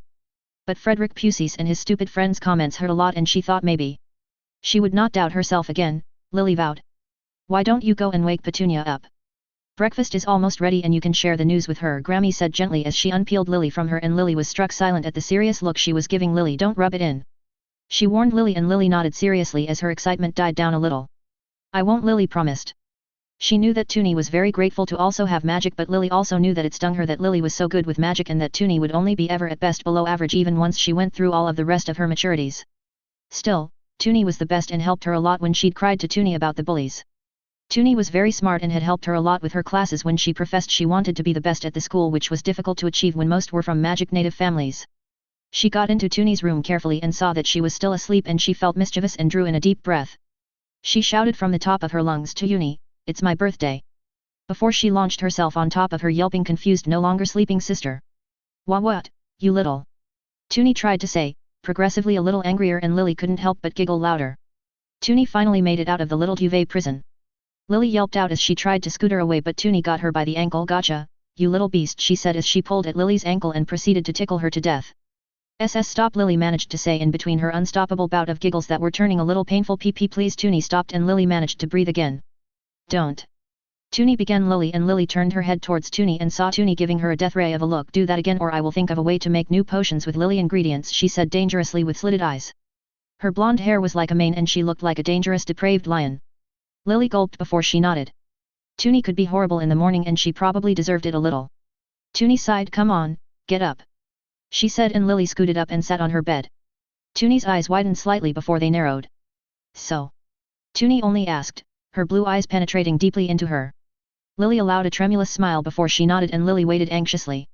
Toonie's expression didn't change for several seconds before they softened and opened up her arms. "I knew you'd get in," Toonie said warmly, and Lily launched herself into her sister's arms, pleased and relieved that Toonie was happy for her. "Happy birthday, Lily," Toonie said as they broke away from the hug. Toonie let off an amused smile. "I doubt any presents or cake can compare today, hey?" Toonie said with amusement. "Yes, not even double chalk cake could compare to the acceptance." A little while later, when she was eating with Grammy and Toonie, an array of explosions happened behind her, making her jump in fright, and she swiveled around and saw big words with lilies curling at the end of each letter hovering in the air that spelled out "Happy Birthday." But that wasn't all. There was also congratulations mixed into them, with her parents looking very happily at her as they walked in with a few hover baskets, and Lily turned around looking at her grandma, who was smiling at her warmly as she tapped on her comm watch. It was a few hours later that they left the house around noontime after she had her little family party that she loved, even if she was a little impatient to get her supplies and her books and her wand. Grammy was even coming this time. As they sat on the flying tram that seemed to ride along invisible rails through the sky, she stared out from the windows as they left Avalon Heights. The views of beautiful homes and shops of all kinds, big and small, towering and wide, was scenic even if it was growing smaller as seconds passed. It was home. Her home. A home in the North Sea, not far from Lewis and Harris Island, on an island that was long hidden from the mundanes and where only 10 years ago was home to dozens of Hebridean black dragons before they were moved to make way for Avalon Heights. It was the second largest town in Avalon, though there were many other much smaller magical-only villages in the Hebrides Islands and the Scottish Highlands. It had not also been like so, no. Things had begun to change some 10 years ago when Avalon was restored. When the Queen, it was a shock to learn that there was another Queen, had found the legendary sword of King Arthur, Excalibur. As the heir to Arthur Pendragon, Queen Emily decreed the restoration of Avalon, and thus came the total secession from Britain in 1958, which was things really changed. Villages were built in Scotland as people moved away from mundane places like London and Manchester and Liverpool, even from Godric's Hollow, because of how close it was to mundane towns and cities. Marley's dad was part of the Avalon Planning Committee, so Marley knew a little of the details, and so Lily knew too. Marley had a lot of pride of what her dad had helped build, though Mrs. Fawcett helped explain a little more about the changes.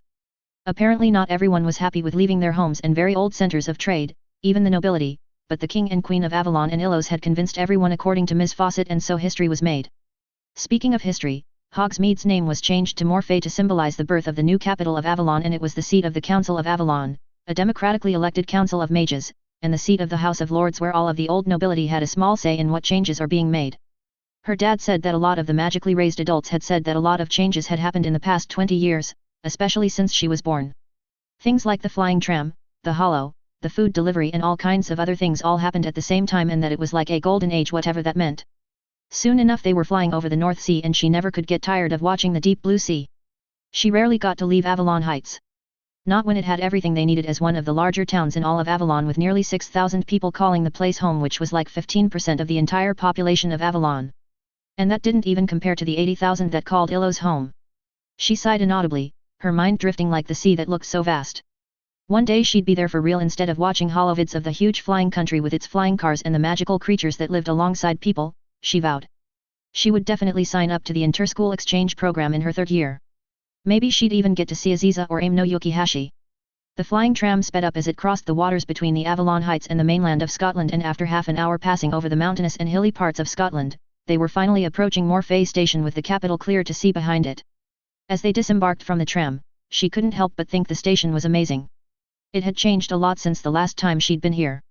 The ceiling was high and it had pillars that looked they were grown together in a honeycomb-like way that merged as they created the ceiling with glass in the between the triangular shapes that showed every light imaginable, making it seem like they were on a rainbow bridge like in the M-Vision show The Adventures of the Warrior 3. She felt a hand on her shoulder and she twisted around and saw her dad smile at her a little amused. "Come on, this isn't the only thing that's changed in the last 3 years," her dad said to her, and she felt a huge swell of excitement. What else had changed?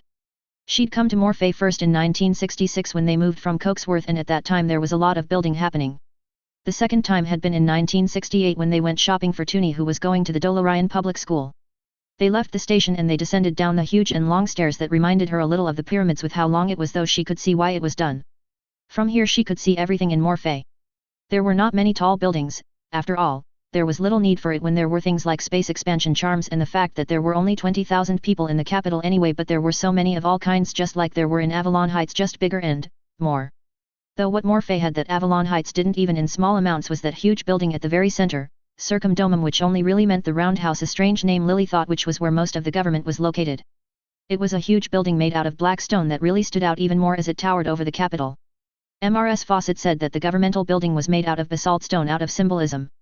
To display strength and courage, as it brought stability and steadfastness during an era of many changes. She found it a bit strange that stone could mean that much to people. Soon enough they were walking the streets, Morphe, and her eyes sparkled with wonder as she took in everything. As much as things seemed similar since she'd last been, there was a lot that really changed too, she thought with wonder. The streets were packed with people and kids her age, and it was almost difficult to walk through the crowd. "Stay close," Grammy said as she held firmly onto Lily's arm, and Lily wanted to say that she need to worry, but the look of concern on her Grammy's face stopped her. "Are you all right, Grammy?" Lily asked quietly as they followed Dad and Mum and Toonie, who were just in front of them. Grammy looked down kindly at her, and Lily was growing a little more concerned from the way Grammy's eyes looked sad. She'd forgotten that this was only the second time Grammy had come to Morphe. Grammy never wanted to leave Avalon Heights, preferring to stay home all the time. "I am," Grammy reassured Lily with a smile before she looked up towards the stores. "Just a little overwhelmed," she said before she looked down again with a brightening smile. "There's a lot to see, isn't there?" Lily gave Grammy a blinding smile before she nodded and peered her gaze towards the wonders before her. Grammy was very right, for there were adverts of all kinds floated around above every other shop, and they were different from one another. They shared the same similar misty blue hue.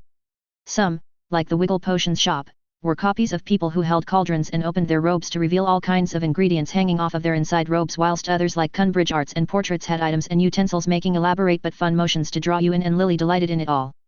That wasn't the only thing that was surprising her as they bought the list of ingredients and equipment she'd need for Hogwarts. No, everywhere where they went she heard all kinds of accents and different languages and peoples. She heard French, Spanish, Swahili, and even a few people that sounded like Mr. Lally the leprechaun from the cartoon The Druid and the Singer. Not only that, people wearing all kinds of clothes were around, including what she thought was wicked and colorful robes worn by a dark man. "Morphe has become a center of the magical world," Dad said as they walked away from the famous bookstore Flourish and Blots that relocated when all of the alleys were relocated away from London to Morphe towards their final destination. Mr. Gunn said that with Illos restricting travel only to those of specific citizenry under treaty, much like Aziza and Yukihashi, Morphe is seen as a go-between. Toonie piped up next to Mum. Mr. Gunn was her professor of international magical history.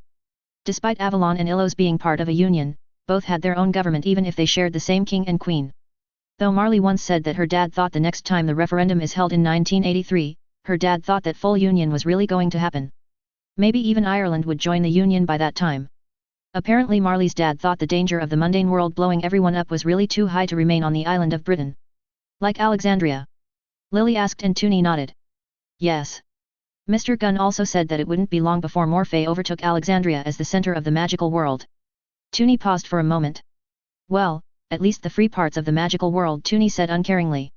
Toonie, their mum said warningly with a reproaching look, and Toonie sniffed a little but said nothing further. Lily looked a little put out but she kept her tongue quiet. It wasn't as she didn't know what was happening in the world even if they thought her too little.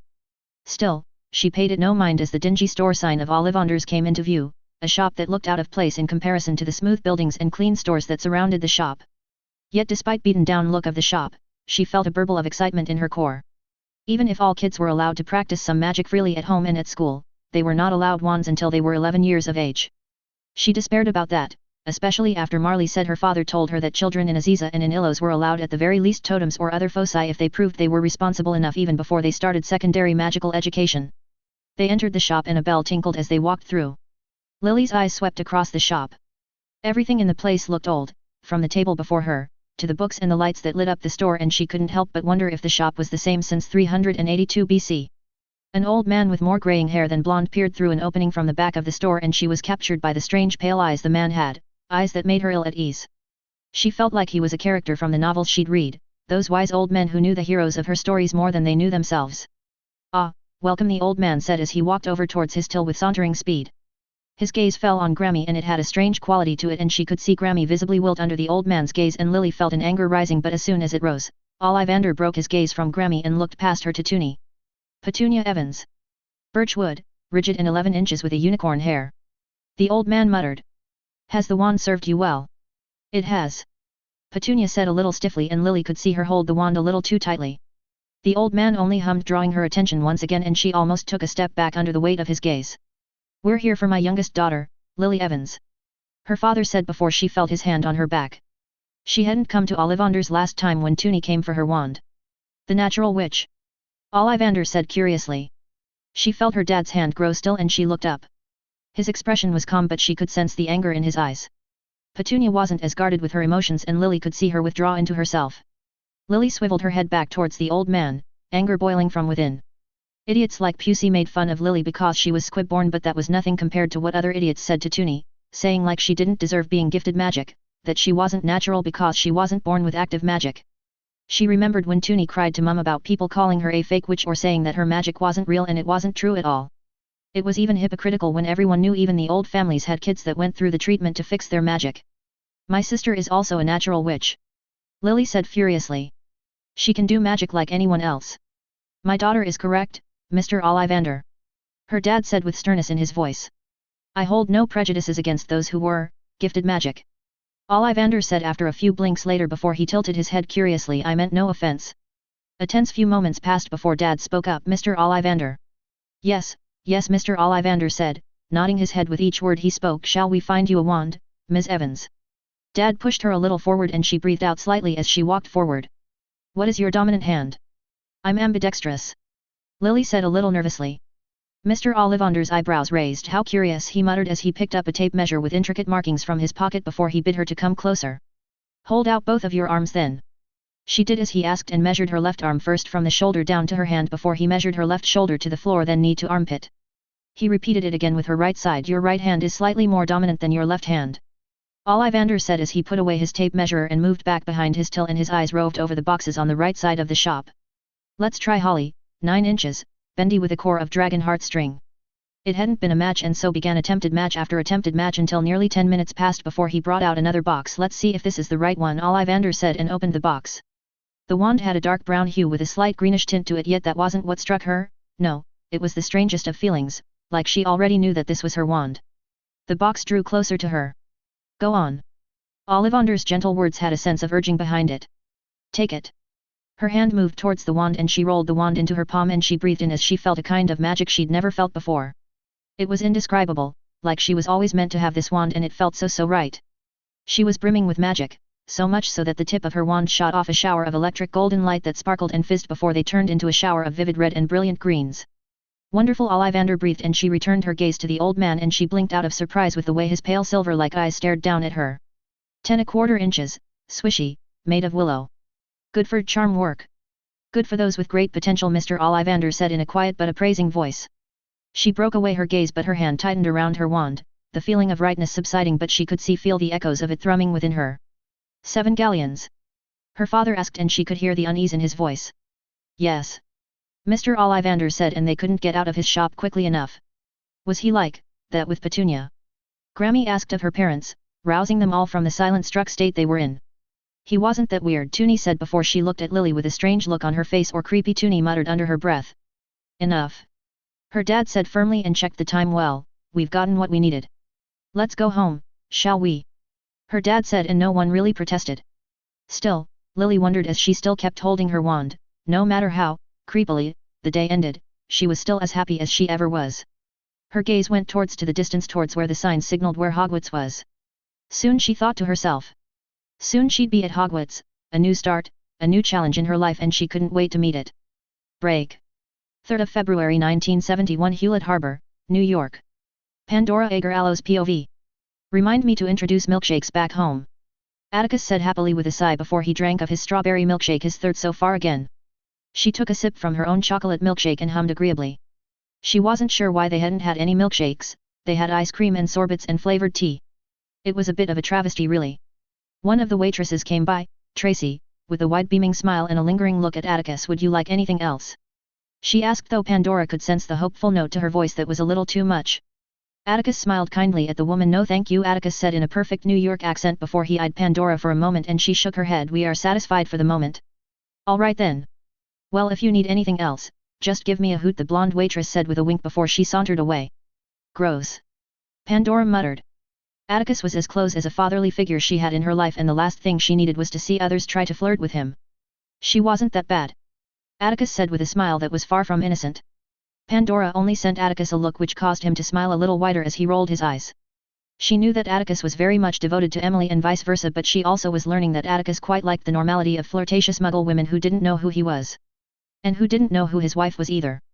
Watch. Atticus only said as he nodded towards the door, and she straightened up a little. Atticus had taken her on a trip through America illegally for the past few days. She had thought the purpose of the trip had been to meet Comanche, an elderly Native American whose aura was amazing and so attuned to the natural world that she thought her sight had gone wonky, but it turned that it was only a side trip, and that the main reason was so that she would learn something truly astonishing. As if learning a little from magicals who could communicate with the forests, the plains, the rocks, and animals wasn't astonishing. An aging bespectacled man walked through the diner on his lonesome, sporting what she could only describe as a caterpillar for a mustache above his upper lip, whilst wearing what was quite curious cocky clothes. One of the waitresses came to meet him with a kind smile on her face, with a look that said that she knew the man rather well. The man was seated towards the far end of the diner, and Atticus stood up. Pandora eyed him curiously and more than a little confusedly. What was so special about that man? She got up and followed. Mr. Stan Lee? Atticus asked with a respectful tone, and the bespectacled man looked up, a little startled, before he gave a warm smile before he turned his gaze to him. That's me. The man said with a smile. I'm a great fan of your work, sir. Atticus said with wonder in his voice. The man chuckled heartily and looked at Atticus amused as he looked him over. You're a little different from the demographic that usually love my work. Pandora's lips twisted in mild amusement at the way the man looked at Atticus. Atticus, as much as she would never say it out loud, was a handsome man even with those dull brown eyes that he wore in the Muggle world. Atticus looked reproachful as he scratched the back of his head. Your comic books helped me through some tough times, sir. For that I can only thank you from the bottom of my heart. The man's expression softened. I'm glad I could help. The man said genuinely before he paused for a second as he peered at them curiously. Why don't you sit? I could do with some fine company this morning. Oh gosh, really? Thank you, Mr. Lee. Atticus prattled, and she struggled to keep her giggles down at the over-exaggerated acting. Atticus gestured her to slide in before him, though not before their gazes met. Open your sight and look, Atticus delivered to the front of her mind, and she gave a slight nod as she sat down. She sighed a little, her sight activated, and the world turned brighter as she opened herself to the universe. The sounds of Atticus and the man talking were reduced to mere whispers, and almost immediately she was drawn to him. It was so odd, so surreal to all that she'd seen before, and she'd seen a lot in her 18 years of life. Pandora couldn't help but stare at the man. The strange lights that surrounded him was so unlike anything she'd ever seen before. It was almost like he was the epicenter of a black hole, light and matter bending around him in disconcerting ways. Except it wasn't light or matter. It was almost as if the fabric of reality were twisted around him in knots and ties and anchors that seemed like it didn't belong here and now. Bending and twisted reality that somehow seemed slightly out of phase, like ghostly images of reality that was seen through concave lenses, his shape distorted at the edges of his being, and she couldn't grasp how, or why it was happening. She felt no magic from him, yet she felt nothing ordinary from him. It was as if her eyes were defective. She must have been staring for a little too long, because the man looked at her a little quizzically, almost humorously, and she blinked several times before she flushed a little out of embarrassment. "Sorry, I'm a big fan," she said a little lamely. Thankfully the man seemed to accept and laughed heartily before Atticus thankfully interceded and continued his conversation about some kind of X-Men and mutants. "I saw what you mean," Pandora said as they crossed the road once the walking signal went green. "He is odd," she said with a frown. "He is," Atticus agreed, a strange smile on his face, his eyes alight with fascination as they made it back to their blue automobile that was being eyed by more than few passerbys. She supposed it wasn't surprising if the 1969 Ford Mustang automobile was akin to a second-generation Mercury Skymobile, even if she thought it was a messy creation that made a lot of harmful gas. Really, why couldn't the Muggles make something less noisy and harmful instead of putting all of their ingenuity into making those terrible nuclear bombs? As she went towards the passenger seat, she saw him look at her with curiosity. "Tell me what you think," he said to her before he got in, and she paused momentarily as she pondered it over. She opened the door and got in, a thoughtful frown on her face. Truth was, she really wasn't sure at all what to think. Is he really from here? She finally settled on as she looked to him, and she saw his lips widen as he stuck the key into the strange slot and turned it, the automobile coming to life. "He is most certainly born mundane and raised mundane," he said as he glanced at her. "What makes you think otherwise?" he asked her, and she knew that she was on the right track. He had a pleased tone of voice that bore hints of encouragement. The automobile began to move and she turned away, her eyes fixed on the diner that they were passing by. "Because he is different. Perceived different. Not like Muggles or Magicals, who are both very different, still feel the same," she said with a wince, a little bit unhappy with the way she was explaining. "Don't be discouraged," she heard him say, and she turned to him and saw that he was giving her a warm smile. "You're much further ahead than I was at your age, Pandora." Atticus paused as he turned his gaze back on the road. "You are more or less right. Mr. Lee is a very, very special man. I believe Mr. Lee is a convergence across universes." "Convergence? Universes?" Atticus hummed as he leaned back in his chair, his eyes never leaving the road. "Convergence," he affirmed. "I believe that in any universe, in every universe, there is a Stan Lee in existence." A smile tugged on his face. "I believe that what we're seeing is that convergence, that slight difference in universal resonance that is utterly unique to him," he further explained. "So the twisting?" She trailed off and Atticus made a contented noise. "Yes, I believe that is part of the phenomena that allows him to be connected to other versions of himself," Atticus said, and Pandora sat back in her chair, her mind wandering away in a maze of thought. Convergences had a special place in magic.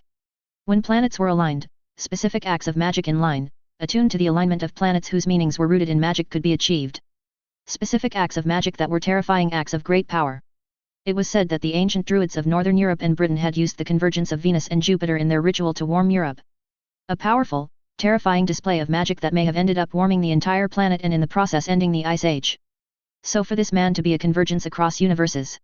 She dreaded to think what could be done with that if that was actually really true. How is that even possible? She finally asked, her voice teeming with hopeful doubt. She knew that the man was far too odd to be normal, but connected to every version of himself across universes. That was just... "I don't know," Atticus said with a hint of excitement in his voice. "But the fact that is it even possible in the first place?" Atticus hummed with a pleased note in his voice. "Mind you," Atticus continued, his tone more reflective now. "I wasn't sure until we met with the man today," Atticus said as he glanced at her. "You read his mind?" Pandora asked with a frown. "I did," Atticus confirmed as he met her gaze, a warm smile on his face that reassured her a little. "Nothing too invasive. I was more interested in his inspiration for his work." Atticus' eyes now seemed to gleam a little as they made it off of the main road towards the countryside. "His dreams are too vivid, too real, for them to be simply dreams. Events in other universes filter through his subconscious, and that is what is responsible for his work, at least for the most part." Pandora digested that. The idea of other universes were not that crazy to her. After all, researchers at Illos had confirmed the existence of no less than 6 different dimensions very alien to their own reality, so the idea of other universes extant that are parallel to their own. "What makes him so special?" she finally asked after a while. If there were parallel universes, shouldn't all of them be connected to their counterparts? I don't know. Atticus said cheerfully as he tapped on the wheel. Why him? Why Mr. Stan Lee? I don't know. Maybe he won the lottery of multi-universal randomness, maybe it isn't random at all. Atticus' expression turned into a deep frown. I suspect that we would be very unlikely able to determine which one is righter than the other. Atticus turned to her with a contemplative look. I wanted you to see that there are many questions to the universe that one might spend a lifetime deciphering, perhaps more than a few lifetimes even. Pandora smiled at her pseudo-uncle. Most people only knew him as the king and the greatest wizard in all of history. In Illos, he was the man who, with his wife, built their homeland and who they had to thank for the growing legend of the Illusion people and their magic that was gaining a reputation of being Atlantean-like. The man who people were utterly devoted to with their hearts and magic and who venerated him akin to a god. A veneration that was not dissimilar in Avalon where he was their hero and who with the aid of Emily was ushering a golden age hitherto unseen. Yet despite all the ways people knew him and interacted with him, few got to see this side of him, this goofy academic dreamer that loved to teach and who marveled and wondered at the great questions the universe posed to him, to them. That was not to say, she was so blind to who Atticus Sayre could be. She knew that he had an absolutely terrifying side to him. She'd seen enough from her glimpses of the future that Atticus had earned the fear of many people in the magical world. Whether they feared him because of feats of creation like Aziza and Aim no Yukihashi or because of his capacity for death and destruction against would-be enemies, mattered not. After all, each was a side of the same coin and Atticus was someone who sat on the very edge until he needed to be one side or the other. It was a shame, she thought silently, really. She thought he was born to stand on that edge forever, that side that defied everything in his quest to search for answers. It was a shame that he didn't get to be this side of himself more often and even more so that all but a few would even get to see this side of him. It was a beautiful side. And his most true side. Questions that one might never find an answer to, even you. Pandora asked quite curiously. Atticus chuckled slightly before he inclined his head before he turned his gaze forward, a few moments of silence passing between them. Just so. He said a little quietly, his expression shifting into a distant look. But perhaps one day we might find what makes Mr. Stan Lee so special, and what it means for us, Atticus said, his voice trailing off as he spoke. She understood what he meant. If it was a natural phenomenon, one born from utter and total randomness, then that would have been one thing, but she shared his hidden doubt that it was random. The way things spiraled around Mr. Lee. That had a touch of something more. The rest of the journey towards Warden State Forest, where they had a little enclave protected from the impressive magical sensors of Macusa they developed in response to Atticus' portals, was quiet, and she leaned her head against the window, staring out towards the green but lightly snowy countryside of Northern America. The last few days had been the only time she'd ever been to America, yet she was widely impressed by the country, not least by its nature and its creatures. Comanche, the leader of the Iroquois people, had told her many stories of his ancestors and the lands they or other peoples inhabited. With so many different peoples from different backgrounds, Pandora had never been sheltered away from different ways of life or ways of looking at magic, yet she had found herself quite in love with the way the Iroquois had seen magic. They believed magic was the connection between nature and the spirit world where ancestors and great spirits dwelled, a unifying force of energy that permeated throughout all of existence. It was so close to how her mother had taught her, and found herself grateful to Comanche for sharing his and his people's perspective. Macusa also finally was recognizing their very beautiful way of looking at life and magic, and were listening more and more to the ancestral peoples of this beautiful lands according to Comanche, so she was very happy for them. It would have been a shame to see such beautiful people neglected. She blinked away her thoughts, an unconscious smile coming across her face. She would have to come here again with Zeno, she thought with warmness. Maybe if he was more attuned to nature he might find that ever-evasive horned Snorkak, she thought with a spark in her moonstruck eyes. They traveled further down Route 206, though she had put on the radio, and it was a highlight when I Want You Back by the Jackson 5 came on. She'd seen herself go to a Michael Jackson concert with Zeno long in the future, and she found it quite neat to know how far he'll go in the future. Soon enough they arrived at their destination. Atticus waved at his clothes, the mundane clothing of shirt and trousers disappearing as his distinct Royal Rossi clothing materialized over him, and just as his clothes changed, so did his demeanor as an air of regal authority began to manifest around him. Ready? Atticus asked her, and she nodded as she tapped her backpack. Got everything? Good. You'll come with me to the main tower. Your mother will be waiting for you there. Atticus told her. She nodded easily. Mum would have seen her coming. Atticus raised his hand, and orange runes flashed into existence before they spread out, and the portal at the center grew into one large enough to fit the pair of them. They walked through and arrived at the central dais in Sayre's gardens, the majestic Sealstee's mount coming into view, all while she felt the familiar and powerful magic of Illos seep through her, once more feeling content. She always missed it any time she was away from Illos, and had struggled in her first few months away at Hogwarts. Your Majesty, the dozen guards saluted Atticus. Gentlemen. The king acknowledged. Is my transport ready? It is, Your Majesty. One of the guards said, and soon enough they were led outward towards the skymobile and in the air. Even kings were bound by rules, she thought as they rose in the air. With his portal magic, he could easily go anywhere in Illos, but that would be breaching etiquette according to mother when she'd once asked as a child. As they moved past the base of Sealstee's Mount, the Eternal City grew in her line of sight and an unconscious smile grew on her face. She had seen a bit of mundane America, especially New York City, which is said to be the most developed of the mundane world yet. It could not compare to the Eternal City. Even if she wasn't biased since it was home. She watched as a few skymobiles and skybikes darted around in the skyline, the content feeling increasing in strength. How could a city compare, a city that was made from grey and slab stone compare to that of a city teeming with tall silver white stoned buildings that shone brightly at any angle under the sun, glittering like timeless jewels topped with golden animated statues on the roofs of many domed buildings and pillars. A city that was ringed with clear blue waters of such purity that one could see the underwater villages of the mer people and their herd of hippocampus. A city that had villa, sirens, dwarves, mages, all living together in harmony and peace, where all had homes to go home to and careers, in comparison to the heartbreaking poverty and homelessness she'd seen in New York City? No. No, she thought as they passed by the Pandrosian Institute, the school with spiraling towers and arching bridges built from crystalline stone that seemed to be carved from a single block of crystals, the site of a game of Threepolar in the courtyard vaguely seeable. No. New York City could not compare to the majesty of her home. The skymobile descended down at the central platform where she could see her mother waiting with a few guards, and as the skymobile landed, Hypatia. Atticus said with a small smile. Your Majesty, her mother said with a coy smile before she looked to her, her eyes squinting a little. You look tanned. Her mother said with a deadpan tone. Pandora's eyebrows raised before she looked at her arms. I haven't. She looked up back at her mother. Have I? Her mother nodded seriously. Like a fourth of a shade. Hey, she thought to herself. That was quite a lot for only day and a half under the shade of Midwestern sun. She definitely would go back to the Iroquois. Right, Atticus said with a clap. As much as I would love to stay. He paused with an amused glint in his gaze before he lost it and looked her directly in the eye. Think on what you saw. Atticus said to her as she met his gaze. A few moments before she nodded a little slowly. She knew for certain that this trip would have later ramifications that would lead her down a path that Atticus had seen be important. As much as she liked the trip with her pseudo-uncle, she wasn't so ditzy to not realize that as much as he might be a dreamer, he was foremost a king and a leader. Every action had meaning and purpose behind it. I will.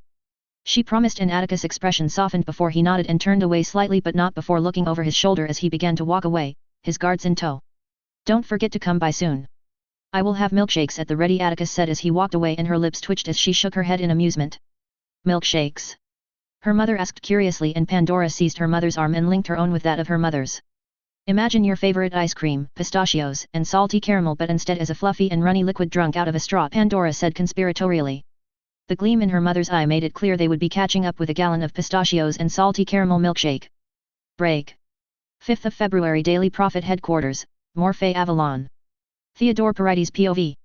His fingers were silent as they danced on the hollow keys, words and sentences flowing like trickles of water down the grooves in weathered rock. He leaned back in his chair, a light exhale escaping his lips as he put down the last exclamation mark, his eyes trailing across the headlines. Croatia and Slovenia on high alert amidst troubling activity at the Hungarian border. A grim frown adorned on his face. Europe was a shambles. Truly. The Rave Knights had nearly all of Eastern and Southern Europe under its sphere of influence, if not actually ruling it outright. Even Italy was now no longer independent from the reaching claws of the Rave Knights, with some Italian senators openly spewing the Ravenitic ideology in the Senate no less. He hoped that they would be able to resist, truly, he did. Even if it came at the cost of war. He grimaced before he sighed and gripped the bridge of his nose. He remained like that for a few minutes, his mind thankfully taking a pause before his thoughts once more came back with the fury of a lightning storm. He let go of the bridge of his nose and stared at the headlines that he wrote. How ironic the contrast between the British Isles and Europe was. Where Britain, later Avalon, had grown and grown, both in power and in population, over the past 13 years, Europe had only gotten worse. Where Avalon became enlightened, Europe was cast down into a dark, dark age. Well, at least that was the narrative, he mused to himself silently. Avalon, as much as it projected a sense of superiority to the rest of the magical world, still had its own issues, especially like the way it dealt with the Squibborns. Yet despite what some families would accuse the law being draconian and inhumane, it was a solution that the detractors had no answer to, save for returning to the status quo, something even South American, African and much of Asia were abandoning and instead actually replicating due to the success they'd seen in Avalon. After all, even they had realized how dangerous the Muggles were getting after the Cuban Missile Crisis in '62. In any case, it was still a narrative was truer than not, this enlightened era they were in, an era in stark contrast to that of what was happening in Europe. A strange mix of blood purism and fascism was born out of the cesspits of Bulgaria that washed over Europe much like the Black Plague once washed over mundane Europe so many centuries ago, and it seemed to be unstoppable. Just like that insidious plague, countries were beset suddenly and ministries were toppled as they had never been there in the first place. Hungary in 1959. Slovakia, Moldavia, and Serbia in 1960. Germany and the Scandinavian League allied with the Rave Knights in 1961. Lithuania, Poland, Czechia, and Austria in 1962. Greece, the home of some of the most powerful families in all of Europe, 1964. After that, the smaller ministries in Eastern and Southern Europe fell like dominoes, yet the worst had yet to come. Russia, the home of the people that resisted Grindelwald with the blood and magic of thousands, fell just as easily as Albania did in 1967. He shook his head. And the ICW did nothing against them. Though it was looking like they never really had the power to do anything anyway. Not after all of the things he had heard all those years ago and further confirmed lately through accurate sources from those in the ICW and those who had connections to the organization. He sighed as he grew maced.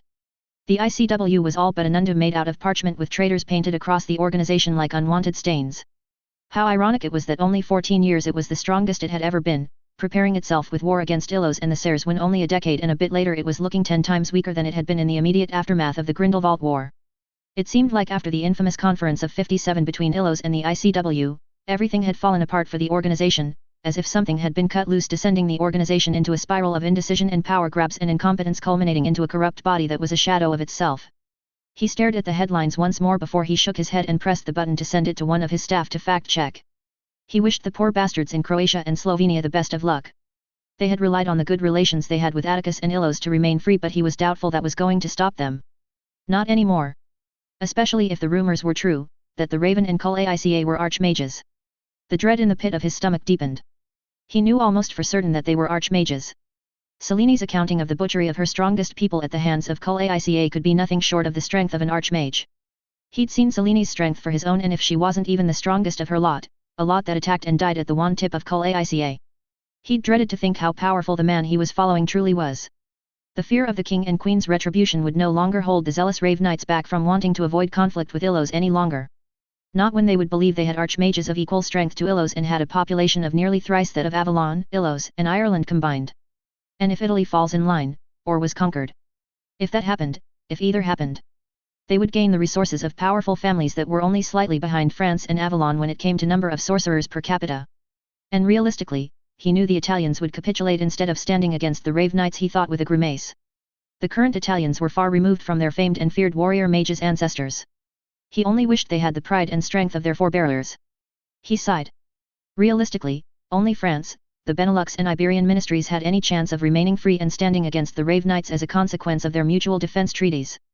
Treaties, if rumors were true, would be aimed towards including Avalon and Illos. Mother magic! He muttered under his breath. Even as educated and well-informed as he was, it was a difficult and near impossible choice to make. In theory, he was for it, but in practice, he was all but certain war with the Rave Knights and their allies would be even more disastrous than the Grindelwald War. If only for the fact that the Muggles had grown even more insane with their warmongering. The Cuban Missile Crisis was less than a decade ago, and the majority of magical Europe had no idea that it was even happening or how close the Muggles had been to destroy the world. The Rave Knights cared not about the mundane world. He thought it was why the ICW, when it still could, ignored the happenings of Europe, but that kind of ignorance was dangerous. And if war was going to happen, he really thought that any war would spill over to the Muggle side, and with Europe being under intense surveillance by both the Soviets and the Americans. He shook his head and banished the depressing thoughts away. Carl!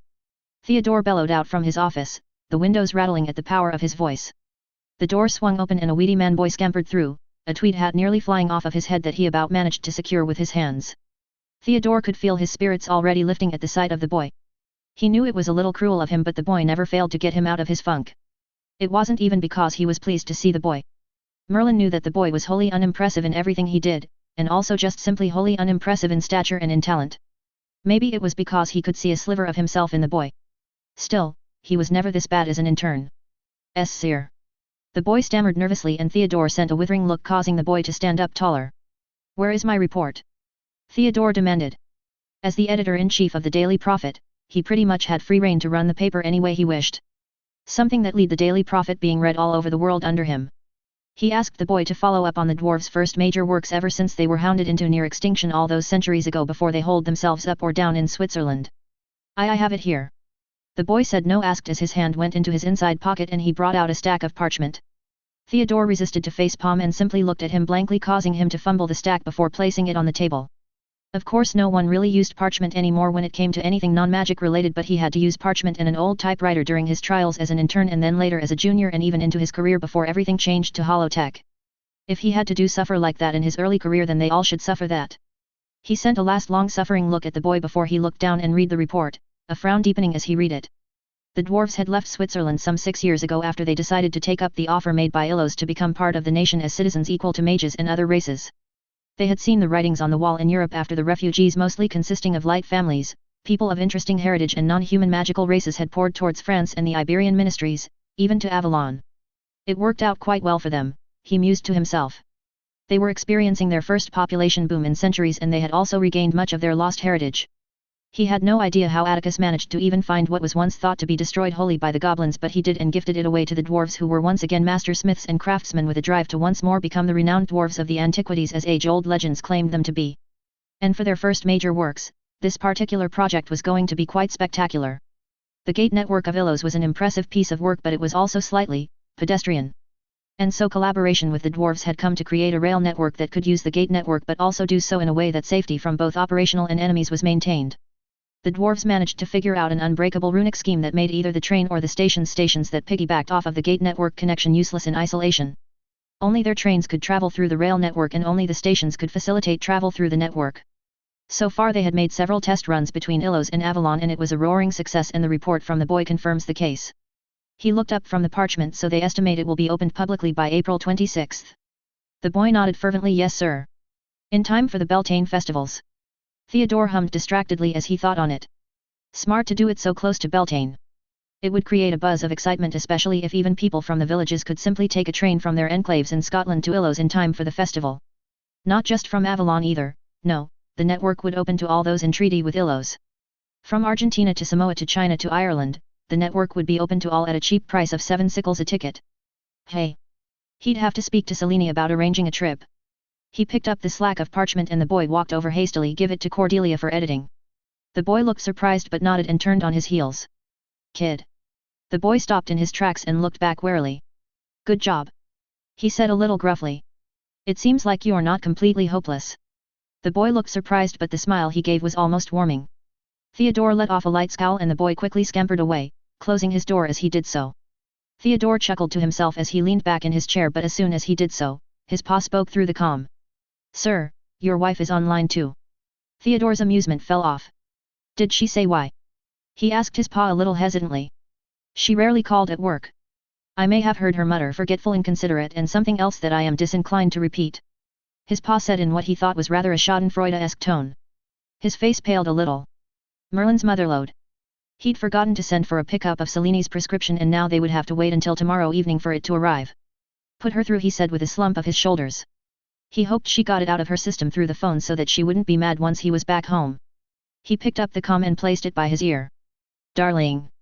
He winced as he put the comm away from his ear. He sighed. This might take a while. Break. Type Sina POV. First Minister. The ambassador folded his hands as he leaned back in his chair, his legs crossed with his folded hands falling into his lap. The blonde white-haired man with cool hard eyes was the very image of European aristocratic arrogance, accompanied by a slight upturned nose and hard-pressed lips. As much as he disliked this man before him, the fact that he was here meant that perhaps there was hope after all, that agreement could be reached after they rejected the first round of proposals almost immediately out of hand. The proposal of your league is promising. The ambassador tilted his head ever so minutely. However, geographically speaking, such a proposal may see limited benefit. The man gave a cold smile to both sides, of course. Tysp said nothing for a few moments, his expression blanked even as he eyed the man critically. Geography meant nothing to anyone in the magical world. With the flow network, the gates, and even this new rail network, there was little that could stop either side aiding from one another. But of course that wasn't what he was referring to. No, what he was referring to was the sheer advantage Illos, Aziza, and Aim no Yukihashi had with their floating country ships. Try as they might, they had not been able to replicate the kinds of magic that could lift a significant portion of a landmass into the air, let alone sustaining it and even flying it. Not even the Americans had been able to get anywhere. And then there was the ability to make it all but invisible to any and all Muggle eyes and their cameras. And with that ability to practically be unassailable came safety. A safety Avalon undoubtedly shared should it come to that, and it was a safety his league did not have nor could hope to possess in the wake of the growing threat of the Rave Knights and that monster. With the fall of Russia, all of Asia became open to them, becoming a fundamental threat that was unacceptable. A strip of mountains and land in the Caucasus was all that stood in between the Rave Knights and his home, Persia now. And it was unacceptable. The magical net was at wartime and at its strongest in centuries. Every Persian over the age of 17 had to go under battle magics training, something that magical enclaves under their protection had replicated, albeit in a lesser fashion. The Ottomans, the other regional power, was acting similarly as well, having finalizing dozens of safe houses in the Taurus and Sultan Mountains to accompany the draft of wizards and witches started 5 years ago, knowing that holding Thrace was going to be near impossible should the Rave Knights come in full force. The other tribal clans in the Middle East that were part of their league were similarly preparing themselves in whatever way they could, but their efforts were meager, just as their contribution would be meager. Which was why they were here in this moment of time, why he was negotiating on the behalf of a league that spanned all the way to the Indian Sea. Why they were all but conceding defeat and their pride to put forth a proposal that would see the league answerable to them. Illos and their alliance were powerful, supplanting entirely the ICW as the world authority in the magical world in a way that hadn't been seen before. They, along with the Japanese and the Beninessa and their coalition of African ministries, had become a trifecta of power with their country ships. Magical advancement after magical advancement were made by these nations, with Illos leading them from the front, revolutionizing everything from food all the way to curing diseases that plagued magical kind despite their magic. The Seres had even trivialized squib conditions as nothing more than an error to be corrected, shocking the entire magical world as much if not more as when the Japanese received their country ship. As the ICW rotted to death from the very inside, the treaties the trifecta carved out had continued with unprecedented speed. Argentina had been amongst the first to join in a treaty of friendship that marked them all but a junior member of the alliance, and now there was a level of peace in the South American country that it has never experienced. And it was a story that replicated itself all across South America and regions in Asia. Even the Americans were but a stone's throw away from caving in and joining this grand alliance, as some had taken to pressure from within their Congress to request their own country ship, deviating from their 1 feet in, 1 feet out approach. They lived in an era of great change, one that surpassed the kinds of changes the Muggles were undergoing with their ridiculous weapons and their disregard for their world. And it wasn't the only similarity with the Muggle world either. Just as they had their Cold War, the magical world was in the process of something similar yet infinitely more sinister. The hunger of the Raven was not contained to Europe alone. He wanted to seize all of the magical world, all living under his gaze, under his rules and way of life. One bereft of freedom and choice. He'd seen the reports of the Balkans captured from some of the undercover Ottoman wizards. All was provided for. Children were in school, parents had work, and there was little crime. All things considered, it was not a bad life, on the surface. Disappearances were common for the slightest of infractions. The rule of law was non-existent and abuse of power was frequent. Those who had betrayed their country and countrymen were in positions of power and effectively able to do whatever they wanted to those who mattered not. It was a kind of unjust that did not belong anywhere in the magical world. All under the direction of Kul Aica and this Raven who, much to his bitter dismay, are truly archmages of a similar vein as that is Grindelwald. There were only Credence Aurelius, Dumbehabe, A.G. Seco, Lilay, and of course the Seres that were verified as archmages after Curry died last year, and all but one, Lilay, was part of the Grand Alliance. There was little choice now but to capitulate at least somewhat. Between the choice of the Rave Knights and the Alliance. The choice was easy, and he'd be damned if he let his people be subjected to them. That is true. Tisp said as he picked up the carton on the table and drew out a cigarette before placing it in his mouth. He rubbed his fingers on the end of the cigarette set alight, and he leaned back in his chair, his eyes once more set on the blonde white-haired man.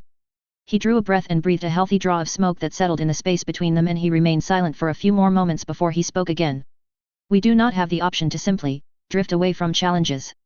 Tisp said with a cool stare, something that Slovenia, Croatia, and the rest of free Europe do not have. He drew another pull from the cigarette as he met the ambassador's gaze. The ambassador's expression didn't change, but Tisps could see the slight hardening of the man's cold eyes. Good. The last thing they needed was doubt to be thrown about their ability or willingness to go through with their commitments. Even if Slovenia and Croatia never entered a treaty with Illos with regards to their defense against hostile forces, it is well known that they, particularly Slovenia, had come to their defense on the international stage when they unveiled themselves. That was partially in repayment of the liberation of their country by the Knights of Mimpost and by King Atticus himself. That initial political backing resulted in later trade agreements very favorable to the small nation, however limited, and throughout the years, it was clear they held the king's personal favor. A favor that has protected them for years even if their neighbors crumbled under the claws of the ravens. He continued, his arms a little spread out in a gesture meant to signal peace, and I do not believe you to be so limited in being able to fulfill your commitments once you make them. Tysps leaned a little forward. Which is why this proposal does very little to inconvenience you.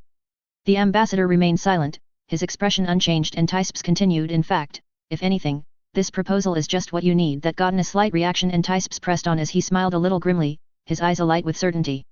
After all, unification of the magical world must be able to jump over any inconvenient and troublesome hurdle, isn't that right, Ambassador Malfoy? The powerful lord sat back in his chair, his cold hard eyes scrutinizing every inch of Tysps.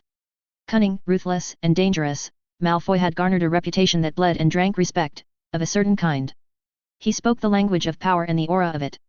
It was no surprise then the man had risen high in the world, effectively becoming a trusted problem solver for Avalon and Illos on the international stage. Unification is not our goal, Malfoy said with a bland, toneless voice, even if his eyes spoke entirely differently. Tysps resisted the urge to send the man a look. It was not hard to see the goal of the Seirs, not after all they had done, not after the number of regime changes that had happened to a number of smaller ministries and enclaves around the world only for them to join in treaty with Illos and the rest of their alliance. Friendship treaties that bound fates of peoples to that of Illos, wrapped in gifts and advancements and obscene wealth that practically had leaders beg to join them. The worst thing about it was that it was almost insidious with how it was so benevolent. Compared to those living under the thumb of the Rave Knights, those who lived under the sphere of the Grand Alliance had their lives improved in whichever way they needed it, even going so far as opening their schools to them. And each moment where that was more diffusion of Illusion ideals and culture and magic into other societies, the more they were tied to Illos, and by proxy the king and queen. Through soft power, they were winning the magical world over. Though it is an admirable dream to have, Malfoy said musingly as he unfurled his hands, his gaze never falling away from Tysps' own. In any case, perhaps I have been hasty in dismissing the proposal as having little benefit to either of our peoples, Malfoy said with a thin smile that seemed to more belong on the face of an eel. Tysps equally smiled with a thin curl of the lips. He didn't know what the end goal of the Seirs were with all of their schemes, but he could read between the lines. He was almost sure they meant the magical world very little harm even if they sought to dominate it, and unfortunately in the end, the alternatives were far worse than those two. Would you like a drink? Tysps asked, and so began hours-long negotiations. Break. Sealstee's system. Gaius Hardy POV. The cold fusion reactor's soft thrum in the background was like a silent song that he'd almost forgotten, just as he'd become less accustomed to the cold dull silver-white gleam of the metal walls and flooring that once upon a time might as well have been his home. This was the main observatory in the tower where every facility on the moon was connected to and where he could make adjustments if he needed to. Adjustments that thankfully didn't need to be made all too often. Perks, Gaius supposed, from having a robust integrated techno-magical system and able people. His hands roved around the round hollow, his fingers tapping on the Illusion symbols, the screen before him changing, and he paused to take in the readings before him. 8.7904379964 meters per second. A 3.2x 10-5 meters per second increase to yesterday, and the increase in mass per day was rising steadily, on target to achieve Earth parity in 3 years' time. Good. It meant their third phase was successfully initiated. He jerked his arms, moving slightly, and the round hollow rotated, and information about gravity's strength came to forefront. As always, gravity was the strongest in 4 regions on Dexarus, with Spiros 2, the tower he was on, marginally strongest amongst the other 3 towers that were located in equally spaced locations around the moon, with 2 spaced equally along the equator, with the other 2 located on uppermost north and lowermost south. Reaching nearly 2 kilometers in height, the Spiros towers were vital in the creation of Earth normal gravity planet-wide. Dexarus had been a planet with a small inner core less than 10 times the size of Earth's core relative to its size, and it had been barely able to sustain an atmosphere that was thinner than even Mars. And that was where the Spiros towers came in, where in conjunction with the Terra stones, alchemic stones with the gargantuan ability to alter topographies to a set-specific design and habitability, Dexarus was brought to life. The Spiros towers were directly connected to the planet's core, and through transmutation the content of the planet's inner core was altered to iron and nickel, whilst the outer core was altered to a combination of iron, nickel, and osmium.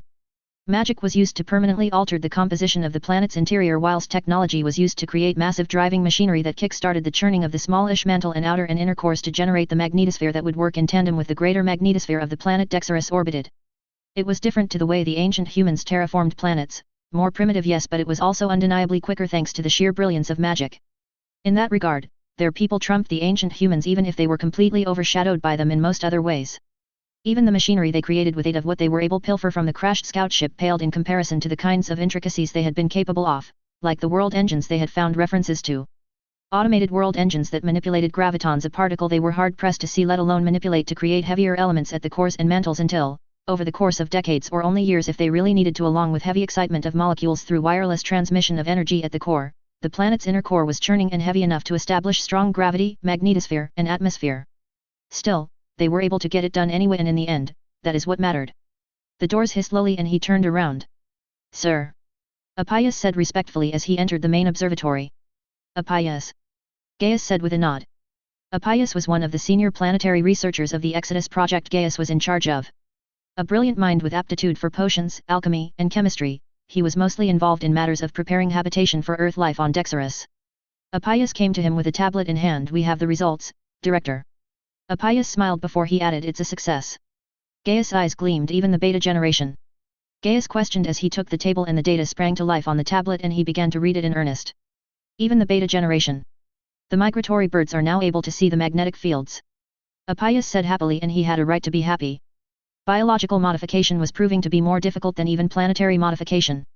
Migratory birds had the ability to detect the magnetic field generated by Earth's or any other planet's molten core to use it to determine their position and direction through magnetoreception, a phenomena made possible through photochemistry in their eyes. The migratory birds relied on quantum effects in short-lived molecular fragments that form photochemically in their eyes. They see the magnetic field lines and use that information to chart their course between their breeding and wintering grounds. What they hadn't thought of at first was the sheer attunement the birds had to Earth's magnetic fields. It was a problem that had caused delay after delay. After all, it wasn't just about making it habitable. It was about making it livable for Earth life as much as possible. No planet would ever have the same magnetosphere. It was impossible to replicate exactness even with magic, but what they could do was test out if they were able to get close enough.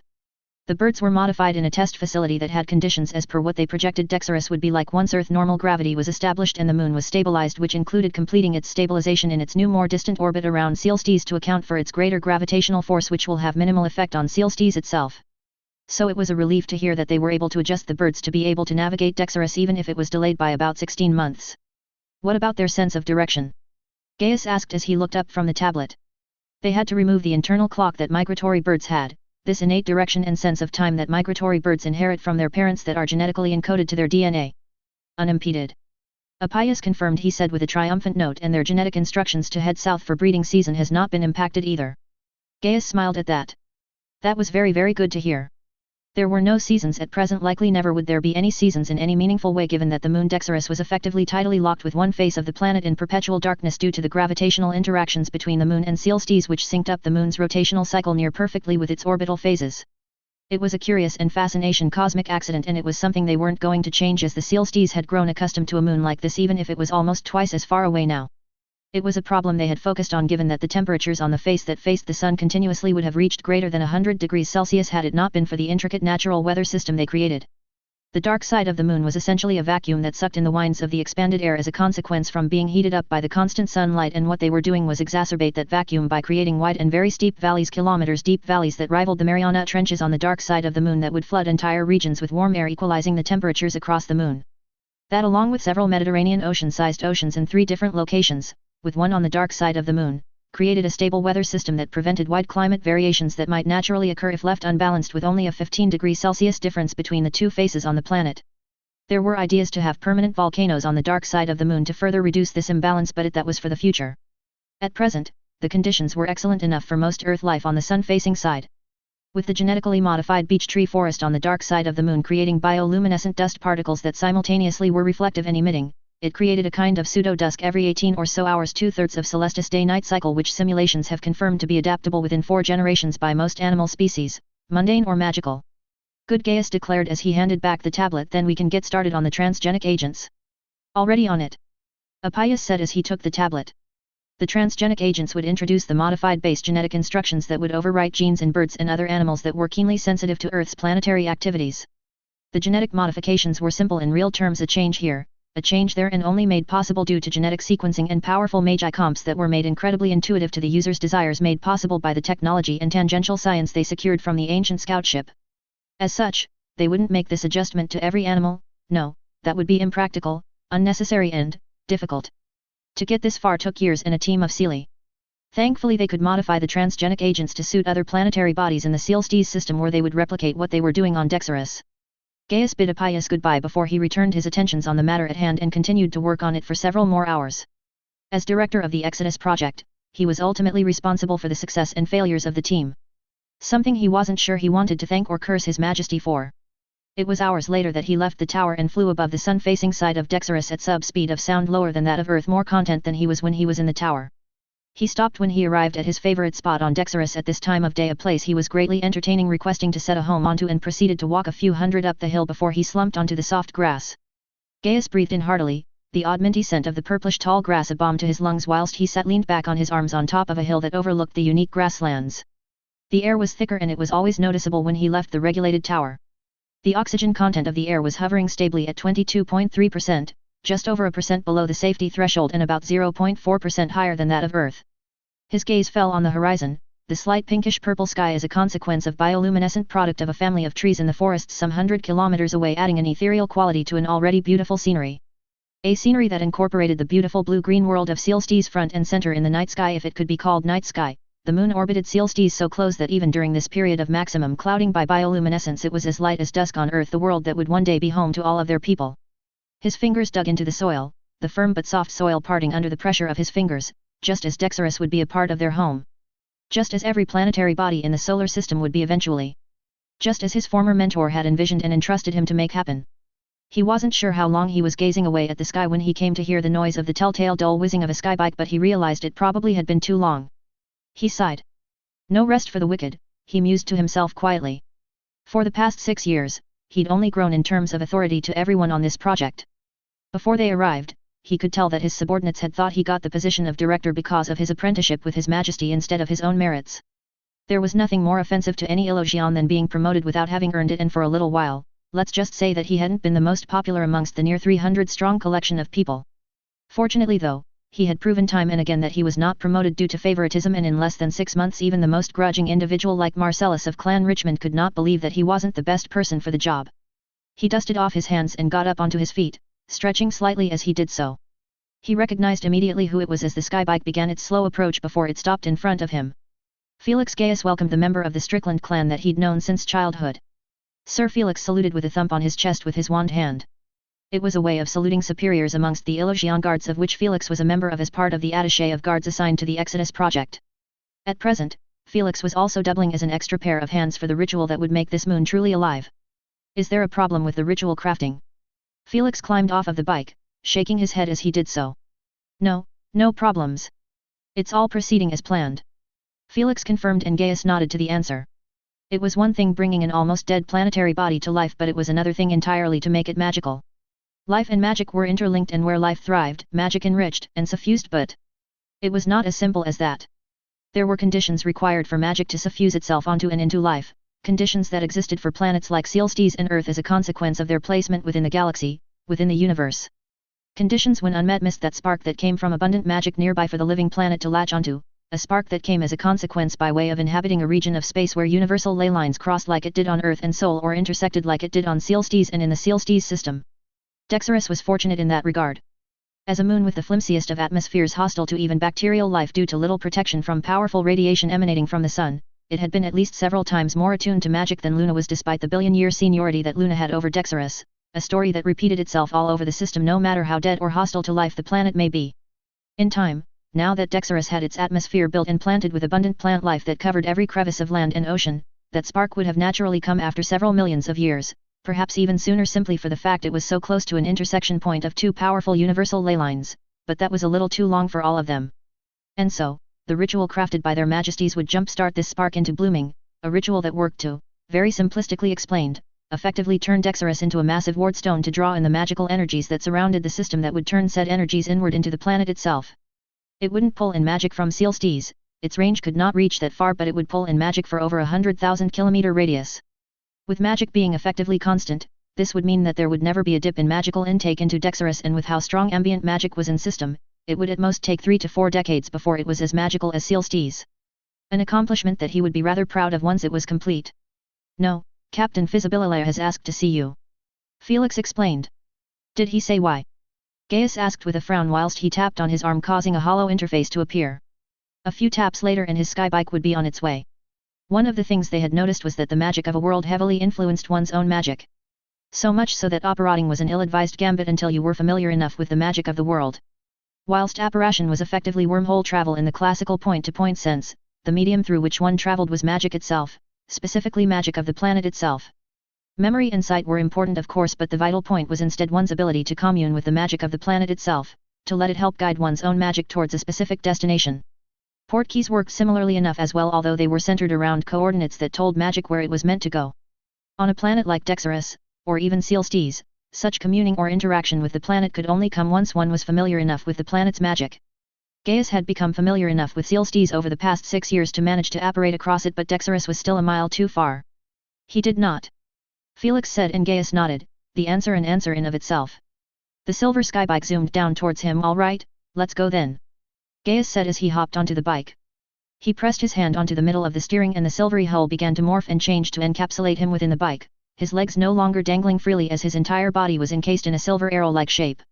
Seconds later, he shot off towards the sky, climbing and climbing until his angle of ascent was 345 degrees, and it was only minutes later that he breached the atmosphere.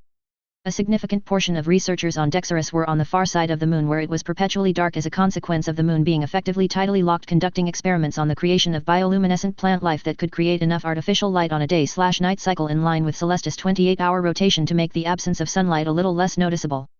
The dashboard came into life, the entire solar system mapped out in 2 dimensions, and the dot that represented Gradus came into view with Felix right behind him. Gradus was currently at Celestis Lagrange point L2, where it has a clear view of deep space. Gradus was the only spaceship they had capable of making this journey, at least that was the case years ago, and as such, its importance couldn't be understated. It doubled as a command post, especially in the early days, and it also was where the automated mining drones were commanded. Drones that mined the asteroids within the system in preparation for the building of a starbase that would be the first of many defenses of their soon-to-be home. It took about an hour or so until he finally came close to the spaceship, the 529-meter-long ship that floated in space in a backdrop of stars and nebulae with virulent blue light glowing from nearly every inch of its hull, and he began his slow deceleration towards the ship. He circled around towards its rear, where a blue force field was the only barrier between the insides and cold harsh space, and he passed through the force field with no difficulty and landed to where he was signaled to land. The skybike morphed away like rain trickling down a pane of glass, and he stepped off of it. "Sir." One of the crew saluted as they approached. "The captain is waiting on you in the captain's room." "Very well," Gaius said as he walked away and made his way out before stepping on the walkway that would take him to one of the hub ports. As he walked and nodded to a few people he knew well, he was brought back to when the ship had first been designed. There had been heated discussion about whether or not to integrate passageways that could anywhere and everywhere as soon as you were by a bulkway. In the end it was disregarded as lazy, he thought with amusement, but not completed, as this method was preferred where the hub ports functioned much like port keys and were able to have multi-destinations fixed within the chamber linking it to any other hub port. A swirl later, after he'd gotten in, he was on the bridge. The bridge was ovoid and decked with hollow stations, though it was half occupied at this hour. He eyed the captain's chair with mild envy. The chair was heavily integrated with neural and magical interface control systems. The closest approximation, when it was activated, was a pensieve with the way one was immersed. Only in this instance, instead of being in a memory, one was the ship itself. One could feel and know the status of the shield, damage was relayed immediately to the captain and even able to relay commands to the crew via a kind of legilimency in dire situations, potentially enabling critical actions to be undertaken that otherwise would be done too late. He was saluted to by the security personnel, who he outranked even if he was not military per se. One might think that security was unneeded given that they were in an empty system, but eventually that wouldn't be the case. It was important to set out good habits and practices, and in time these people would train the next generations. He arrived at the door and waved his magic against the door. The door turned alight with a soft glow, and he felt his magic being sampled by the pseudo ward on the door, and soon enough the door opened and he walked in. There was a marked difference between the rest of the ship and Fispilla's room. Instead of decked in the same grey-silver metal as the rest of the ship was, his room was decked with wood wall panels that were of some considerable age. That, along with a thick rug in the middle of the room, made it almost a homey place. He waved at his shoes with a lazy hand and became transfigured into thick socks before he walked further into the room until he walked through into Fispilla's office. Tertius Fispilla was behind his desk, his eyes fixed on a hollow pad, his posture rigid and collected. The man had a well-kept beard, one that aided him in cutting an impressive figure of authority. Just as Gaius had to prove his own worth as a leader in his own right, Fispilla had to prove his own worth as captain of the first long-distance expedition. Though it had to be said that Fispilla had a greater and steeper mountain to climb to get where he was now. Disadvantaged as he was by not being born to active magic with limited magical potential, he had only his intellect and his drive at first. Yet as time went by, he proved his worth again and again, especially so after he created the Mahameru predictive algorithm that made traveling through slipspace possible through incredibly intuitive near-sentient magical program algorithms that saved them from needing to develop computer systems like the ancient humans did once upon a time. And from there, he continued to prove himself until he was rewarded with this post, and he'd taken to it like a fish to water. His eyes swept to the moving picture on his desk, a picture of his wife Fatima, the famous artist, and their 2 sons. Fisbilila looked up from his hollow pad and Gaius looked to meet the man's gaze. Director Hardy, the captain said with a stiff nod as he set the hollow pad down. We've received a tight beam from Illos. A tight beam was a method of communication that was near instantaneous, centered around the quantum entanglement principle that their ancestors, the ancient humans, used, though instead they used the connectivity of universal ley lines that they had arithmetically mapped out in the sectors that connected Earth to Celestes. They hadn't had the expertise to replicate the quantum entangled communication network that hinted in the ancient scout ship database, nor the knowledge to make the mathematics work, but they had been able to with the principle, and they refashioned it in ways that was most practical and achievable in the short term. The number of ley lines that existed in this galaxy alone were arithmetically proven to be numbered in the tens of thousands, and they used a clever approximation and derivation technique to pinpoint the flow of ley lines into one another. A flow that connected Earth and Celestes through a series of ley lines that wasn't actually in a straight line but rather curves and tangents that didn't matter one whit, given that magic was constant and thus communication was constant. Unfortunately, at the moment they were only able to communicate in bursts of magic that near indistinguishable from the universal magical frequency, that could be unpacked with a receiver that was several 100,000 times more sensitive than even their majesties were to magical fluctuations. At present, anything greater than these bursts of magic would unravel through the flow of ley lines, like a balloon holding water bursting under the pressures of the deep ocean, whereas these bursts were more like pellets of metal holding a drop of water protected against the uniformity of neutral magic that permeated throughout the ley lines. They want us to return, Fisbilila said, cutting to the chase. Why? Gaius asked, surprised. The journey back would take months, and as far as he knew, there was little necessity to cut short their mission. Yethia, Centanis, and Dagolia were all in mid to late stages of terra alchemy, with 2 further moons seeded with alchemic stones. To cut short now would potentially set them back years. We're at a critical stage and they know this, Gaius said with a frown. Fisbilila nodded. They are aware, he said before he sighed and placed his hands on the table, meeting Gaius' eyes. They're not asking us all to return. Only Gratus, non-critical staff, and yourself. Fisbilila thinned his lips as he paused for a moment. The mission is to be expanded into Phase 2. Gaius controlled his expression. It's a little soon, he simply stated. Fisbilila nodded. I am leaning towards agreement, yet this is an order from the king himself, Fisbilila said meaningfully, and Gaius grimaced before he nodded reluctantly. If he believed that they were fine to proceed to the next stage, then they likely were. Gaius eyed the man critically. Any idea who and what will be first? Fisbilila shook his head minutely. Only a guess, he stated, and Gaius raised an eyebrow, which Fisbilila smiled a little in response to as he leaned back in his chair. Generally speaking, if either of them had a guess, it tended to be more right than wrong. Fisbilila continued. Centaurs, he stated simply, and Gaius nodded agreeably. He thought so too. The herds of Greece were amongst the first displaced from their homelands by the Rave Knights. They'd asked for sanctuary from Illos.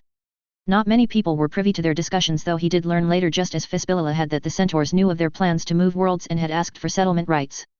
Relations with the beings weren't the easiest, xenophobic as they were, but they did join the alliance even if it was in a limited capacity. It would be nice to go back home again, Gaius said after a moment in a musing tone as he looked towards the moving pictures of Fisbilila's family. The last time he'd gone home was years ago, and he'd love to see his family again and catch up. That, I can easily agree with, Fisbilila said with a sigh. We won't leave for another few days. We will leave the majority of our fighter and heavy ship complement and crew behind, along with half of the security personnel. Gaius nodded gratefully. It wouldn't do to leave those under his responsibility undefended. Still, I hope they've built another ship, Gaius said with a slight look of displeasure. I wouldn't surprise me if there are at least another 2 or 3. Fisbilila said. They were training enough crew for 2 ships 2 years ago when we'd last been. He hadn't gone back last time, so he took the man's word for it. He nodded to the man and turned on his heel. I will tell my people to flash a shopping list of items we'll bring back for them, he said with a wave as he departed. As he walked down the walkway back to his skybike, he couldn't help but allow a small smile bloom in his face. It might be unexpected to go back home, but he most certainly was looking forward to it. Chapter 81. Note, if you would like to read ahead, the next chapter is available on Discord, whilst at least the next 3 chapters after it are available on patreon/boombox117. The Discord channel is discordgg/vr88t64ye7. 3rd of February, 1971. Illos. His arms were behind his back, taking in the familiar magic of the main tower as he walked with a sedate pace, his steps near silent as he moved through the somewhat busy main walkway. And, as he walked under the soft glow from a glow symbols intricately etched on pillars that seemed to heave the tower to its height, the gleaming walls that shimmered like liquid silver under the heavy glare of the sun, something that made it as if he was walking through the halls of Valhalla, such was the presence of the otherworldliness that the main tower had begun to exude over the past half-decade.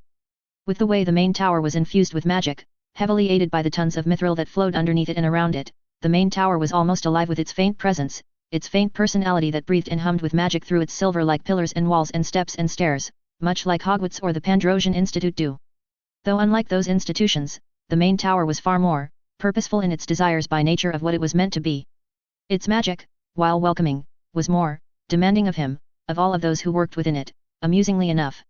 It was built with a certain mind frame, an enablement of governance and innovation and debate, and as such it fostered such focus within all its halls and rooms and walkways, almost like an eager and slightly pushy parent that wished for the best of its children in comparison to the Pandrosian or Hogwarts, where it was meant to be a home and a welcoming place to be comfortable and at ease. A commotion nearby distracted him from his appreciation of his surroundings and his musings, and his gaze fell on a child that excitably chattered away to her parents, who wore Rossi with markings that belonged to the Office of Environment. He waved at the little girl, who waved back before he twitched his fingers, and a small bundle of apple blossoms made of paradoxically warm ice flew towards her. The little girl practically snatched the small token from the air before she excitably showed it to her parents, whose gratitude he could feel tinging their magic. A similar feeling that he felt from others observing the scene, some wearing smiles. A small act that was without personal cost that meant much to others, even to those who personally benefited not, who he could see regaling their families about his latest act of kindness when they got home. It was a thought that decades ago would have left him uneasy, and later simply resigned to receive this affection and near devotion that many of his people held for him. Affection and devotion, he had always thought, within the recesses of his mind, was only there because he'd manipulated it into them. Yet as he begun to sense more than the idle thoughts and emotions of his people, he had learned to appreciate and welcome the affection that was built over decades and reinforced with acts, great and small alike, with great humility even if undeserved. True humility that came from his increased understanding and attunement of how life and people were linked through living time. And from that increased understanding, it truly dawned on him with intimate understanding of how much his choices and acts have impacted the lives of his people for the better, impacts that had spiritual, conscious consequences that were beyond mere material things. With his increased sensitivity to the membrane of consciousness that permeated throughout the universe, he had received one of his greatest gifts imaginable. Peace of mind. A peace of mind that stemmed from the belief of his people that echoed through the universal membrane of consciousness, an echo that he could sense, however faint it was, an echo that tied itself, that revolved around him in thousands of tangled unseen threads that vibrated with a kind of pureness that was hard to express, let alone fathom. How could he be anything but humble in the face of what he sensed from his people? When he could see and sense how much people treasured this connection they held with him, how much they treasured this journey they were on, that many were giving their lives, their time, and much of their dedication to. As much as they were given safety and prosperity, as much as they were given hope, they were given purpose that he knew many would never have manifested some form of it themselves. The unseen threads that connected him to them made that clear. And from within themselves, whether they knew it or not, having such a meaning of existence made them vibrate and emit something akin to metaphysical strings of music that were as strong as cords of steel.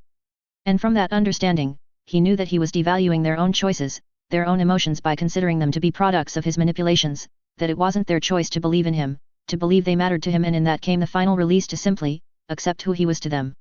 An acceptance that made him at ease with what was to come, knowing that at the end, after all that he has done and will do, it would be worth it as they close the first chapter of their journey, no matter how tumultuous and secretively monstrous it had been. He and his guards veered off towards the restricted section of the main tower that was separate from the way to the offices of responsibility, his mind drifting towards the penultimate stage they were at as he walked into the portal entry that connected the more security-intensive floors to each other before he exited at the top floor. The 14 years since the eradication of the men of symbols had been good for Illos, and for him and Emily. Now, without an enemy that could counter the future in any meaningful way, there was little that could stand against their goals. Illos continued to develop techno-magically aided by the knowledge of the salvaged scout ship. Advancements in biology, chemistry, and physics has improved almost every facet of Illos, from the eradication all afflictions, magical or mundane, to the creation of Magicom, a network that connected more and more of the magical world with year that passed, to the creation of new magics like technopathy that he would see become almost as flexible a branch of magic like transfiguration with time. Space was a frontier that his people considered nearly as challenging as traveling the seas, though only a small percentage of his people knew of faster-than-light travel and had taken upon themselves to study every body within the solar system to detail. Much of South America was aligned with Illos now after the assistance the Illosian guards provided in dealing with their hives of dark wizards unwilling to bend to ministry governance and laws, along with the economic incentives and trade deals that Illos fostered with the ministries of the continent. Southeast Asian communities were approached and tied to Illos through different kinds of assistances, mostly in assisting them with magical means like building them well-protected enclaves and offering free tuition to their children at the Pandrosian. Mongolia, Turkmenistan, and the various other small communities in Central Asia also were in good standing with Illos, whilst Benin and their allies in time were granted their own country ship once they accepted a place in the Grand Alliance alongside Illos and magical Japan. The dwarves accepted his offers of knowledge, equality, and opportunity to rise beyond their historic heights, and now they resided within Illos as the fourth sentient magical race within the Council of Magical Races. The Grecian centaurs that made Lonas Forest their temporary home, as prickly as they were, and would become the next magical race to join the council once their brethren deemed the stars from Dexarus and Sealstes. There were other such achievements that inched them forward towards their destiny, and it all started with their first great achievement in the creation of Avalon and reveal of Emily's hidden royal heritage, an act made possible by a splash of necromancy and powerful computer systems as they extracted DNA from a long-dead former Dark Lady. They infused Morgana's DNA strands, particularly the ones that belonged to the Muggle Thread Pendragon, into Emily, replacing a substantial amount of the Riddle DNA with that of royalty, enough to ensure any heritage test testing her claim would come up as positive. The claim of blood along with the sword Excalibur with a collaborative ministry headed by Ouroboros that were all but directly sworn to Emily made the initial seas of the British Isles almost bloodless and politically seamless. Of course, not everyone was happy with the dramatic change. Most of the resistance and discontent had come from the progressives who still held sizable presence and influence within the ministry and within the public itself. Charles Potter was amongst the loudest detractors. Of course, once information of Muggle culpability with the express permission by the Muggle royal house was made public, culpability in their sponsorship of the violence perpetrated by the Isonomian movement and the Order of the Phoenix, even supplying them with weapons that culminated in the decimation of the nobility in the infamous bombing of the Wiesengamot, such discontent amongst a significant proportion of the progressives withered away. And the rest were made silent once further evidence was made clear of the Muggles' near success in the destruction of the ministry and the plans they had with regards to subjugation of magical Britain. From there, it had been relatively easy to gain near universal acceptance for total secession from the Muggle world under the guidance of their Pendragon Queen. Despise and fear of Muggles mixed with the lure of returning to a time of legend that had been romanticized throughout the ages and even more so in the preceding decade were the main contributing factors, though moving every magical centre and village and abodes into the Highlands of Scotland had been far less as easy, but nonetheless they succeeded as power, politics, and public admiration eased away opposition. And as much as he disliked it, Favors did the same as he and Emily relinquished substantial lands on Illos to Emily's followers like the Malfoys, the Lestranges, and so on. Others like the McKinnons, who proved to be less confrontational with the death of their deceased former heads of houses and keen to bury the hatchet with House Sayre, were also granted this privilege in exchange of their support of all of their initiatives. Initiatives such as the mirroring of Illo's method of governance was adopted in piecemeal as the ministry fell by the wayside and a council of representatives took its place that functioned much like its predecessors, only far more streamlined. There had also been some unsavory initiatives that needed to happen, such as forcing families who had one foot in either world to choose a choice that either stripped them of access to magic and the knowledge of it, or the choice of severing their connections to the Muggle world and become part of the magical world. As much as he regretted it, more than a few families were cut off of their own magic, their magic bound and made to live as Muggles as they refused to make the choice. It was offensive to him, this act of sacrilege to Mother Magic, but he had done and let happen worse in sacrilege of Mother Magic, this much was true. Besides, there was little choice, not with the goals they had in mind nor the necessity of ensuring that they were serious about the intent to break away from the Muggle world to the rest of Avalon, and the rest of the magical world. Much of the acceptance of squibborns and the liberalization of rights by the darker families and the more conservative elements of society had come from the fact that it came from one of their own advocating for it in the form of Slytherin's heir.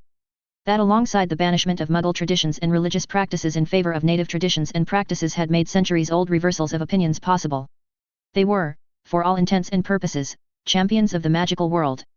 And everything they did and supported, even by his own words all those years ago when he'd been little more than an heir to House Sayre, would have been under risk if they did not commit to dealing out the harshest penalties available to those who could not make the choice to choose the magical world. If you prefer the Muggle world to our own, you may go and live amongst them, as one of them. It was a harsh penalty, and it was one that many feared enough to make the right choice presented to them. And as harsh as it was, especially to families with one Muggle parent, they weren't heartless. Adolescent squibborns and their immediate family were permitted to move into the magical world where they would find their place as citizens. Children were not separated unless it was clear the child did not want to give up magic or if the child was in danger from their family. Children who wanted to remain with their parents who refused the chance were also left with their magic bound, though thankfully it was not something that happened too frequently. Muggles married to a wizard or witch were allowed to make the migration, as much as it had made some amongst the populace uncomfortable, but with time, such concerns were alleviated even if some had to be expelled, as they were hardly any different from the last generation of squibs. As much as it was insensitive, it was still by far the better solution to difficult sets of circumstances as a result of a flawed and weak system of secrecy. And it was something most people, thanks to keen reporting of the Muggle world by a number of papers worldwide, recognized as the Muggle Cold War grew in intensity and the world stood at 60 minutes to midnight with bated breaths as nuclear war remained a likely eventuality. That shift in understanding, along with plenty of elder squibs and Muggles fairly knowledgeable in science working in tandem with graduates of Sims or Illusions, has made Morphe the second most scientifically literate center of the magical world almost by necessity, and it was a capital as much as Illos, Asahi, Macaw, and Alexandria were, with it being only smaller in size to Illos and Alexandria. And within the next 10 years, it would only grow further, and it would stand as a worthy second city when the time came for their union to be completed wholly, a step that was considered by all to be too soon, too fast. A sentiment he agreed with after having seen what hastened integration would yield.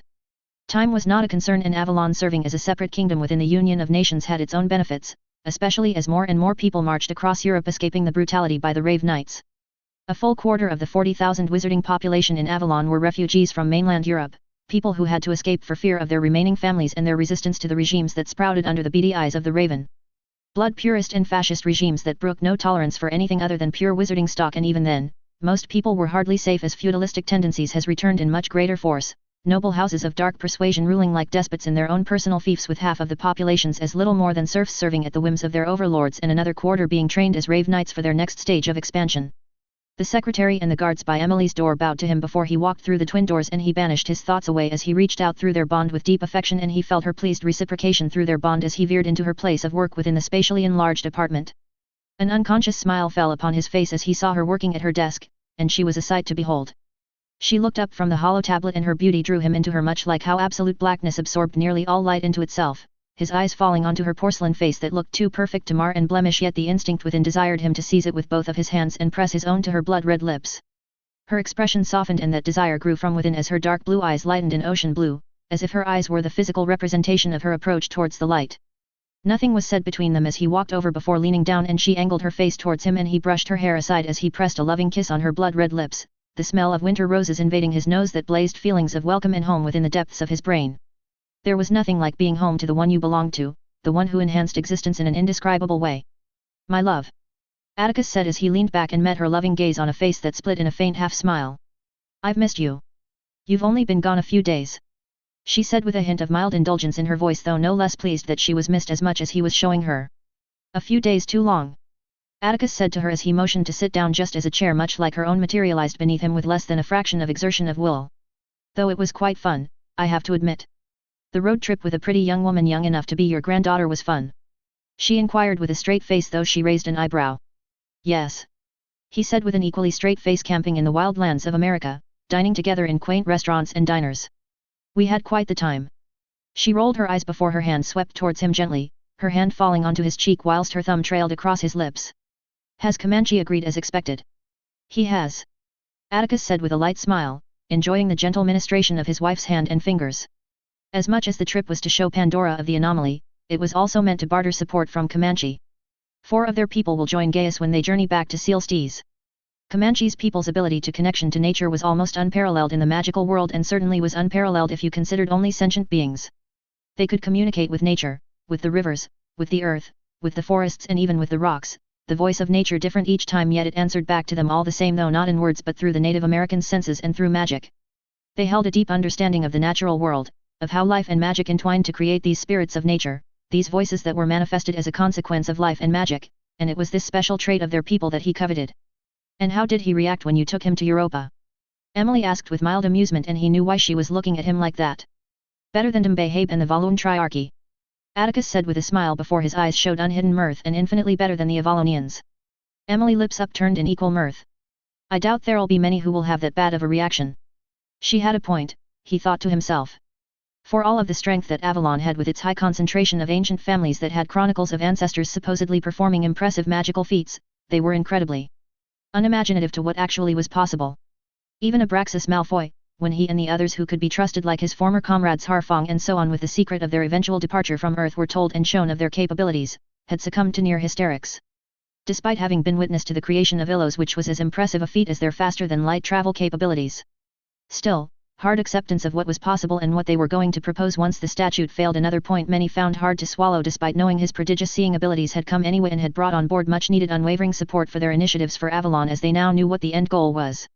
He nodded at her before he smiled a little ponderously. "In any case, as much as Comanche was impressed, it hasn't changed anything to their future reticence." The Native Americans, along with the many other smaller enclaves of communities around the world, very much had a symbiotic relationship with Earth's nature magic. These peoples were always going to be the hardest to convince that it was time to move, even once exposure happened.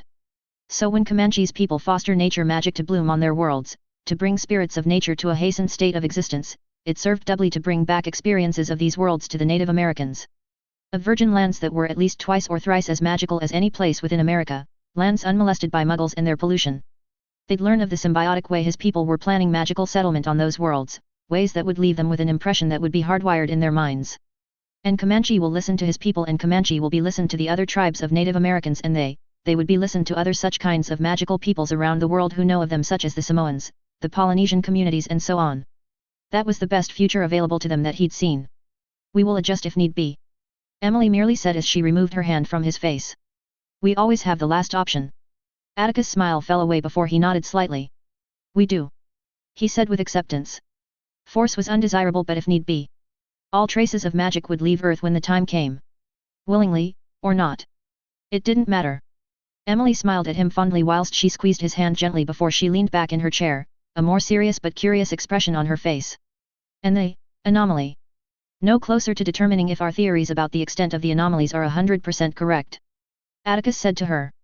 In their explorations of consciousness, they found certain individuals that were more than others.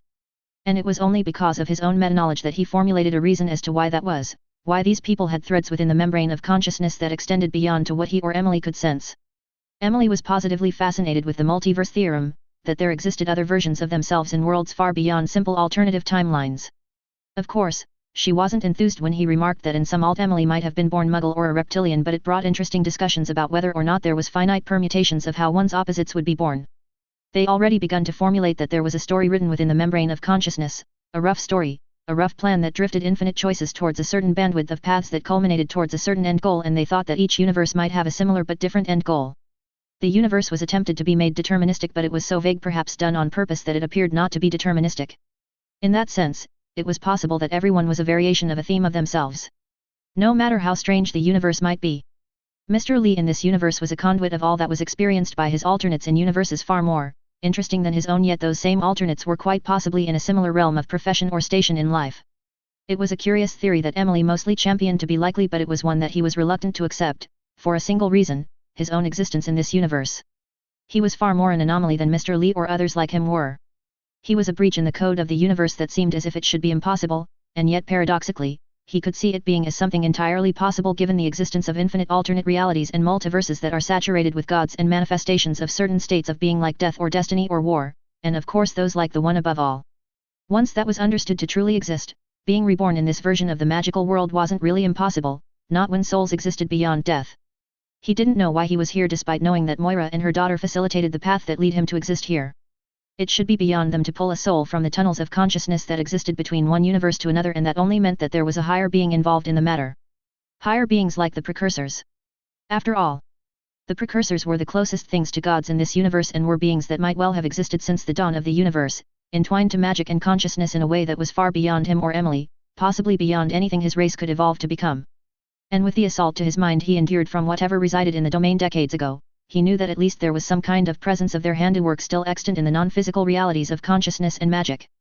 It was not unreasonable to think that the precursors had not died out, not even slightly, especially considering how the ancient humans had considered the precursors to be masters of neurophysical energy, of magic. Despite all that, the why still evaded him. It was a worry troubled him deeply, for he couldn't understand why they might help Moira in bringing him into existence. Especially as both he and Emily grew in understanding about the endless cycles that the universe underwent through over the course of billions and billions of years, planning to utterly wreck this perpetual and monstrous cycle of destruction and recreation at the whims of those same higher beings. Neither he or Emily were going to allow their world, their people, present or future, to fall to their whims, no matter how godlike they were. He shook away those thoughts and met her gaze. Still, our theories about them so far seems to be likely. Emily hummed for a moment before she spoke up again. We'll have to keep an eye out on the man and the others. It is doubtful that we'll be able to formulate much other use of this phenomena at the present time. Emily conceded, though she paused for a moment. Still, Emily continued, we could always pose the challenge to Walter Bishop. She asked with a mild knowing smile, and Atticus grimaced. He might actually break the universe. Atticus said with a deadpan. Bishop was undeniably brilliant, in some ways more than he was, but over the years, he'd developed a bit of a lackadaisical attitude to safety and reason. Atticus blamed Bishop's penchant to consume LSD like they were mints. Unfortunately, they also seemed to help. The man discovered another dimension, the astral plane, and was making significant headway in charting out how it worked, what could be done within it, and what its limitations were. He even would have achieved limited success with something that Atticus had thought only possible through the domain, retrocognition, had Atticus not obliterated any further attempts by the man to look into it. At least for now. It was the ability to have knowledge of a past event that one couldn't possibly know, and Atticus had no desire to allow such things to be possible. Not now, possibly not ever. To give that man the idea of people being in existence that were in contact in some fashion or another was a terrible one. The man would somehow figure out a way to see those universes, and perhaps even cross over into one. Regardless of what the consequences of such actions might be. Emily laughed melodiously and she looked at him with amusement, though he could see enough in her expression that she didn't think he was that far off in his assessment. We'll broach the topic with him at a later date then. She saw the look on his face and her smile widened in mirth. Much later then. She said with a laugh in her voice. Hopefully, maybe not ever at all. He could glean enough from other possible timelines to learn whatever Bishop would come up and wrinkle out any unintended disasters that Bishop would most certainly not think of removing. That does remind him, he should probably facilitate a meeting between Walter and Elizabeth Hawkins sooner than later. Much of Walter's penchant for chaos without care of consequences lessened after he gets married and has a son. Emily's mirth fell away and began to eye him curiously. And Pandora? She inquired with a more serious tone despite knowing the answer he'd given ages ago. He smiled at her before confirming Pandora can see the connections the man holds to his alternate selves. Emily's eyes sharpened as a few moments passed before she nodded slowly. Good to know how far her talents lie. Emily pursed her lips. The Agar-Allos bloodline is truly special. It's a shame Hypatia has no desire to have more children.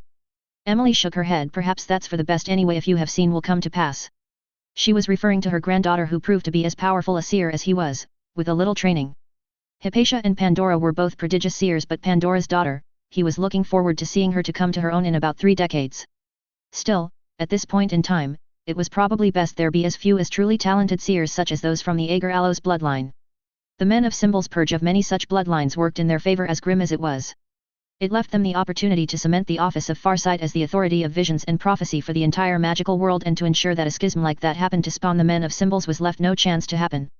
And with Hypatia setting the tone as the first overseer of the department with her excellence, compassion, duty, and loyalty, it was on course to establish exactly what he wished the organization to become.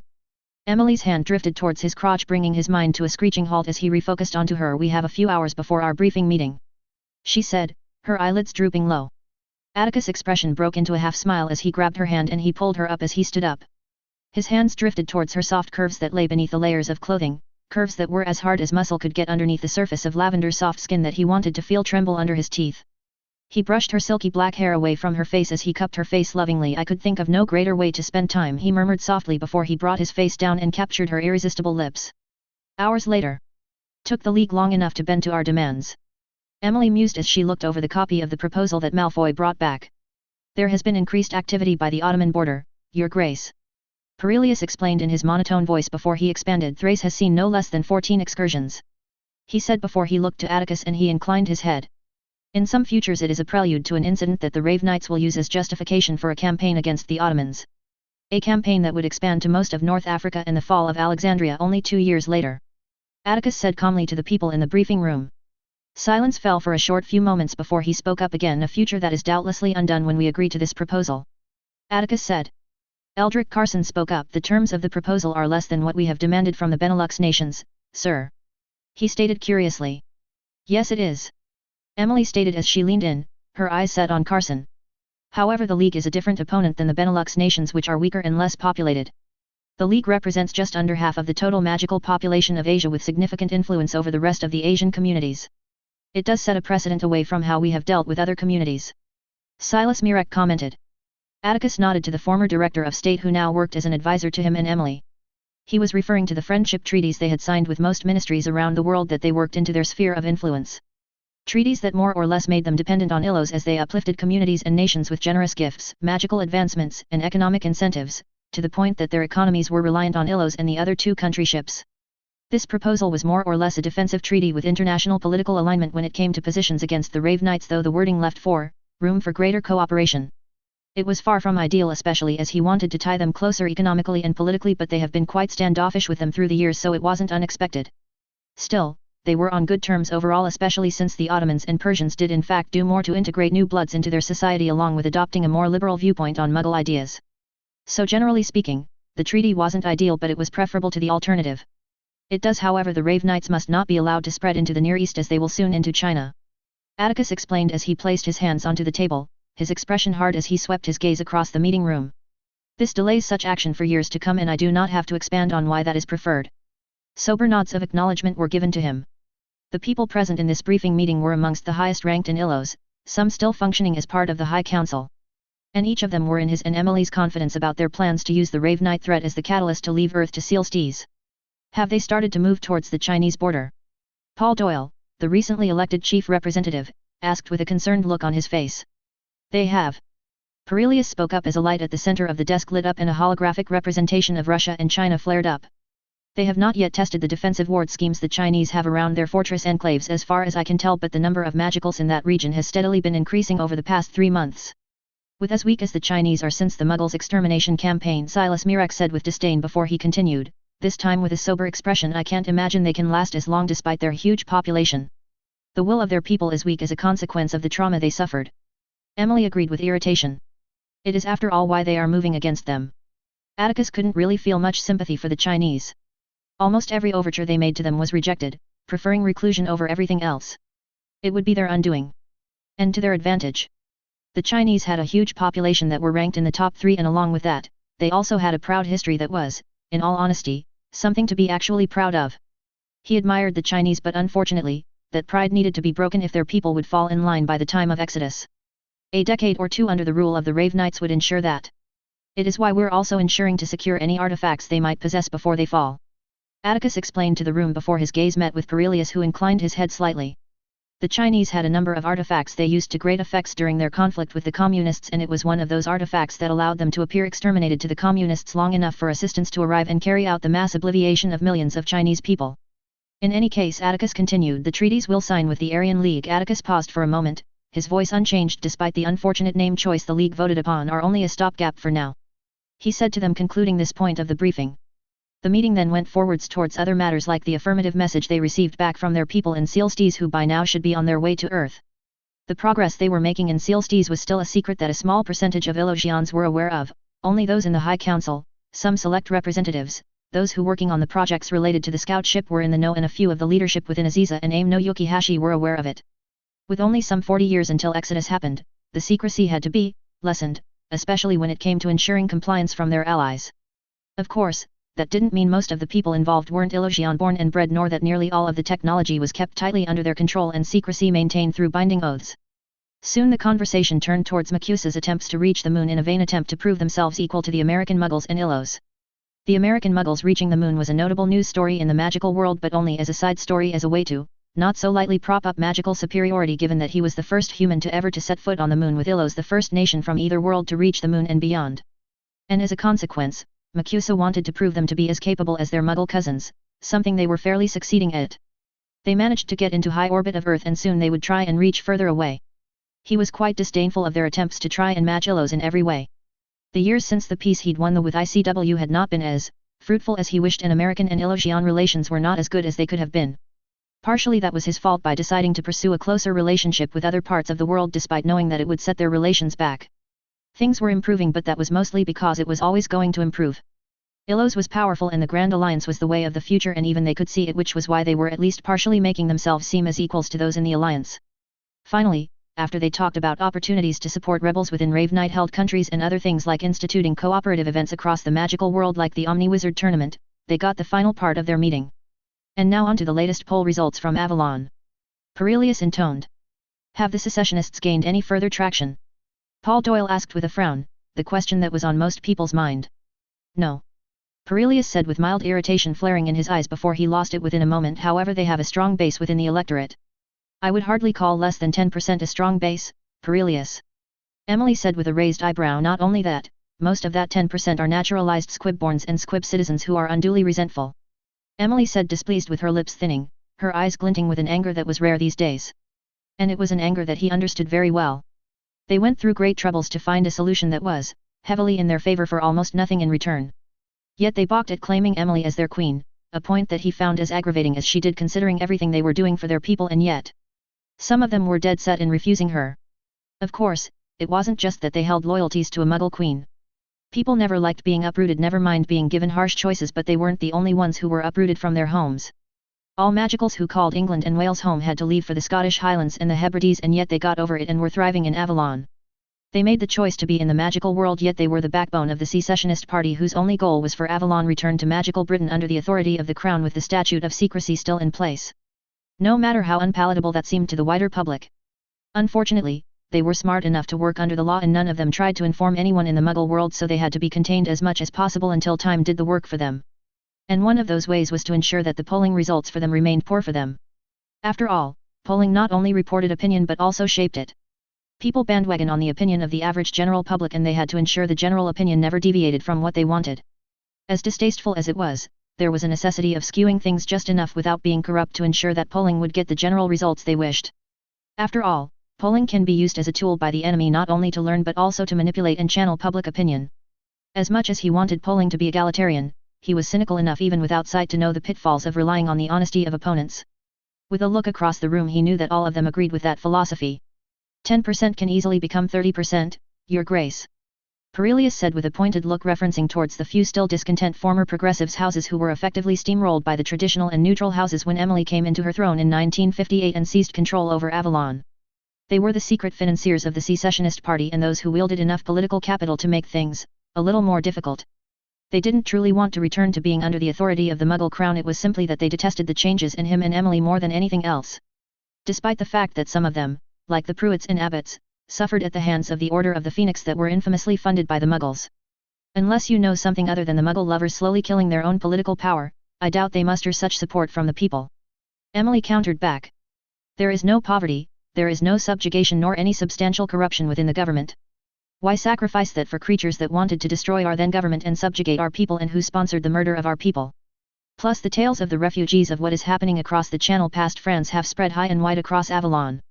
Upheaval at a time when it can't be afforded will also be on everyone's mind before they ever reach the critical mass of support to pose a problem. Atticus added, to which Emily nodded with a faint smile before she lost it and continued. The threat of the Rave Knights is so severe to the public that anyone with even a little sense knows that they have it good. Too good according to the migrant houses. Throughout the late 50s and all of the 60s, the Rave Knights had gone from strength to strength all across Europe. Maligned houses that were already weakened with their resistance against Grindelwald and his followers, could see the writings on the wall and left for pastures green, pastures of Avallonian and French. It was amongst those houses that support for their rule was amongst the highest, only the common public and houses who supported Emily throughout her rise being able to contend with her popularity with them. It made Morphe a center of multiculturalism, much like Alexandria was and still is. Overseer Parkinson is perhaps referring to the inquiry we have received, Your Majesties. The Goblin Gobchoke said with bow of the head. As we expected. Atticus nodded to the goblin. We have refused as you have ordered. Gobchoke revealed a full set of sharpened teeth as he spoke again and gave them no impression that their probing would remain anything but secret. It was profitable. Which garnered more a snort from Carson and other knowing looks from the others in the briefing room. No doubt they attempted to bribe for the goblins for their silence regardless if they were successful. Atticus inclined his head to the goblin. There was little point in subterfuge or an over-elaborate plot. Not when he, and they, knew all there was to know of their scheming. They will try again, he said as he looked to Parelius, who bowed his head. At the moment there were not enough to charge them with treason. But he knew that soon enough there will be enough to hang a few of them with treason when they get careless with whom they trust with information. They would be made examples of. There wasn't much else to discuss after that, as the polling results were briefly discussed and soon enough both he and Emily retired back to their manor on the slopes of Mount Sealstees, and it wasn't long before Emily was laying naked by the side of the inside pool with environment altered to function as a steam room. She moaned with a hum in her voice as his firm hands stretched out the knots in her shoulders. His hands traveled down her oily back that had globules of water, and her skin was as smooth as dolphin skin and as soft as silken pillows. And as he laced his fingers with magic he learned from an Indian sex magic book, he was pleased when he felt her shiver beneath him whilst he sat on lower end of her delectable arse. She began to arch her arse and began to move it along the length of his hard member that almost nested in between her cheeks, and, in return, he massaged the bottom of her back, just above her rump, a little harder and with a lot stronger magic, and it garnered him a deeper, more sensual moan, but she didn't stop to grind herself into his member. It was then that his hands traveled back up her back and his large hands parted and each of them seized her by the top of her arms as he leaned forward, his chest to her back and his lips by her ear. Careful, he said seductively, his voice trailing off into parcel tongue and the tip of his tongue vibrating against her earlobe, and she shivered with her entire body as his tongue made contact with her ear. She began to sway her hips in response and he grunted with pleasure as his member was now trapped between her thighs and her could feel the warmth of her slits with his member. I have no intention of being careful, she returned as she turned her head towards him, her eyes filled with a heavy lust to match his own, and within a second, she flipped herself onto her back, breaking free from his grip, and grabbed his arms before she wrapped her legs around his midriff and they began to float in the steamy air. Atticus exhaled with pleasure as she descended her down onto his length, her arms still holding him with a tight grip, and he could feel her working her magic as steam twisted around them before they formed into ropes made of water that wrapped themselves around his ankles and his lower legs. He eyed her with lustful amusement and she smiled almost innocently at him as she stopped grabbing his arms in a death grip and instead traced her fingertips along his arms in a gentle and arousing way, and he could feel his lust grow in strength as she returned the favor of enhancing her touches with sex magic. His member throbbed inside of her despite the fact that she hadn't moved an inch, and as he felt ropes form around his wrists that began to pull his arms backwards, she moved her hands towards his face as she leaned forward, slowly, sensually, kissing his chest before she moved to the crook of his neck where her teeth raked onto his skin before she bit down, and he winced slightly before a contented grunt left his throat with the way she imbued pleasure into her skin with her bit. It was then that she began to move up and down, the warmth and the tightness of her tunnel enhanced by the pleasure she bit into him, and the ropes tightened as she took complete control of his body and his arousal. Her pace quickened, quicker and quicker, and he felt her bite grow in strength and her side of the bond opened up and he gasped as he felt her climb to orgasm. He reciprocated and he heard her almost squeal in pleasure as she felt his own climb that was enhanced by all that she was doing to her, and it sent her into overdrive as she moved with near inhuman speed, her hands snaking around him, her fingers digging into his skin as much as her teeth dug into his neck. They lost themselves to their bond, to their pleasure, to their lovemaking, and he wasn't sure how long had passed before he tipped over the edge when she had her third consecutive orgasm and he came inside her with almost a blinding roaring explosion that reverberated through their bond. He could feel her heartbeat as she wrapped her arms around him and the ropes fell away and they remained afloat, and he traced his fingers on her back as she fell into his arms. She looked up to him and he could see the love in her eyes, a love as deep as he felt for her, and he brought his head down and captured her lips with a tender kiss before they descended down and simply held each other. It was some time later when they sighting in the shallow end of the pool. She was nested into his arms, her back flush with his chest, and his arms were around her whilst his thumbs traced circles on top of her sensitive rose nipples. She sighed contentedly and she twisted her face slightly sideways and he leaned down and captured the side of her lips with his own. It was a soft kiss, a gentle kiss, a loving kiss, and both of them exuded deep contentment as she gently squeezed his legs. They parted and her head fell back onto his chest. They stayed like that a little while as Emily fashioned a makeshift waterfall that trickled down hot water down onto them as they sat in the low end of the pool. It was some time afterwards, when she stopped her caressing of his legs, that she spoke up. "I dislike that you're leaving for Sealstees for so long." "As am I," he said to her. It wasn't the first nor the last time they'd talk about it. "But I need to place the mithril veins onto Sealstees sooner than later and begin the process of feeding solar energy to our mithril seeds," he said gently before he kissed the top of her hair. He wasn't ecstatic about leaving for more than a year either. It would be the longest time they'd be away from either since they met. Even during the Grindelwald War they were at most a few months away from each other. 30 years of companionship, love, and destiny. The noise that came out of her was incredibly displeased, but she remained silent for a few minutes before sighed almost resigned. "As much as I dislike it, I know it has to be done," she said in a way that it seemed like it was great effort for her to admit. "We can't trust anyone else with this. Not even Gaius." Atticus hummed in agreement as he rested his head on top of her head. Over the past decade and a half, they built up a huge reservoir of mithril as they converted energy from the vacuum energy reactor into liquid magic and then into mithril.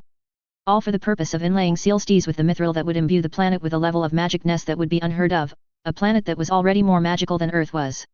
Along with of course magically tying the planet to his and Emily's blood and magic. They would have a connection to the planet itself, one that was deeper than their connection to Illos with its limited nature magic. In Illos, if they concentrated, they would be able to pinpoint anyone they wanted to find. They could influence the wards that crisscrossed every inch of Illos, and they could feel the magic that coursed through Illos like dipping a hand into a fast-running stream of water. Once they connected to Sealstees, all of it would be several orders of magnitude greater than what they felt from Illos. It would make them practically control Celestis' very own spirits of magic. No one was to know what he'd do on Sealstees other than Emily and Alice. His people who were either worked on Sealstees or knew of the planetary system would think he'd be going to inspect Sealstees for the first time ever, and to transplant most of the dangerous magical creatures such as the majority of dragons from the Sayer reserves that resided on Illos in either ecologies or in stasis. "One of us must go." Atticus agreed quietly and wrapped his arms around her. She melted into his embrace. Sealstees won't be the only thing he'd be going away for. He'd be planting mithril seeds around 13 stars in the local star cluster to Sealstees. 13 stars that were amongst the most massive stars in the local star cluster and that would generate the most amount of energy due to their higher core temperature and greater rate of hydrogen fusion. He would be placing massive indestructible mirrors 3 times the circumference of the Earth around these stars from the most optimum distance from the Sun, which would concentrate huge amounts of solar energy to a narrowed beam of energy deflected towards an energy magic converter connected to mithril seeds that would absorb the huge amounts of magic and grow for the next 40 to 60 years. By the time he collected the seeds, they would be the size of planetoids. For the past decade, he and Emily had a lot of time to come up with a use for mithril, and some of those ideas, he was very eager to start working on them. He just hated that it would be started without her. Emily sighed as she sank deeper into the water and in the process pulling him in. "And if I go, it would give our enemies in Avalon a perception of an opportunity to cause more problems," Emily said with irritation. However much they would fail. As the sole reason why they had a claim to ruling Avalon, Emily had less latitude to be absent. Illo's loyalty to him and Emily was absolute, and as much as people of Avalon were loyal to him mostly because of his actions during the Grindelwald War, he was only the king consort and she was the queen. Most of them were completely loyal to Emily alone as the heir to the fabled throne of the Pendragon Kingdom. It was easier for him to be away than it was for her. It didn't mean there wouldn't be other problems. The Rave Knights. Atticus trailed off and Emily turned her around and he could her eyes almost gleaming with anticipation, and despite himself, he felt himself smile. The Rave Knights would notice his absence. He was too public, too involved in Illos and in Avalon for them not to know nearly immediately that he was not around. With the treaty that we will sign with the Aryan League, Emily said, and he sensed she did so with a roll of the eyes, they will be reluctant to move against us despite your noted absence. She paused for a moment. At least in the immediate short term. It was one of the reasons why they were not so bothered about accepting the limited proposal from the League. With his absence, the Rave Knights would move against China and begin incursions against the Ottomans whilst also attacking and subjugating Italy. It served their purposes in turning what was practically the calm before the storm, the deadliest of storms in the history of magical kind, into a small tempest. He often wondered about the parallels with the Muggle world. World War I had been a cause of nationalism, World War II a cause of fascism and vengeance and ideology, and the Cold War a war of ideology and domination. After their show of force against the ICW, the notion of another war being inevitable had been almost unilateral across the world. The peace hadn't been won, it wasn't allowed to be won after the defeat of Grindelwald. The men of symbols had seen to that, and they had only inflamed it further for their own goals just as much as the Raven had in his own twisted way. Of course, as the years passed and the ICW became directionless without the symbols steering the vehicle, the thoughts of the next war changed to one with the Rave Knights as ministry after ministry toppled under their strikes from the shadows. There was a sense of irony in a way, of how history adjusted itself to fit a resemblance of what once might have been only this time across Europe instead of Britain. That the hunger and intolerance for anything different was always meant to flare up in the magical world, just as in the Muggle world the ideological war between communism and capitalistic democracy was meant to have a face down. A pendulum that hadn't stopped swinging until it was made to stop to swing after another, however different, climactic end was written, that would always be written. You will not involve yourself personally? Atticus asked quietly as he drifted his mind back to the conversation at hand. Emily fell silent for a few moments and he spoke up again. We both know that the Raven and Cull Aica are weaker than either of us, but even the strongest can be toppled with the infinity of magic.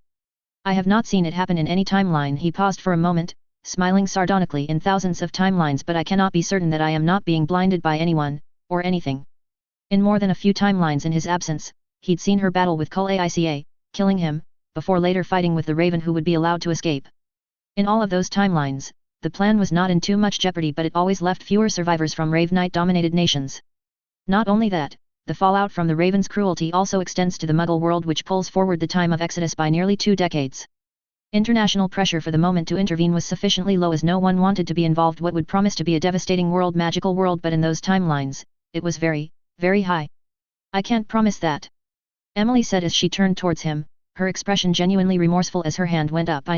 I know what you have seen and I will try my best to avoid such outcomes, but we both know that the timeline will change between now and then by the simple fact that we make minor adjustments as we chart our way to our destiny. She said delicately, knowing that neither of them would be pleased if one of them got into a battle without the other. He knew her argument was true. He was no longer the only one who traversed living time with any skill. Hypatia and the 4 other under her tutelage were all capable of altering the timeline and did so under strict conditions. Even a minor change can snowball into a course change that can affect other paths, and soon all previous knowledge where things were going was meaningless. He could order them not to change anything.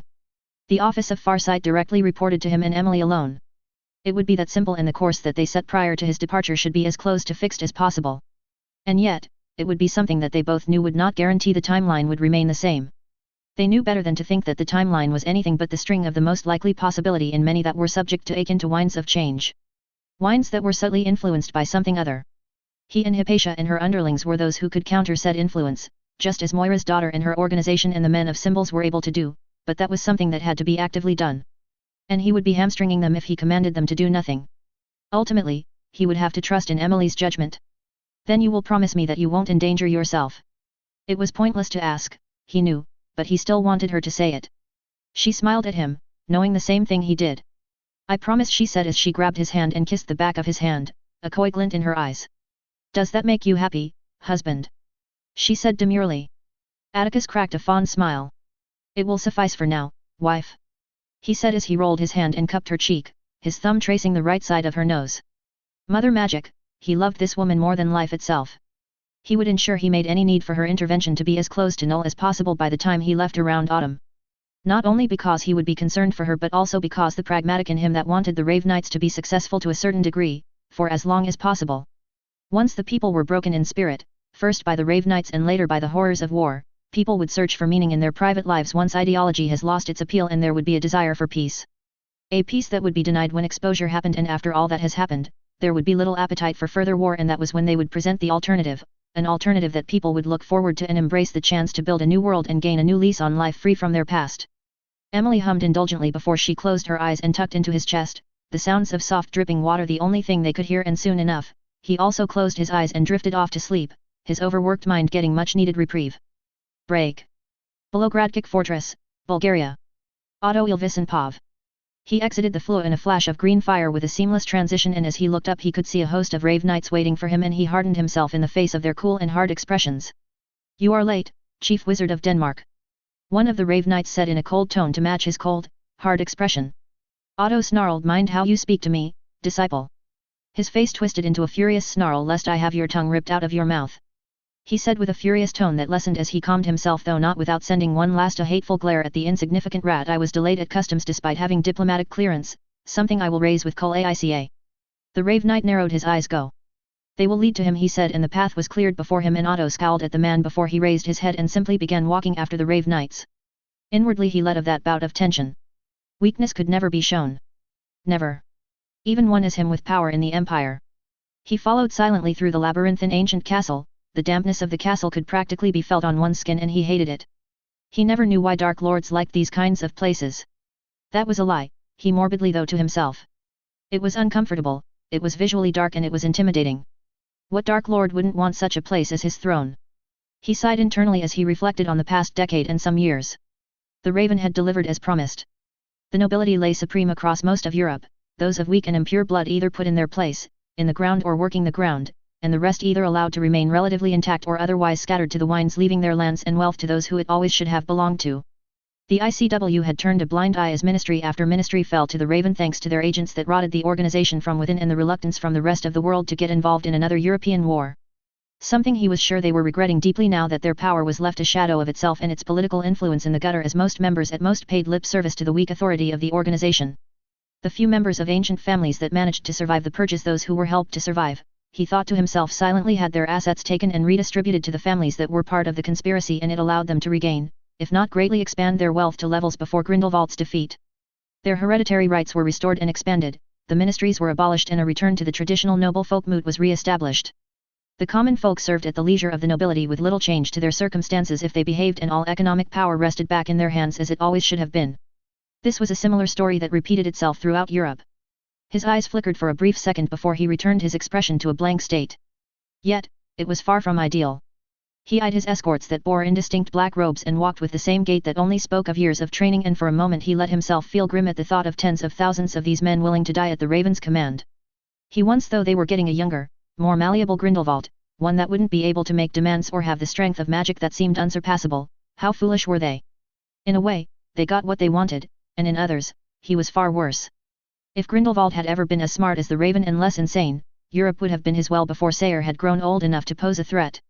And, he thought grimly, he thought that perhaps that was the greatest tragedy about it all, as he eyed the Rave Knights with a wary and disdain glint before he squashed it. The Raven and his personal attack dog had a cult that had grown and continued to grow at an alarming rate. Fanatics, zealous fanatics that worshipped the Raven as if he were a god, and it wasn't simply the rabble that were falling under their spell. Not that it was a spell, he thought as he resisted the urge to swallow. There were only rumors, but it was enough to terrify even the proudest ones amongst them. Those who committed themselves to the Raven would within the space of a year become unrecognizable, their entire world revolving around the Raven's whim. Not even family mattered to them. Only the Raven did. He resisted the urge to swallow as he remembered the extermination of the Zandorf family when its head of house dared to stand up against the Raven for placing himself as the de facto leader of Germany rather than be voted for leadership as was tradition. Bastian Zandorf's own nephew watched with uncaring eyes as the Raven murdered his entire family, including his parents. It was the first and only time that the notion of anything other than subordination was entertained. Flashes of memories of the darkest kinds of magic being employed in the killing of the Zandorf were at the forefront of his mind, kinds of magic that he hoped never to see again after the death of Grindelwald. The worst thing about it all was that no one knew if that was the full depths of his abilities. No one even knew the man's name even after all these years. And it wasn't the only thing that he, didn't know about him. The man seemed as if he was simply spawned into existence from the depths of purgatory. Despite his lack of political agenda, beyond the relatively simple desire to make all of the magical world obey, some had taken to come up with wild theories and attributions to the man, even suggesting that the raven was behind the near-zero birth of Moodbloods in raven-held lands, that the raven had cursed Moodbloods, denying them the gift of magic they were unworthy to receive. He would have scoffed if he did not fear that such a feat may not be out of the raven's capabilities, he thought to himself with a shudder as he remembered the necromancy he'd seen the man perform. The only reason he doubted the man had done that is the simple fact that Otto didn't think the man even cared about purity. The raven was inhuman in that regard, in his disregard of all things but his desire to have the entire magical world under his rule. He shook his head, banishing away about the mysteries about the man's origins. Despite the raven allowing the conservative families to regain their positions of power throughout the magical world and purification of the magical world, he made no comments about what his beliefs were, only that he be obeyed in totality. And obey they did, he thought to himself, the concern swelling within the pits of his stomach. The raven was as dark as Grindelwald had been, without the veneer of civility and charm. Kolaica was worse. He shook his head and eyed his escorts another time before he faced forward, the deep trepidation that he felt roaring back from within. He made it a point of fact to never seek the presence of the raven directly ever since, the purges. So to be called to his seat of power. He cursed himself for the ambitious nature that he possessed. He was the most powerful Dane in his country and the chief wizard appointed by the raven himself to oversee Denmark. Finally, he walked through the heavy doors and his escorts remained behind, leaving him alone. His gaze flittered around the massive hall, a hall that reached at least 5 floors in height and about 2/3 that wide, rings of candles lining the walls that dimly lit up the hall, and he almost stopped in his steps when he saw the raven sitting in a rickety stool by the small fire that was kept going in the fireplace. He took a deep breath and clenched and unclenched his hand before he made his way towards the Dark Lord, a Dark Lord so unlike any he'd ever heard about. The raven cared nothing about comfort. Neither did he care about what he ate or what he drank. His rave nights were the same, he thought with a scowl. Odin damned fanatics. The worst thing about it is that people actually believed that the raven was the Morrigan's chosen, her vessel on earth to purify the magical world, and that it was because of that blessing, that God's given mission, that the raven was the way he is. Otto thought it was little more than idiotic ramblings by simple-minded fools. Otto. The raven said, his gaze never faltering away from the weak flickering fires, and his voice was soft, as always, yet it left him resisting from letting a shiver go down his spine. As soft as it was also like a flake of ice being carried away in Arctic, frigid breeze, such was how his words seemed to be devoid any warmth. Otto went to his knees and bowed low before the man. My lord. How long has it been? A year? 2. Otto swallowed as he looked up and somehow managed to keep the raven's gaze, a gaze that contained 2 black orbs that seemed darker than the man's black locks, and on a face as pale as snow, they looked far from human. It has been 4 years, my lord. Otto said humbly. Far too long. A raven's croaking call suddenly rang and a flittering of wings dominated the silent hall before the raven landed and perched itself onto his lord's shoulder. You should know it is bad luck to lie before a raven. His lord said before he tilted his head slightly and scratched the back of the raven's head. The pet seemed to almost trill under the raven's fingers. His lord turned towards him, his expression indifferent, devoid of any kind of emotion. The only expression Otto had ever seen on the man, even as he killed, even as he gained victory after victory and peoples after peoples came bowed before him. Nothing can be hidden before a raven's insight. Otto swallowed and bowed his head almost touching the floor. The creaking sound of the rickety halted anything from what he going to say, and his lord's feet walked past him, Otto keeping his head bowed as his lord's feet disappeared from his periphery vision. Otto tilted his head slightly and he tracked his lord's movement and watched him go to the table that had a flat representation of the world etched onto its surface.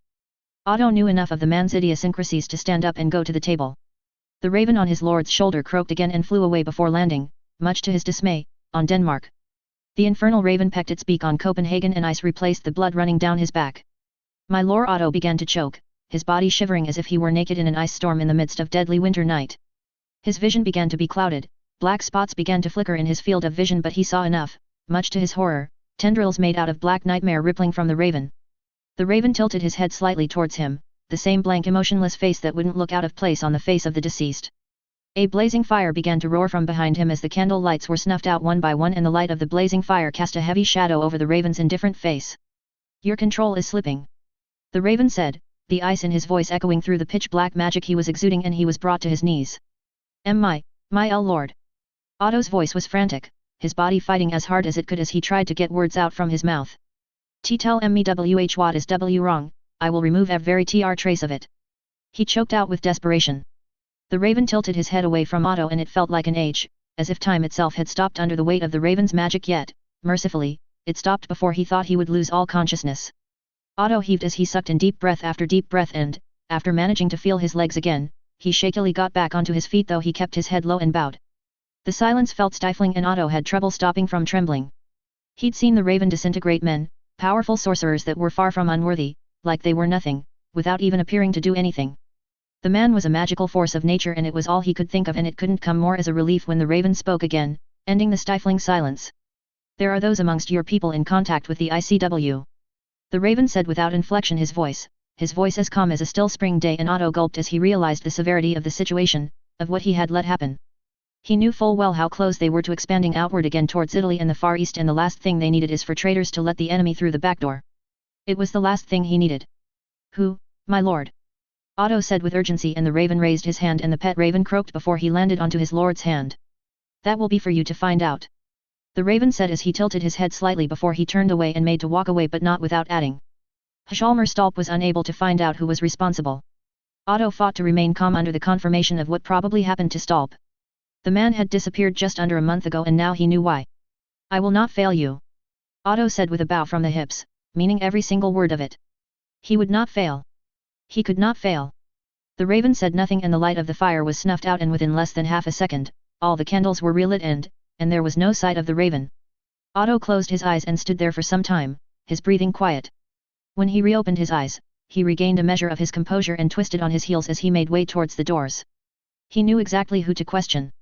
A silent snarl made way on his face. This was how they would repay him.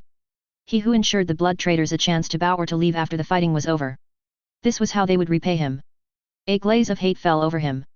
Fine. If he must go the route of Germany, of Austria, of Russia. So be it.